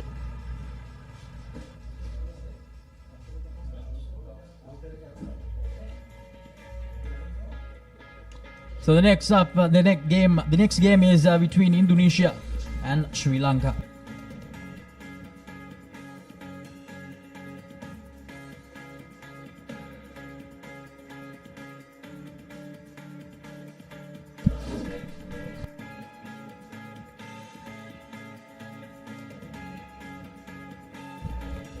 That's Sri Lanka taking on Indonesia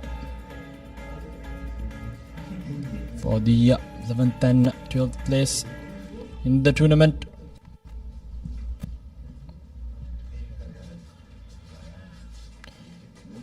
So quite a brilliant finish to that second cup semi-final. Sri Lanka going down in the hands of Japan. So it will be the cup finals in the men's division. Hong Kong, China versus Japan.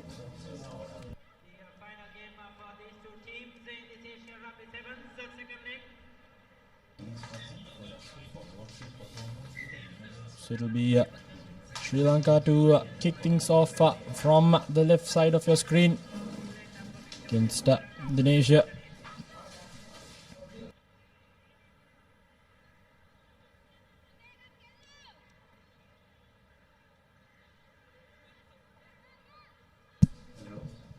Sri Lanka side, final game for them. It's been a tournament to forget. They can end this 7th series on a high with a victory over Indonesia. They also been another team still winless in this tournament. It's yet to find their mark in the tournament. Both these teams playing for the 11th and 12th place. Now Indonesia with position inside their own half. Moving it straight away back deep. Good rush defense, but missed tackles coming in. So it's Indonesia now running away with the ball. Some cover defense coming in and will get a hold of her. Sri Lanka scrambling back in defense, trying to regroup. Again, good back-to-back tackles coming in. It's a high shot there, so it's a penalty against them. Now Indonesia with the opportunity to open the scoring. Rush defense coming in by Sri Lanka. With an overlap in the corner now. Draws and passes. It's time for the number 8 of Indonesia to finish it through, but good defense coming in yet again by Sri Lanka. who's now in desperate need of some good defense. Indonesia attacking the short fringes, picking and going, drawing in as much as defense, but so it's a penalty yet again against Sri Lanka.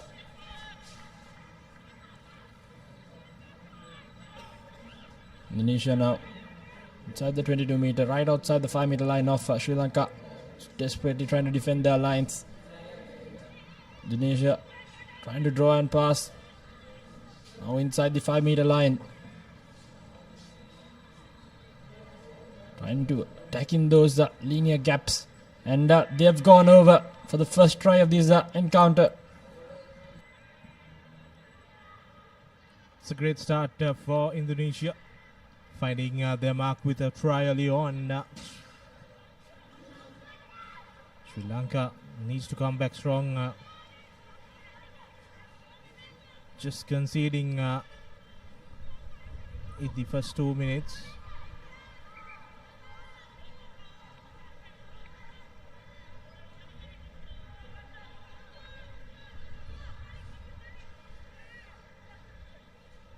Well done, his conversion.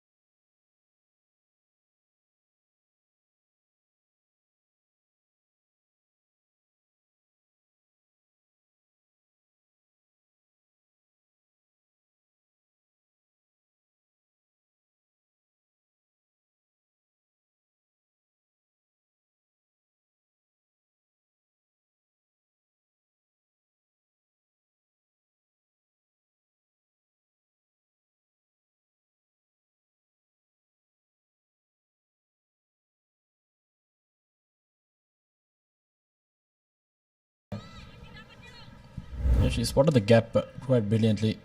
Now an important restart for both these two teams. Indonesia 2 points deficit for them. Good collection there. Kind of applying pressure. Coming up in defense. Very well marked tackle yet again. But unfortunately a bit too high for the referee's liking. It'll be a penalty now. Taken the tap. Trying to barge her way through. Just the number one. It's the offload. Almost lost possession of the ball. In fact, it's a penalty now for Sri Lanka. Taken quickly by number 7, Charan Lianage, who will draw and pass and give it to the try scorer. She'll go over for her second. Brilliant stuff by Sri Lanka. Pouncing on their opportunity with absolute ease.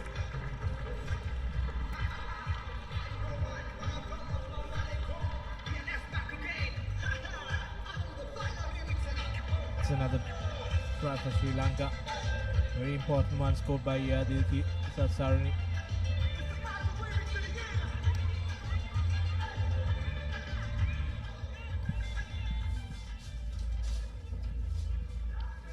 The conversion is good also, so the score will go on to 14 points.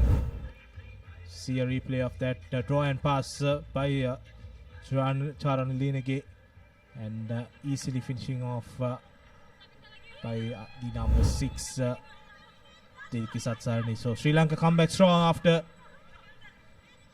the two after giving away an early try. They got 2 converted tries to their tally, now 14-5. We are in the last few minutes of the first half. Did manage to get the ball from that restart, but turned over well by Indonesia. Is now trying to get out of their own 22. It's a 12, about 9-point deficit as well.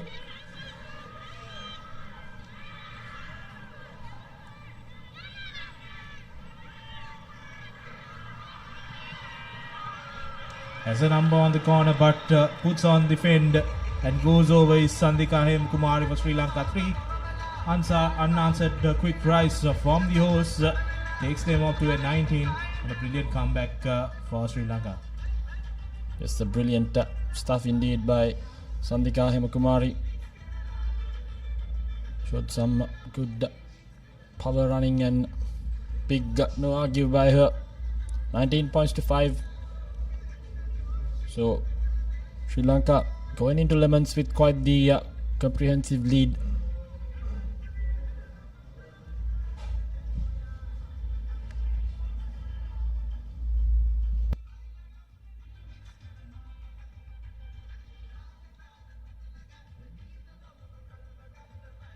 Conversion is not successful, so the score will remain at 90-5 as we head into half time. Brilliant comeback from Sri Lanka. The halftime confirmation: Indonesia 5, Sri Lanka 19. And we'll come back with the second half action.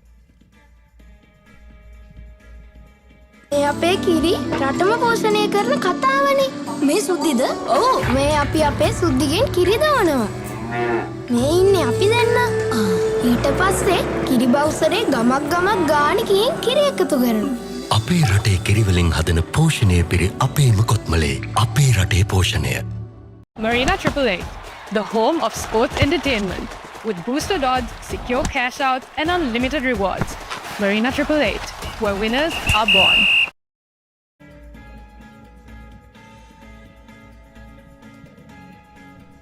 Back live from Racecourse. First half highlights. Indonesia opened the scoring the first half. Sri Lanka then came back strong with tries. 3 tries for them. First one came from Vijay Tilaka. She went over. Then Satsarani going over. Quick succession just before half time. They managed to get their third one, and this a brilliant try from Hemakumari. In that wind, showing her power and going over. So a 14-point lead, Sri Lanka. As we are all set for the second half action. It's Indonesia now. Important restart for them. It's vital that they regather, but opted to kick it deep. Didn't grab it first time around, so it will be a scrum down now in favor of Indonesia. Exactly what they wanted. Right inside the 22 meter of Sri Lanka. They'll be hoping to get a score in. Trying to cut down their deficit. 14-point difference between them and the host.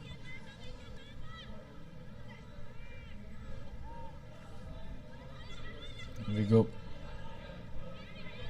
Indonesia now trying to create some space in the far corner. Does the number 8 with ease, just burns past the defense. Straight away goes over for the try. So good comeback from Indonesia in this second half.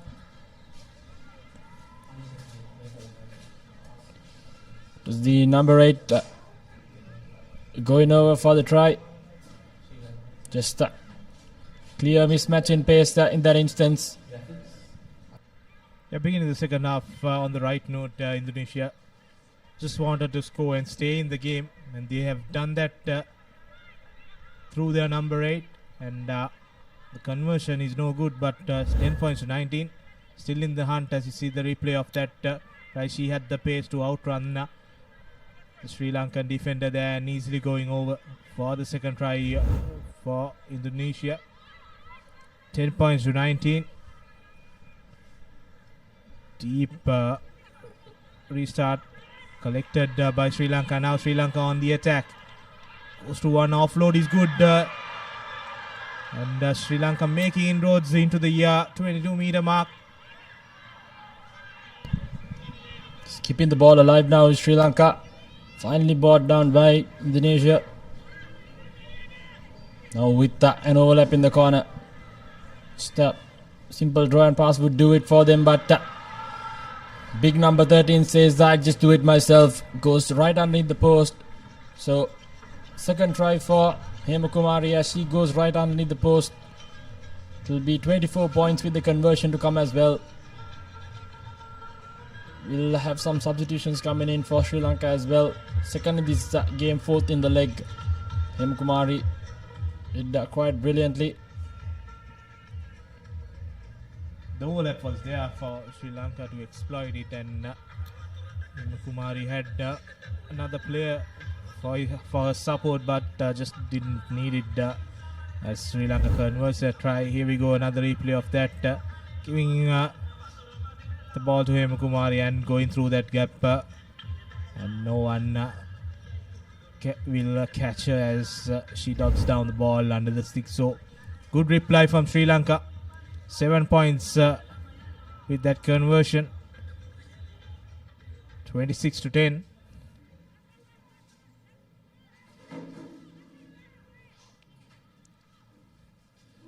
Restart collected by Indonesia and makes that fumble with the tackle. Sri Lanka now playing with advantage. Goes to the corner, cuts back in and goes over for the second try. Sri Lanka. For that's Dilki Satsarni goes over for her second, and Sri Lanka continue to pile on the points. Just quite the dominating performance in the second half as well from Sri Lanka, pouncing on that loose ball. Can Indonesia pay for their mistakes with dividends, with a conversion to come as well? Sri Lanka secured that 11th place in the tournament. So with the conversion to come as well. Unsuccessful, but nevertheless Sri Lanka quite the comprehensive lead now. The few minutes left here on the clock as well.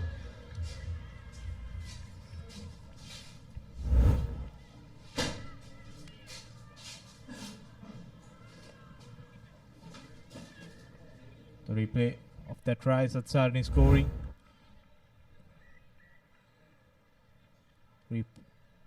Conceded earlier on, but came back strongly in this first half, and same pattern continuing in the second half as well. 10 points to 31, commanding win for Sri Lanka. 2 more minutes more for them to end this tournament on a high. They were 9th in China, but this time have to settle in 11th place after that narrow defeat for Malaysia. Now Indonesia making strides, still going strong. She's brought down near the 40-meter mark. Sri Lanka trying to make a counteract, but no good, and she's isolated with 3 Sri Lankan defenders, but still they managed to take the ball out. And now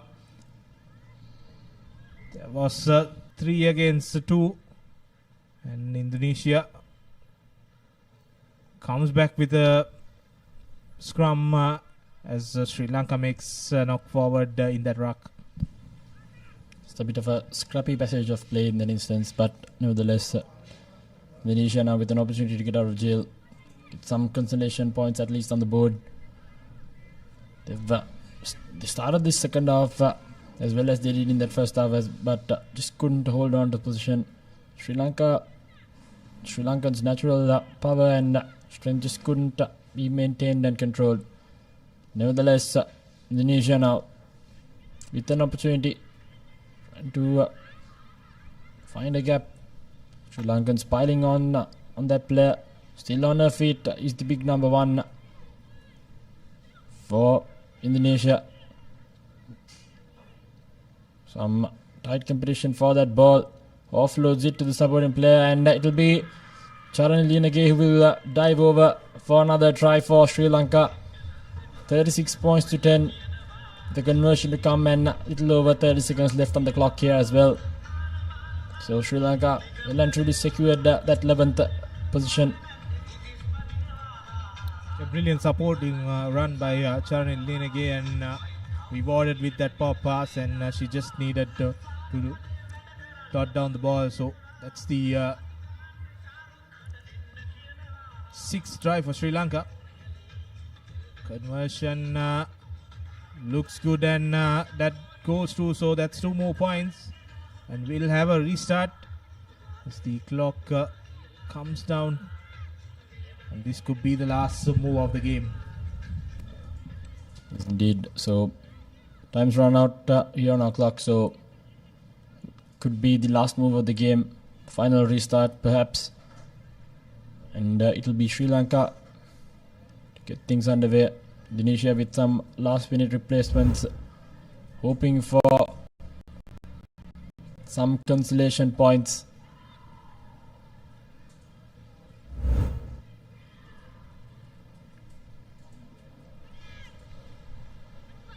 Here we go.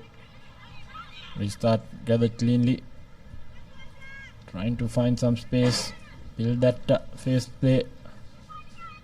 Indonesia now. The ball to that to their number 1. Favored pass, not the ideal stuff. Gives that offload. Space on the outside. Just have to beat the defender. Some desperate defense coming in from Sri Lanka in the lateral areas of the ground. Good counter-attacking, but not from coming in from the side, says the referee. So a penalty for Indonesia taken quickly. Drops it goal, so it will be the final whistle and the final move of the game. Sri Lanka winning this 38 points to 10, securing 38 points to 10 victory. And final game for them as well. And now it's the that's the full-time crowd formation. Indonesia 10 points, Sri Lanka 38. And a win at the last game for the hosts. The expected position to win, but we'll take some positives out of this tournament and improve their game going forward as we see the highlights of the second half. Indonesia, as they did in the first, opened the scoring, and then Sri Lanka came back strongly. And from there onwards, there was no stopping Sri Lanka. They went on to score 3 tries in the second half. Beautiful cutback in try from Diliki. And to end the game, Charnilianage going over for the last try for Sri Lanka.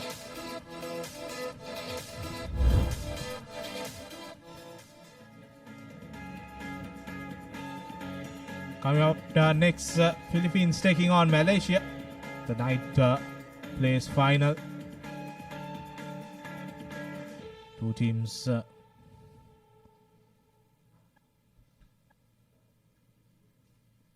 who won the semi-finals of this 9th place. The two teams, Philippines and Malaysia.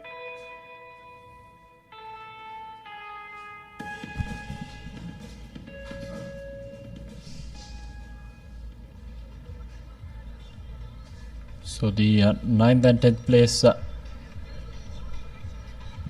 they're off, and it's Shankar Bekun to officiate this game.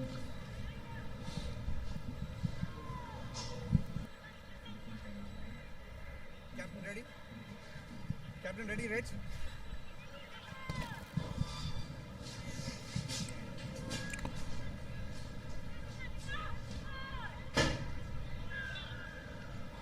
So we're moments away from kicking things off.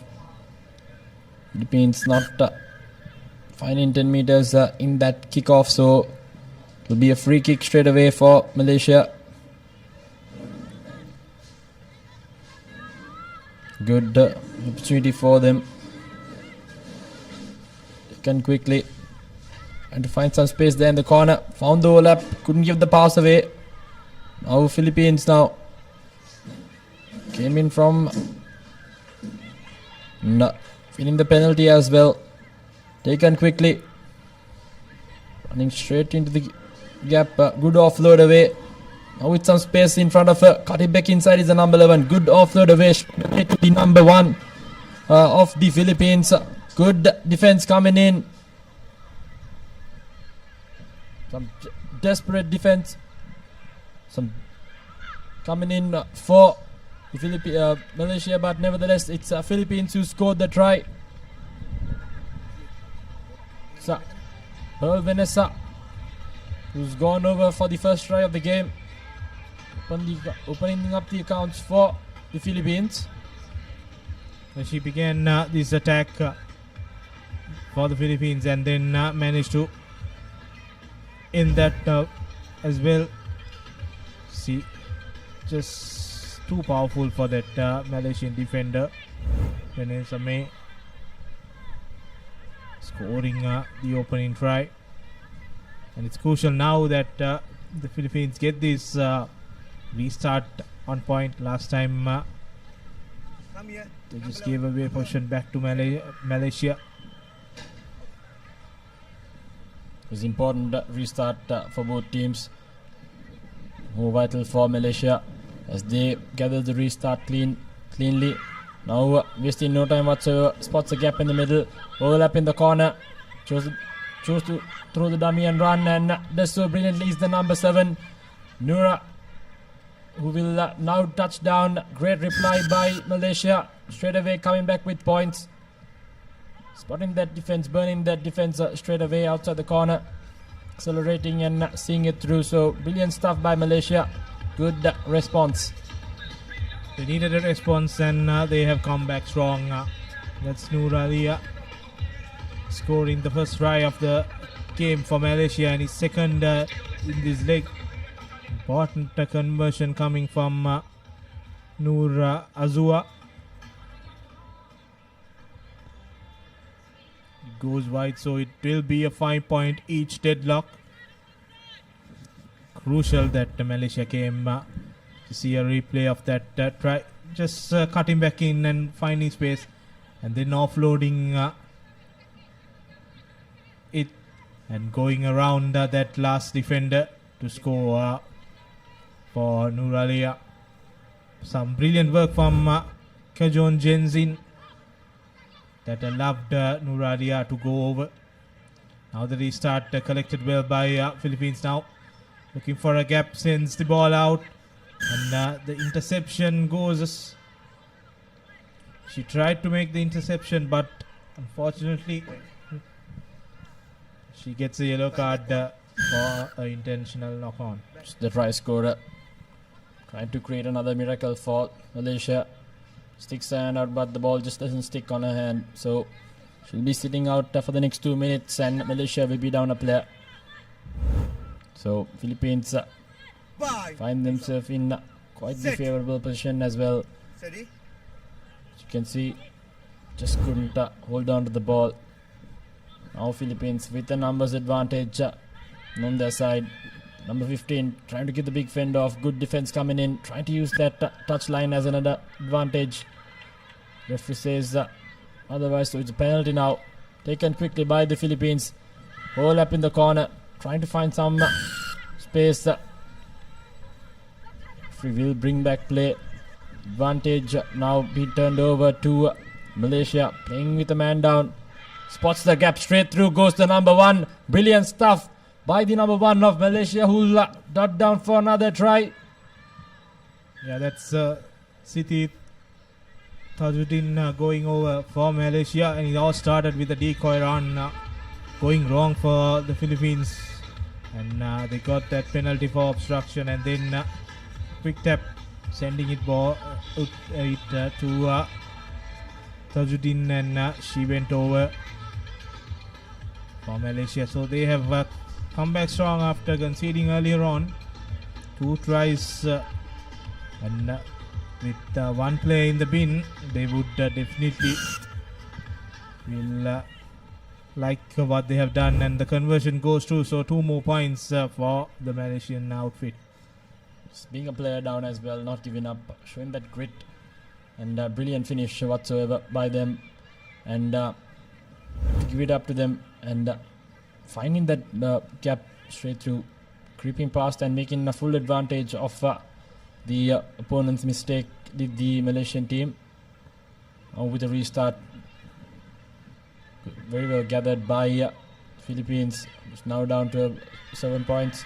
Who just fends off the defense is the number 15, trying to run around Malaysia, tracking back in defense, running laterally, impulse of space, trying to beat that final defender. Brought down finally.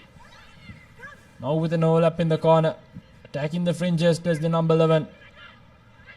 Impulse of space out wide, deciding to use the short side. Some desperate defense yet again by Malaysia, trying to stay in this game. Now, receive overlap in the corner. Heaps of lateral space, but cutting back inside is the number 13, who will go over for another try straight underneath the post. That's the Lauren of the Philippines, cutting back that deficit. It's just 2-point difference with the conversion to come as well. 30 seconds left on the clock. Brilliant reply by the Philippines, using that advantage to their best fit. Here we go, the conversion now goes through, so it's a stalemate. 12 points all, as we just have a couple of seconds here left on the clock. It's a brilliant move started by the number 15 Vanessa, and now easily sending the ball towards Lorien, and she just cuts back in and goes through that gap to go over under the post, and she added the conversion herself also.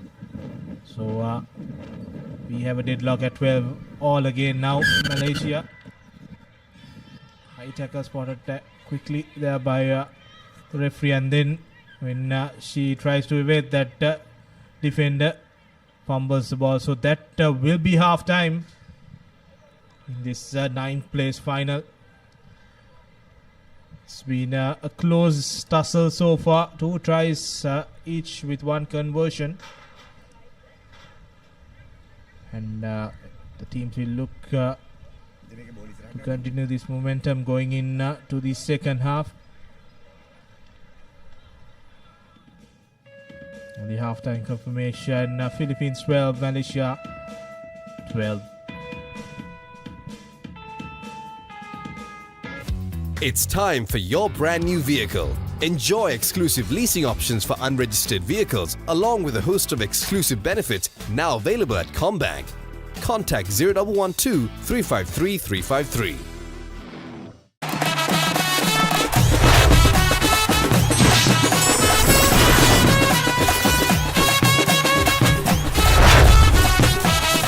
Love rugby. Live rugby. Prima Kotumi. Fun tamai.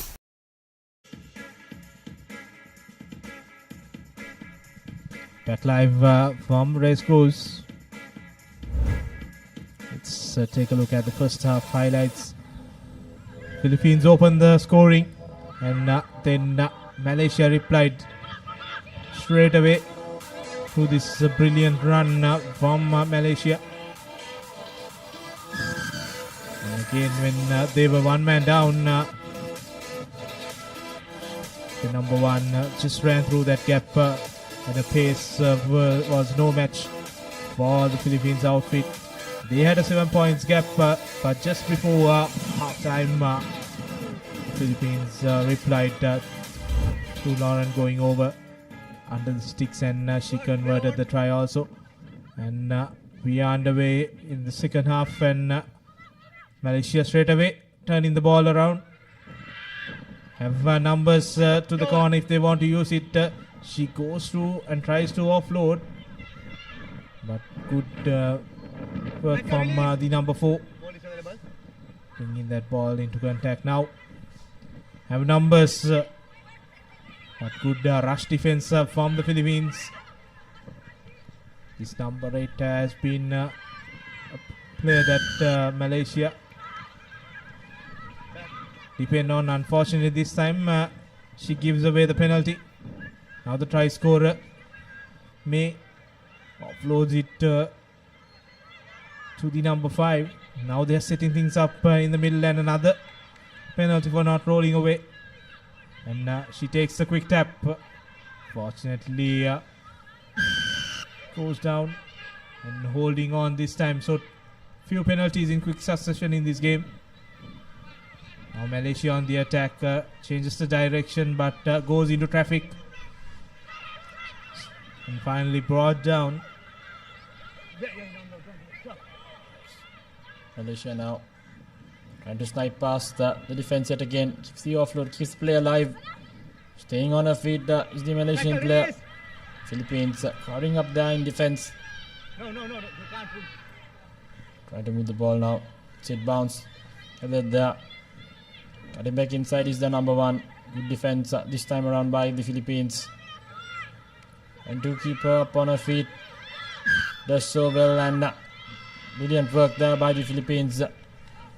Ganging up in that tackle.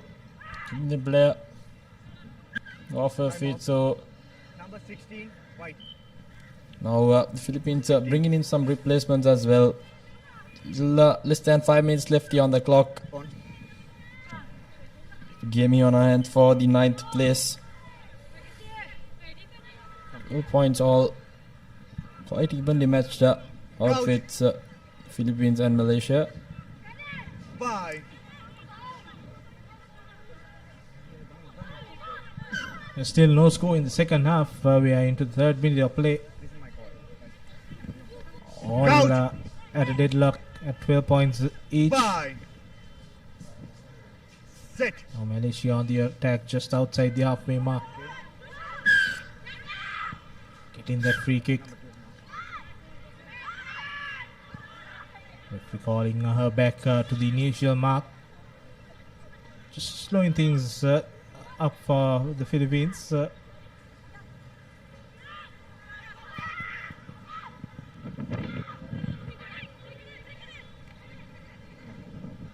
Playing in close quarters now, needs to spread this ball wide, but the number 13 decides to cut back in. That's Lorian, the try scorer. So Malaysia with some good defense now, with some space there in the far corner. Cutting back inside, trying to push her into the touchline. 3 players now getting up there. She manages to stay inside play. Coming up in defense does the Malaysians. Trying to offload. Good no-look pass. Still alive. So now the Philippines breaking past the first tackle. Desperate defense coming in by Malaysia. And Philippines have come up there with the position of the ball. So brilliant stuff. Penalty now in fact taken quickly by Malaysia. So the referee will bring back play because it wasn't taken from the correct mark. But nevertheless, some good defense coming in by Malaysia. Time off. A little over 3 minutes left here on the clock as well. Yeah, that's some brilliant work there by the Malaysian number 8 Noor Azua scored a try, and to see another replay. Put in that desperate tackle, and then Sitin Sadujin turning the ball over. And we did not have any advantage, so if we wanted to bring back play. Seems like there seems to be a slight injury concern there for number 1 of Malaysia. Seems like a small ankle roll. Nevertheless, time's been turned back on, so it'll be a scrum down now. Inside the 22 meter. Malaysia opted to run. So just less than 3 minutes left here on the clock here as well. Both teams stalemate of just 12 points each. It's a free kick now for Malaysia, taken quickly. Taking the spaces now, finds herself in a good gap. Accelerates straight past through her defense. No one is gonna come cover, stop her, so she'll go over for the try. That's the number 7 for Malaysia. Brilliant stuff yet again by Nuralia. Second try in this game has been the difference between her team and the opponents. Brilliant stuff. Second in this match, third in the leg, so she showed up when her team needed it the most. Just over 2 minutes left here on the clock. Spotted that gap brilliantly. Quite identical to the first try she scored as well. Good acceleration and finish. The conversion successful as well. So 19 points, 12.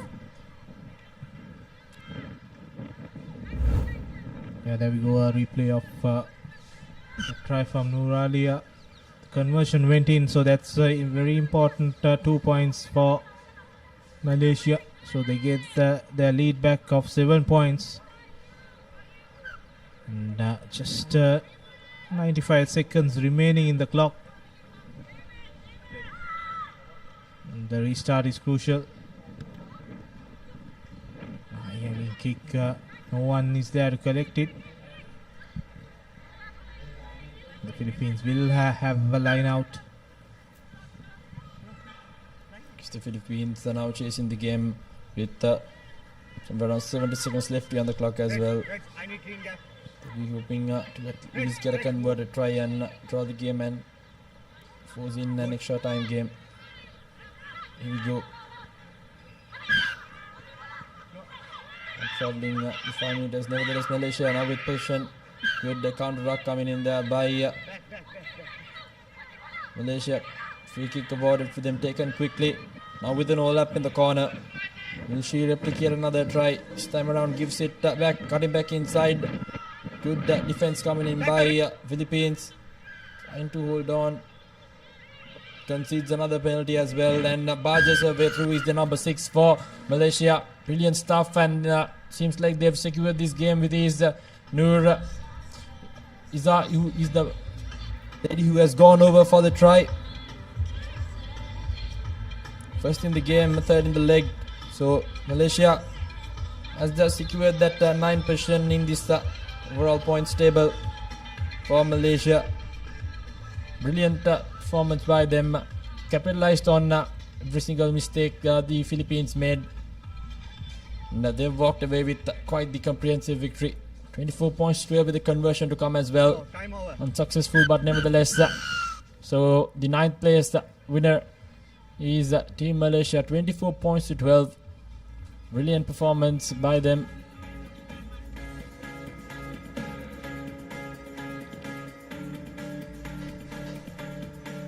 So it's the 9th place for Malaysia, 10th for the Philippines, 11th for Sri Lanka.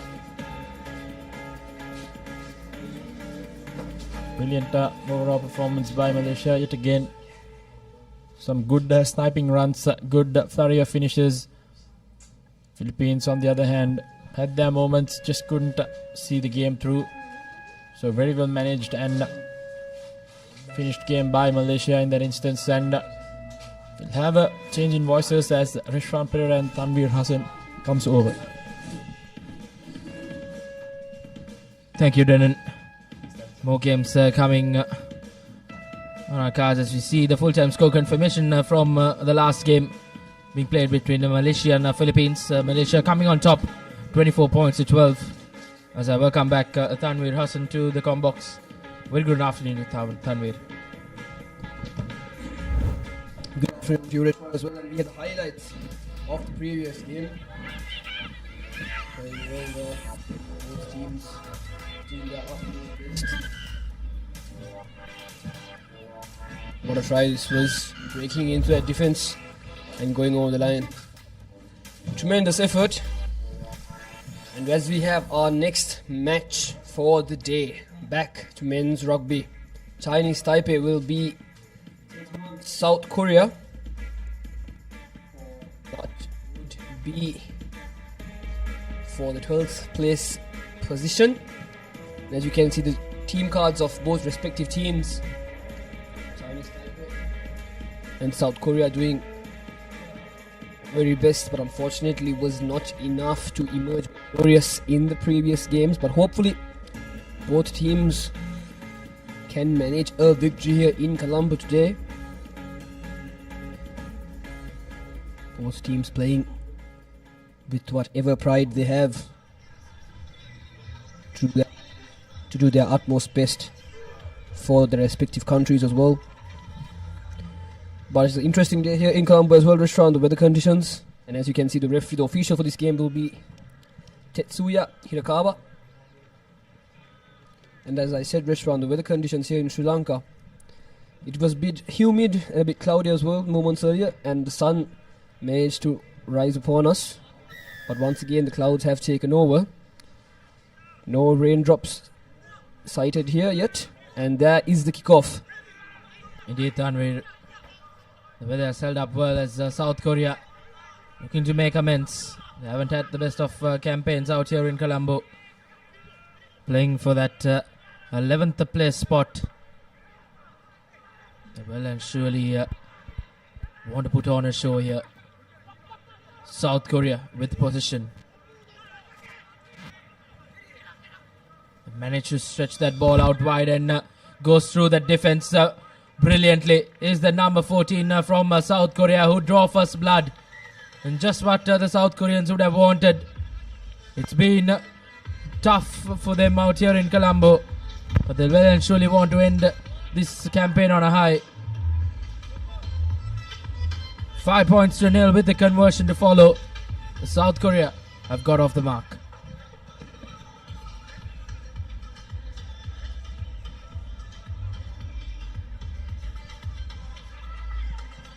And converted cleanly. Converted cleanly for South Korea. So they will be leading by 7 points. And here is that try from the corner. Steps back in. Beats the defender. And makes his way right under the post to make the kick taker. Converted cleanly as well. So South Korea will be leading in this game. 7 points to nil against Chinese Taipei. Well collected from the kickoff. But unfortunately not being able to keep it at hand. Chinese Taipei now doing whatever they can to keep the ball in position. Right now they are in the attacking position. Number 7 to the number 4. Sends it wide to the corner, but unfortunately number 8 of Chinese Taipei not being able to control the ball in his hands.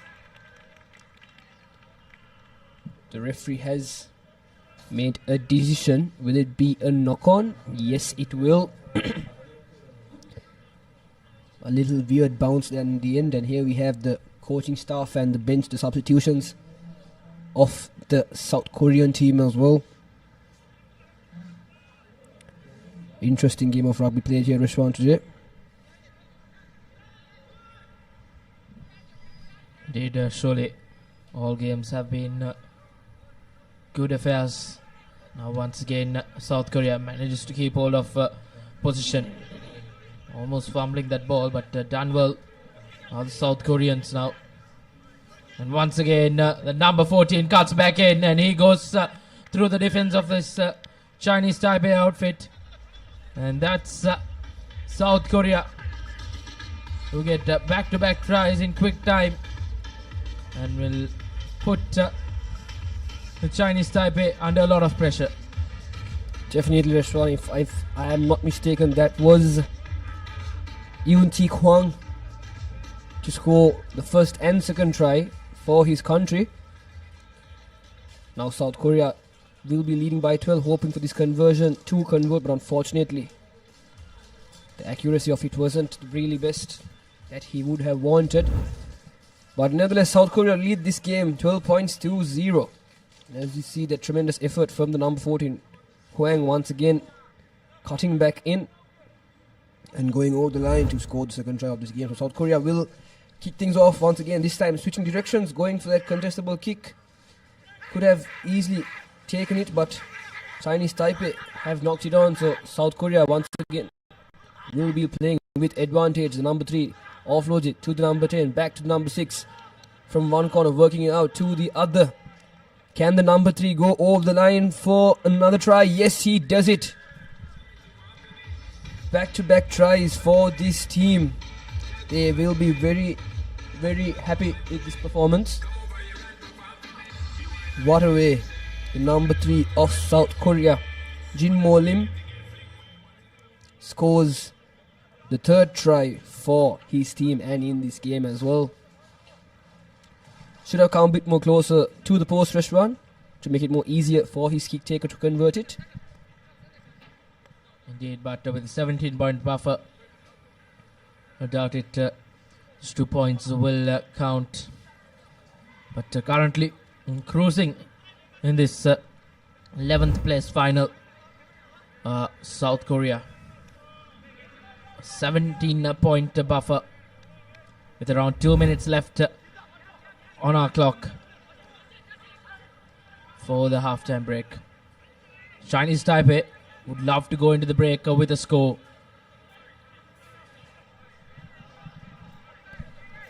Definitely Reshwan, Chinese Taipei now in the attacking position, something we haven't seen yet in this game. Goes for a small boot there over the South Koreans' heads. He thought the ball will bounce back to his position, but unfortunately it bounces the other way that he expected. So South Korea once again in the attack.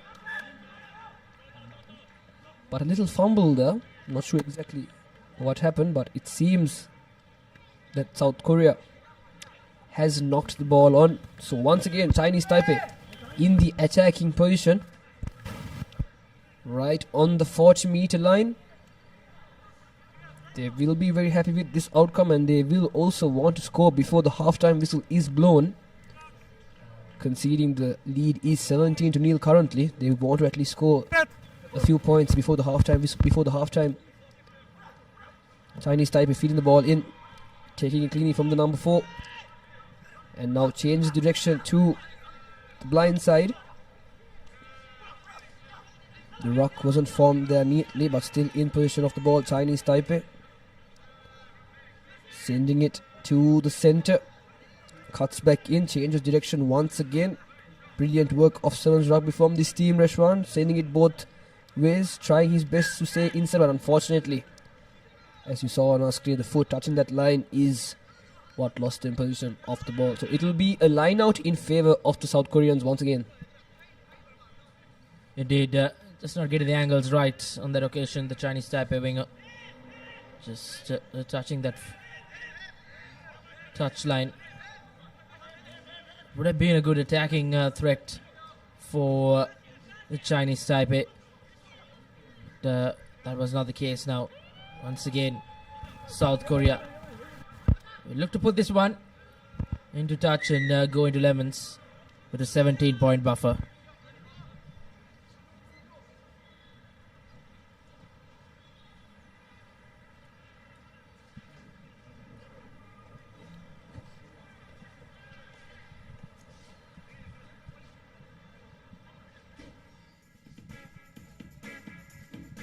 Been a tough 7 minutes for Chinese Taipei, but South Korea have really played well. 17-0 reads the score at halftime.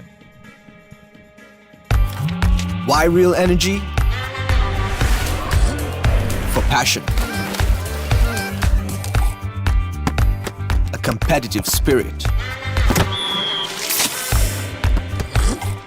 For life on the move. To work hard and play hard too. Real energy is for the night owls, the hard workers. It's for those who do and want to keep doing. Right, real energy.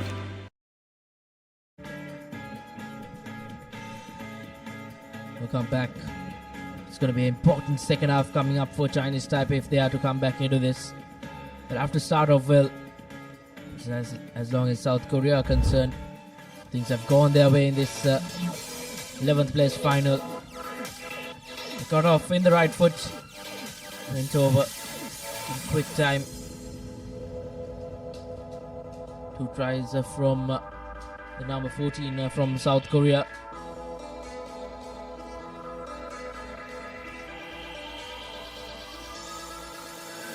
And being best of campaigns for the South Koreans. They look to finish on a high as the next game coming up, the men's 9th place final, Malaysia taking on Uzbekistan. Yes, Restaurant, it will be the last game for both these teams respectively, South Korea versus Chinese Taipei. The winner will finish this tournament in the 11th place position, and the loser will be finishing on the 12th place position, so both teams will want the victory to come on top in the leaderboard. But nevertheless, South Korea with the kickoff, but unfortunately not making the 10 meters, so Chinese Taipei will be awarded a free kick at the center of the field once again. Going for a scissor at the center. Dummies through one. Passes to the second man, having that overlap advantage. Sends it to the corner. Takes it back and sends it back to who is number 12. Goes for a little boot there, reading that space in the corner, but unfortunately couldn't connect it cleanly, so that will be a knock forward.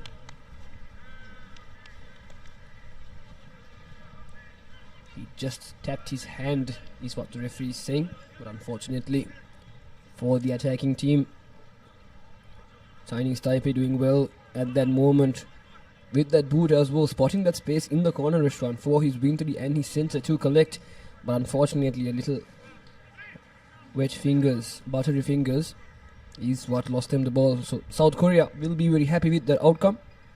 Having a scrum in their danger zone, they will want to run it forward or maybe kick it to the back once again. Let's see what they have in store for us. Going to the corner is the previous try scored, number 14, now beating two defenders. Just one more man to beat. Can he make it all the way? Cutting in, running in crisscross.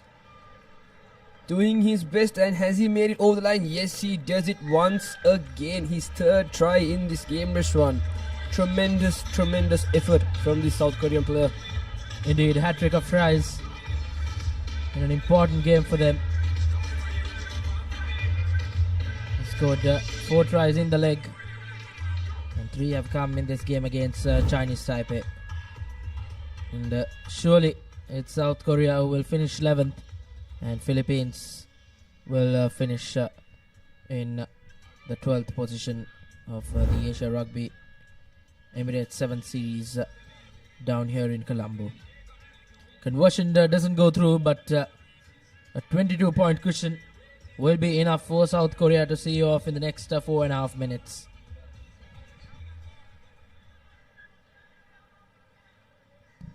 Definitely, Rish.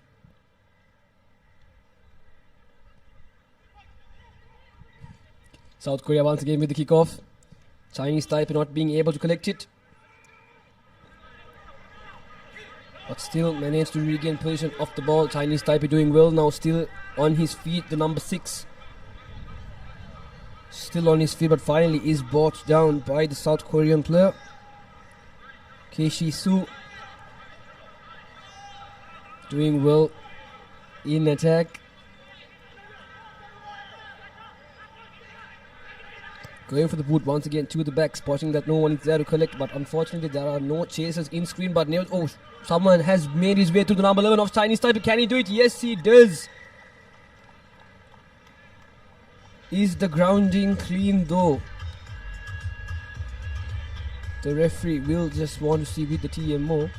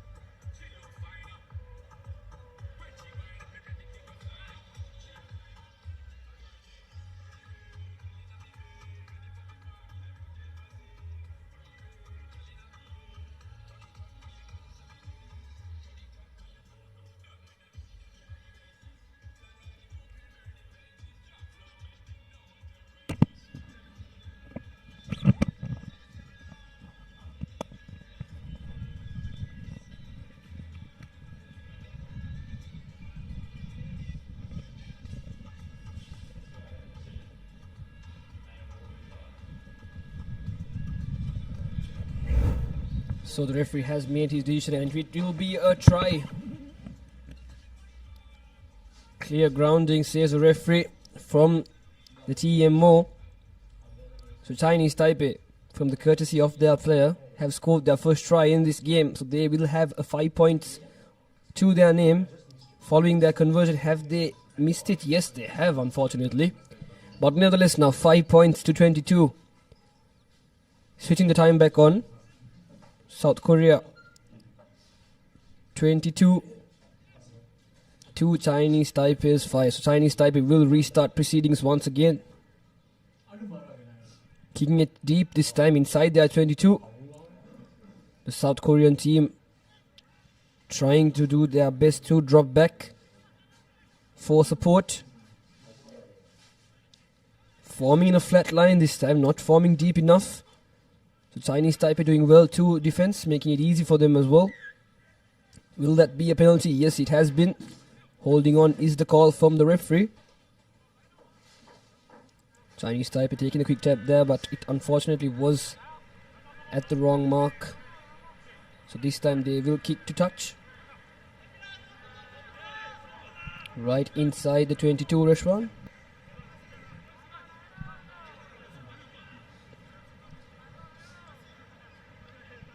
Line out in favor of Chinese Taipei.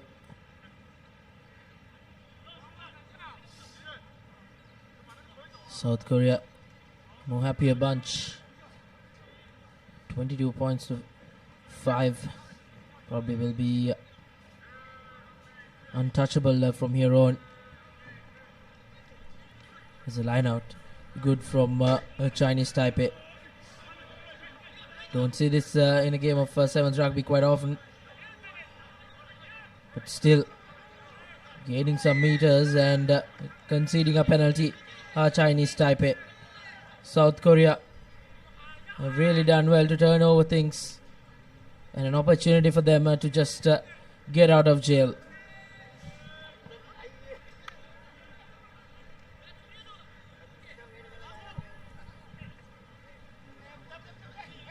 A line out now in favor for the Koreans. Getting that get out of jail opportunity after opportunity in courtesy of the Chinese Taipei team. Just 1 minute and 50 seconds remaining on our clock in this game for the 11th and 12th place position. Chinese Taipei once again in the attack, forming flat still. Goes that inside pass, but unfortunately is knocked on. Chinese Taipei once again in the attacking position.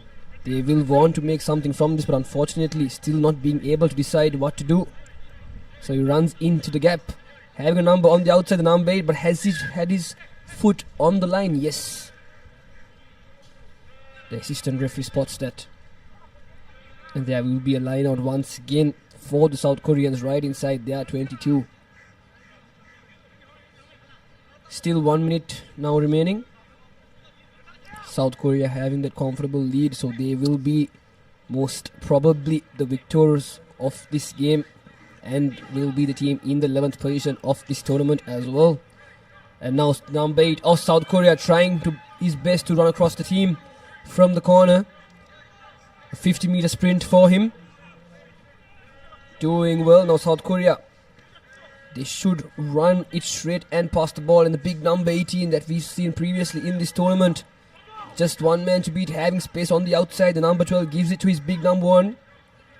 Cuts back in, beats 1, 2, 3 defenders. Looks for support, finds it, passes it to the corner.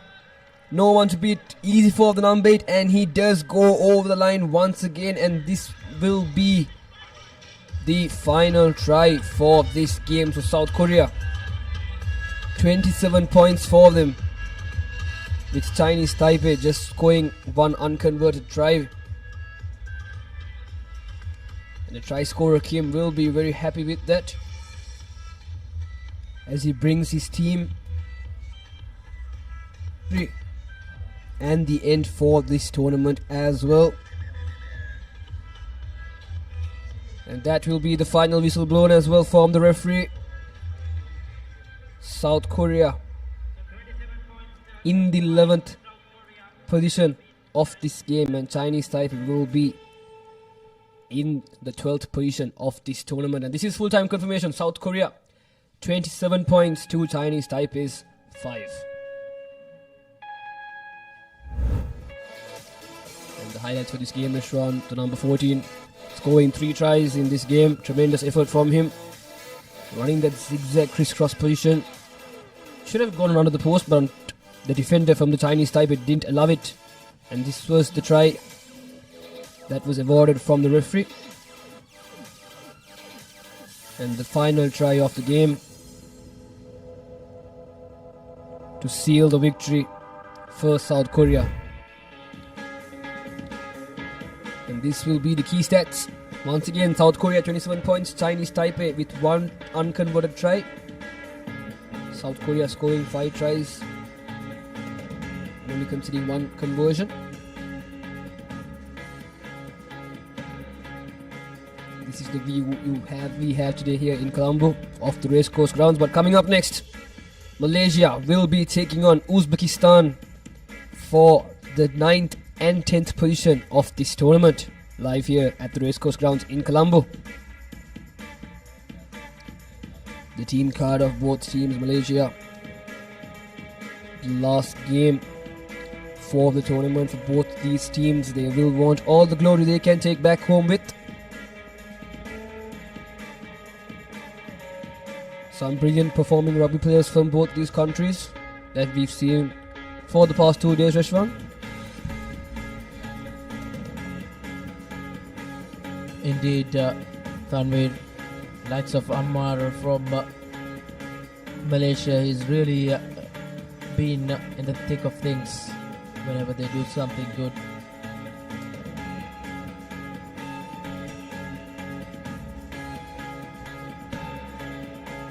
Plenty of star-studded names in both these two teams.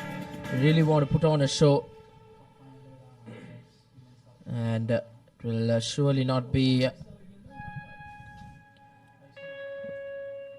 an easy task for both teams. Both teams will fight hard to finish in the 9th position. The loser will finish in the 10th position.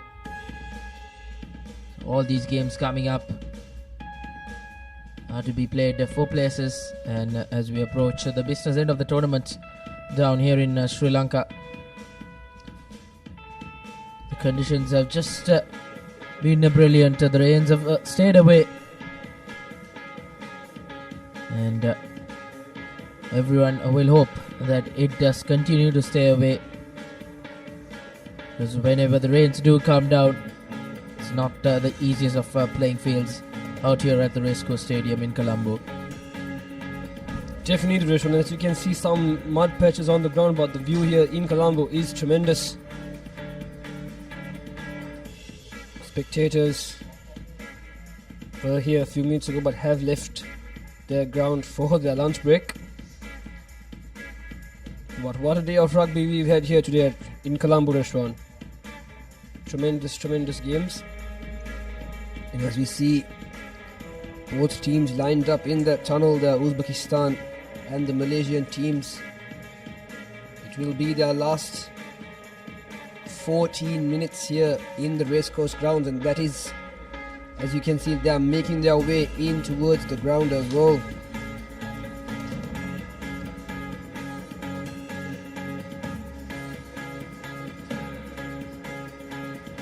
The big lads from Malaysia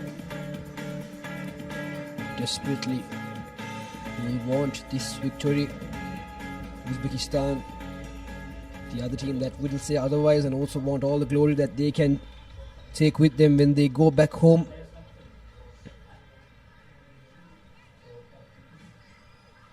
And our official for this game, Francisco Camisa, just awaiting until all the final rites and rituals have been completed from both teams to start this game. You cannot hear me?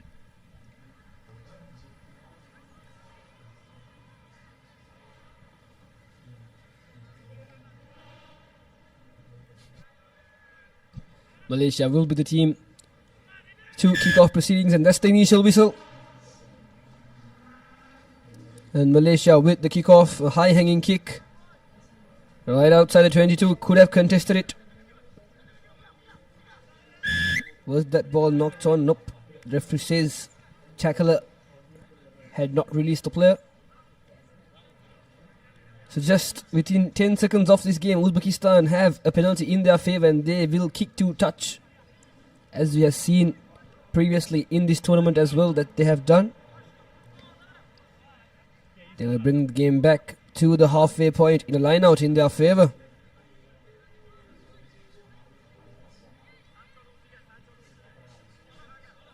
Just setting up that line out there. Malaysia pressurizing them with their words.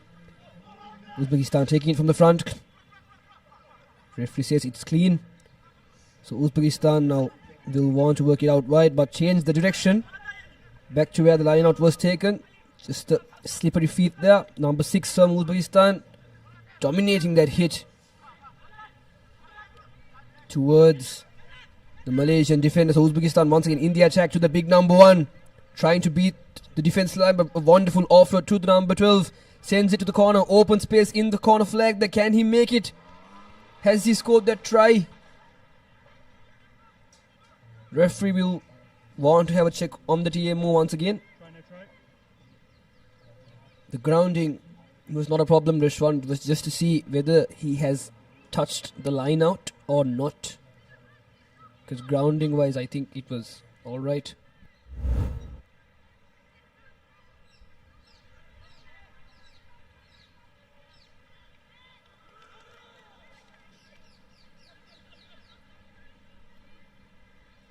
Fran, I have a decision.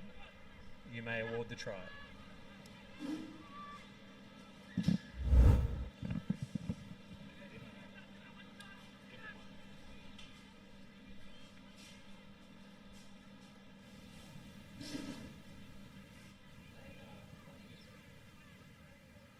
And that will be the try confirmation for Uzbekistan, and quite a difficult kick. But has he done it? Unfortunately not. The power was there. Unfortunately the direction and the accuracy of that conversion was what was missing. And this was the replay. Tremendous spotting from him. His line of vision. Determined to go over the line and just to be careful not to go outside. And he does well to do so.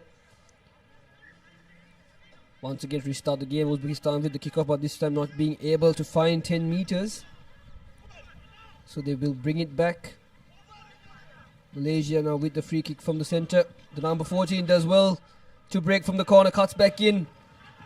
No one to beat. And goes right under the post to score the first try for his team. What a wonderful run from that player. Hike Ipan.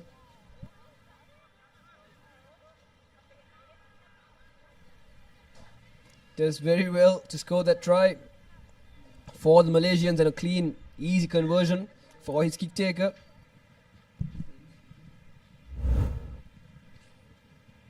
Indeed, Malaysia getting the lead for the first time in the game. Once again responded well after conceding.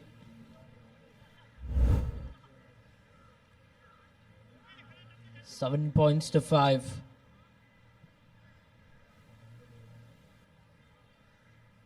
Malaysia with the restart.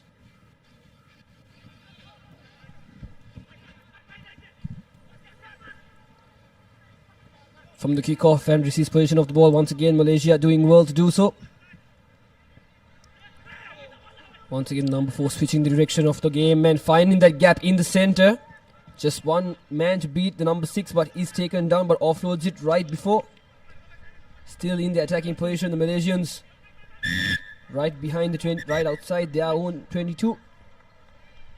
And yellow card.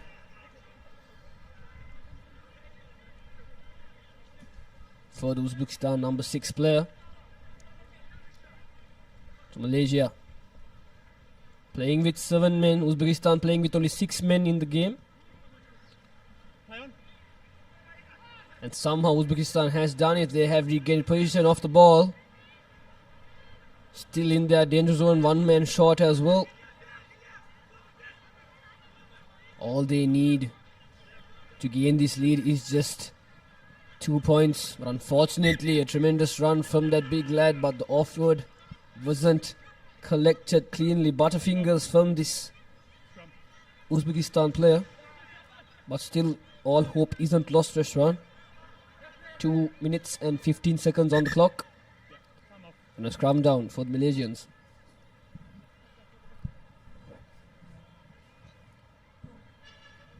Indeed, Malaysia will look to pounce on this mistake. They had to come from behind, and they have done well after scoring as well. They managed to keep Uzbekistan silent.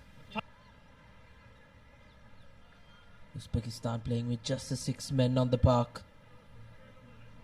Can Malaysia pounce on that advantage? Opts to go from the short side, and the Malaysia number 10 will go over for an important score in the game. Right in the far side. Will be a tough kick to convert. But well and surely elated Malaysian dugout as they increase their lead to 7 points. So 12 points to 5, a 7-point buffer for Malaysia. And getting that man advantage into good effect and making Uzbekistan pay. The conversion doesn't go through, but still in the lead are Malaysia. A 7-point buffer. Uzbekistan will have to come from behind. They'll have to score and convert as well. A well-worked try by the Malaysian number 10. Straight off from the scrum. Up to go from the short side. And he applies the finishing touches brilliantly. Malaysia with a restart.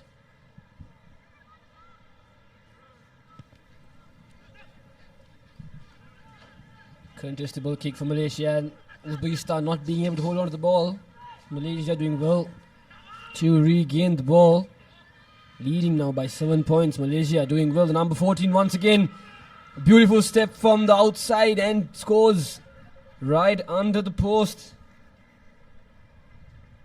It will be Hike Ipan once again to score the try for his team.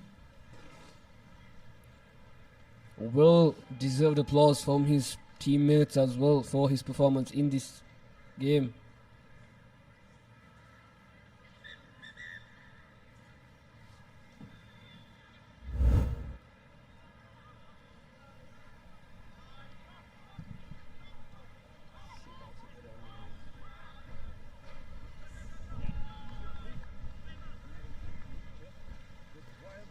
Apologies, it was not Hike Ipan, it was Ammar Siamim to score the second try in this game. What a well done performance from him. And nevertheless, that will be half-time confirmation. Malaysia 19 to Uzbekistan's 5 points.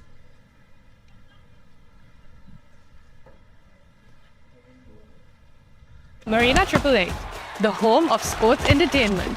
With booster odds, secure cash out, and unlimited rewards. Marina 888, where winners are born. For passion, a competitive spirit. It's for those who do and want to keep doing. Ride. Real energy.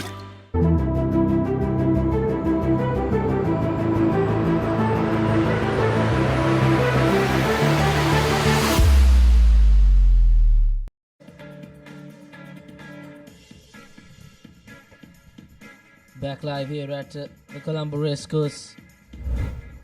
It's been a game where it's closely contested, but then it was Malaysia who just ran past freely in the latter part of that first half. In Uzbekistan's yellow card really did pay them a lot. It's 19 points to 5 at the break. And Malaysia will really look to see things off from here on. There was that final try, that long cutout pass. And then it was just bread and butter stuff for the Malaysian number 14.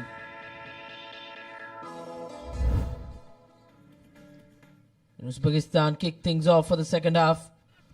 Kick well negotiated by Uzbekistan. It's their position. They need to score. They need to score quickly. They're back to their initial number of 7 players as well. And now Malaysia have won themselves a penalty. Takes it quickly. Puts in the boot. It's a race between the number 14. He puts in another boot and collects it cleanly, and that's a brilliant try from Malaysia. And that sums up the game, how good they have been against this Uzbekistan outfit. Tiami scoring his 3rd try in this game. What a performance from this number 14, doing well for his country and his team. Just increasing the lead. 15-point lead, adding 15 points in this 24. What a round of applause he deserves.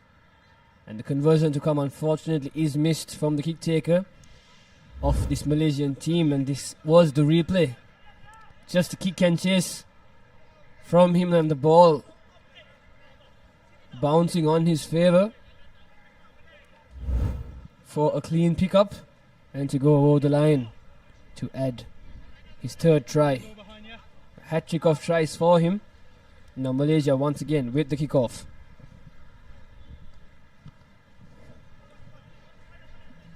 High hanging kick. Kicked it deep into that Uzbekistan half. They'll have to do the hard yards. Uzbekistan to try and go over. Will be tough nevertheless.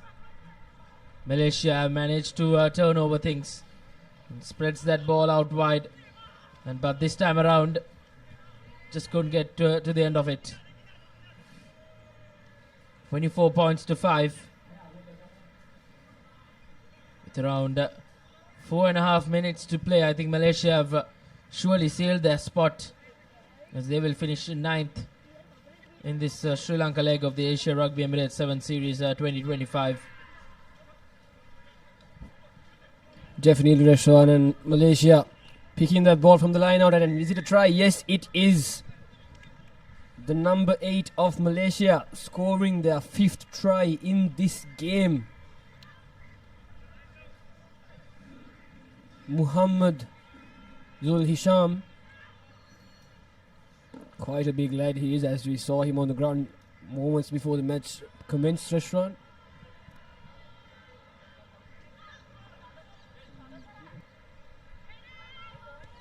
Just the conversion to come. Is it clean? Yes, it is. So quite a lead we have here in Colombo for the 9th and 10th place position in this tournament. Malaysia 31 points for Uzbekistan's 5 points. And this was the replay. Uzbekistan not really showing any effort to win that line out. Falls right into the hands of the number 8 of Malaysia to go under the post.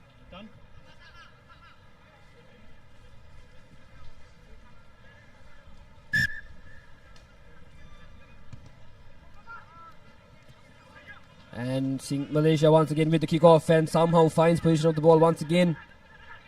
Doing very well to do so, but it had been a penalty. Line offside is the call. Quick tap for Malaysia. Sends it out wide, but they have knocked it on once again, Rishwan. But still, I don't think they will be kicking themselves for that mistake. Quite a comfortable lead they have here. 31 points to 5. From my calculations, Uzbekistan will need at least 4 converted tries to gain back the lead. 11. In 3 minutes, under 3 minutes. So Malaysia will be leading in this game and will be the team that will be victorious and will also hold the 9th place position in this Asia Rugby Emirates 7th tournament. Second leg. Crouch! Bind! Uzbekistan now once again with the ball. Feed in from the scrum.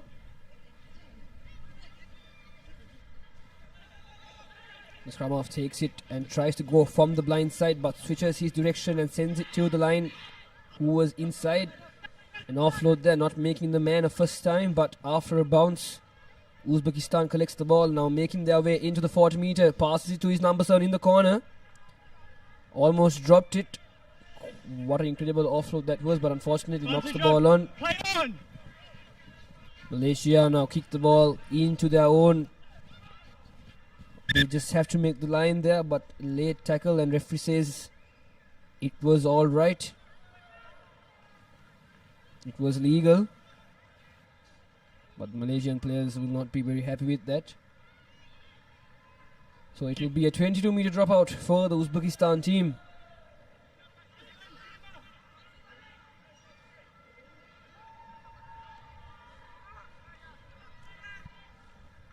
Doing well to do, so Malaysia still will be very happy with this score and the outcome. Uzbekistan just kicking it short with their boot, and Malaysia doing well to collect the ball once again. Sends it to the corner to the number 2 in the red jersey. Uzbekistan trying to counter-ruck, but Malaysia doing well to secure the ball. Once again Malaysia in the attack. Not the best of passes, but that will be a penalty for holding on to Uzbekistan. Taking that quick tap, the number 7. Making his way forward. A bit hesitant on what to do exactly. Unfortunately just goes to the ground. The ruck has been contested, but still the ball at hand for Uzbekistan now. Having space on the outside and numbers to a long pass. Taking 2 defenders down with him. Uzbekistan still with the ball at hand. From corner to corner, just 30 seconds remaining. They will at least want to score one more try before the full-time whistle is blown. Still in the attacking position, offload after offload. This Uzbekistan team doing their utmost best to keep the ball in play and to go over the line, but unfortunately, will that be a heavy tackle? The referee has stopped the time as well. I want to check potential serious foul play, please. It will be a TMO.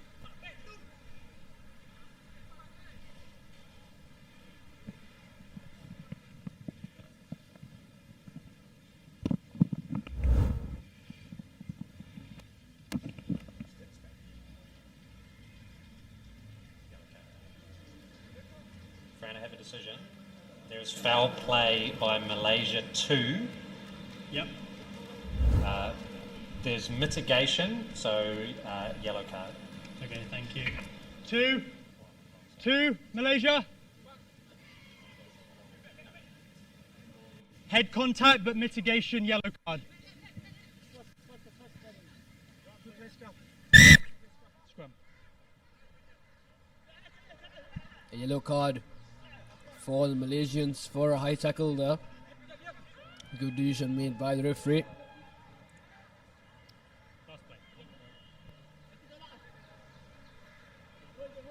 Malaysia now still leading with 31 points, but now they will have 6 players on the field for the remaining amount of time in this game. As you can see, the clock in our time has been brought to an end. So Uzbekistan will try their best to score at least one try before the full-time whistle is blown. And the number 2 of Uzbekistan doing his will to run forward. But the Malaysians, what's an impressive counter-rucking skill there with the turnover. And they have considered a penalty, taking the quick tap and kicking the ball out. And that will be the game. Malaysia, 31 points to Uzbekistan's 5 points. Malaysia will be the team to end the game in the 9th position, while Uzbekistan will be the team to end in the 10th position of this tournament. And here is full-time confirmation. Malaysia 31 to Uzbekistan's 5. And Rishwan, this is the highlight graphic. Indeed, was a convincing win for Malaysia. They did concede first, but they had to come from behind, and didn't they just continue in their merry way. Brilliant game for Malaysia. And next up, it's the women's segment, where Singapore and UAE will battle it out for the 7th spot in this year's Asia Rugby Emirates 7 Series second leg.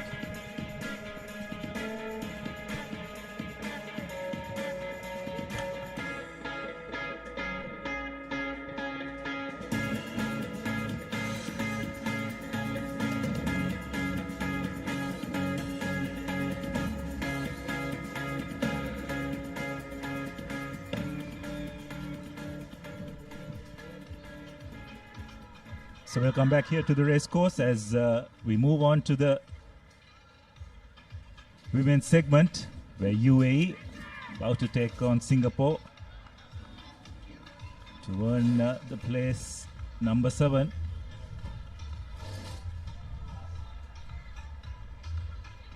Probably have to say that UAE will go in as slight favourites into this game. Joining me in commentary is Neil Hunt. UAE will probably be a bit disappointed they are not competing for a slightly higher ranking in this tournament. So we'll definitely look to try and end this tournament on a winning note. And they've been given an opportunity to do that by Singapore, not going beyond the 10-meter mark. They've been very unfortunate to lose the game in the morning also, and didn't have, as expected, good day in the first day yesterday. And now 7th place finish will be the maximum that they can take from this second leg in Colombo.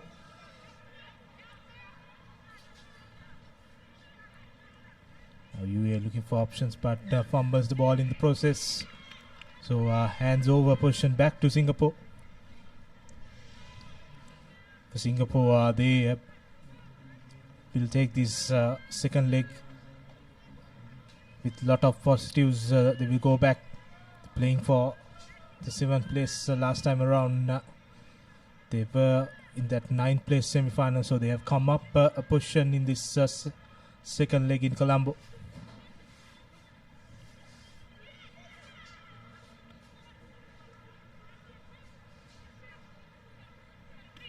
Singapore moving the ball across. Nice switch, but the UAE defense up to it. Recycled position. Unfortunately, the ball is knocked on. So we'll come back for a scrum. There's always a risk when formed so wide, isn't it? And there's a lot of hang time when the ball is passed. The defense gives much more time for the defense to come up on you. Especially the wind has also picked up at the racecourse, so that will come in as another factor in those passes. We've seen few handling errors in this first 2 minutes or so. Game has not moved from this halfway mark. Now UAE spreading to the corner, tries to run, offloads. Good, still unable to find space in this Singapore defense. Again, they look to spread it wide, but good defensive work from Singapore. They have taken UAE back into their half.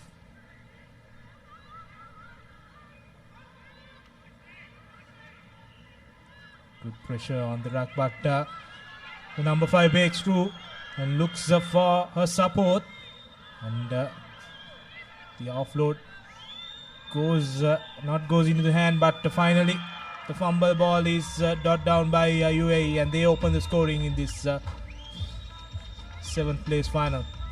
Yes, well, valiant attempt by Singapore to trot that try, but eventually UAE just having far too many numbers in support. And the ball was knocked backwards. There was no one from Singapore who could clean it up. It's a good follow-up by the UAE player to just knock it with a foot over the try line and fall over for the first try.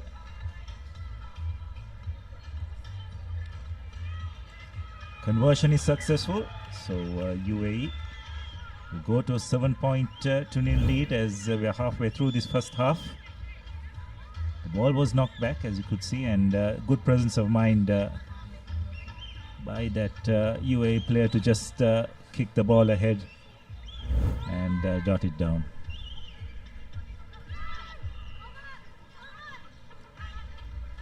So UAE have restarted, and looks like that would be a knock-on, or rather UAE have decided to take the line-out option.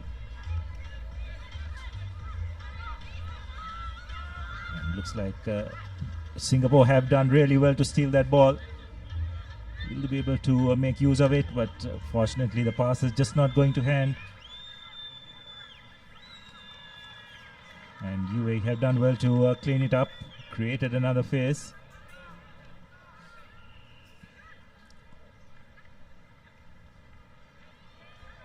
Again, both teams just unable to get over that first line of defense regularly enough. Good swarming defense now. UAE find a little bit of an opening. Oh, lovely inside pass. Could this be the second try? Amanda Heyman going over for UAE's second try. Some good supporting running lines, wasn't it, Nilhan? Yeah, brilliant supporting lines finally being rewarded for Amanda Heyman. She goes over for the second try. So quick tries, 2 tries in quick succession for UAE. They have increased their tally up to 12 points with that try. Conversion to come. This will be a tough one, and that does not gain any points. So the score will remain at 12. So we see a replay of that try. Brilliant supporting line run by Amanda, and she went over for the second try for UAE. See gasping for breath, but having scored the try, they'll just make her feel so much better as the UAE recommence. This time they go for a bit of distance with regard to the kickoff. Singapore spread it wide, but the UAE defense does have it well covered. Position has been recycled. Short ball by Singapore, just taking it up, but UAE do have it covered. Penalized for not rolling away. So that's a nice short pass. It looks like Singapore are going to pull one back here. With just a few seconds to go to half time. It's Jane Yi who will get Singapore on the board. This is her third try of this tournament.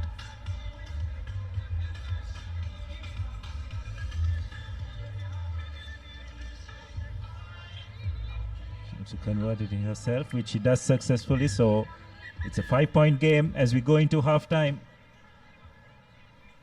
Looked as if UAE were comfortably cruising along, but just that try at the very end will make the second half all the more interesting.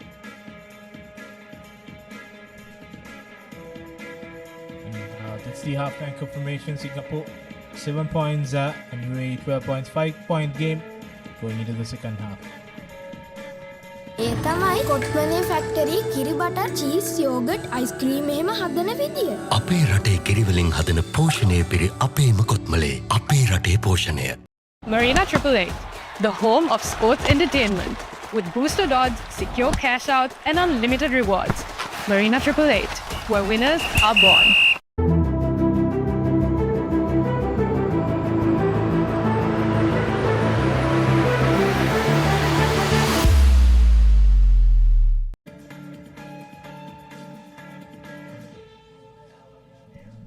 Welcome back to Racecourse Stadium. We are just moving towards the business end of this tournament. And we are halfway through the 7th place final. See the first half highlights. UAE opened the scoring, and then they increased their tally up to 12 through this try from Amanda. 12 points to nil lead, and just before the halftime break, Singapore came strong and added the 7 points to keep this game alive. It's a 5-point affair going into the second half. 12 points to 7.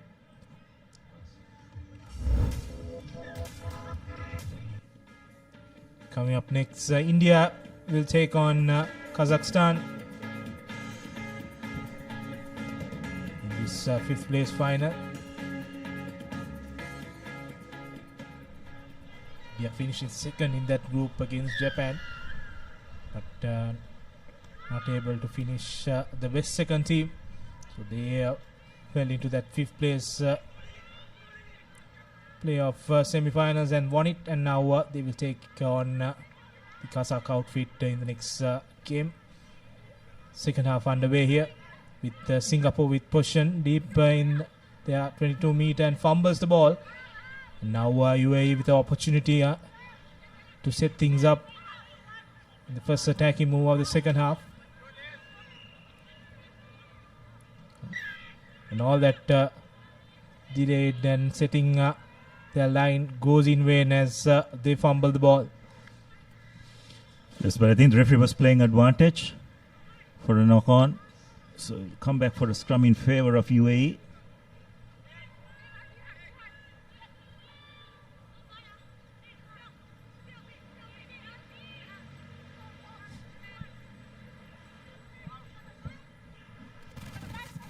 Bye.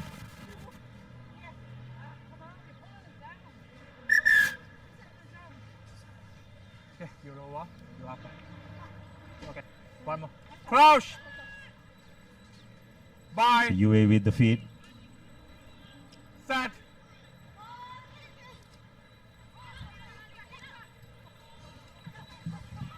It's a nice wraparound move, but well read by the Singaporean defense, and now they've got rights on the ball. And it's been deemed as holding on, so good work by the Singapore defense.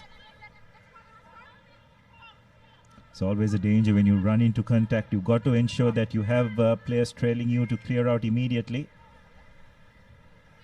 If not, it's, you're putting yourself in a vulnerable position defensively.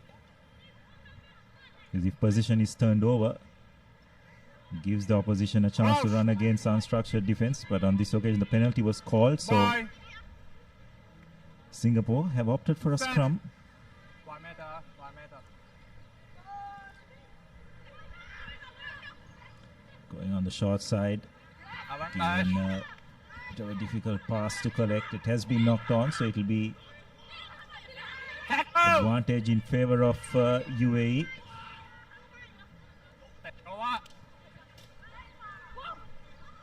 UAE are doing extremely well to keep the ball alive. It's a 2-on-1 situation. Will they be able to put the finishing touches? Some good defensive work by Singapore.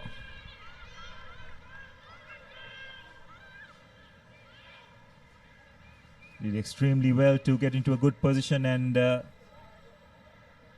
play the ball.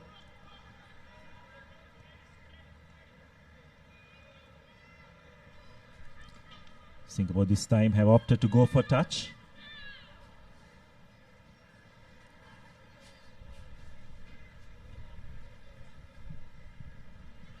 Yeah, they gave away that knock forward, and they've redeemed themselves with that penalty. Still in their half, opted for that line out, and that hurts well. Just need to spread it wide and find some space in this UAE defensive line. She tries to run around, but 3 defenders there stopping them now. Changing the directions to the other side.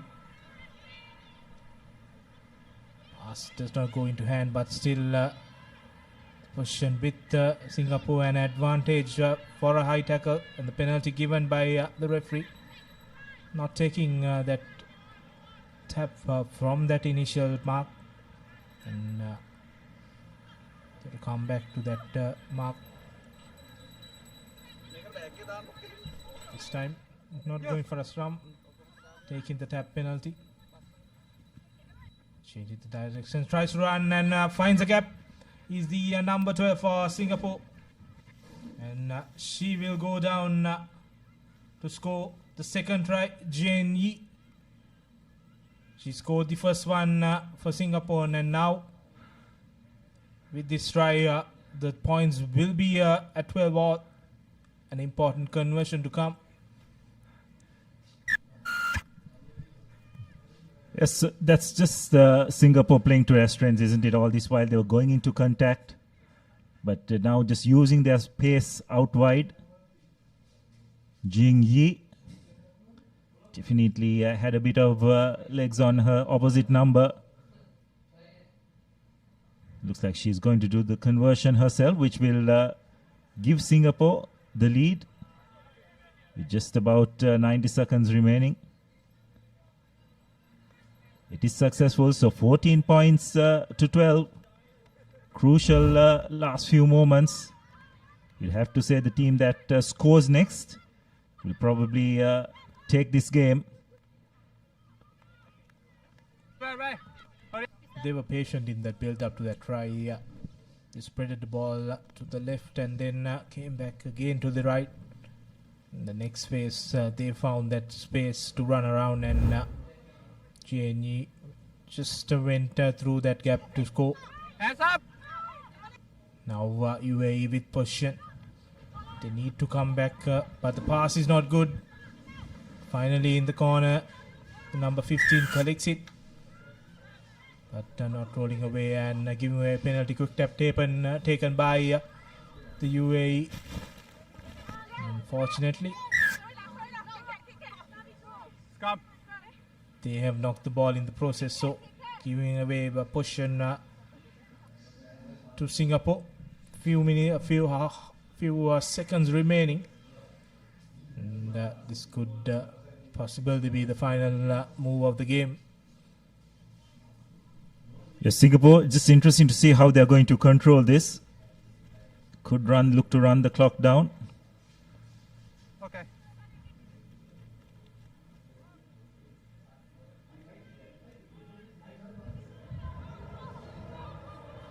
Set. So that's the hooter gone. Will they look to put it into touch? And unfortunately, they're given away a penalty. The hooter had just gone.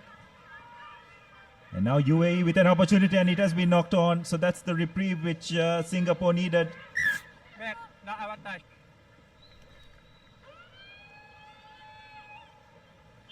And it looks like referee has said that we will have one final play. So all Singapore need to do is just win this scrum and put the ball in touch, and this game will be theirs. Yeah, they just need to do that. They played well in this game. And player who scored all the points, Jenny, puts the ball into the stands. And this is a great result for Singapore. They finished 7th in this second leg in Colombo. And UAE's woes continue in this second leg as they will end the tournament at 8th place. Yes, a good win for Singapore. They're under a lot of pressure in that first half, but they hung in there, waited for the opportunities, used their speed to good effect against probably a physically superior UAE outfit to clinch this 7th place playoff. And that's the final score for you: Singapore 14 to UAE 12. Highlights of the second half. Jenny went through the gap. This was the match-winning drive for Singapore. They were trailing.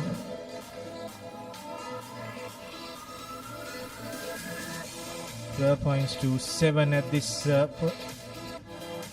before this try, and that converted try from Jenny, getting the results Singapore wanted.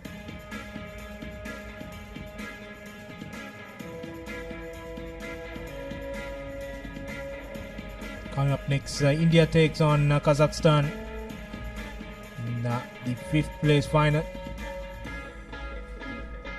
Two teams that finished second in the group. Lock-ons in this game. For India, we got Patel, Yadev, Ramdas, Kumari, Shukla Rai, Amandeep, Naik, Marandi, Nirmala, Kumari, Tudu and Patil. And for Kazakhstan, Veronika, Elena, Kamenkova, Amina, Irina and Becker, Popovich, Kim, Oksana, Tatiana and Tiana, completing the 13 for Kazakhstan. Yes, well, what impressive showing it's been by the Indian women's team, Nilhan. They've really shown a lot of skill. So give a lot of credit to their program in women's rugby. They really put on a good show and given some of the top teams in the Asian circuit a real run for their money. Obviously, a lot of investment and planning has gone into the rugby as a whole. And we're seeing the benefits of that now. So, sure, they'll dearly love to end this tournament in 5th place. But they'll be coming up against a very experienced and seasoned Kazakhstan women's outfit.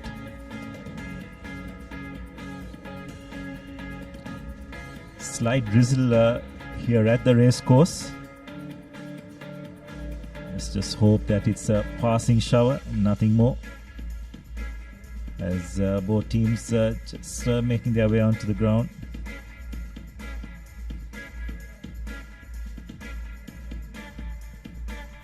We had few passing showers throughout the day.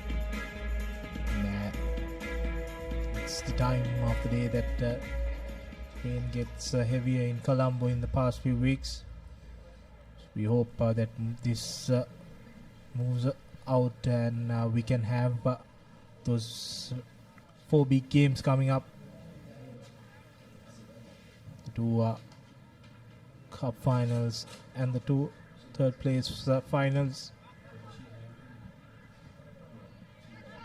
All set for this game. Both teams eager to start the game.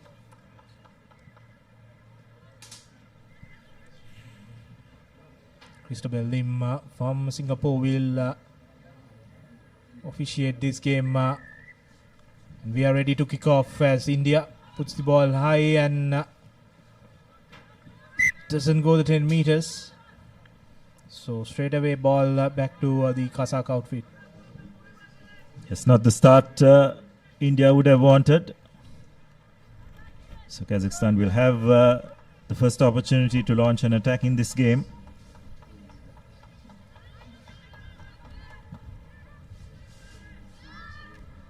Tap has been taken. A couple of switch moves. But that's really well done by the Indian jackler. Brilliant work at the breakdown. Just identified the opportunity and went for it. They managed to win a penalty as a result.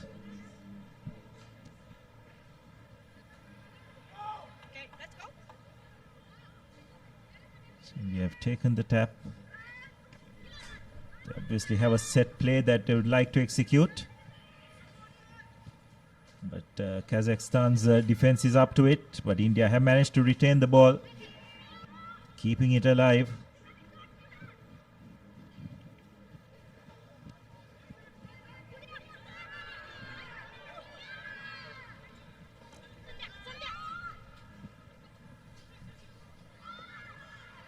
Again, ball retained. India not making much headway. They are keeping hold of possession though. Release. Thank you.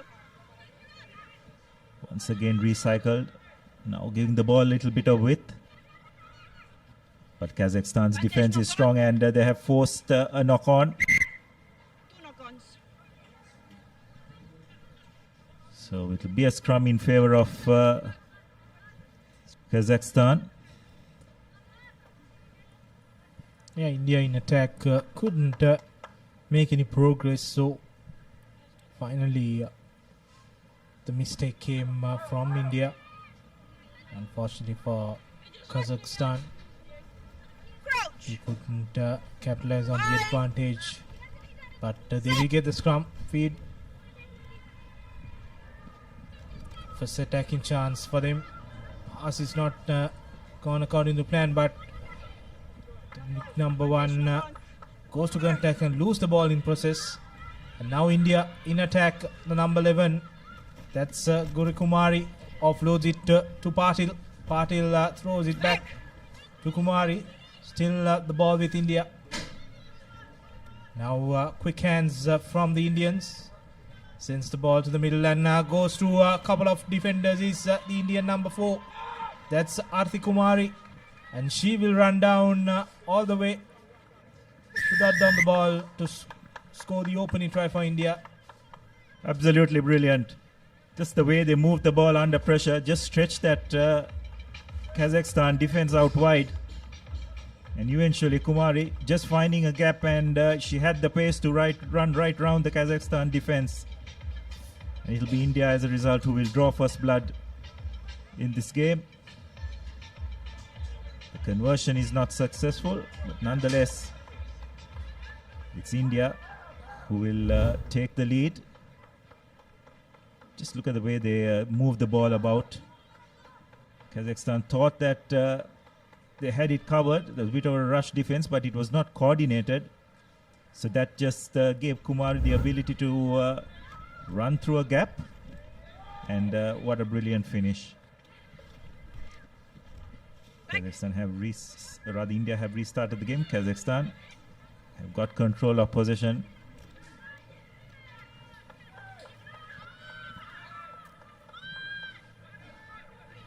Now spreading the ball out wide.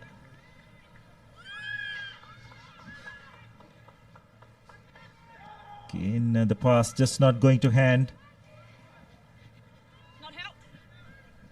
Kazakhstan just trying to find a way through this Indian defense. They managed to win a penalty. Kazakhstan have taken a tap. Now they look to try and spread the ball out wide. It's a good pass, but again Indian defense has come around well to nullify that attack.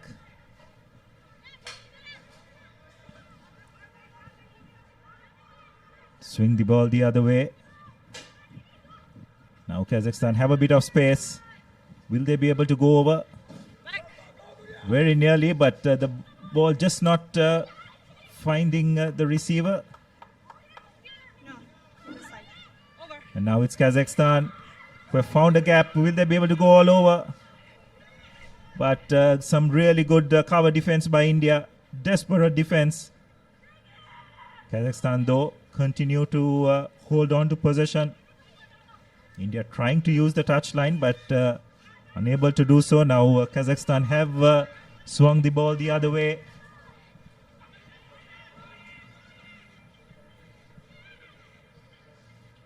This is really good by Kazakhstan. Good control of possession. They're really testing this Indian defensive line. It looks like pulling off the hair was spotted. So India will lose a player to the bench. It's an opportunity for the Kazakhs to make use of it. Taken the tap, but India just hanging in there.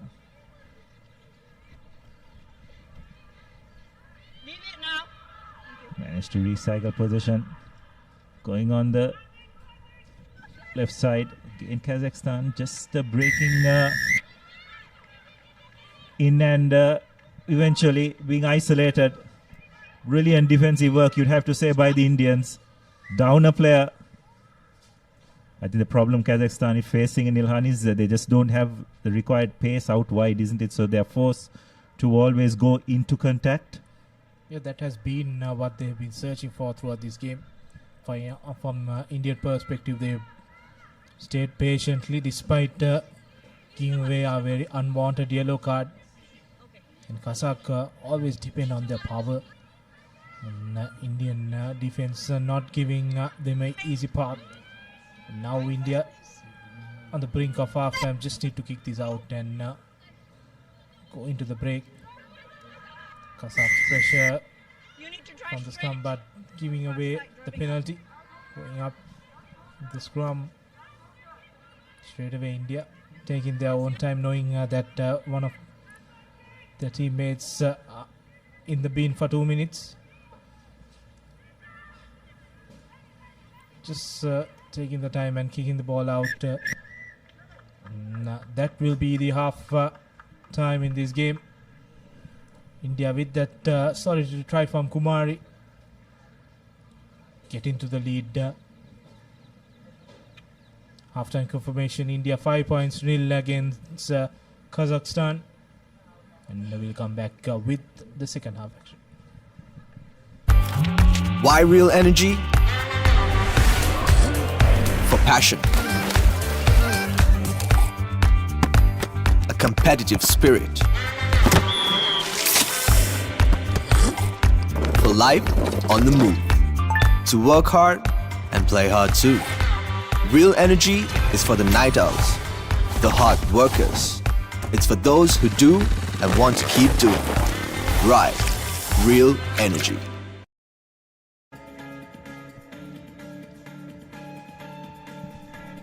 So welcome back here to the racecourse as we await the commencement of the second half. But before that, just one try in this game. Kumari just identifying a gap in that Kazakhstan defense and using her pace to good effect to put the Indians ahead 5 points to nil. Coming up next in the men's segment for 7th place, Philippines will take on Singapore. So it will be an improvement for both teams who ended up in 12th and 10th place respectively.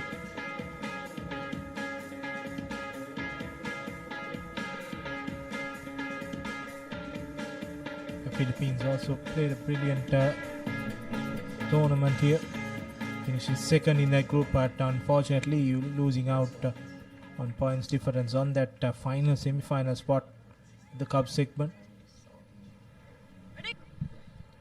Yes, they'll all also be disappointed that they lost to UAE today as well.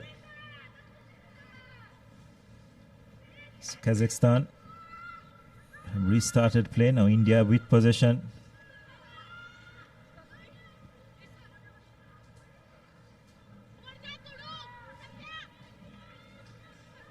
We are just trying to get through that gap, but Kazakhstan have done well to close it out.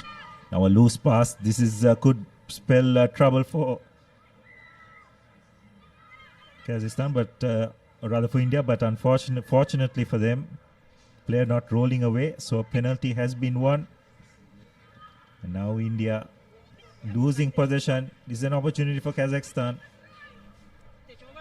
Will they be able to spread the ball out wide? They have numbers. Someone's got to straighten out. But running across is not going to help. And brilliant defensive work by India, you'd have to say. The number 4, couple of desperate tackles. But Kazakhstan yet having possession of the ball. This is some brilliant defense. You'd have to say they've driven them behind the 22. This time Kazakhstan deciding to kick ahead. And number 11 does brilliantly well to collect her own kick to touchdown for the Kazakhstan. It's Oksana Shadrina who scores first for Kazakhstan. That's her second try of this tournament, but have to say probably the more important one.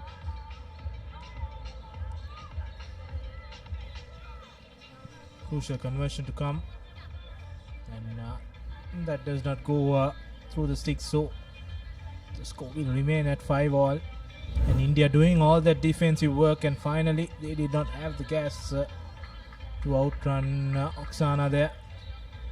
And, she collected and up down the ball in the whitewash show. It's also play for in this last 5 minutes in this 5th place final. 6 more games remaining in this second leg in Colombo. Now the restart from the Kazakh outfit. No one collects the ball, so India will get a throw in.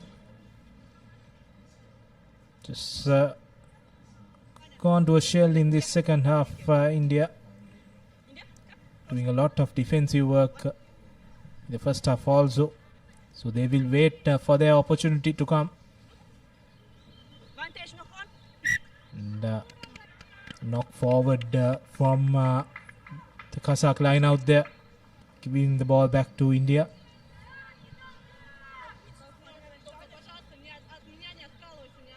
India with the feed in.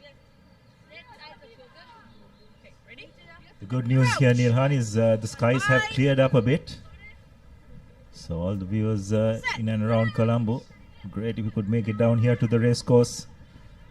Sri Lanka will be competing for that 3rd place position at 6 o'clock, followed by the final between traditional powerhouses Japan and Hong Kong. And of course, we'll have the women's finals before that as well, so a lot of good rugby to witness. Kazakhstan on the move. Retained possession. Just 3 minutes remaining. That was a risky pass, but fortunately for Kazakhstan, going to hand. Recycled ball once again. Just offloading at the correct moment. Kazakhstan are doing really well here to hold on to possession. They're really stretching this Indian defense. Not making much ground, but they are forcing India to make a lot of tackles. And now India have done really well to hold that player up. Brilliant work defensively by the Indians. Defensive work throughout this half and brilliant work there by India. Doing a lot of defense in this second half. They kept the game alive. It shows that they're making the substitutions. That a lot of their players have put on a lot effort in defense. Just need to get that attacking move sorted. They're not clicked in the second half. Bit of a stop and start affair. And held up in play.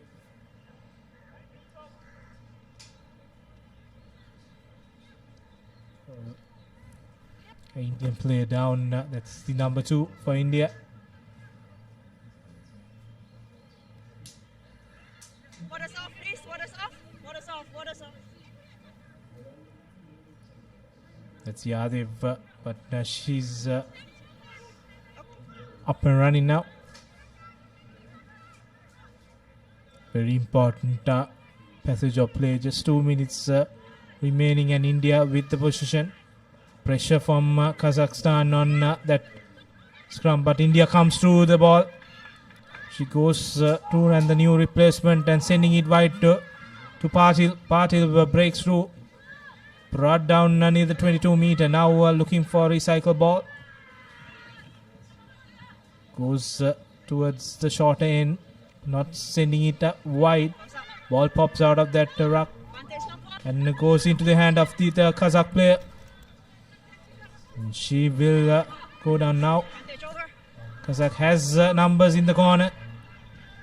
Just need to draw and pass. A brilliant tackle there by India, delaying the Kazakh attack. Still the ball with the Kazakhstan outfit.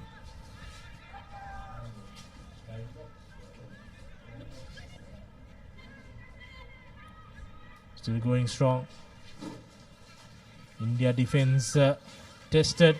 And a brilliant pass to the corner to the number 4, and she will run down in the wing and will come around to score near the post, and that could be the game for Kazakhstan. Really well worked, you'd have to say. that final pass, how well it was drawn and given to Amina Tuleginova, who put the finishing touches. So just the final few seconds in this game. Conversion attempt is not successful. And looks like that's the game. So it will be the Kazakhstan ladies who will take 5th position in a hard-fought contest, you'd have to say. Going right down to the wire, and with the very last move of the game, Kazakhstan just managing to clinch it. So that's your full-time score, 5 points to 10 in favor of Kazakhstan, and they will take the 5th place spot. So these are the highlights of the second half. India were leading 5-0 at halftime, and Kazakhstan managing to get 2 tries. This was really well executed. Threw the last defender well and passed it on to Amina,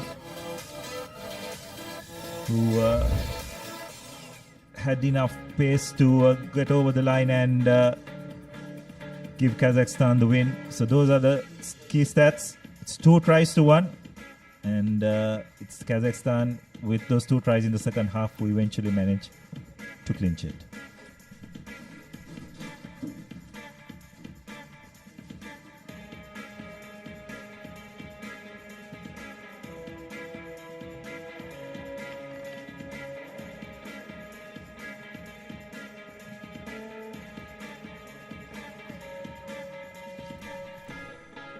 Next up, Philippines take on Singapore in this 7th-8th place playoff game, which is going to be an interesting one. Both these teams will want to make sure that they finish off without the wooden spoon, because their tournament hasn't turned out the way they would have hoped for. Philippines and Singapore did put out some very good performances but couldn't finish the games, which is why they find themselves in this position.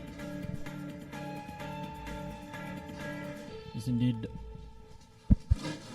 They played quite a bit of quality rugby, but nevertheless find themselves in this 7th, 8th place finisher. Well, before the game, we will go in for a quick commercial break, and when we come back, we will have the action of the 7th, 8th place playoff game.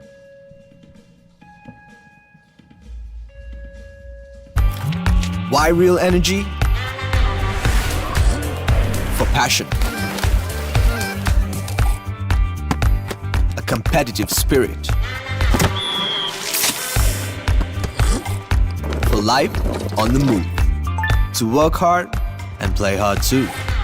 Real energy is for the night owls, the hard workers. It's for those who do and want to keep doing. Right. Real energy. It's time for your brand new vehicle. Enjoy exclusive leasing options for unregistered vehicles, along with a host of exclusive benefits now available at Combank. Contact 0112 353 353. For passion, a competitive spirit. It's for those who do and want to keep doing. Right. Real energy. මේ අපේ කිරි රටම පෝෂණය කරන කතාවනේ. මේ සුද්දිද? ඔව්, මේ අපි අපේ සුද්දිගෙන් කිරි දවනවා. මේ ඉන්නේ අපි දෙන්න. ඊට පස්සේ කිරි බවුසරේ ගමක් ගාන කියෙන් කිරි එකතු කරනවා.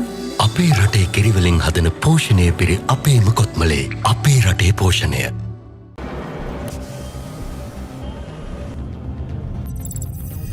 මෙන්න මෙයා අදත් හීන ස්ටක් වෙලා. මේක නම් හීන ලෝකෙ රෙකෝඩ් එකක්.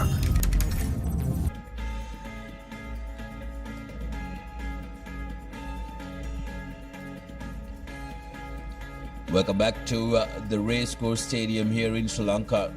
Asia Emirates Rugby Sevens Series second leg, and we are at the business end of the tournament. Philippines taking on Singapore here live from the Racecourse Stadium, who will compete for the 7th, 8th place playoff.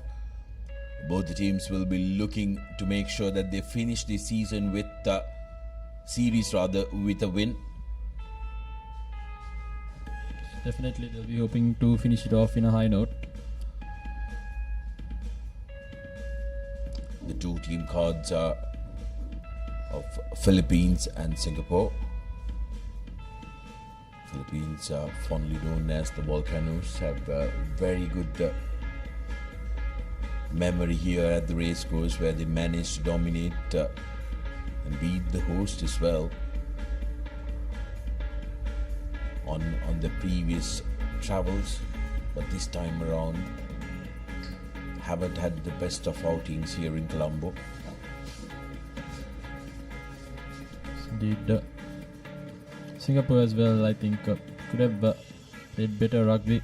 Few unforced errors here and there. I think the adaptability to the conditions in Sri Lanka, while we had a bit of rain as well, might have played a part in their shortcomings, but nevertheless, important game up for them. Starting them very young, be lovely shot of a little one be brought in to support the fans and enjoy their rugby. Rugby is always a community sport, and with the community, only with the community can rugby grow and dominate in the country and also in the region, where Asia Rugby especially is looking at ramping up the coverage when it comes to the overseas ball game. Being the largest continent in the world, it's only fitting if we can become a superpower in the overseas ball game. Indeed, even for players, I suppose playing in front of a large crowd would definitely up their game and cheer them on, encourage their spirits as well. The crowd definitely building up as we take a look at Singaporean women team, who are all smiles and are ready to support the men's team, who will be running out to try and clinch that 7th spot on offer. Having some fun. Indeed, all smiles. I suppose they are done with their games for the day, cheering on the men's team, making sure they get the job done as well. Crowd will slowly build up as we are heading into the commercial end of the tournament. We have a few matches left, and definitely we'll expect a house full capacity for the grand finale.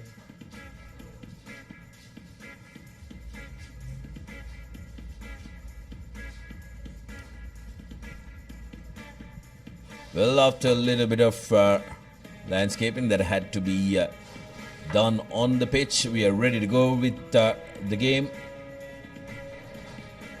Singapore will be kicking off from right to the left of your screens in their white kits, and the Volcanoes or the Philippines in the blue kits from left to the right.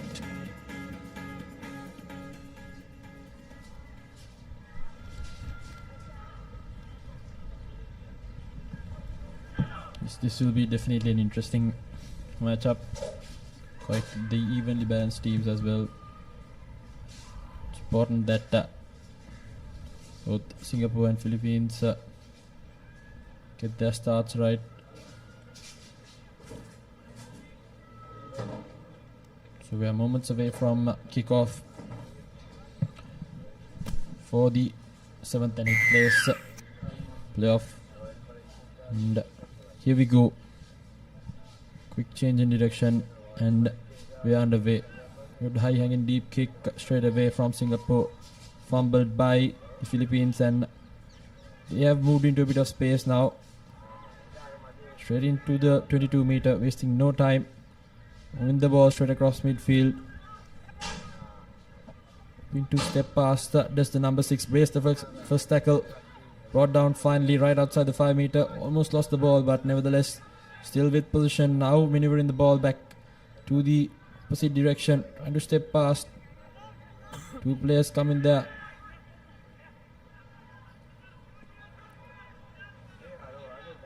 Now moves it away to the left side. Karim back inside. The man ready there waiting for him. Still, Philippine defense have kept them at bay. It's only a matter of time until they find a gap. We go still good defense yet again from the Philippines, pushing them back out of their 22, holding on to the territory. Singapore still not managing to find a cheek in the arm of this Philippine defense. What Singapore have done brilliantly well is holding on to possession and looking to create opportunities. That kick though, not very well thought. Philippines equal to the task, win back possession. And here's Philippines looking to run from their own 22 but decides against it, putting the ball behind the defensive line, and that's a very good territorial kick. Despite Singapore not getting headway, it's always jittery, nervy when you start a game to be bogged down in your own 40. Quickly taken by Singapore. Here's the number 1. Making it available, not releasing the man, so penalty in favor of Singapore. Quickly taken by Liao. Now to the corner. Straightening it up is Yao. Yao through the defense and has the try line at his mercy. First try of the game. Once he touches down, that's Nicholas Yao. Brilliant break and had the pace to finish it off as well. Singapore draw first blood, 5 points with the conversion to come. Just some brilliant individual effort there. Did quite well to break through the first line of defense and just had the try line at his mercy, as you mentioned, and the conversion is good as well. So 7 points up. Singapore thought they gave it away while after they kicked the position when they were inside their opponent's half, but good thinking to take that line out quickly and take advantage when the Philippines were scrapping in defense.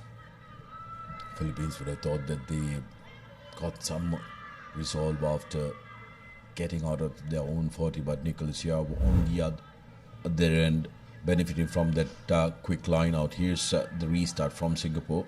Philippines looking to run and taking it forward with a brilliant hit and a break is Kautai. Kautai on the foot race, changes direction but will not be stopped.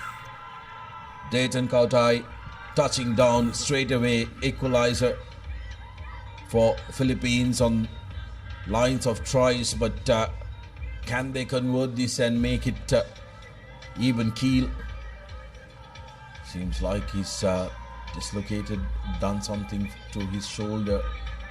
Hopefully nothing serious, because a very, very important player for the Filipinian team, the Volcanoes. I think it was that bump off which has damaged his shoulder, but nevertheless it was a massive hit on that collision, and straight away you just have to run over to the try line.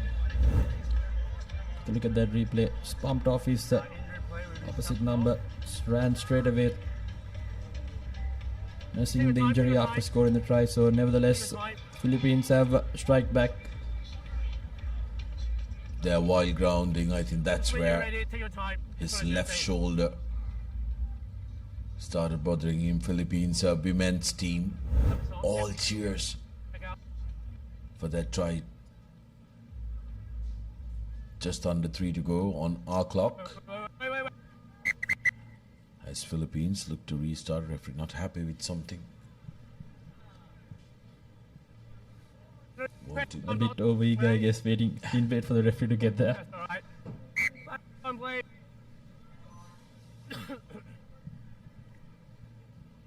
Ryan Mitchell with the restart. Deep high hanging kick, well collected by Singapore. He's one of the danger men who look to create, gets through the first line of defense, build brilliant offload and support. Out goes Jasper. Jasper, I beg your pardon, that's Ko still available for Singapore, but Philippines managed to scamper that opportunity for them to strike in this broken line of defense for Singapore. Tyler surveying his options, finds Henry. Now Edlund to Ledesma. Back to Henry. Singapore winning the penalty for holding on, and opportunity for them. Play on, says the referee, and still a tussle. Finish, late hit. Blue 11, late hit. Back-to-back penalties now for Singapore. Philippines need to be very careful. They don't want to be on the wrong side of referees' books. Couple of penalties back-to-back. Referee will tell them to try and calm it down. I think the effect of a yellow card was well proven in that cup semi-final between Japan and Sri Lanka. Sri Lanka lost that game purely because they were outnumbered in that game. So it's important that these players are more aware with regards to cost the team could facing when facing a deficit. Ball out and quickly through the hands of the Singaporean backs, and here's dancing feet. Brilliant bit of touch from Sharifuddin, who is finally tackled, but here's the supporting run and the try from Amran. Referee wanted to have a look at that from the television match official.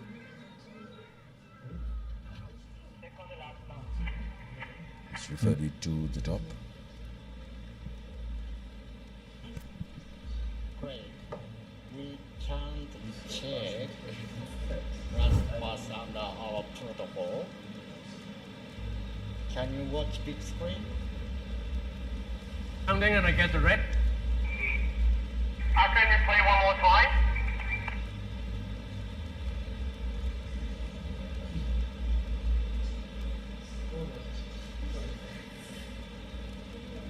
Yeah, can you play one more time, please?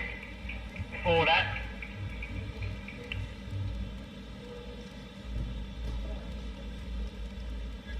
Can you show us last pass?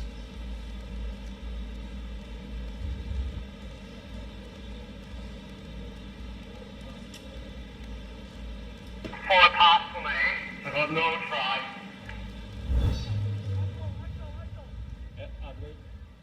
So no try, there's a forward pass.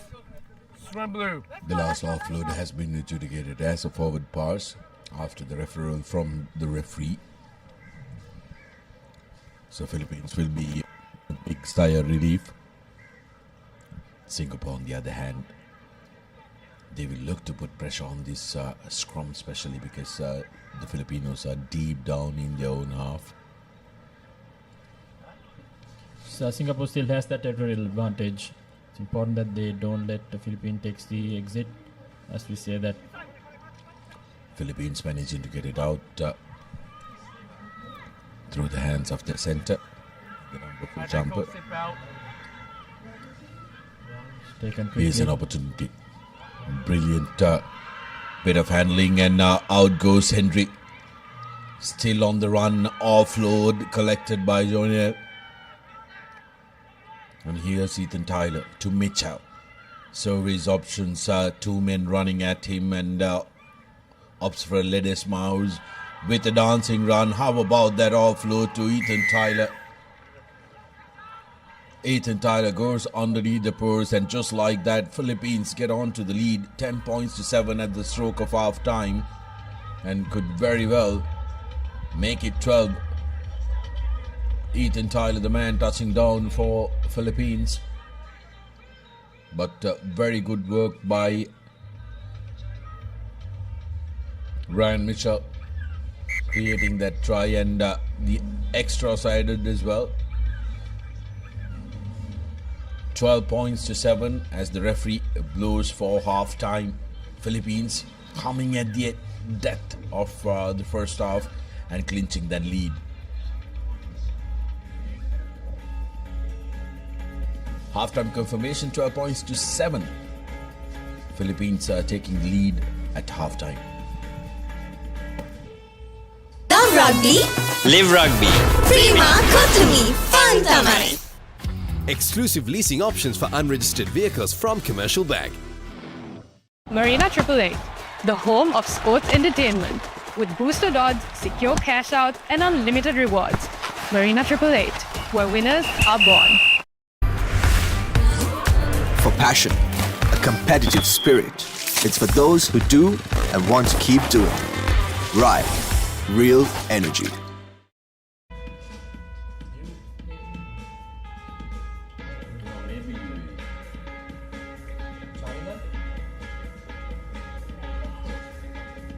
Yep, and we're back. The second half action. Philippines scoring right at the beat of half time. Some highlights from that first half. And Singapore did quite brilliantly in the beginning of the game. Found Philippines snapping right after that clearance kick.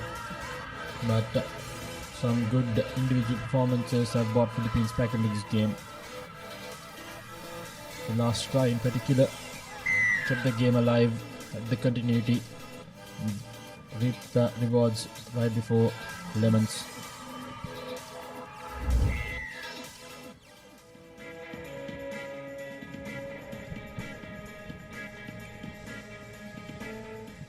And we've restarted the game.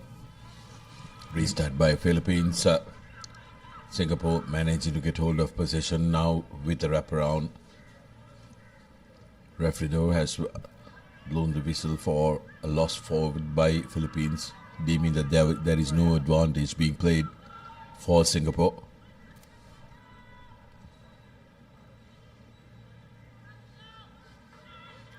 Philippines women's team enjoying themselves.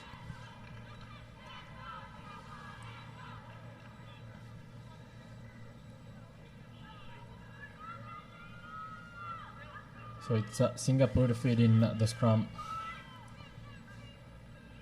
Good contest by the Philippines, and a brilliant Jacqueline work. High shot, so it's a penalty now in favor of Singapore. Exactly what they wanted right after half time now.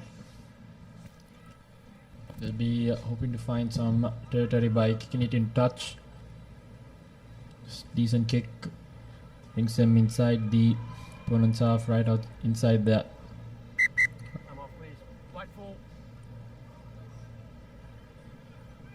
So important passage of play now for Singapore.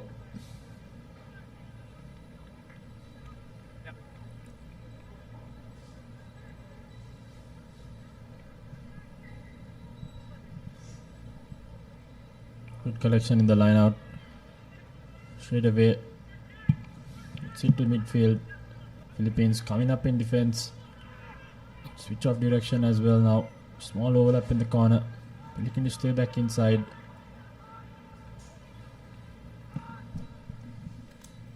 Singapore, this is what they have done brilliantly well in the start of the first half as well, holding on to position. Here's a break coming through. Needed support. Players overshooting him. That was Ko in that number 10 jersey. Singapore looking for the outside route. There was a penalty. It could very well turn out to be a card here. Yes. Playing the player without the ball. Nicholas Yao creating an opportunity for Singapore. Now can really take this game. 6 against 7. Singaporean team becoming loud. They know they have a real opportunity. Chong Yong Teng looking to offload, but the player was held. That was Ethan Tyler. Made that cardinal error. So Singapore now, the numbers advantage. A scrum inside the 22 meter. Brilliant opportunity. Numerical advantage with them as well. Singapore with the feed in. Here's the halfback trying to snipe through, creating space. Brings in a fend off, and running around is Daryl Leao. Gets the try, but referee wants to have a look. Singapore have already gotten Come on, guys.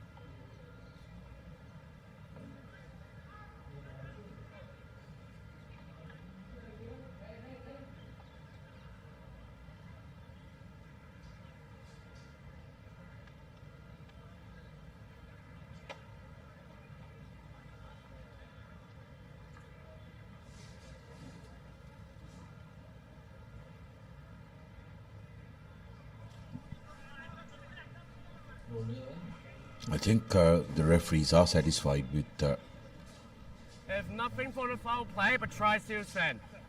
No, back on, please. Thank you. Yep, where you are. referees are satisfied with the try. Don't say anything. They were looking at some foul play as well, but have deemed it's all okay. The conversions through and Singapore gets on to the lead. Very important score for them. Need to make sure that they try and capitalize during the time that they have the numerical advantage in these finishing minutes of the game. Great recycle, and just like that the gap's opening up. It's the Philippines now with a numbers disadvantage. Good defense coming in by Singapore. Has won a penalty taken quickly. The number 7. On the chest. Another high shot advantage for Singapore, who's now with the momentum shift in their hands. Goose is past the first defender, trying to sneak past the desperate defense coming in yet again for the Philippines. Hidayat, the man who got that brilliant step in, and in goes Samuelko. Now Singapore slowly steering away from the Filipinos. 19 points to 12 with just under 3 minutes to go on our clock. Philippines will be disappointed at where they've ended up, because they were controlling possession of the game, but since that yellow card, Singapore have made them pay. Indeed, between that 2 minutes they've considered 2 tries. The conversion unsuccessful, but nevertheless Singapore now in the driving seat. 19 points to 12. 7-point buffer between them and their opponent. Taken quickly. Good sniping run there by that AP number 9 for Singapore. So they've made full use of that numerical advantage they've had over their opponents. Philippines, if they were to stay alive in this game, need to make a good exit out of their own half. Good collection so far. Singapore kicking deep, putting pressure on the Philippines, and just like that have managed to turn over, really putting Philippines under pressure. Now Singapore will be looking to manage this, running across and now straightening up. Here's the offload coming in for Jarifdeen, who goes into the 5 meters, and Singapore wins the penalty for not releasing the player. The correct part of the field, Singapore to win this one.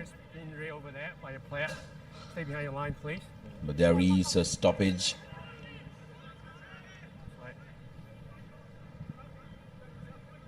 Seems like there seem to be an injury concern for Ronald Henry, who's on the ground there. Do you want to stretch up? Nevertheless, Singapore, Sarid mentioned momentum shift, and they seem to be on top here. Still less than 90 seconds left on the clock as well. Seems like as for now they've secured this game with ease. Good game management, using that yellow card advantage, taking in the 2 tries, sneaking them in. Philippines still haven't found the answers. Seems like because the last we saw of Ronald Henry, as he's been taken off and replacements come on the field now.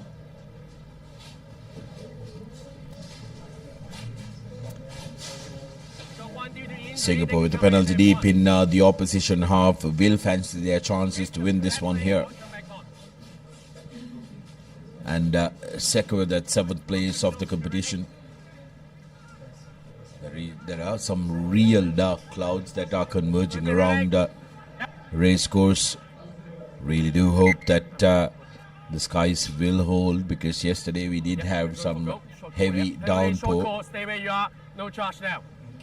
You can stay where you are, but no charge. Here you go. Singapore doing something different, opting to go for the post, 3 points. I'll let you know when 10, yeah. Make sure that they're secured. Even with a 7-point score, they will have a 3-point lead. Good game management, isn't it? Because they're sucking up a couple of more seconds as well and getting that cushion and buffer. Under 1 minute to play on our clock. Penalty coming through for Singapore. 22 points to 12 now, the score. It's a 10-point buffer. Smart decision there, not risking it, making sure the game is secured. In that penalty right under the post, so seems like they have secured this game and the 7th position in the overall tournament. So with 30 seconds left on the clock, Singapore managed his game quite well. So first try itself took full advantage of that yellow card and seemed to be victors of this Again game. kicking deep, Singapore. Philippines deep down in their own half have to go into it. Now puts ball to boot. Brilliant kick, but manages to collect it and offload. That's going to be a penalty at a minimum, as Philippines look for that one try which will make this game very close. So holding on penalty now considered by Quickly taken again by Yonel. Now Philippines changing direction, looking for options. Here's Ethan Tyler. Tyler stepping in, stepping out. Back to Edlin. Edlin straightening it up for Philippines. Drags in 3 defenders. Still a penalty in favor of the Philippines. Not rolling away. Quickly taken by Philippines. Looking to go to the corner. Cutting back inside is the number 4, Ledesma. Seems like he lost it forward, and that's going to be full time. 12 points to 22. It's Singapore that secures the 7th position, and Philippines will have to be satisfied with the wooden spoon in this leg, finishing at the bottom. But kudos to Singapore for putting out a valiant effort throughout yesterday and today as well. And also Philippines, who did trouble some of the big names in the group encounters, but couldn't translate most of that into points. some highlights from the second half as well. Singapore capitalizing on their numbers advantage, scoring the 2 tries, securing the game for themselves. You see the sniping run there from the number 9. Good overall performance, good game management as well. And up next we'll have the UAE versus Thailand for the 5th and 6th place encounter. That will be definitely a nail-biting one. UAE did threaten some teams as well. Team cards, 2 games. Brad James, Tobias, Oakley, Thomas, Nico. 5th place playoff between Thailand and UAE. Both these teams have been absolutely fabulous and will be disappointed that they are battling it off for the 5th place and are not in that top 4 bracket. Been brilliant, Thailand and UAE, but will have to be satisfied with either 5th or 6th after this game. UAE, of course, in their green livery and Thailand in red and blue.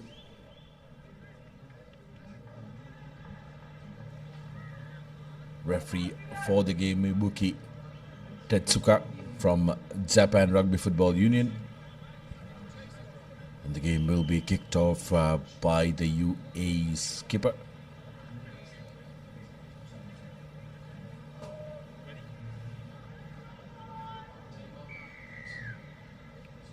Here we go. UAE kicking things off, kicking deep and straight away to the hands of Pirapol. And this is the danger man, Podo, who really creates trouble to the oppositions. A little kick pass attempted, but Thailand still managing to keep on possession. Seems like they've earned a penalty as well for their troubles. It was the number 3, Thomas Effley, who went off his feet. So Thailand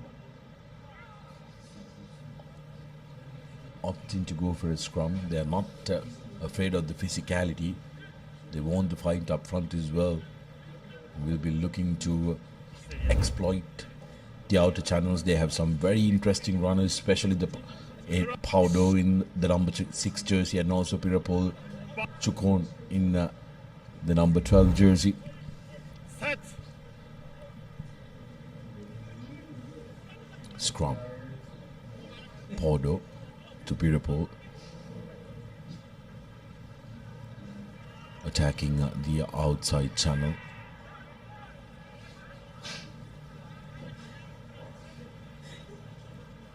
Wayward pass not gathered cleanly, but nevertheless moving the ball straight away across field, trying to find some lateral space is the Thailand team, but good defense coming in by UAE. As for now, they have conceded a penalty as well, so again not being able to roll away. Very good work by the Thai support players who trapped that tackler in between the ball and the supporting player.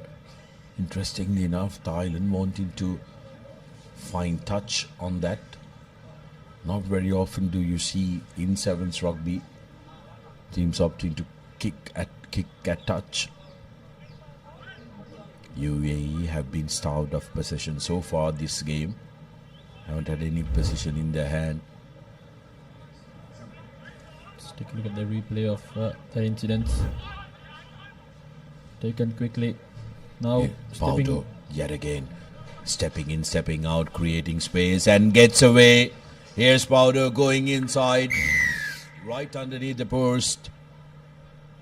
First try of the game for Thailand, and it comes through their playmaker, Mukhe Paudo. straight away sniping through that mid defense. Paudo, brilliant stuff. Penetrating the defense with ease, I'd say. Managing to snipe through.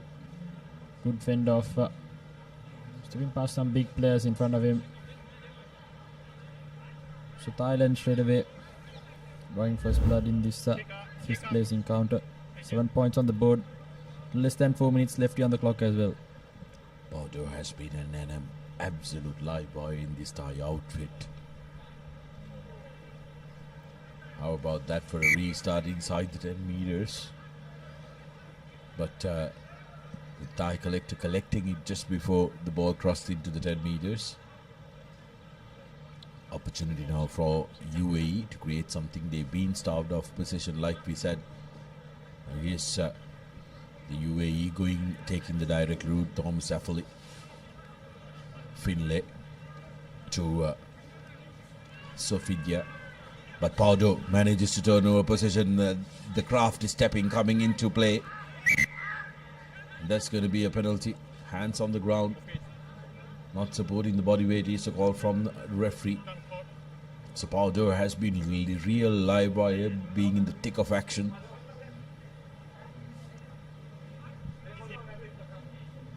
And Thailand yet again opting to go for a scrum. They know they have plenty of set moves that they can execute.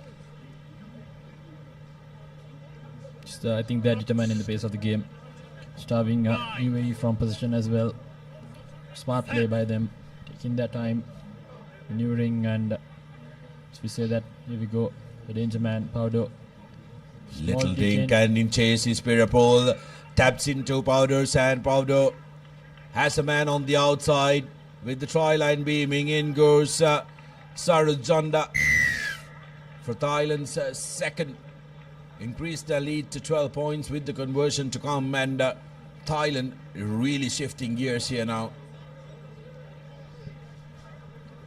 It's the pace of Papare. Good combination in that instant as well. Finding the small cheeks in the defense of UAE. 2 tries now in with the conversion to come.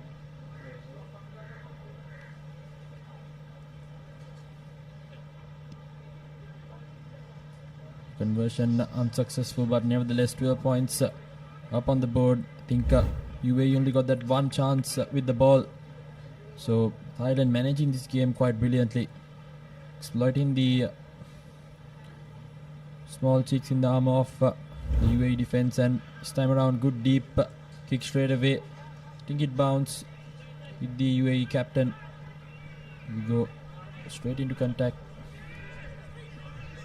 That good jackling work, no, unfortunately couldn't release it. Taken quickly yet again, UAE now in a rush. Good offload in straight away to the number 2, so looking to run away from it, and will go over for the try. So brilliant stuff by Tobias, who's gone over for the try right before half time as well. Have just little over a minute left as well. So 5 points now. Good response by UAE. Tobias Oakley getting his third try off this leg, and the first of the match for UAE. 5 points to 12 with the conversion to come. They'll be very much relieved that they've gotten a score. Opportunity for the skipper to try and cut the deficit to just 5 points, and his kick strikes the upright. Zakir Sanaisao, and that was the offload by the skipper, and Tobias Oakley sprints away to the corner. 5 points to 12 is how this first half finishes, but beg your pardon, there is a little bit more time. Well, now it finishes at 5 points to 12. Seconds were remaining for that restart, but Thailand says we think we've played enough. Halftime confirmation, 5 points to 12 in favor of Thailand, and we'll be back after the break. It's time for your brand new vehicle. Enjoy exclusive leasing options for unregistered vehicles, along with a host of exclusive benefits now available at Combank. Contact 0112 353 353. මේ අපේ කිරි රටම පෝෂණය කරන කතාවනේ. මේ සුද්ධිද? ඔව්, මේ අපි අපේ සුද්ධිගෙන් කිරි දවනවා. මේ ඉන්නේ අපි දෙන්න. ඊට පස්සේ කිරි බවුසරේ ගමක් ගාන කියෙන් කිරි එකතු කරනවා. අපේ රටේ කිරිවලින් හදන පෝෂණය පිරි අපේම කොත්මලේ අපේ රටේ පෝෂණය. Love rugby. Live rugby. Prima Kotumi Fun Tamari. And back for the second half action.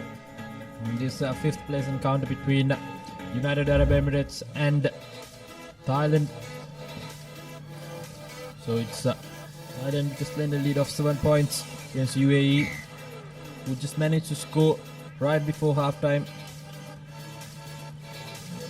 Thailand dictating terms in that first half. We'll be hoping to do the same in the second as well. So UAE will be hoping for a good restart, and we'll be hoping to score as soon as possible when this game is underway again. If they were to clinch that 5th position. Next up, women's third place final, Hong Kong, China taking on Thailand in what's going to decide number 3 and 4 of the second leg of Asia Emirates Rugby 7 Series 2025. Thailand kicking off proceedings from right to left as the skies have opened up, and the rain straight away getting in on the act.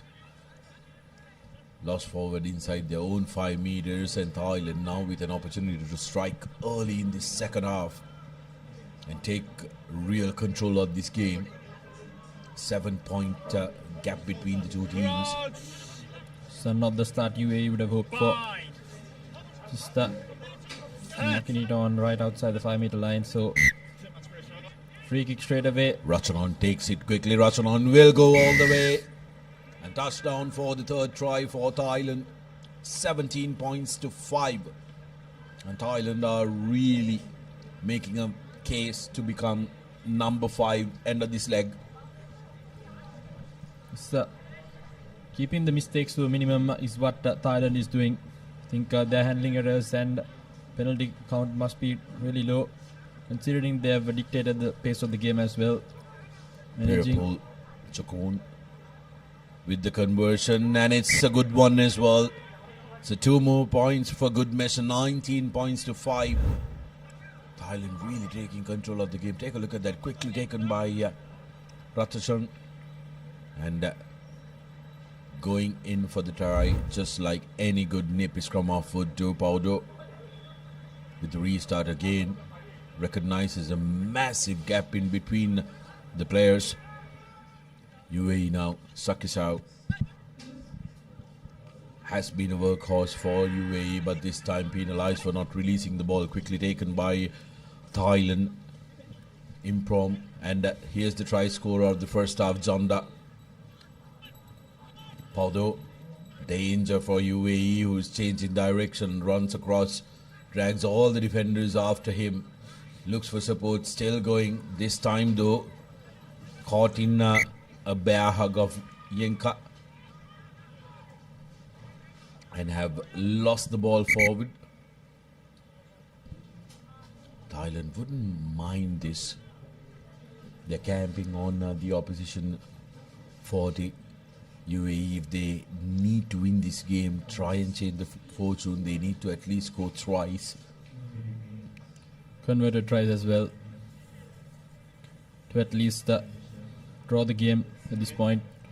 But nevertheless, Thailand, good management. I think their first mistake, the first costly mistake I'd say in their game so far. Played quite brilliantly to change the scrum down now in favor of UAE, who also just managed to score in the second time they got the ball in the game. So it's important that they keep position for the next 4.5 minutes if they were to come out as the 5th place winners. Changes coming in for both the teams. UAE bringing on some fresh legs as well, with Tobias Oakley taking on the reins of being the halfback, put into the scrum. Here's Oakley to Sakisau. Sakisau to Ali. Ali looking to run on the outside. Tobias. And that's lost forward through Yenika.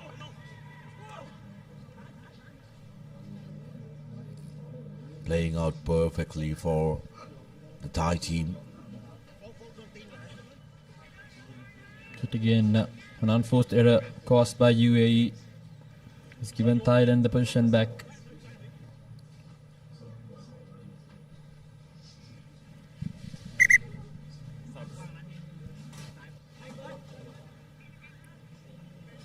Sakyus Anaisau has been an inspirational leader for this UAE outfit during that first leg. Happy relieved faces of the Thailand bench as Ratchanan readies to put in for Thailand. They're in brilliant space, just under 4 minutes to go in the second half. 14-point lead. Can they increase it and really put this game to bed here? Peter Paul to the corner, the new man in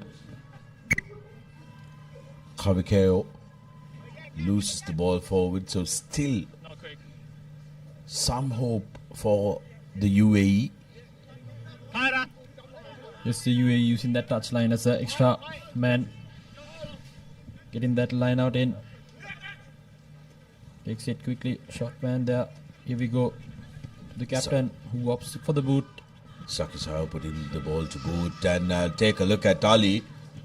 He looked like he was from a different planet, sprinting down that ball. Penalty in favor of UAE. They need to take it quickly. Tobias taking it quickly. Here's Ali. Steps back inside, takes contact. Finlay. Off to Thomas Affley, and has he touched down? UAE women's team is celebrating. Referee having a word with the assistant referee, and that has been lost forward. So when it's not going your way, it's just not working out for you, Sudarshan. I think rather unfortunate there. Just couldn't touch down, losing it the right end. Just couldn't finish it through. Some good defense yet again by Thailand. Yeah, a score there would have really lifted the spirits of the UAE, but losing that ball forward. Thailand, of course, will be hoping that they can try and go to the other end of the field. Rastron, despite the knock, okay to continue. But the bench thinks otherwise. They've sent in a replacement. So, crucial end here at the game as well. Just over 2 minutes left. I think Thailand would want to field all 100% capable players as well. Right, even though they have positioned their back against their wall. And here we go. Straight away. Trying to run from their own try line now. A bit of a lateral space. Trying to break past. Ali does so with ease. Now final defender to beat. Will he outrun his opponent? Yes, he does. Well, end-to-end stuff. That is the number 13. Pachara. Poltapapi.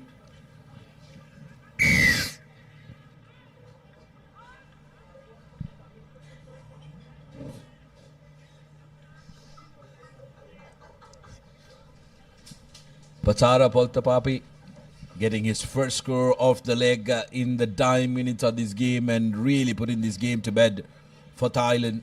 Running down the flanks, end-to-end stuff from their own in goal. They managed to get the try that will really seal the deal for Thailand. Take a look at that. Ali that time though, trying to tackle, took a boot on his face. Don't think he's going to be able to continue, and he's walked off the field. But great pace shown by the new man in fresh leg. UAE now really playing for consolation under a minute to go on our clock.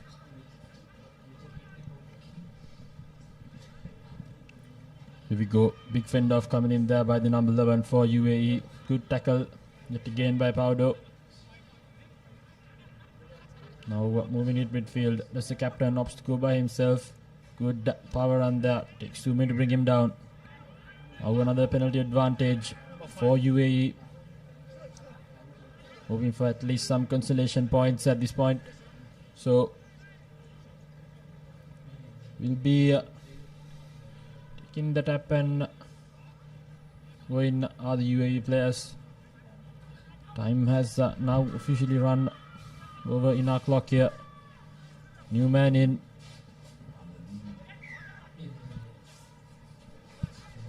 Penalty after penalty. Now it's the number 1.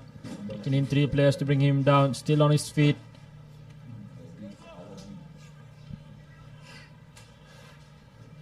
We go. UAE now. Just loses the ball forward. Pardo kicks it out. Straight downfield. Now 3-foot race here. UAE finally managing to get the ball. Again, number 11 now. Searching for support. Sits straight away to Thomas. Now with a bit of space on the far outside. Cutting back inside is the number 1. Brilliant, isn't it? Thailand have secured this game, but they are not going to let any cheap tries being scored against them. But both teams, UAE knows that the game is already lost, but they want to finish this. This is the same spirit that you want every team to be playing with, as UAE keeps going towards that try line. Sakisau. Sofidin in support. Battling, struggling. Sakisau still going, and he will touch down right underneath the post. And that's celebrated by the women's team of UAE.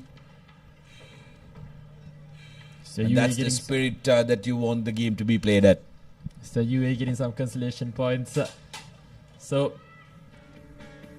conversion not attempted, I suppose. It's 10 points to 26.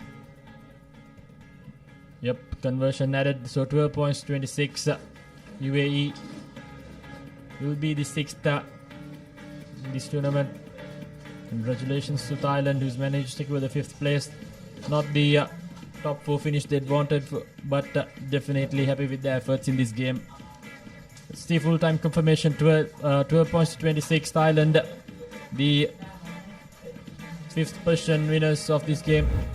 And some highlights from that second half. The Nippy scrum half straight away going through as soon as the game began for that second half. This was coast-to-coast stuff from Thailand. You can see beautiful fend off, good individual brilliance, seeing it all the way through. Stop start and brilliant flurry of acceleration and finish by Thailand's winger. So it will be a change in voice. It will be Abid Jamil and Nathan Coggins who will be taking on.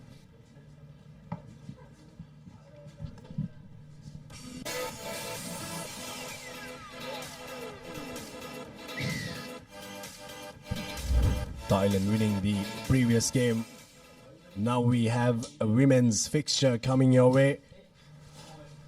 It's the 3rd place finals here. Thailand taking on Hong Kong. Hong Kong in the white strip on the right of your screen, and in the red strip you have Thailand. Important game for both these teams, a chance to go back home with a medal around their shoulders, but Thailand knocked that ball forward early on, so it'll be a scrum early doors for Hong Kong, China. Yes, Hong Kong, China unlucky to miss out in a close final against China, who made it through to the final, and Thailand were blown away really by Japan, who look like red hot favorites come that next game in the final, but straight away early doors Thailand with a bit of a error, and Hong Kong off the resulting scrum, capitalizing, carrying it to the 5-meter mark. Plenty of space out wide on the left, need to find that lady in the number 6 jumper. They do find her eventually, but sweeping defense is good from Thailand. They managed to close down the gap just in the nick of time. The ball is still live for Hong Kong, China. Just need to play with ball at hand here for a few more phases. The gaps will surely open up in this Thai defense. Already stretched out as it is. And now we're trying to create that overlap on the left-hand side. Needs to get the pass out. Fortunately, doesn't come for Hong Kong, and now they'll look for their options straight. So pretty good stuff from Hong Kong here. First 2 minutes played entirely inside Thailand's half of the field. Managed to keep ball at hand as well, and now have the defense scrambling. That ball needed to go out just a bit quicker. And once again, a bit slow off the breakdown, allowing the Thai defense to get back into place. But this time, much better offload in game from Hong Kong, China. Thought the ball was smooth there, but unfortunately went backwards. And eventually, Thailand have done well to defend that and win the penalty. What a defensive performance there from Thailand, not allowing Hong Kong, China to get any headway. But on this occasion, it's Winka Sofidia from Hong Kong, China that makes a tackle. Had to roll away there. No scores yet. A long passage of play early on, 2 minutes. of attack coming in from Hong Kong, China, but Thailand did well to win back the penalty, and now they have another penalty. There is a player on the ground.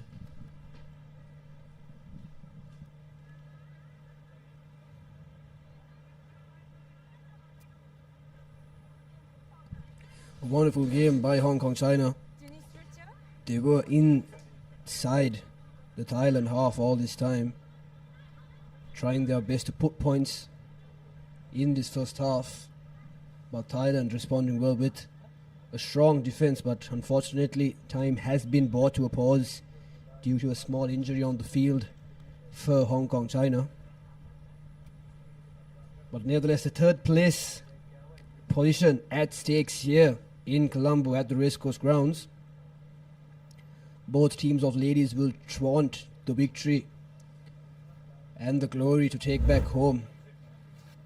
And this was the replay at the last move. It was a bit on the high side.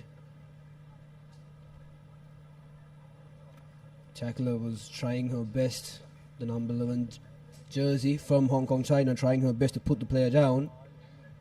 But unfortunately, she was penalized for not rolling away. So once the game starts off again, it'll be a penalty in favor for the Thailand women's team. We hope that the lady in the 11 jumper from Hong Kong, China is all right. Seems of a bit of a condition, Nathan. Yes, certainly, Tanvir.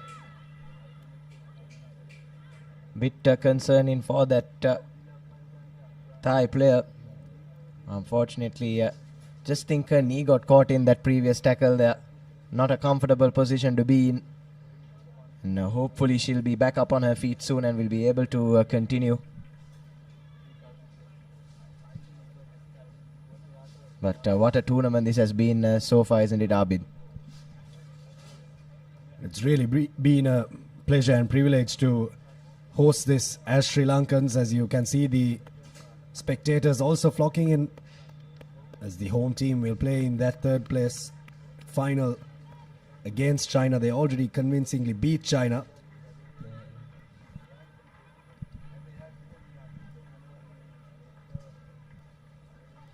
Yes, the crowd slowly and surely building in, and we're really into the business end of the tournament now, aren't we? The two women's finals, the third place playoff and the grand final coming up, and immediately followed by the men's third place playoff, followed by the final. And from that penalty, Thailand have found an excellent touch. Not often have we seen teams opt for that touch finder after winning a penalty, but Thailand, after doing so well defensively in the opening 2.5 to 3 minutes, with one heavy kick, have managed to get right up into the Hong Kong China 22, and are in prime real estate now to try and go over for this opening try, but unfortunately that line out has been overthrown. Yes, Hong Kong China with ball in hand and a high tackle penalty coming the way of Hong Kong China. They take it quickly. Ka Yang Chong there for Hong Kong China. No scores yet so far. 3.5 minutes remaining on our clock. Ka Man Nang takes it and drops the ball there for Hong Kong China, and now a real opportunity to get the first score for Thailand. Running on the outside is Yodia, has just the line in front of her and dots it down for the first score. Coach Lotte Raikambula will be very proud of that try from Thailand. Not a stranger to Sri Lankan shows, Coach Trinity College in Kandy. 5 points to nil early on for Thailand. Yes, certainly, and a well-deserved and a much-deserved 5 points as well for Thailand. Like we were saying, Tanvir spent most of the first 2.5 to 3 minutes on the back foot, managed to get up the field and eventually go over for the first score, and an all-important score in this ladies' third place playoff at the Asia Rugby Emirates 7 series. Take a look at the replay there. Good continuity of play, created that overload on the left-hand side, and all that Yodia had to do was just find that corner, and she did exactly that. Easy does it, a textbook try coming in from Thailand to get things underway here at Racecourse. Definitely, Nathan. That was the kickoff once again from Thailand. Not collected the first time from Hong Kong China. but they are once again in the attack. Thailand has been showing some dominance in the defensive outfit, and as we can see, applying that pressure, the line speed and support that each player is doing is what has gotten them that penalty for holding on. Now taken from the quick tap. Thailand once again in the attack, making their way inside the 22 of Hong Kong China. Just one lady to beat the number 6 of Thailand. Will that be a penalty? No, they have stolen the ball, and yes, it will be. Diving in that ruck, so Hong Kong China will be very happy with that outcome. The get out of jail card for the team. Good defensive shift there from Hong Kong China. Need to get a score, and they need to get a score fast, but the kick doesn't find touch, so it'll roll into the hands of Mi Chok, who also opts for the boot and finds a bit of grass behind the Hong Kong China defense. Oyana has to track back, but chasing her own kick there, Mi Chok gets right in her face. Good defense coming in from Thailand. Just getting out of the 22 there, Oyana. Now here's Hong Kong China flocking in on the short side.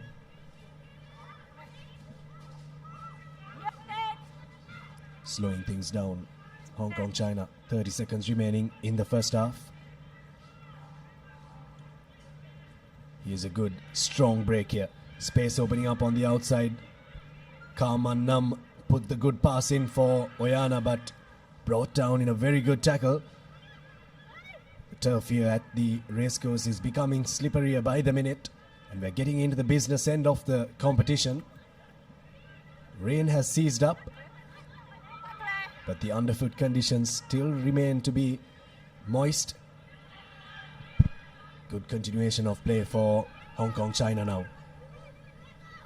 Thought the tackler may have needed to release there, but just let go. Thailand defense shoots up, so Jess Ho has to take the ball forward. Now penalty for Hong Kong China. Yes, this is good stuff from Hong Kong China right at the end of this half. Just as time has run out on our clocks as well. Slowly but surely building up an attack, making their way out of their own 22. And now around the 40-meter mark. They'll be desperate to try and close out this half with a score to try and level things here at the racecourse. But that's a good spot tackle coming in on that occasion. And Hong Kong will be made to work a few more phases. Tries to go through the gap. Lovely show and go. But again, desperate defense from Thailand. Tried to get that offload in. But unfortunately, Jess Ho has spilled it. Looked like a golden opportunity there for Hong Kong China. There was no one sweeping back for Thailand. But they've done well to hold on to this lead by the skin of their teeth. Just as the referee blows for halftime here at Racecourse. Quite the intense battle here in the Racecourse grounds. But that will be our halftime confirmation. Hong Kong China still not being able to put some points into the border. But Thailand will be leading this third place position match by 5 points. Love rugby? Live rugby. Prima Kotumi Fun Tamari. Exclusive leasing options for unregistered vehicles from Commercial Bank. මේ අපේ කිරි රටම පෝෂණය කරන කතාවනේ. මේ සුද්ධිද? ඔව්, මේ අපි අපේ සුද්ධිගෙන් කිරි දවනවා. මේ ඉන්නේ අපි දෙන්න. ඊට පස්සේ කිරි බවුසරේ ගමක් ගාන කියෙන් කිරි එකතු කරනවා. අපේ රටේ කිරිවලින් හදන පෝෂණය පිරි අපේම කොත්මලේ අපේ රටේ පෝෂණය. Marina 888, the home of sports entertainment. With boosted odds, secure cash out, and unlimited rewards. Marina 888, where winners are born. Welcome back to the racecourse. Third place playoff here in the women's category of the Asia Rugby Emirates 7 Series. Second leg in Colombo. We're down to the business end of the competition. This is the first score coming in from Thailand in this third place playoff. Yodhya scoring the only try in this half so far. And coming up next, important clash. China taking on Sri Lanka. Placed third and fourth. Yes, identical clash, isn't it, to what we had up in China. China and Sri Lanka had a hard-fought battle there, went right down to sudden death. China eventually prevailed and claimed that third spot, but I'm sure on home turf, Sri Lanka will be hoping to do one better this time. Try and beat China twice in a day, especially after running a strong outfit like Japan so close in the semi-final. That game would have taken a toll on the Sri Lankans, as would have the last couple of minutes in the previous half of this match that we're playing. Thailand had to defend quite a bit before we went into the half-time huddle. And you saw on your screen at the end of the half the Thai players on their knees. So hopefully for them they are able to recover quickly and play 7 minutes more. Last 7 minutes in their tournament for both these teams. Here's Hong Kong China through Maggie or Yong. Now looking to create something from their own half, but the Thailand defense, my apologies, right up there. Spread out evenly. Now a little bit of a short line from Melody Lee. Handling errors creeping in for Hong Kong China. No real advantage there for Thailand, so we'll go back for the scrum. Yes, handling errors have really come and haunted Hong Kong China in this game, haven't they, Abid? Even in the first half, they conceded that solitary try after a handling error at the breakdown. Ball was loose. And now yet again, a good opportunity for Thailand to try and double their advantage here with a scrum well inside the Hong Kong China territory.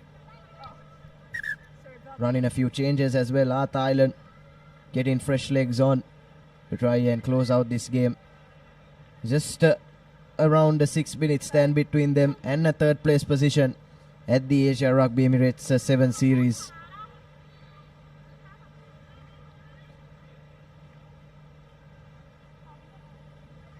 What a game of rugby we've been having from both these countries. A good game of rugby here for the third place position. Thailand is still leading by 5 points. Not the greatest of margins for the teams of Hong Kong China. Still in this game, can back up with the lead. And from today's tournament so far, that I witnessed a lot of stoppage time as well in this game. So both ladies from both teams have that rest time, and as you can see, the ground conditioning, it's a bit moist up here with the rain. So it's not the best of conditions for Sevens rugby. But Sevens rugby, Nathan, is mostly, it's about the adaptability of both teams from attack to defense. It's not just like 15s where you can just pick up the ball and run straight into contact. You have to keep that energy and use it at the precise and the right moment to capitalize. And once again, Thailand feeds in the ball from the scrum. Sends it to a fly half, having space on the outside.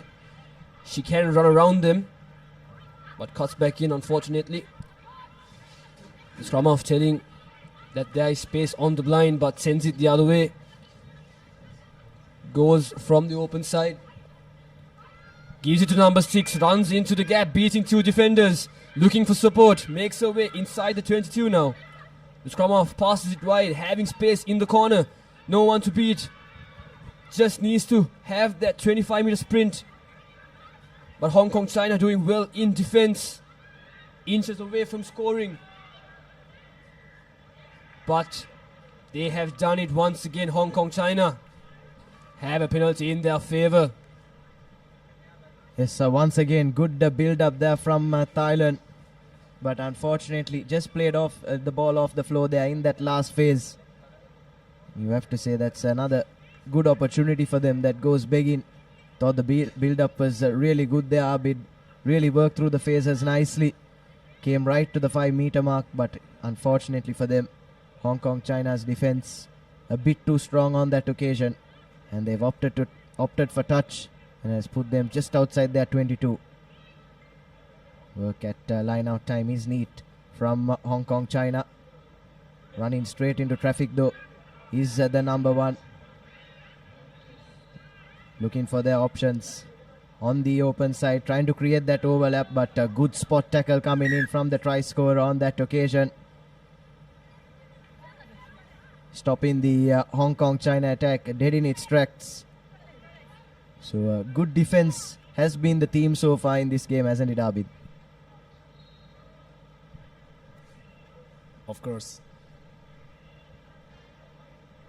really has been the mantra for both these teams so far.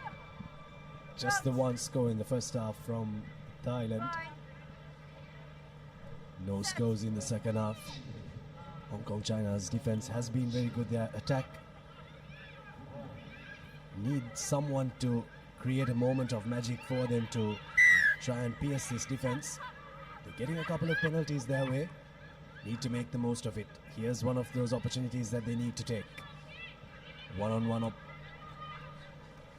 on the outside there. Lineham is brought down to the floor. That should be a penalty for Thailand. Player off her feet there from Hong Kong China. All Black Sevens legend watching on. Just game management here, but one more score for Thailand really allow them to breathe a little easier. Definitely, Abid. As we see, Thailand just dominating in their defense is what is making them lead in this game. Unfortunately for Hong Kong China, they've had the opportunities, but unfortunately once again they have fumbled it quite a couple of times. But Thailand doing their utmost best to keep the point margin, the score margin, just the way it is, and they have gotten a scrum down 40 meters away from their try line. From the corner, they will want to move for a set piece move. The scrum hasn't been exactly set to the referee's call. Yes, Thailand getting exactly what they want from that scrum situation, isn't it? Reason you opt for the scrum when you're just clinging on to the game by the skin of your teeth is to just run that clock down as much as possible. And with that reset, Thailand have got exactly that. And now looking to work it to the left-hand side from that scrum. Here's the try scorer, bumps off one tackle, but just brought down in the second. Slow ball at ruck time. Slowing things down now are Thailand. Needed to create that overload, but in doing so, looks like they've lost a few meters actually. And now a pin back inside their own half. This is a good cover defense. Drifting well are the Hong Kong China players, and eventually forcing the error as well. That's a thunderous defensive hit coming in on that occasion. And a brilliant defensive work from Hong Kong China yet again in this game. Of course, fantastic tackle there from Lineham. Defense really has been what this third place playoff has been all about. Bronze medal on the line here in the second leg of the Asia Rugby Emirates 7 series. Have a look at that tackle from Lineham. Huge hit right in the face. Nothing much that Salinda could do there. 5 points to nil here. And what that has done, Nathan, is it has opened up an opportunity and a set piece for Hong Kong China to maybe try and manufacture something from here. Around 30 meters away from the line, what have Hong Kong China got in their armory?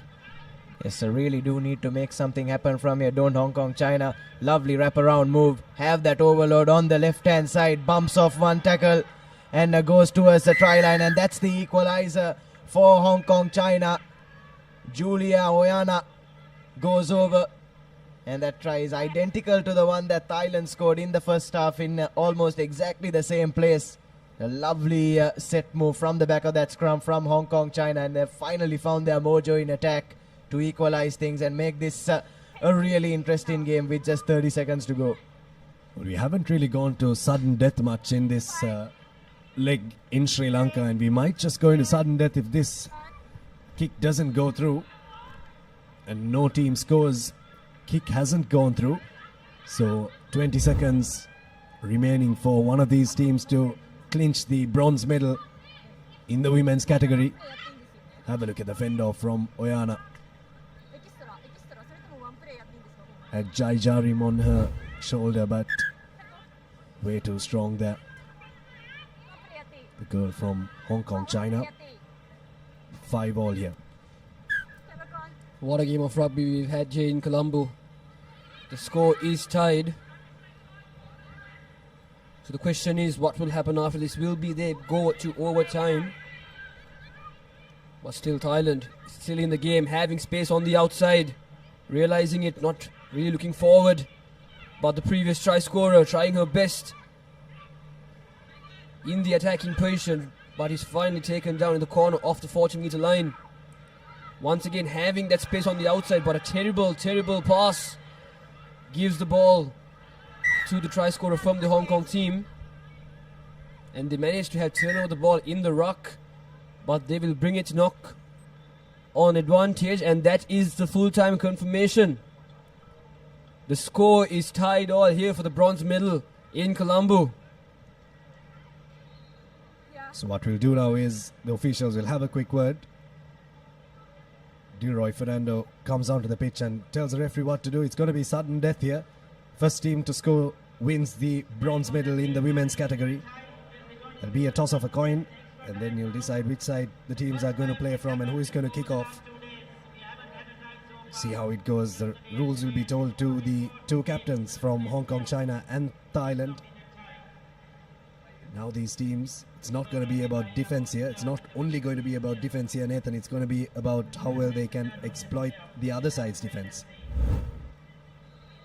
Yes, indeed, Abid. As we take a look at that solitary score in the second half, Oyana going down in the corner to drag her team into sudden death, and across 2 days of action, we haven't seen a game go down to sudden death so far. And what a time to have our first game go down into sudden death. The third place playoff for the women. But yes, like you were saying, Abid, in a game where attritional defense has been the talking point, perhaps a bit more in attack, a few more risks that these teams can take in attack to try and get that cutting edge will do them a world of good, as the players are resetting themselves for the restart. So 3 minutes of sudden death set to come our way here at the racecourse. Yes, and Hong Kong China has made two substitutions. The previous try scorer from Hong Kong China has been brought out. But the impact that both teams, the impact they've had here, already tired from the first half, and an impactful second half as well, as we saw them exhausted on the ground just moments earlier. But that will be the kickoff from Hong Kong China. A high-hanging kick, a contestable kick from them. But Thailand collect them cleanly, hits the gap, offloads it to the number 15. Once again is brought down well from the defense of Hong Kong China, this time planning to send the ball wide. Tells her to go across, but that will be a high tackle for sure. Yes, she will be penalized, and will that be a card? Yes, it will. But first, the official will want to have a word with the TMO.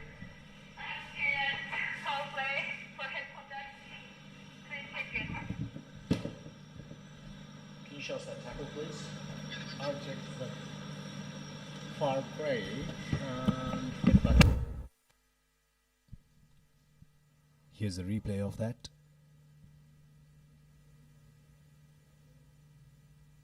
Was a bit of mitigation there.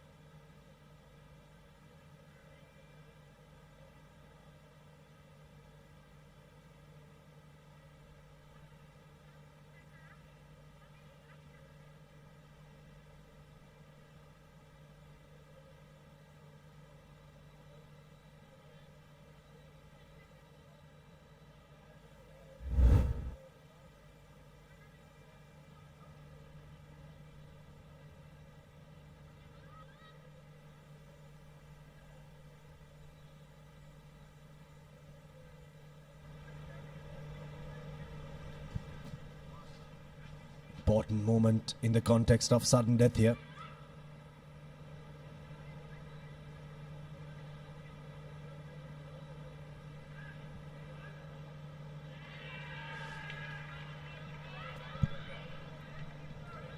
That's a yellow card given to Gabriella Rivers for Hong Kong, China.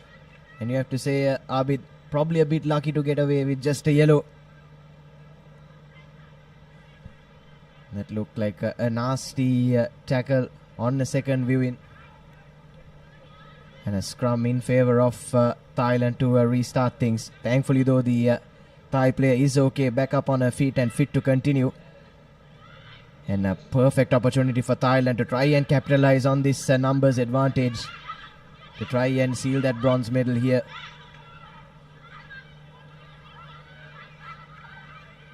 Have an extra man out wide on the left hand side, and the pass needs to go out. And now Ann just needs to put her foot on the gas. Does she have enough in the tank to go all the way? Steps past one, steps past another, and Ruxina Navakayu will go over for the winner and seal the bronze medal for Thailand here at the Asia Rugby Emirates 7 Series. What a win for Thailand. What a performance it's been from them. Held the fort down in defense and just found that cutting edge in attack when they needed it the most. And the celebrations have just begun for this set of ladies here at the racecourse. Well, if you really do look back at that game, Nathan, they really had to dig deep in defense when it came to the latter parts of the first half. That took a toll on their fitness in the second half, but the ability to come back in sudden death, and they were the first team to score. Thailand win the bronze medal here at the Asia Rugby Emirates 7 Series Colombo leg, the women's category, beating Hong Kong, China.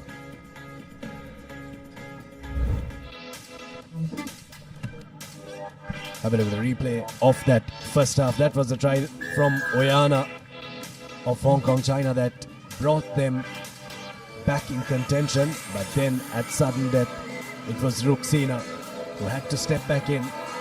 And have a look at this, calling her teammates, celebrating before the try was even scored. And celebrating with the entire Thai contingent. To take you through the next big match, China versus Sri Lanka, the third place playoff. In the men's category, you have Sudarshana Piris and Abdullah Yusuf.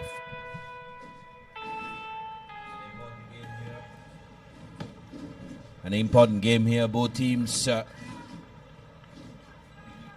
with the replay of the first leg, Sri Lanka and China, and they did play a game today in the morning as well. Sri Lanka coming up trumps and straight away holding on to possession and looking to run. Jansen to the corner. He is the skipper coming to Pereira, gets away from the first tackle. Jansen spreads it back to Chatura Soisa. Soisa takes contact, goes to ground. Here's Jansen again. Akash Madhushankar straightening things up. Surya Bandara. Surya Bandara in the corner has one man to beat. Srinath Surya Bandara will go in for the first goal for Sri Lanka. This man is an absolute legend of the game here in this island. Takes his time as the rain pours down and Sri Lanka scores first in this third place playoff. Absolutely brilliant. Wonderful finish by Sudarshana, but you've got to give it to the Sri Lankan team as well. I thought on their goal line, the composure they showed at the start, just holding on to the ball, just creating those overlaps. And the Suri actually had another player outside him as well. So wonderful start by Sri Lanka. Surya Bandara makes no mistake with the conversion. So 7 points to 0. Just the real challenge is to see whether Sri Lanka will be able to follow up that big performance against Japan. And this is the first try. Surya Bandara just having far too much pace for the covering Chinese defender.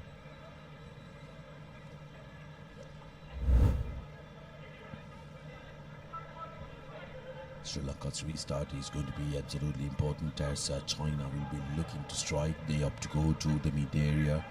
Good defensive work from Akash Madhushankar, but here's Chongma a dangerous player in that Chinese rank. Here's Chongma looking for options, spots a half gap.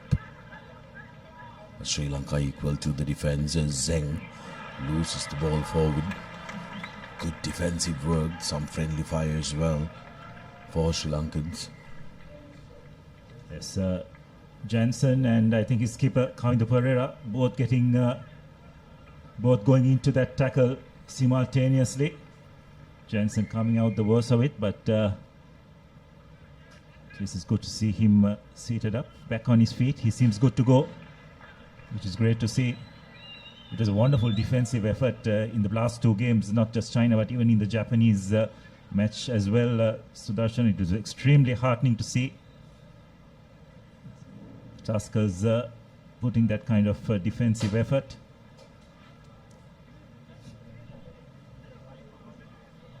Here's Jansen playing a little bit of games, and here's a ball out fast to Kavindu Pereira running across, finds Dinale Kanayaka, steps in, steps out, tries to beat him, but good defensive work by the Chinese number 5, Surya Bandara. He's there to pick it up.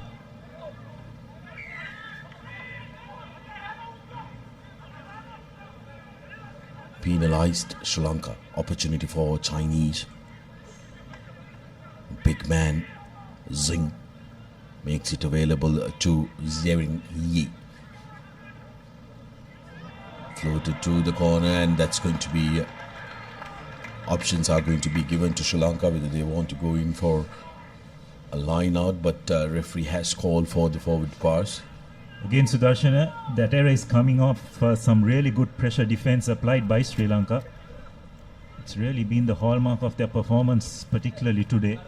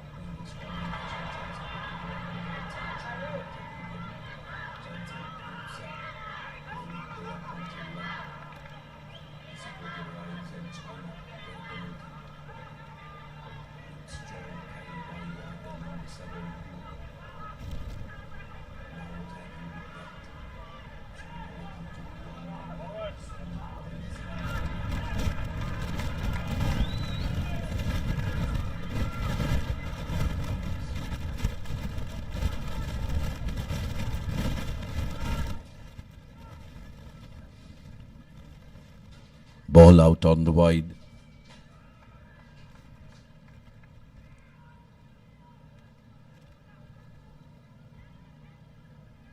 Now China serving options onto the corner. Zeng into the 5 meters. Sri Lanka in under a lot of pressure, but Akash Madhushankar comes away with a brilliant jackling effort, winning the penalty for their side.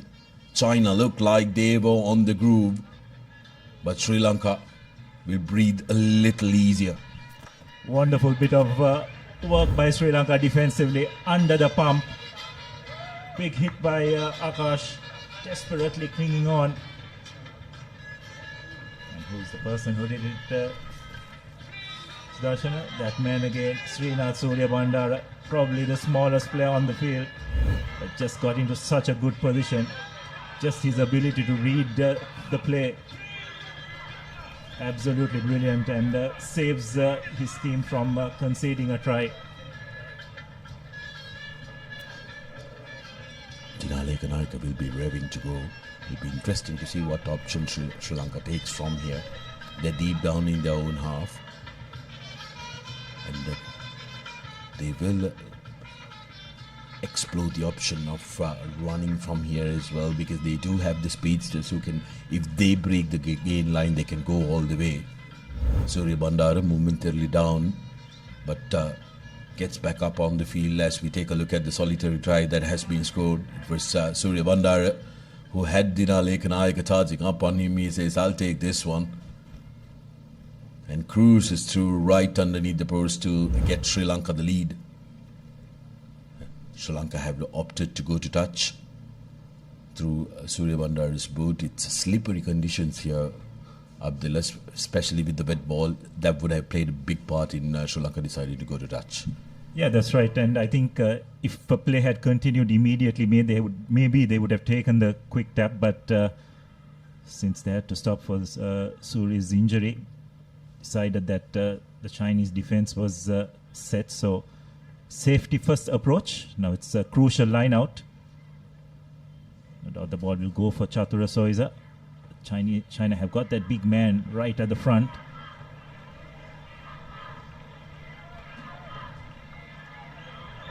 It's really good by Sri Lanka.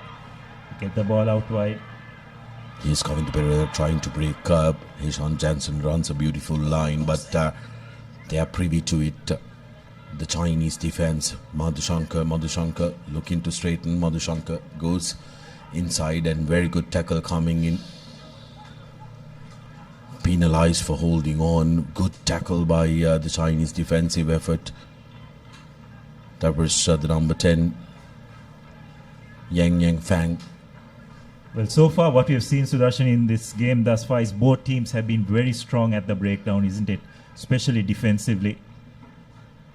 So probably the message for the team that has the ball, try and avoid getting into breakdown situations. The conditions too probably help in that aspect. It's not easy to throw the ball around, but you get into a breakdown situation, unless you have players tracking, you put yourself in a bit of pressure.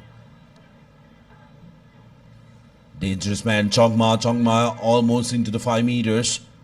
China recycle options on the outside, and here's a free run to Yang Fang right underneath the post, and China reply with their own just before half time. 5 points to nil underneath the post, easy conversion, and it's up to Chongma to make it level.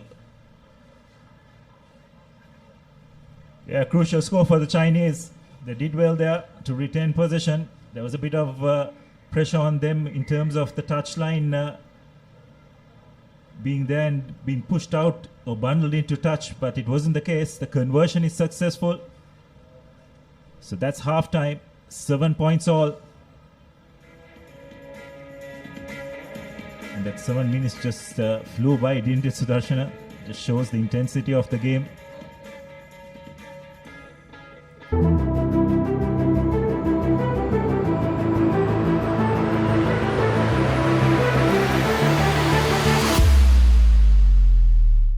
Marina 888, the home of sports entertainment, with booster odds, secure cash out, and unlimited rewards. Marina 888, where winners are born. For passion, a competitive spirit. It's for those who do and want to keep doing. Right, real energy. ඒ තමයි කොට්මලේ factory කිරි butter cheese yoghurt ice cream එහෙම හදන විදිය. අපේ රටේ කිරිවලින් හදන පෝෂණය පිරි අපේම කොත්මලේ අපේ රටේ පෝෂණය. Love rugby. Live rugby. Prima Kotumi. Fun tamari. Welcome back to the live action of Asia Emirates Rugby 7 Series 2025 second leg. First half action of the third place player of in the men's. Sri Lanka got off to a brilliant start with their veteran Srinath Suryabanda touching down right underneath the post, and just before the halftime whistle, Yang Fan touching down underneath the post and getting 7 points for his team as well. Next up we have the Women's Cup final, Japan taking on China, in who is good, and it will decide who's going to be taking home the big goal from Sri Lanka. Sri Lanka making some changes. Suranga Tenakon coming in, and also Brian Pereira, who have been brilliant additions to the outfit. We want to make sure that the fresh legs does some work for them. Tenakon putting it up. Good tussle by Ekaraika, who gets the ball back through Dange to Tenakon. Jansen puts in a little dink. Chatura Chaturashoisa still going. Big tackle on him. Madhushankar, quick ball out. Plenty of men for Sri Lanka. And here's Delish Kadange with the dive. Second try for Sri Lanka. And within seconds of the second half, they pick up the lead. Just the start Sri Lanka would have wanted. Absolutely brilliant. From the point of time they won that kickoff, they just held on to possession.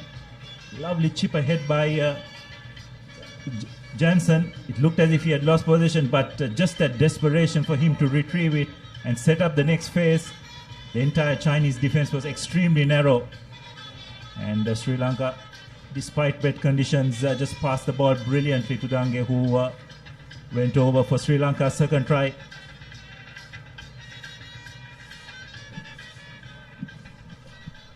Off the screen, Chaturashoisa seems to be hobbling off the field. And Sri Lanka had just done a couple of changes as well. So how that will affect the team composition is going to be interesting. As Tenakon attempts the conversion, going to be an important one. Conversion doesn't find the mark, so the score will remain at 7 points to 12. Another look at that. Jansen with the quick offload. He had 3 men to pick from, and Delish Kadange putting in the dive for good measure. What an addition he's been to the Sri Lankan outfit in this second leg. As play has recommenced. Ball goes into touch, so it'll be a line out. Good restart by Sri Lanka. Kavinda Pereira, the skipper, barking instructions from the bench. He's been taken out.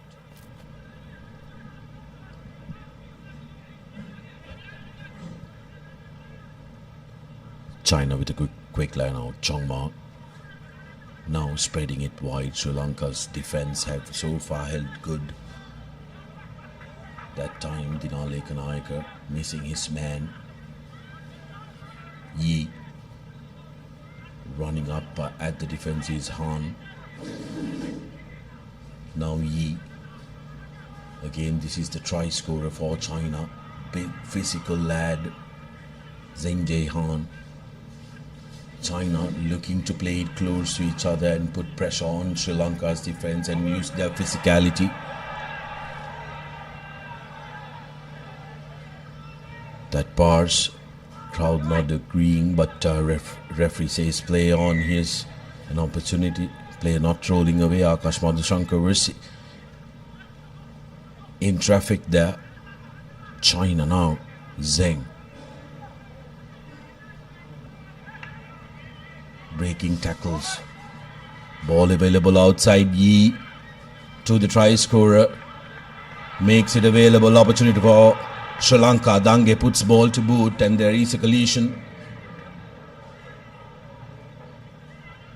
Penalty quickly taken by Chongma. Ankle tap.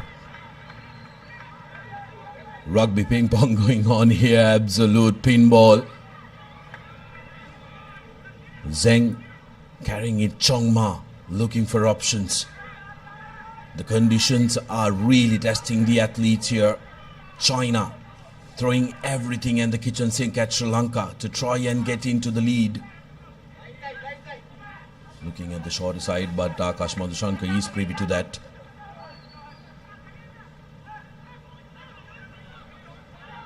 Zheng. Good defensive rush by Tendakon, cramping space for Chongma. Now Hu looking to spread. Here's the try scorer Han, who likes to take the direct route. Good strong carry by him. Sri Lanka need to reorganize in defense.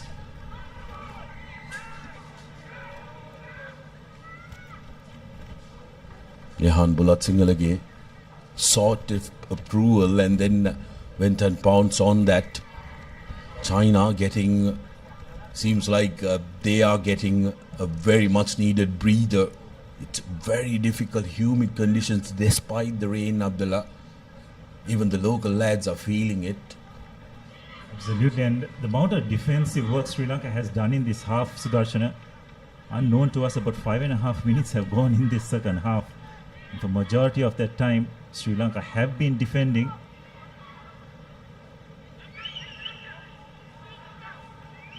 Just as fresh legs. They've taken Surya Bandar out. I'm just wondering whether they'll bring him in now, just with a couple of minutes to go. China have been absolutely brilliant, and this man, Zheng Jiehan, the try scorer, and also Shalong Zing have been taking the direct route, putting Sri Lanka really under pressure. But here's a scrum. China opting for a scrum. Keep an eye out on the number 12, Chong Ma. Tenakon on pursuit, and that's a very good tackle by Dinale Kanayaka. And that's going to be a penalty, playing the ball on the ground. Jansen thinks about taking it quickly, but wants to manage the time as well. Very good game management by Sri Lanka. This is brilliant. Yahan Bulatsingalage is known for thumping kicks down the flank, and this is an opportunity for him to try and bring play to the opposition half. He earns 20 meters on that kick, and Sri Lanka will still have possession with 1.5 minutes to go. Can they secure the third place here, Sri Lanka?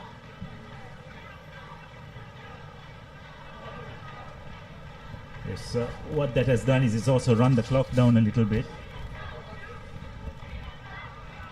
Good line out from Sri Lanka despite the height disadvantage. Here's a long cutout pass, trying to get away. Guyan Pereira takes two men into contact. Ball available for Jansen. Here's Tennakon to Madhushankar. Madhushankar shows and goes. Bulat Singalage seals that off. Tennakon. Jansen puts the ball to boot. And here's Dabare looking to collect, and he will go the distance. Will not be caught.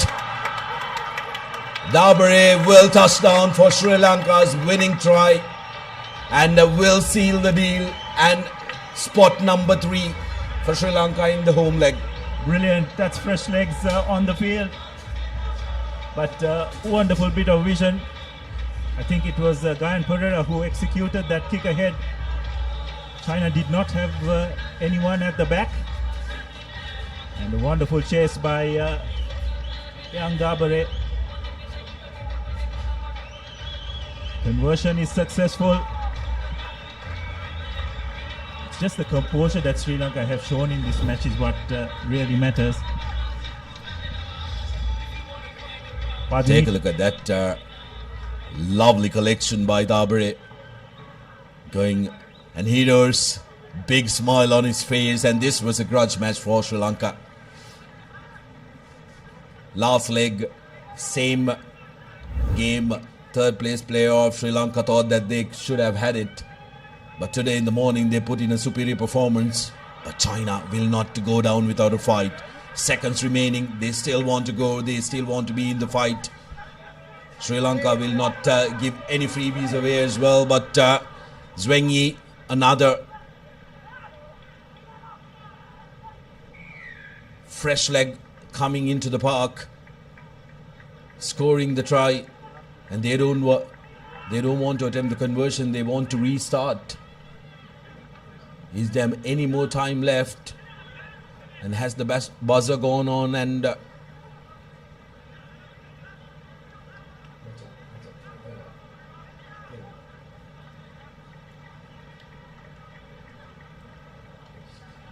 it looks like the game is over. China tried to not take the goal kick, expecting that they could restart, but I believe the try has been scored once the quarter is over.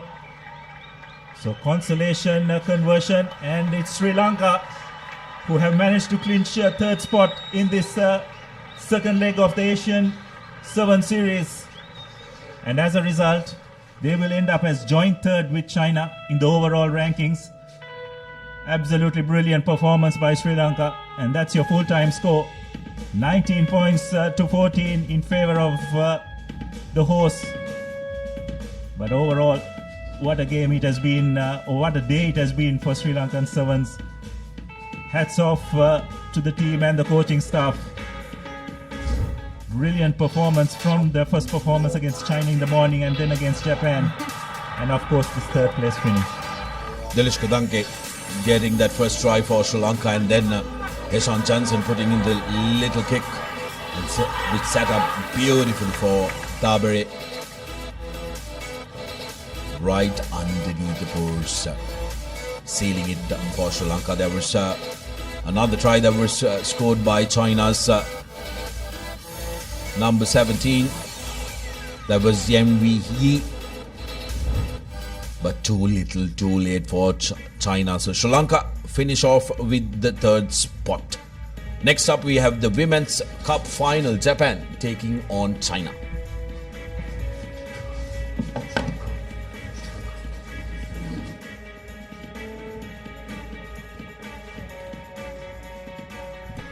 Big game coming our way. The finals of the women's category here at the Racecourse in the Asia Rugby Emirates 7 Series. Second leg in Colombo. Koide, Susumi, Saigesu, Hirano, Utsumi, Bodman, Otani, Akita, Nagata, Mizutani, Yazaki, Matsuda and Konishi for Japan. Sugan, Seun, Chen, Jojin, Zifei, Yan, Yutong, Jiajia, Jia Yi, Li, Jiayun, Fang Yu and Jian for China. Yes, we are right into the business end of the tournament, aren't we now, Abid? That's what's up for grabs. The Asia Emirates 7 Series second leg here in Sri Lanka. First of the finals, Japan taking on China. What promises to be a tantalizing affair here at the Colombo Racecourse. Both captains leading their sides out with the flag in hand. Plenty of pride, plenty of bragging rights at stake here at the Racecourse, and Japan, after coming up trumps in that first leg, will be aiming to get this one in the kitty as well and just seal that overall championship too. The Japanese faithful gathered here in their numbers have made the long flight from Tokyo to Colombo. They've been cheering on and rallying on their side all throughout these 2 days here. Probably have been the most vocal set of visiting supporters, and even at a rainy racecourse, they're still standing tall here to cheer on their team. The Japanese faithful have come with their Japanese drums known as the taiko. Rain starts to pour here at the racecourse. It poured around the same time yesterday, or maybe a little later, but there's a little bit of lightning as well. That will cross over to the national anthems of Japan and China.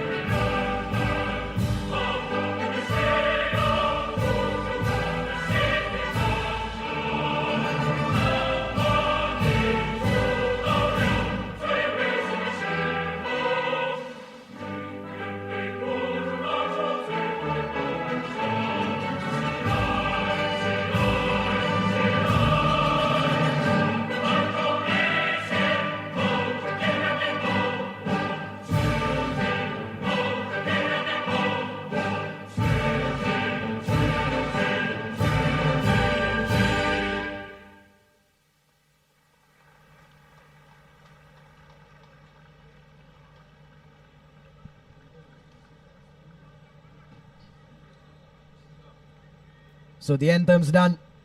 And we are moments away from kickoff here. Final huddle there for China before this all-important final. But they're against a team that has played like a champion side. A team that has been a juggernaut in the Asian rugby circuit. Japan still yet to concede a point in this tournament. The crossboard days have played the 4 games.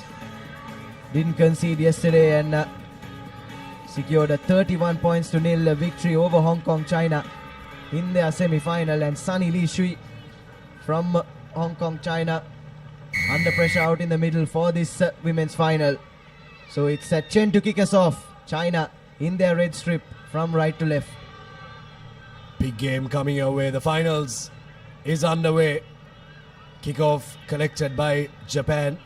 Taken into contact by Chiaki Segusa. Looking to move out of their 22 there. Japan looking to launch an attack from their own half through Haruna Konishi. Ball available there once again. Chinese defense looks to rocket up. Taking route 1 there, Japan releasing, going up once again. That will disorganize the Chinese defense and maybe open up something for Japan. Handling is not going to be very easy here.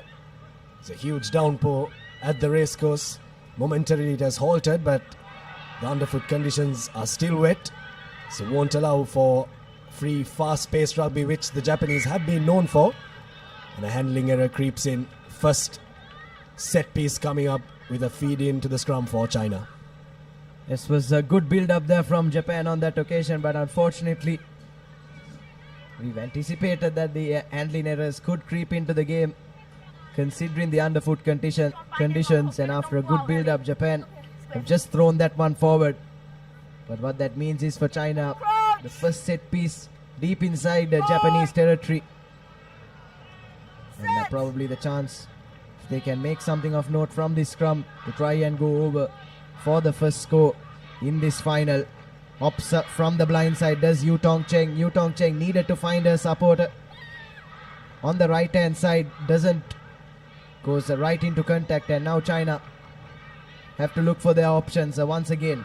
Gets the backhanded offload in.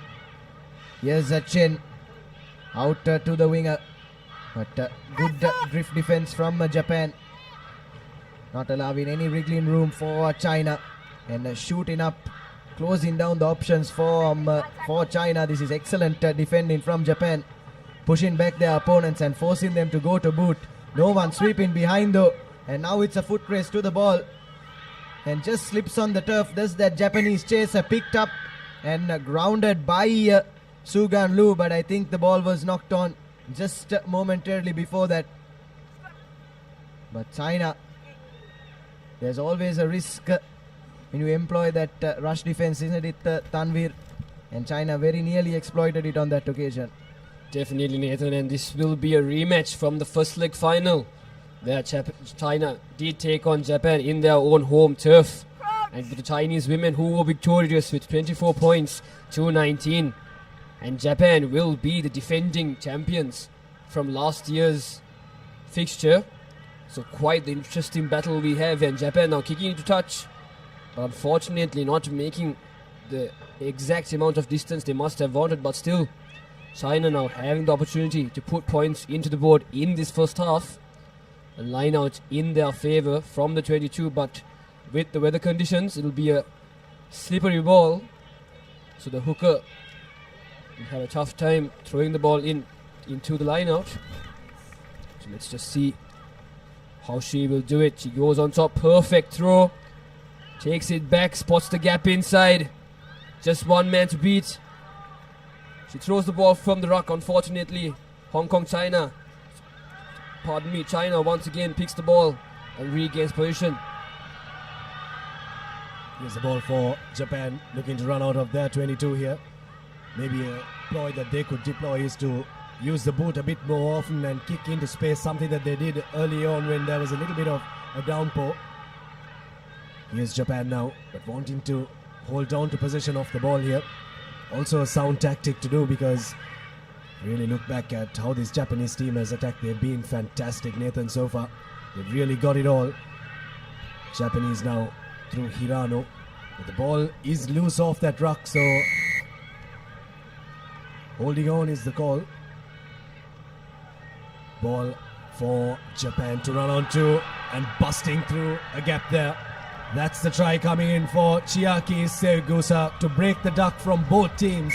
And the Japanese duck is what is broken first. The elated Japanese fans make their presence felt here at the racecourse. First points in the women's finals. Yes, Chiaki Segusa, she's been in red hot form. That's her 5th try of this tournament. We were just talking about how dangerous this Japanese attack can be and how much they can hurt you. 180 odd points yesterday, 31 more in their semi-final, and now a converted try in the final with just under 2 minutes to go in the first half. Japan in some red hot form, and just all they need is a sniff. All they need is a slight error from their opponents and they can turn defense into attack in a flash, and that's exactly what they did through their speedster Chiaki Segusa. And look what it means to the Japanese faithful.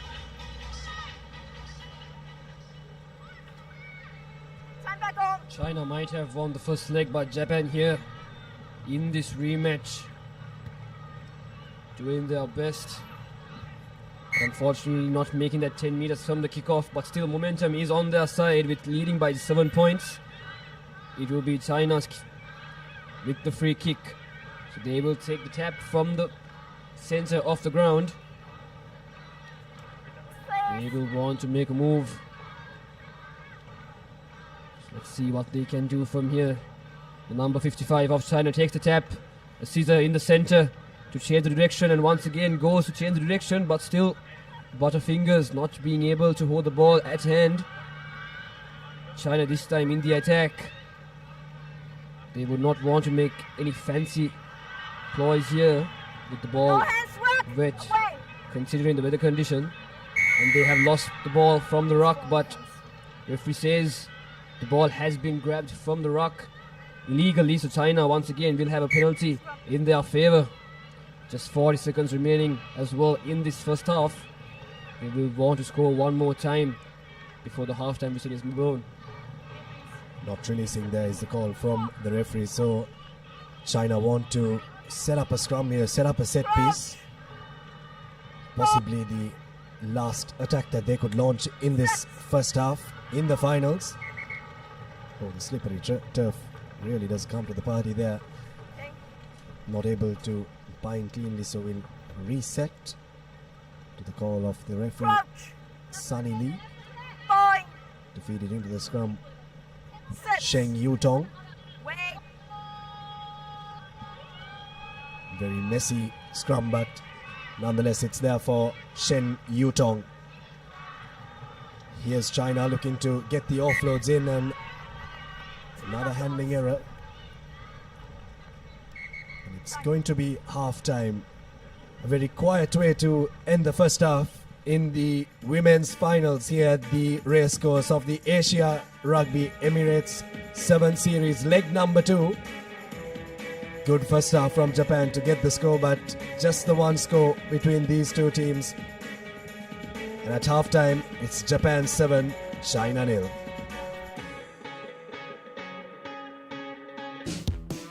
Want to stay at a luxury 5-star hotel in Singapore or the sandy shores in Maldives? Use your commercial bank Visa credit or debit card for payments on any international website or for any POS transaction overseas. Your next vacation could be a transaction away. Commercial bank Visa cards. Buy global, fly global.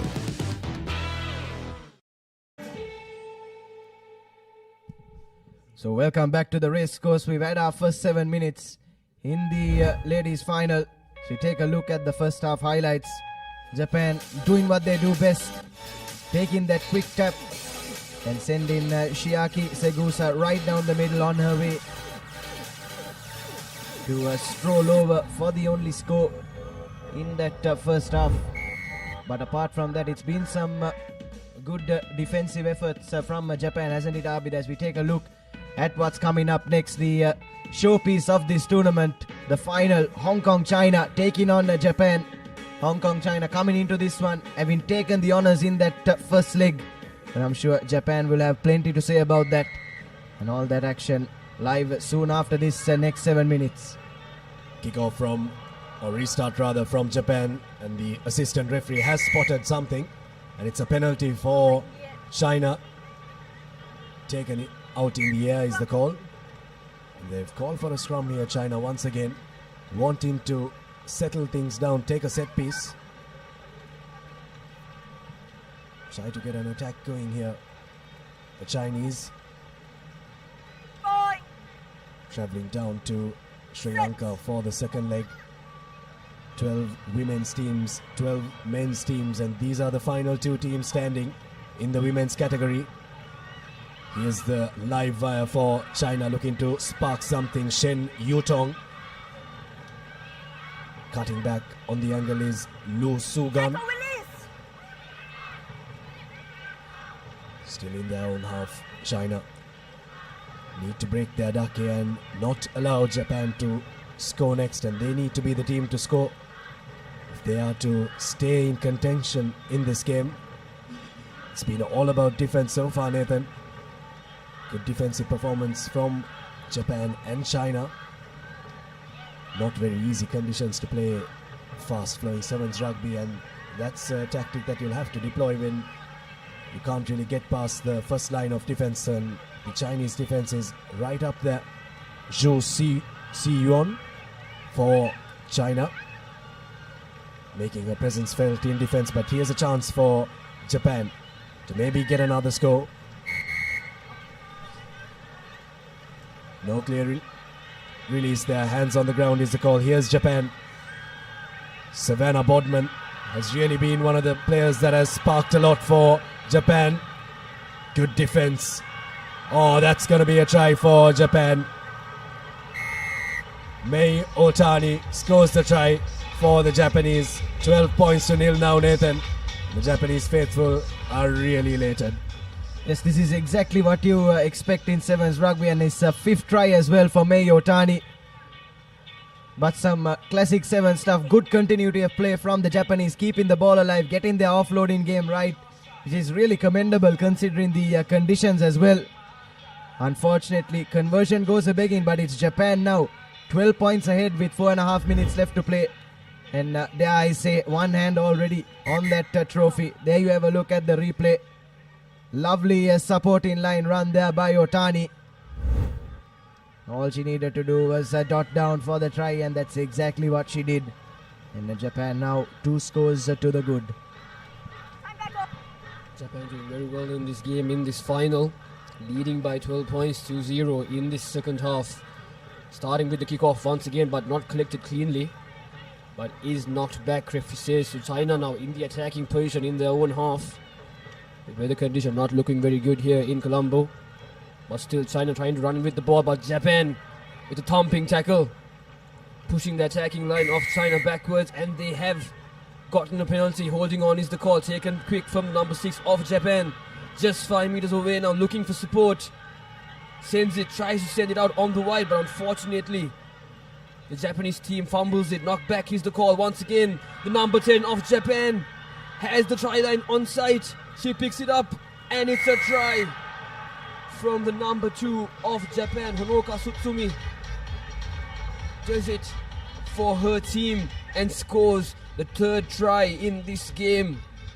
And as you said, Nathan, they already had one hand on the trophy, but this time it'll be very comfortable with 17-point lead and 2 points to follow. But can they convert it? Unfortunately cannot, but still the lead is very comfortable, Abid, as well. 17 points to 0 is the call, and here we have the replay of it. The pickup from the number 10 of Japan, hitting that gap, making her way almost towards it, and just assists her teammate to pick up the ball to go over the line. 17-0. A little bit of lightning around the Racecourse Stadium, spreading some light on this Japanese team, but we really do hope that it doesn't continue, that we can have the finals. But this Japanese team is really something else, aren't they, Nathan? Really have got it all. Restarts, defense, attack. They've really been the best team in the women's category, and you really have to take your hat off to them.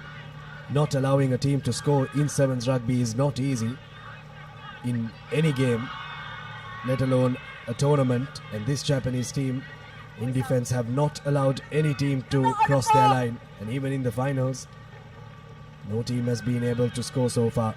China will want to try and break that, but the Japanese don't seem like they want to allow that. Here's the try coming in for the Japanese. Another one. That's going to be the fourth try. It's Sakura Mizutani. Yes, Japan. Free flowing rugby. It's beautiful to watch, isn't it, Abid? And Sakura Mizutani goes over for her third try in this leg. And just touching on this Japanese side, would have been difficult to try and better what the performance that they put in that first leg, coming out champions. But they've somehow managed to do that, and they're playing like a real champion side here at the racecourse in this second leg. Once again, lovely continuity of play. Got their offloading in, and Mizutani, all she needed to do was run straight through the gap and go over. And Japan yet to concede a point in this second leg of the 7 series. Just 1 minute left in the final. And China haven't really come out of their own half in this final. And that just tells you how good this Japanese outfit has been. Played like a champion side from the first whistle yesterday. Definitely. As we see Japan winning a penalty and taking the quick tap. But they have fumbled, unfortunately. But Nathan, as you said, a commendable champion side this team has been. Still no team worthy of scoring against them as well. And as we see this final, China not being able to even make it to the Japanese red zone. And Japan lead this game 22 points to 0 and only 22 seconds remaining as well. But China, they will want to redeem themselves at least by scoring one try in this game. Whatever time they have left. Not in the best places as well in this ground. Still in their own red zone. Well defended from the scrum of the Japanese team, and that will be a turnover for Japan. Taking the quick tap once again. Looking for the space, hits to the gap, the number 11, and a well supported play from the number 9 of Japan, Hana Nagata. Just tremendous work from her to come in that supportive line to score that try and just to add to that lead. The party may have partially started in the Japanese camp. Conversion is successful, 29 points to 0, and Japan are your champions. The Asia Rugby Emirates 7 Series 2025, your women's champions are the Japanese. You can see that the Japanese crowd are very happy with that performance, but they'll also have an eye out on the next one, Nathan. That's why I said that the party would have partially started, and they really would want their men's team to try and beat Hong Kong. But at full time, Japan 29 against no score from China. Fantastic showing right throughout this tournament from the Japanese girls. Yes, more than 240 points for and none against for Japan. Taking a look at the second half highlights, just free flowing rugby. And so what any rugby lover would love to watch. And Japan, they did it up in China. They've done it down here in Colombo as well. Their ladies have done the double and have confirmed themselves as the champion women's outfit at this Asia Emirates 7 Series for 2025. Some lovely offloading from the Japanese, free-flowing rugby, as we've said countless times, and deserving victors of the women's title here at the racecourse. So your key stats then: Japan with 5 tries and 2 conversions. China unable to break their duck. But commiserations to China as well. They did mighty well throughout the tournament, but unfortunately this Japanese juggernaut just a bit too hot to handle. here at a rainy racecourse. And we'll move on into the men's final. For that, we have a change in voice up in the comm box.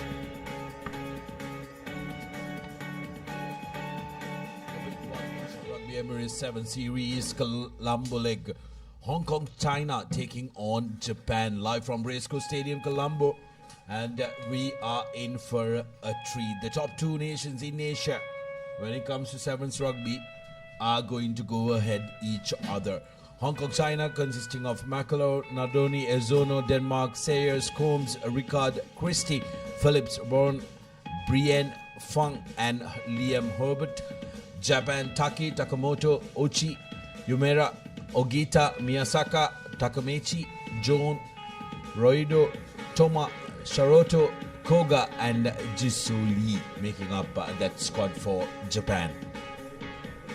So thanks for that, Sudarshan. As we see both teams taking the field. In that first leg, it was Hong Kong who came out on top, and there's no doubt that this Japanese team will be desperate to make amends for that, as well as following the footsteps of their women who came up with a commanding victory over China in the women's final. So Japan will be eagerly looking forward to making it a double. The Japanese women's team have been absolutely phenomenal, haven't they? They've been absolutely top-notch. Abdullah, winning both the legs is one thing, but going this entire leg without their line being crossed is fabulous. As we line up for the national anthems, there is a little bit of lightning. But now we will cross over for the national anthems of Japan and the People's Republic of China.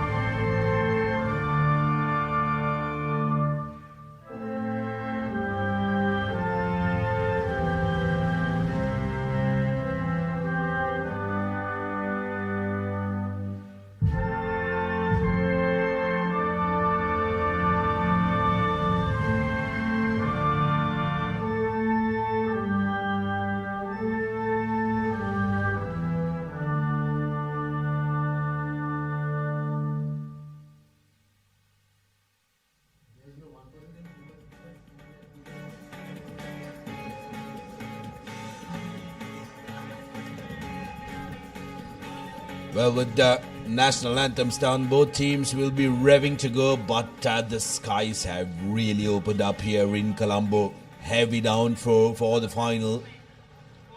Hong Kong definitely, Abdullah, has been the strong favourite coming into this final, but this massive downpour can be the greatest leveler when it comes to the shorter format of the game. One slip here, one slip there. Japan could really claw their way into this game. There's no doubt about it that Hong Kong are coming as favourites. But as you very correctly said, Sudarshana, the weather conditions could be a real leveler. Q Shengang will officiate this final. Kick-off from Hong Kong, changing directions last minute.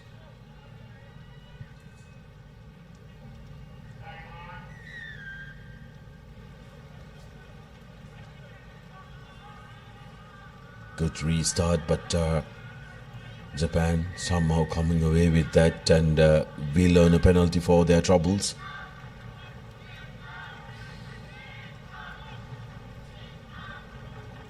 It's interesting. Looks like Japan will just try and slow the game down a bit.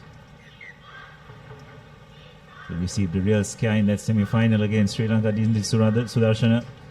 No doubt they would want to put in a much better performance. They will need to if they are to get the better of this Hong Kong outfit, who have really been dominant in the 7th circuit, especially in the men's segment over the last few years. Shitaru Tsuka went in for thrice against Sri Lanka. He'll be a man to look out for, who's trekking onto the short side, and here's Japan potting boot to boot, and it was that man, Tsuka, who was in pursuit. They are playing the conditions here, Abdullah. They know it's going to be difficult to handle the ball, so they are going to play that territorial game with their speedsters backing it up, as Hong Kong, with a settled line out, sends it to the outside. Good carry and equally well tackled by Japan, trying to come through the gate. Here's Hong Kong to Alessandro, taking it to ground, keeping it alive inside their 22. He is found. Cross pass to Sayers, making it available, penalty available for Hong Kong. High tackle. It's a call from the referee. Yes, it's really interesting to see how both these teams approaching this game seem to be going for the territorial gains rather than speeding up. And I had dare say, Sudarshana, the conditions have a lot to do with that. We've seen both teams opting to go to touch when they win penalties. That's a monstrous touch from Hong Kong within their own 22, getting into the opposition 40. Important line out here for the men in white. Phillips gives it to Sayers rather. Brienne. Bone is brought to ground. Fong acting as halfback. Good defensive work from Japan, but that's a brilliant run, creating space for Herbert. Herbert inside the 22 meters finds supports in the form of Brienne. Out to Alessandro. Space for Sayers. Harry Sayers breaks the first tackle, and he will go for the first try of the final for Hong Kong. Harry Sayers touching down for Hong Kong, and just like that they are in the lead. Yes, just wonderful control of possession. Japan just probably missing a couple of crucial first-time tackles. You got to get the player onto the deck and try and create a ruck situation, but that wasn't the case. Conversion is successful. So Hong Kong going to a 7-0 lead, and as we can see, the Japanese defender just lost his footing and just couldn't get into good position to make that tackle. And Sayers was just strong enough to evade that attempt and go for the first score of this final. Big strong leg, Harry Sayers getting the job done for Hong Kong, and their restarts have also been sublime. Julian Byrne has a monstrous boot underneath him. He's the one who got Hong Kong from their own 22 into the opposition 40, which resulted in a try on the other end of the field.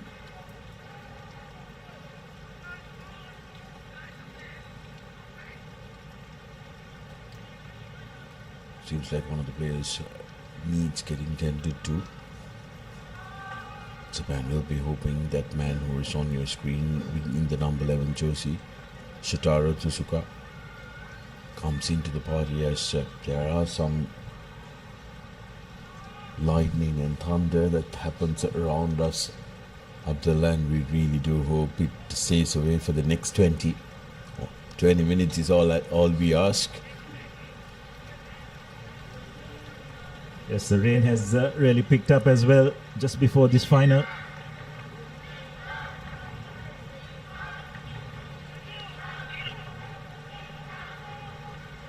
Good clean line out by Hong Kong. Harry said again, acting as a ball carrier, and that's what a wet ball can do. Julian Burton normally very safe with the ball in hand, loses it forward. Opportunity for Japan now. 2 minutes to go till half time. If they can get a score here, that will really lift their spirits up. Yes, given the conditions, it's always going to be a really tight game. Defense is going to be crucial. See a bit of conversation in the scrum.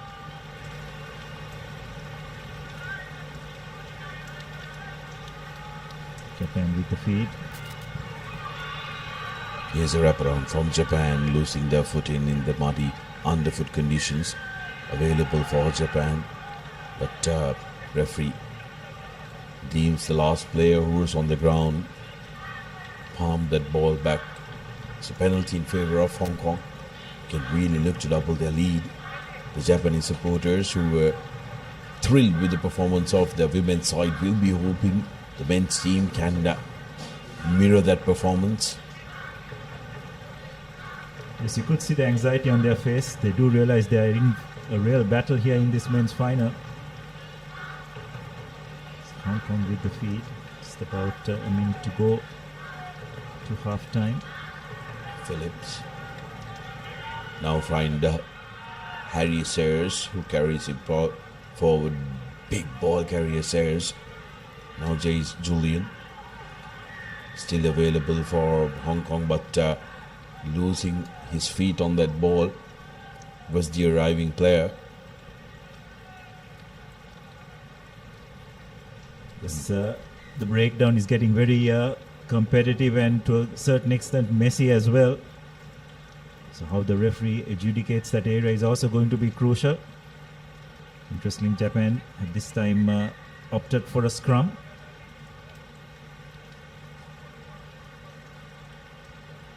Subs are being brought on.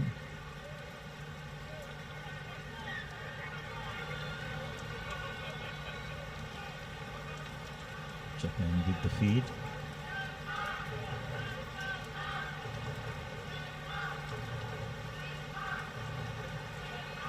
Go on the short side. That's a wonderful turnover. Absolutely brilliant by Hong Kong. They got position again. Japan just drifting across. It was a good counter-ruck, you'd have to say, by Japan, and winning the penalty as a result. Yeah, they are pumped. Very good work from Japan. Great contest, one-on-one, physically there, and they win the penalty. Important penalty here for Japan. Interesting to see what they will opt to do.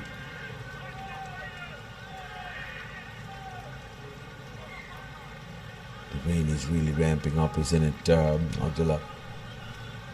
And for the viewers who are watching this from home, it may not look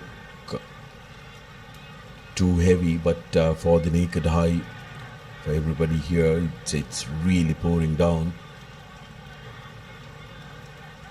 Japan opting to go for a scrum.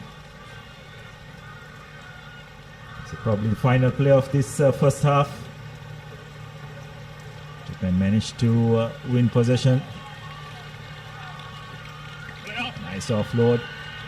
Well, Japan speeds to have a little bit of pace, but really good defense by Hong Kong once again. And it's been forced into touch. So that will be half time. Just the one score in it. Hong Kong, China leading 7-0 in this Asian 7 Series second leg final. Very much a stop-start affair, I'd have to say. But given the conditions, understandable as well. So that's your halftime confirmation. Hong Kong, China leading 7-0 over Japan.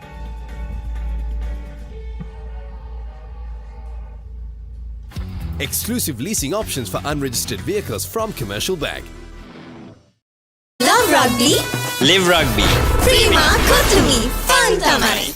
Marina 888, the home of sports entertainment with boosted odds, secure cash out, and unlimited rewards. Marina 888, where winners are born.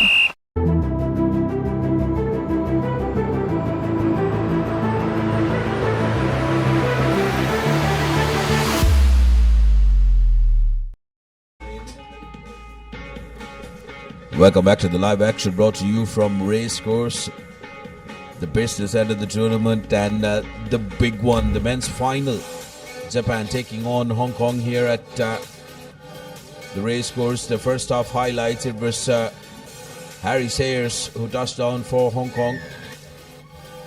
The only try that was to be scored in that first half, 7-0. They are in front. Japan getting in the first half, but haven't been able to capitalize and get any scores on them. But they definitely, Abdullah, without any hesitation or doubt, have had the loudest and the most enthusiastic fans from the visiting teams. Oh, definitely, and it's just great to see the way they are getting behind their team. And more often than not, the team has definitely lived up to their expectations. Just about to recommence the second half. Again, Hong Kong really proficient at kickoff time. Hong Kong with the collection, and now we'll put ball to boot, calling on the speedsters, and that's a massive territorial gain for Hong Kong. Well, that's just playing the conditions, isn't it, Sudarshan? And that's experience. Just putting the pressure right back on Japan, forcing them to run from virtually their own goal line. Not to mention the pressure that they could apply from this line out as well. Japan goes to the back, beautifully collected by Japan, and referee penalizes Hong Kong for the entire line being offside, the backs being offside. Opportunity really for Japan to really get into the opposition half with ball in hand, this touch finder inside their own, but they will take those 20 meters. Few anxious Japanese faces there, and understandably so. Team is trailing 7-0 in this final.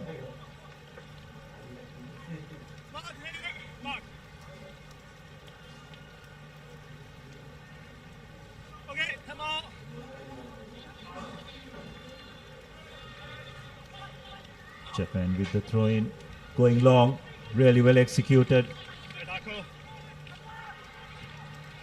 Again, referee has his hands out for a penalty. Probably the Hong Kong defense not staying 10 meters. Here's Japan looking for options. Lovely bit of offloading. Need to rush it up, Japan. Udayu breaks the tackle and just loses his footing. The offload is knocked back, says the referee. Still available for Japan, who wins it.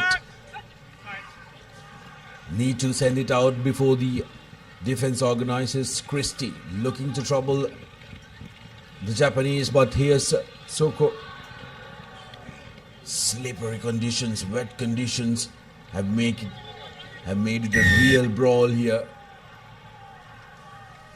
Japan taking it quickly, taking the straight up route is Ogita, but he's penalized. Yes, I just don't think that was the correct option. Sudarshana needed to spread the ball out wide. He'd probably feel that emotion got the better of him taking the ball into contact. Didn't have the players to support him there in terms of getting that clean out. And as a result, a reprieve for Hong Kong.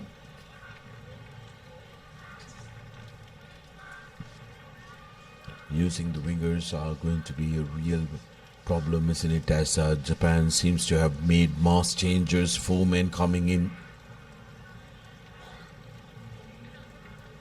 They're looking at injecting some pace, the heavy legs after running on these very soggy underfoot conditions would be taking a toll on the players. So the fresh legs will want to make sure that they inject some pace into this Japanese attack.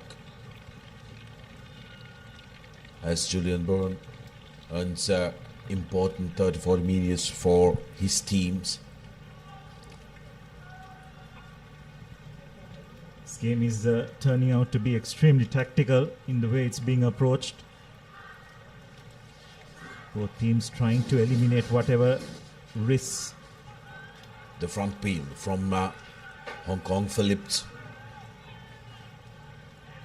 The ball carrier available for Hong Kong now. Here's Julian to Sayers. Sayers puts ball to boot. Christie in the corner. Christie has the pace, but ball is faster to the touchline. Japan that time was happy to let the ball bounce into touch and slow things down. They want to try and get themselves composed, but this is a great opportunity, Abdullah. 3 men who just walked in to the middle, has energy and also will want to try and exploit any weak links of this Hong Kong outfit at this last quarter of the game. Yeah, absolutely, and this is where those fresh legs could make a difference. But so far you'd have to say the way Hong Kong has managed this game has been brilliant. Just trying to play the game in the correct parts of the field. Making sure that it's Japan who has to do all the running.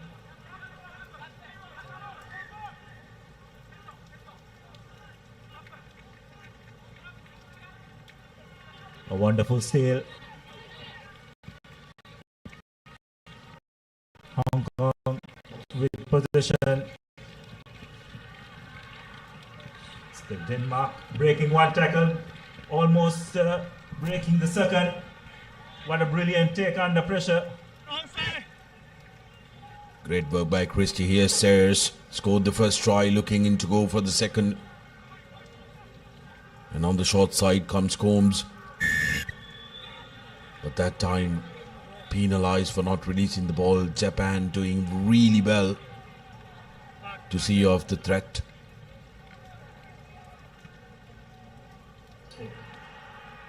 Taking it quickly and dropping it cold. Japan, lack of concentration there. I'm not sure what he was trying to think, because he was trying to take the tap and then kick it off of their life. If the penalty was sent into touch, they would have at least have the reprieve of an exit from their red zone.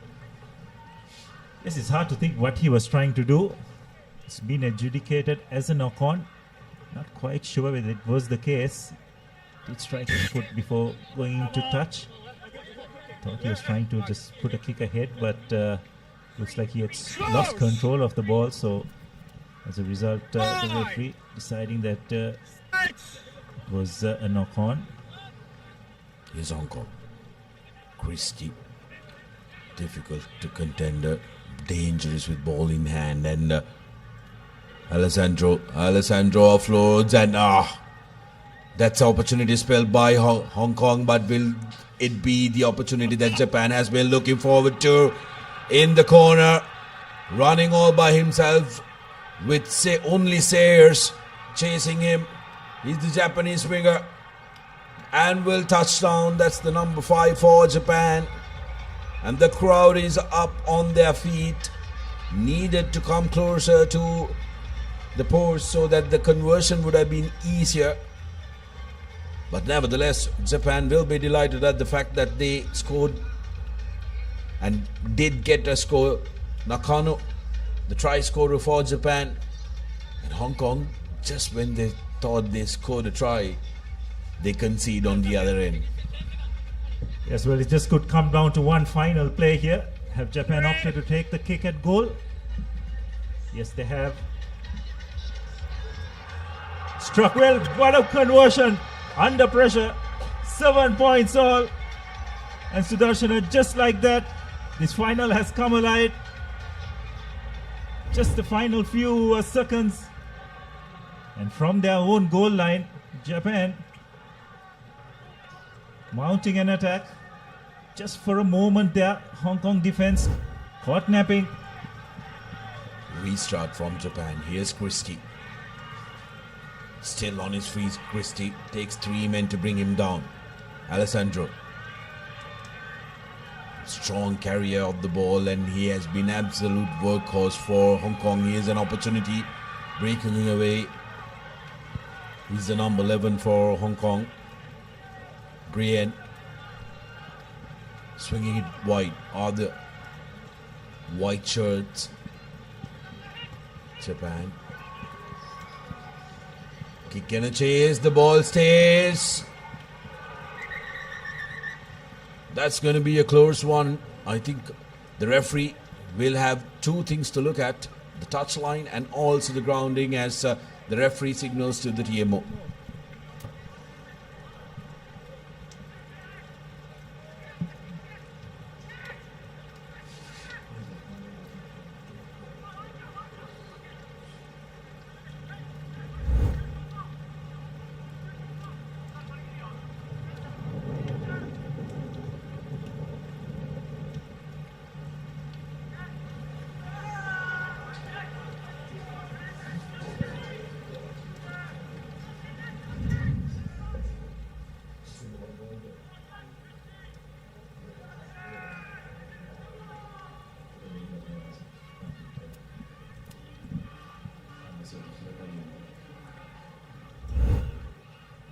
Japan.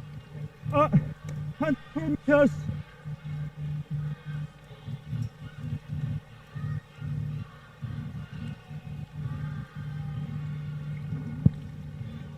Uh, 20 meters.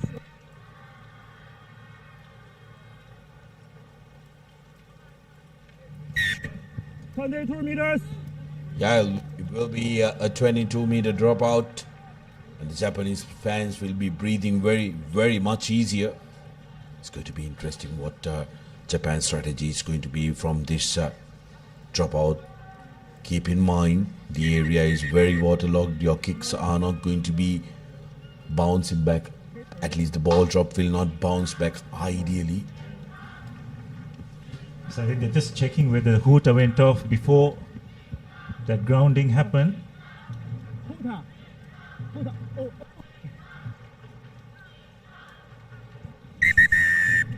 Yes, that's full time, so we will move into extra time and sudden death. Worthy final, Abdullah, despite the conditions, both teams battling it out.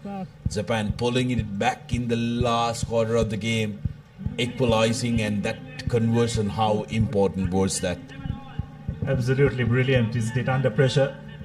We're just discussing whether they should take the conversion from that angle or just get back and take the kick off and try to win the ball back, but they took the punt and went over. Highlights of the second half as we take a look at what happened, and here's how Japan scored it end-to-end rugby. And the Japanese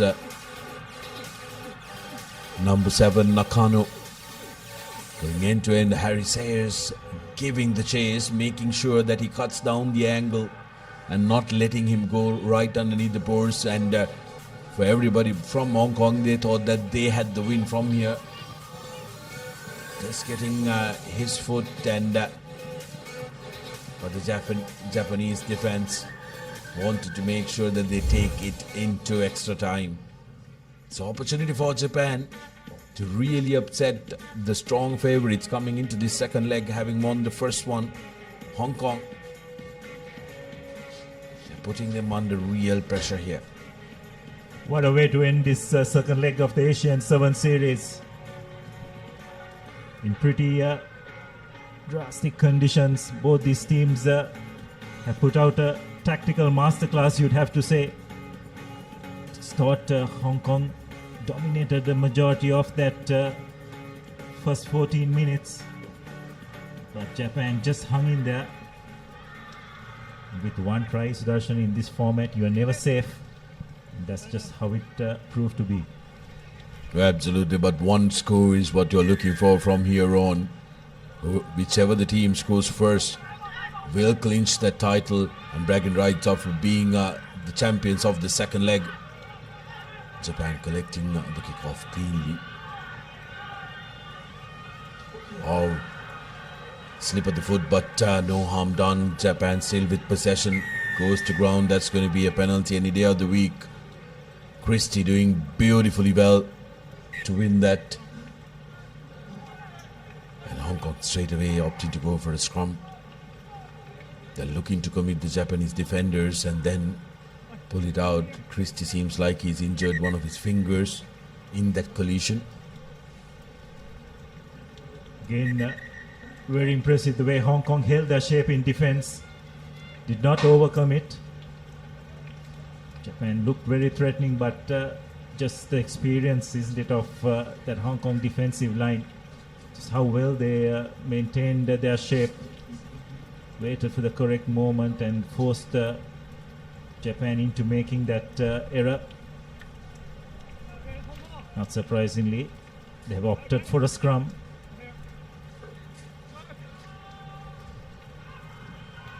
They're going to create a pedestal where they can attack from.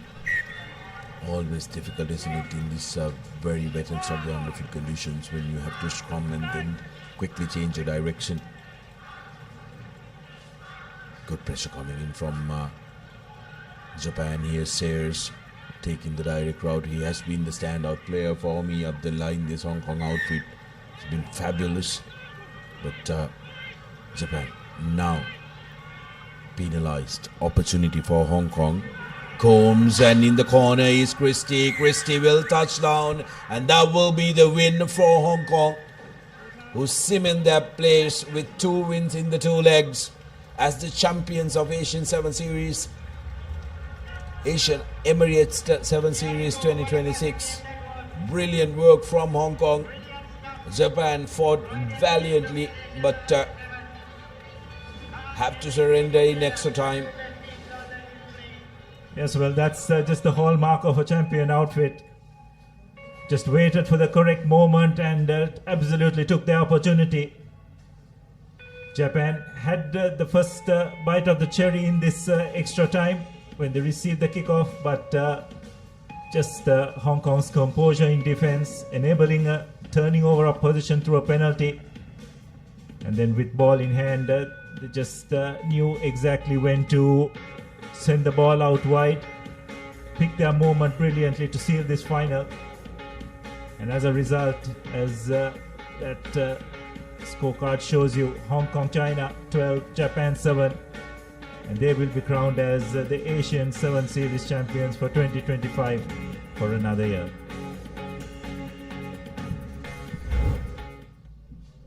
Highlights of the second half. This is how Japan equalized with a brilliant end-to-end score.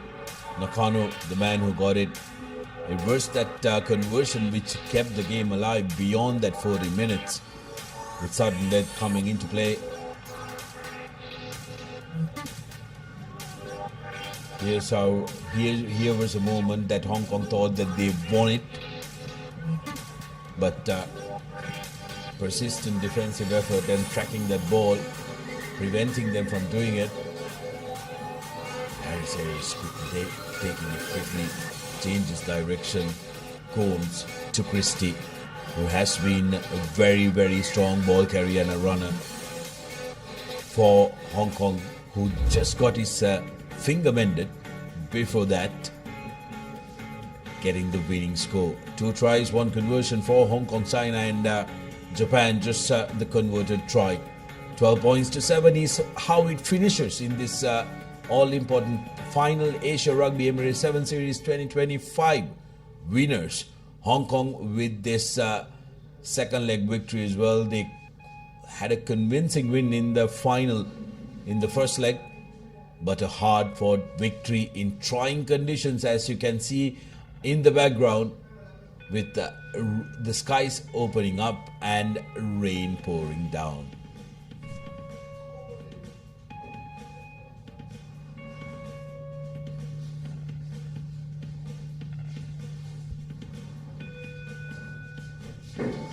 So as you can see, the rain pouring down here. So these are results too from the women's segment. In the 9th place first semi-final, Philippines getting the better of Indonesia. Sri Lanka going down to Malaysia, 19 points to 24. India with a good victory over Singapore, 33 points to 5. The Emirates going down to Kazakhstan, 38 to 12. And in the first cup semi-final, it's Hong Kong, China going down rather tamely, you'd have to say, to Japan, 31-0. China in a close fought encounter, going down to a very impressive Thai women's team. And of course, in the 11th place final, Sri Lanka just managing to clinch that with a good victory over Indonesia, 38 points to 10. Malaysia overcoming Philippines 24-12 to clinch 9th spot in the 7th place final. It's Singapore who just managed to pip UAE 14-12. And in a closely contested 5th place final, Kazakhstan just getting the better of India. In the 3rd place final, Thailand managing to stave off a strong performance from Hong Kong, 10 points to 5. And of course, in that final, it was just one-way traffic with the very impressive Japanese team ending up as countable victors, 29 points to 0 over China. The Japanese team was absolutely impressive with not letting anybody cross their line as well, going on to becoming champions of both the legs.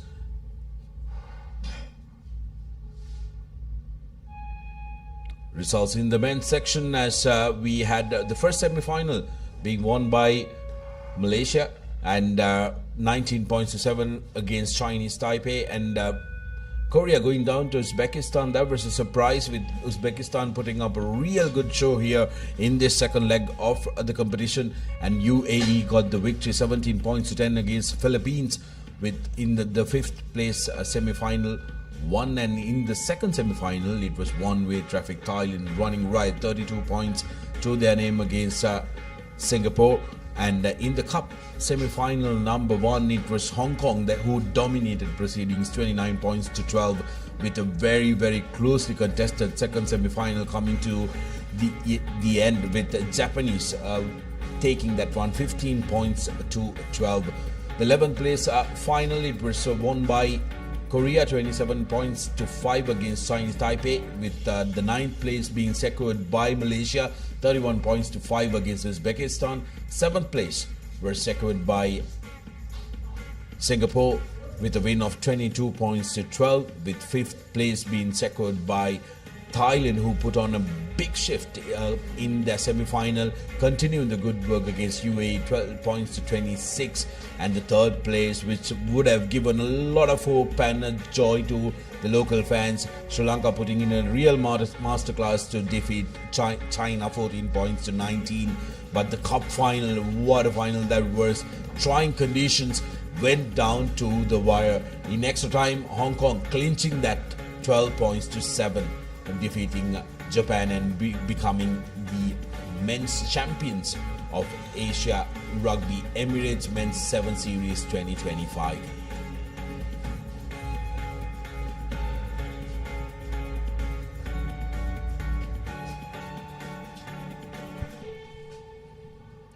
So the women's points table accumulated over the 2 legs, Japan winning comfortably with 40 points to their name, and China with 36 points.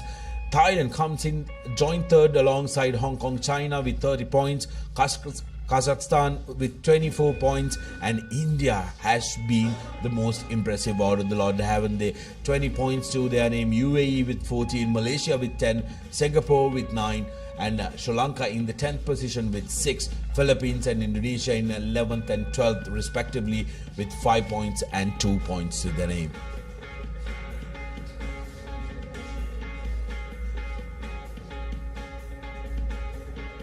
Men's points table, Hong Kong, China again winning that 40 points and right on top. Japan ending up in the second spot with 36 points, and Sri Lanka will be delighted at the fact that they finished this two-legged series in joint third alongside China, who have really put a big shift when it comes to sevens rugby, and these four teams will be vying up for top honours come the next Asian Games. Abdullah, they will have an eye out on that as well.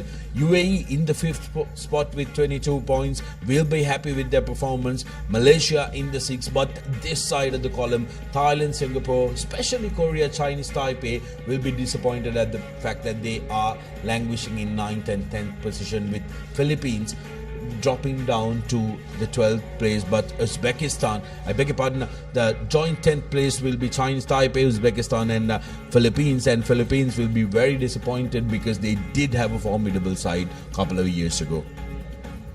Yeah, that's right. I thought Philippines' performance yesterday was really outstanding, but they just seem to taper off today. But overall, I think it's been a wonderful 7th series here in Sri Lanka.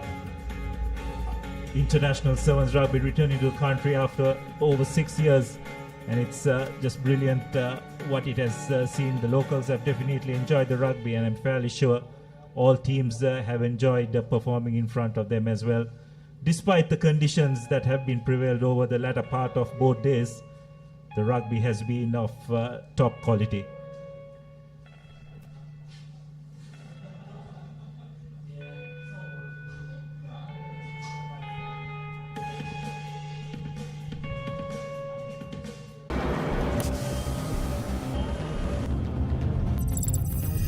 මෙන්න මෙයා අදත් හීන stuck වෙලා මේකනම් හීන ලෝකෙ record එකක් down payment ඉෂුව එකක් තියෙන්නේ අපි පොඩි සපෝට් එකක් දෙමු ඉලෙක්ට්‍රික් වෙහිකල් එකක් ගන්න දී තන්නේ බ්‍රෑන්ඩ් එක මොකක් වුණත් වාහනේ වටිනාකමින් 60% දක්වා ලීසින් නම් කොම්බැක් ලීසින් තමයි ඔබේ EV සිහිනය සැබෑ කරගන්න 1316 අංකයට කතා කරන්න. ඒ තමයි කොට්මනේ ෆැක්ටරි කිරි බටර් චීස් යෝගට් අයිස්ක්‍රීම් එහෙම හදන විදිය. අපේ රටේ කිරි වලින් හදන පෝෂණය පිරි අපේම කොත්මලේ අපේ රටේ පෝෂණය.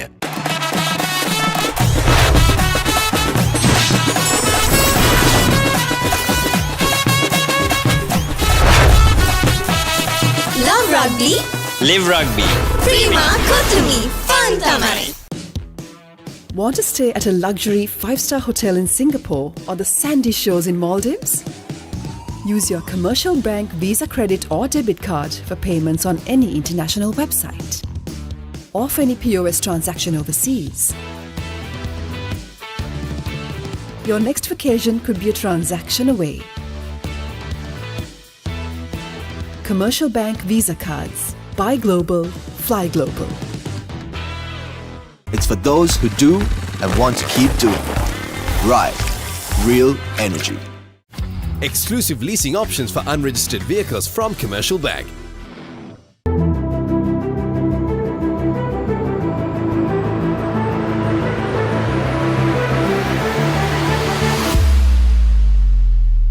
අපේ කිරි රටම පෝෂණය කරන කතාවනේ. ඒ තමයි කොට්මනේ ෆැක්ටරි කිරි බටර් චීස් යෝගට් අයිස්ක්‍රීම් එහෙම හදන විදිය. මේ රටේම අය ඒවා කන මොන හැටි. කොත්මලේ අපි පරිසරයටත් හිතවත් කියලා තැන්ද නම් චිත්‍රය සම්පූර්ණයි. අපේ රටේ කිරි වලින් හදන පෝෂණය පිරි අපේම කොත්මලේ අපේ රටේ පෝෂණය. Join us at Marina 888, Asia's favorite sports book. Love rugby. Live rugby. Prima Kotumi. Fun tamari. Marina 888, the home of sports entertainment, with boosted odds, secure cash out, and unlimited rewards. Marina 888, where winners are born. Why real energy? For passion. A competitive spirit.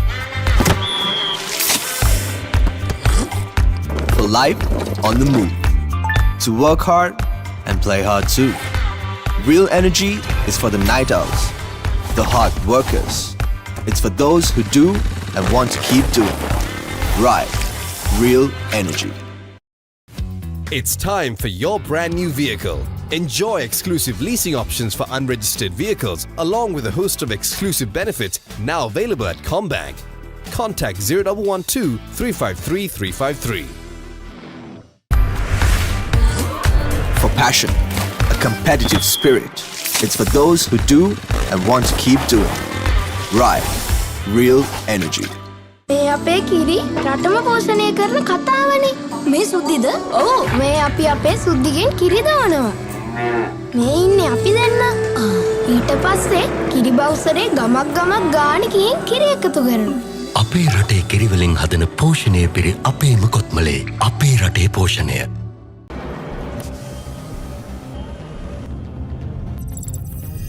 මෙන්න මෙයා අදත් හීන stuck වෙලා මේක නම් හීන ලෝකෙ record එකක් ඩවුන් පේමන්ට් ඉෂුව එකක් තියෙන්නේ අපි පොඩි සපෝට් එකක් දෙමු ඉලෙක්ට්‍රික් වෙහිකල් එකක් ගන්න දී තන්නේ බ්‍රෑන්ඩ් එක මොකක් වුණත් වාහනේ වටිනාකමින් 60% දක්වා ලීසින් නම් කොම්බෑග් ලීසින් තමයි ඔබේ EV සිහිනය සැබෑ කරගන්න 13.16 අංකට කතා කරන්න. ඒ තමයි කොට්මනේ ෆැක්ටරි කිරි බටර් චීස් යෝගට් අයිස්ක්‍රීම් එහෙම හදන විදිය. අපේ රටේ කිරිවලින් හදන පෝෂණය පිරි අපේම කොත්මලේ අපේ රටේ පෝෂණය.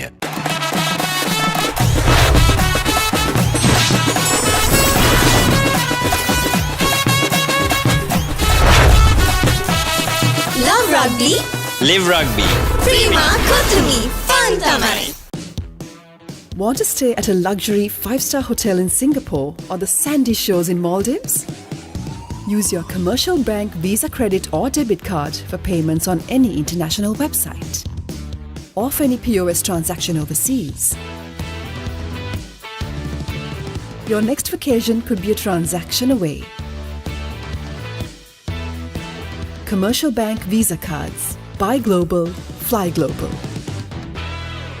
It's for those who do and want to keep doing. Right, real energy.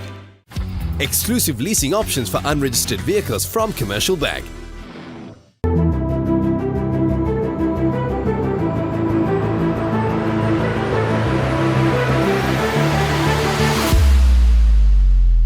මේ අපේ කිරි රටම පෝෂණය කරන කතාවනේ. ඒ තමයි කොට්මනේ ෆැක්ටරි කිරි බටර් චීස් යෝගට් අයිස්ක්‍රීම් එහෙම හදන විදිය. මේ රටේම අය ඒවා කන බොන හැටි. කොත්මලේ අපි පරිසරයටත් හිතවත් කියලා තැන්දනම් චිත්‍ර සම්පූර්ණයි. අපේ රටේ කිරිවලින් හදන පෝෂණය පිරි අපේම කොත්මලේ අපේ රටේ පෝෂණය. Join us at Marina 888, Asia's favorite sports book. Love Rugby. Live Rugby. Prima Kotumi. Fun Tamari.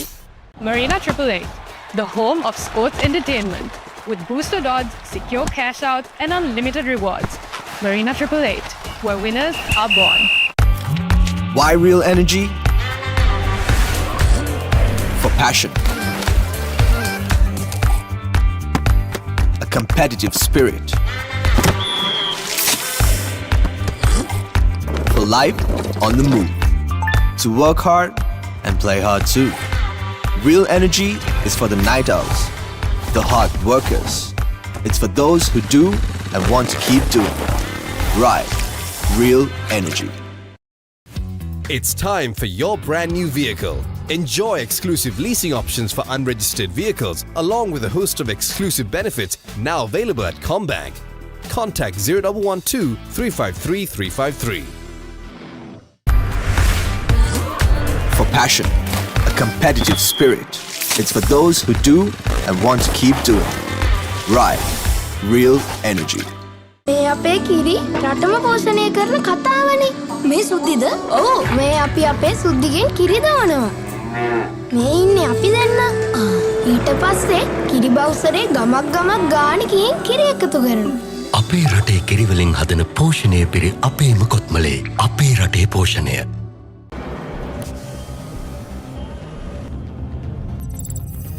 මෙන්න මෙයා අදත් හීන ස්ටක් වෙලා මේක නම් හීන ලෝකෙ රෙකෝඩ් එකක් ඩවුන් පේමන්ට් ඉෂුව එකක් තියෙන්නේ අපි පොඩි සපෝට් එකක් දෙමු. ඉලෙක්ට්‍රික් වෙහිකල් එකක් ගන්න දී තන්නේ. බ්‍රෑන්ඩ් එක මොකක් වුණත් වාහනේ වටිනාකමින් 60% දක්වා ලීසින් නම් කොම්බෑග් ලීසින් තමයි. ඔබේ EV සිහිනය සැබෑ කරගන්න 13.16 අංකයට කතා කරන්න. ඒ තමයි කොට්මනේ ෆැක්ටරි කිරි බටර් චීස් යෝගට් අයිස්ක්‍රීම් එහෙම හදන විදිය. අපේ රටේ කිරිවලින් හදන පෝෂණය පිරි අපේම කොත්මලේ අපේ රටේ පෝෂණය.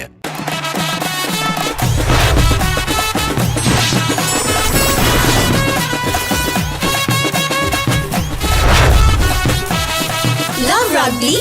Live Rugby. Prima Kotumi Fun Tamari. Want to stay at a luxury 5-star hotel in Singapore or the sandy shores in Maldives?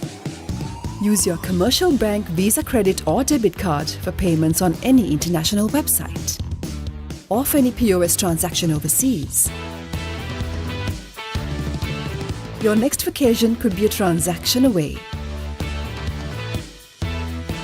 Commercial bank Visa cards. Buy global, fly global. It's for those who do and want to keep doing.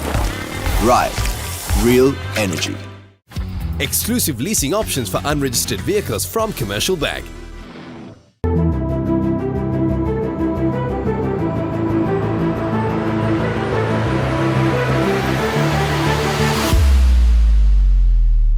අපේ කිරි රටම පෝෂණය කරන කතාවනේ. ඒ තමයි කොට්මනේ factory කිරි butter cheese yoghurt ice cream එහෙම හදන විදිය.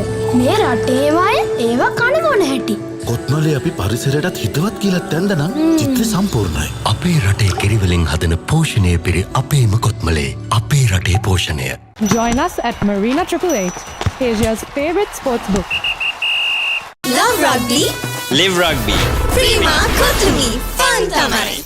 Marina 888, the home of sports entertainment with boosted odds, secure cash out, and unlimited rewards. Marina 888, where winners are born. Why real energy? For passion.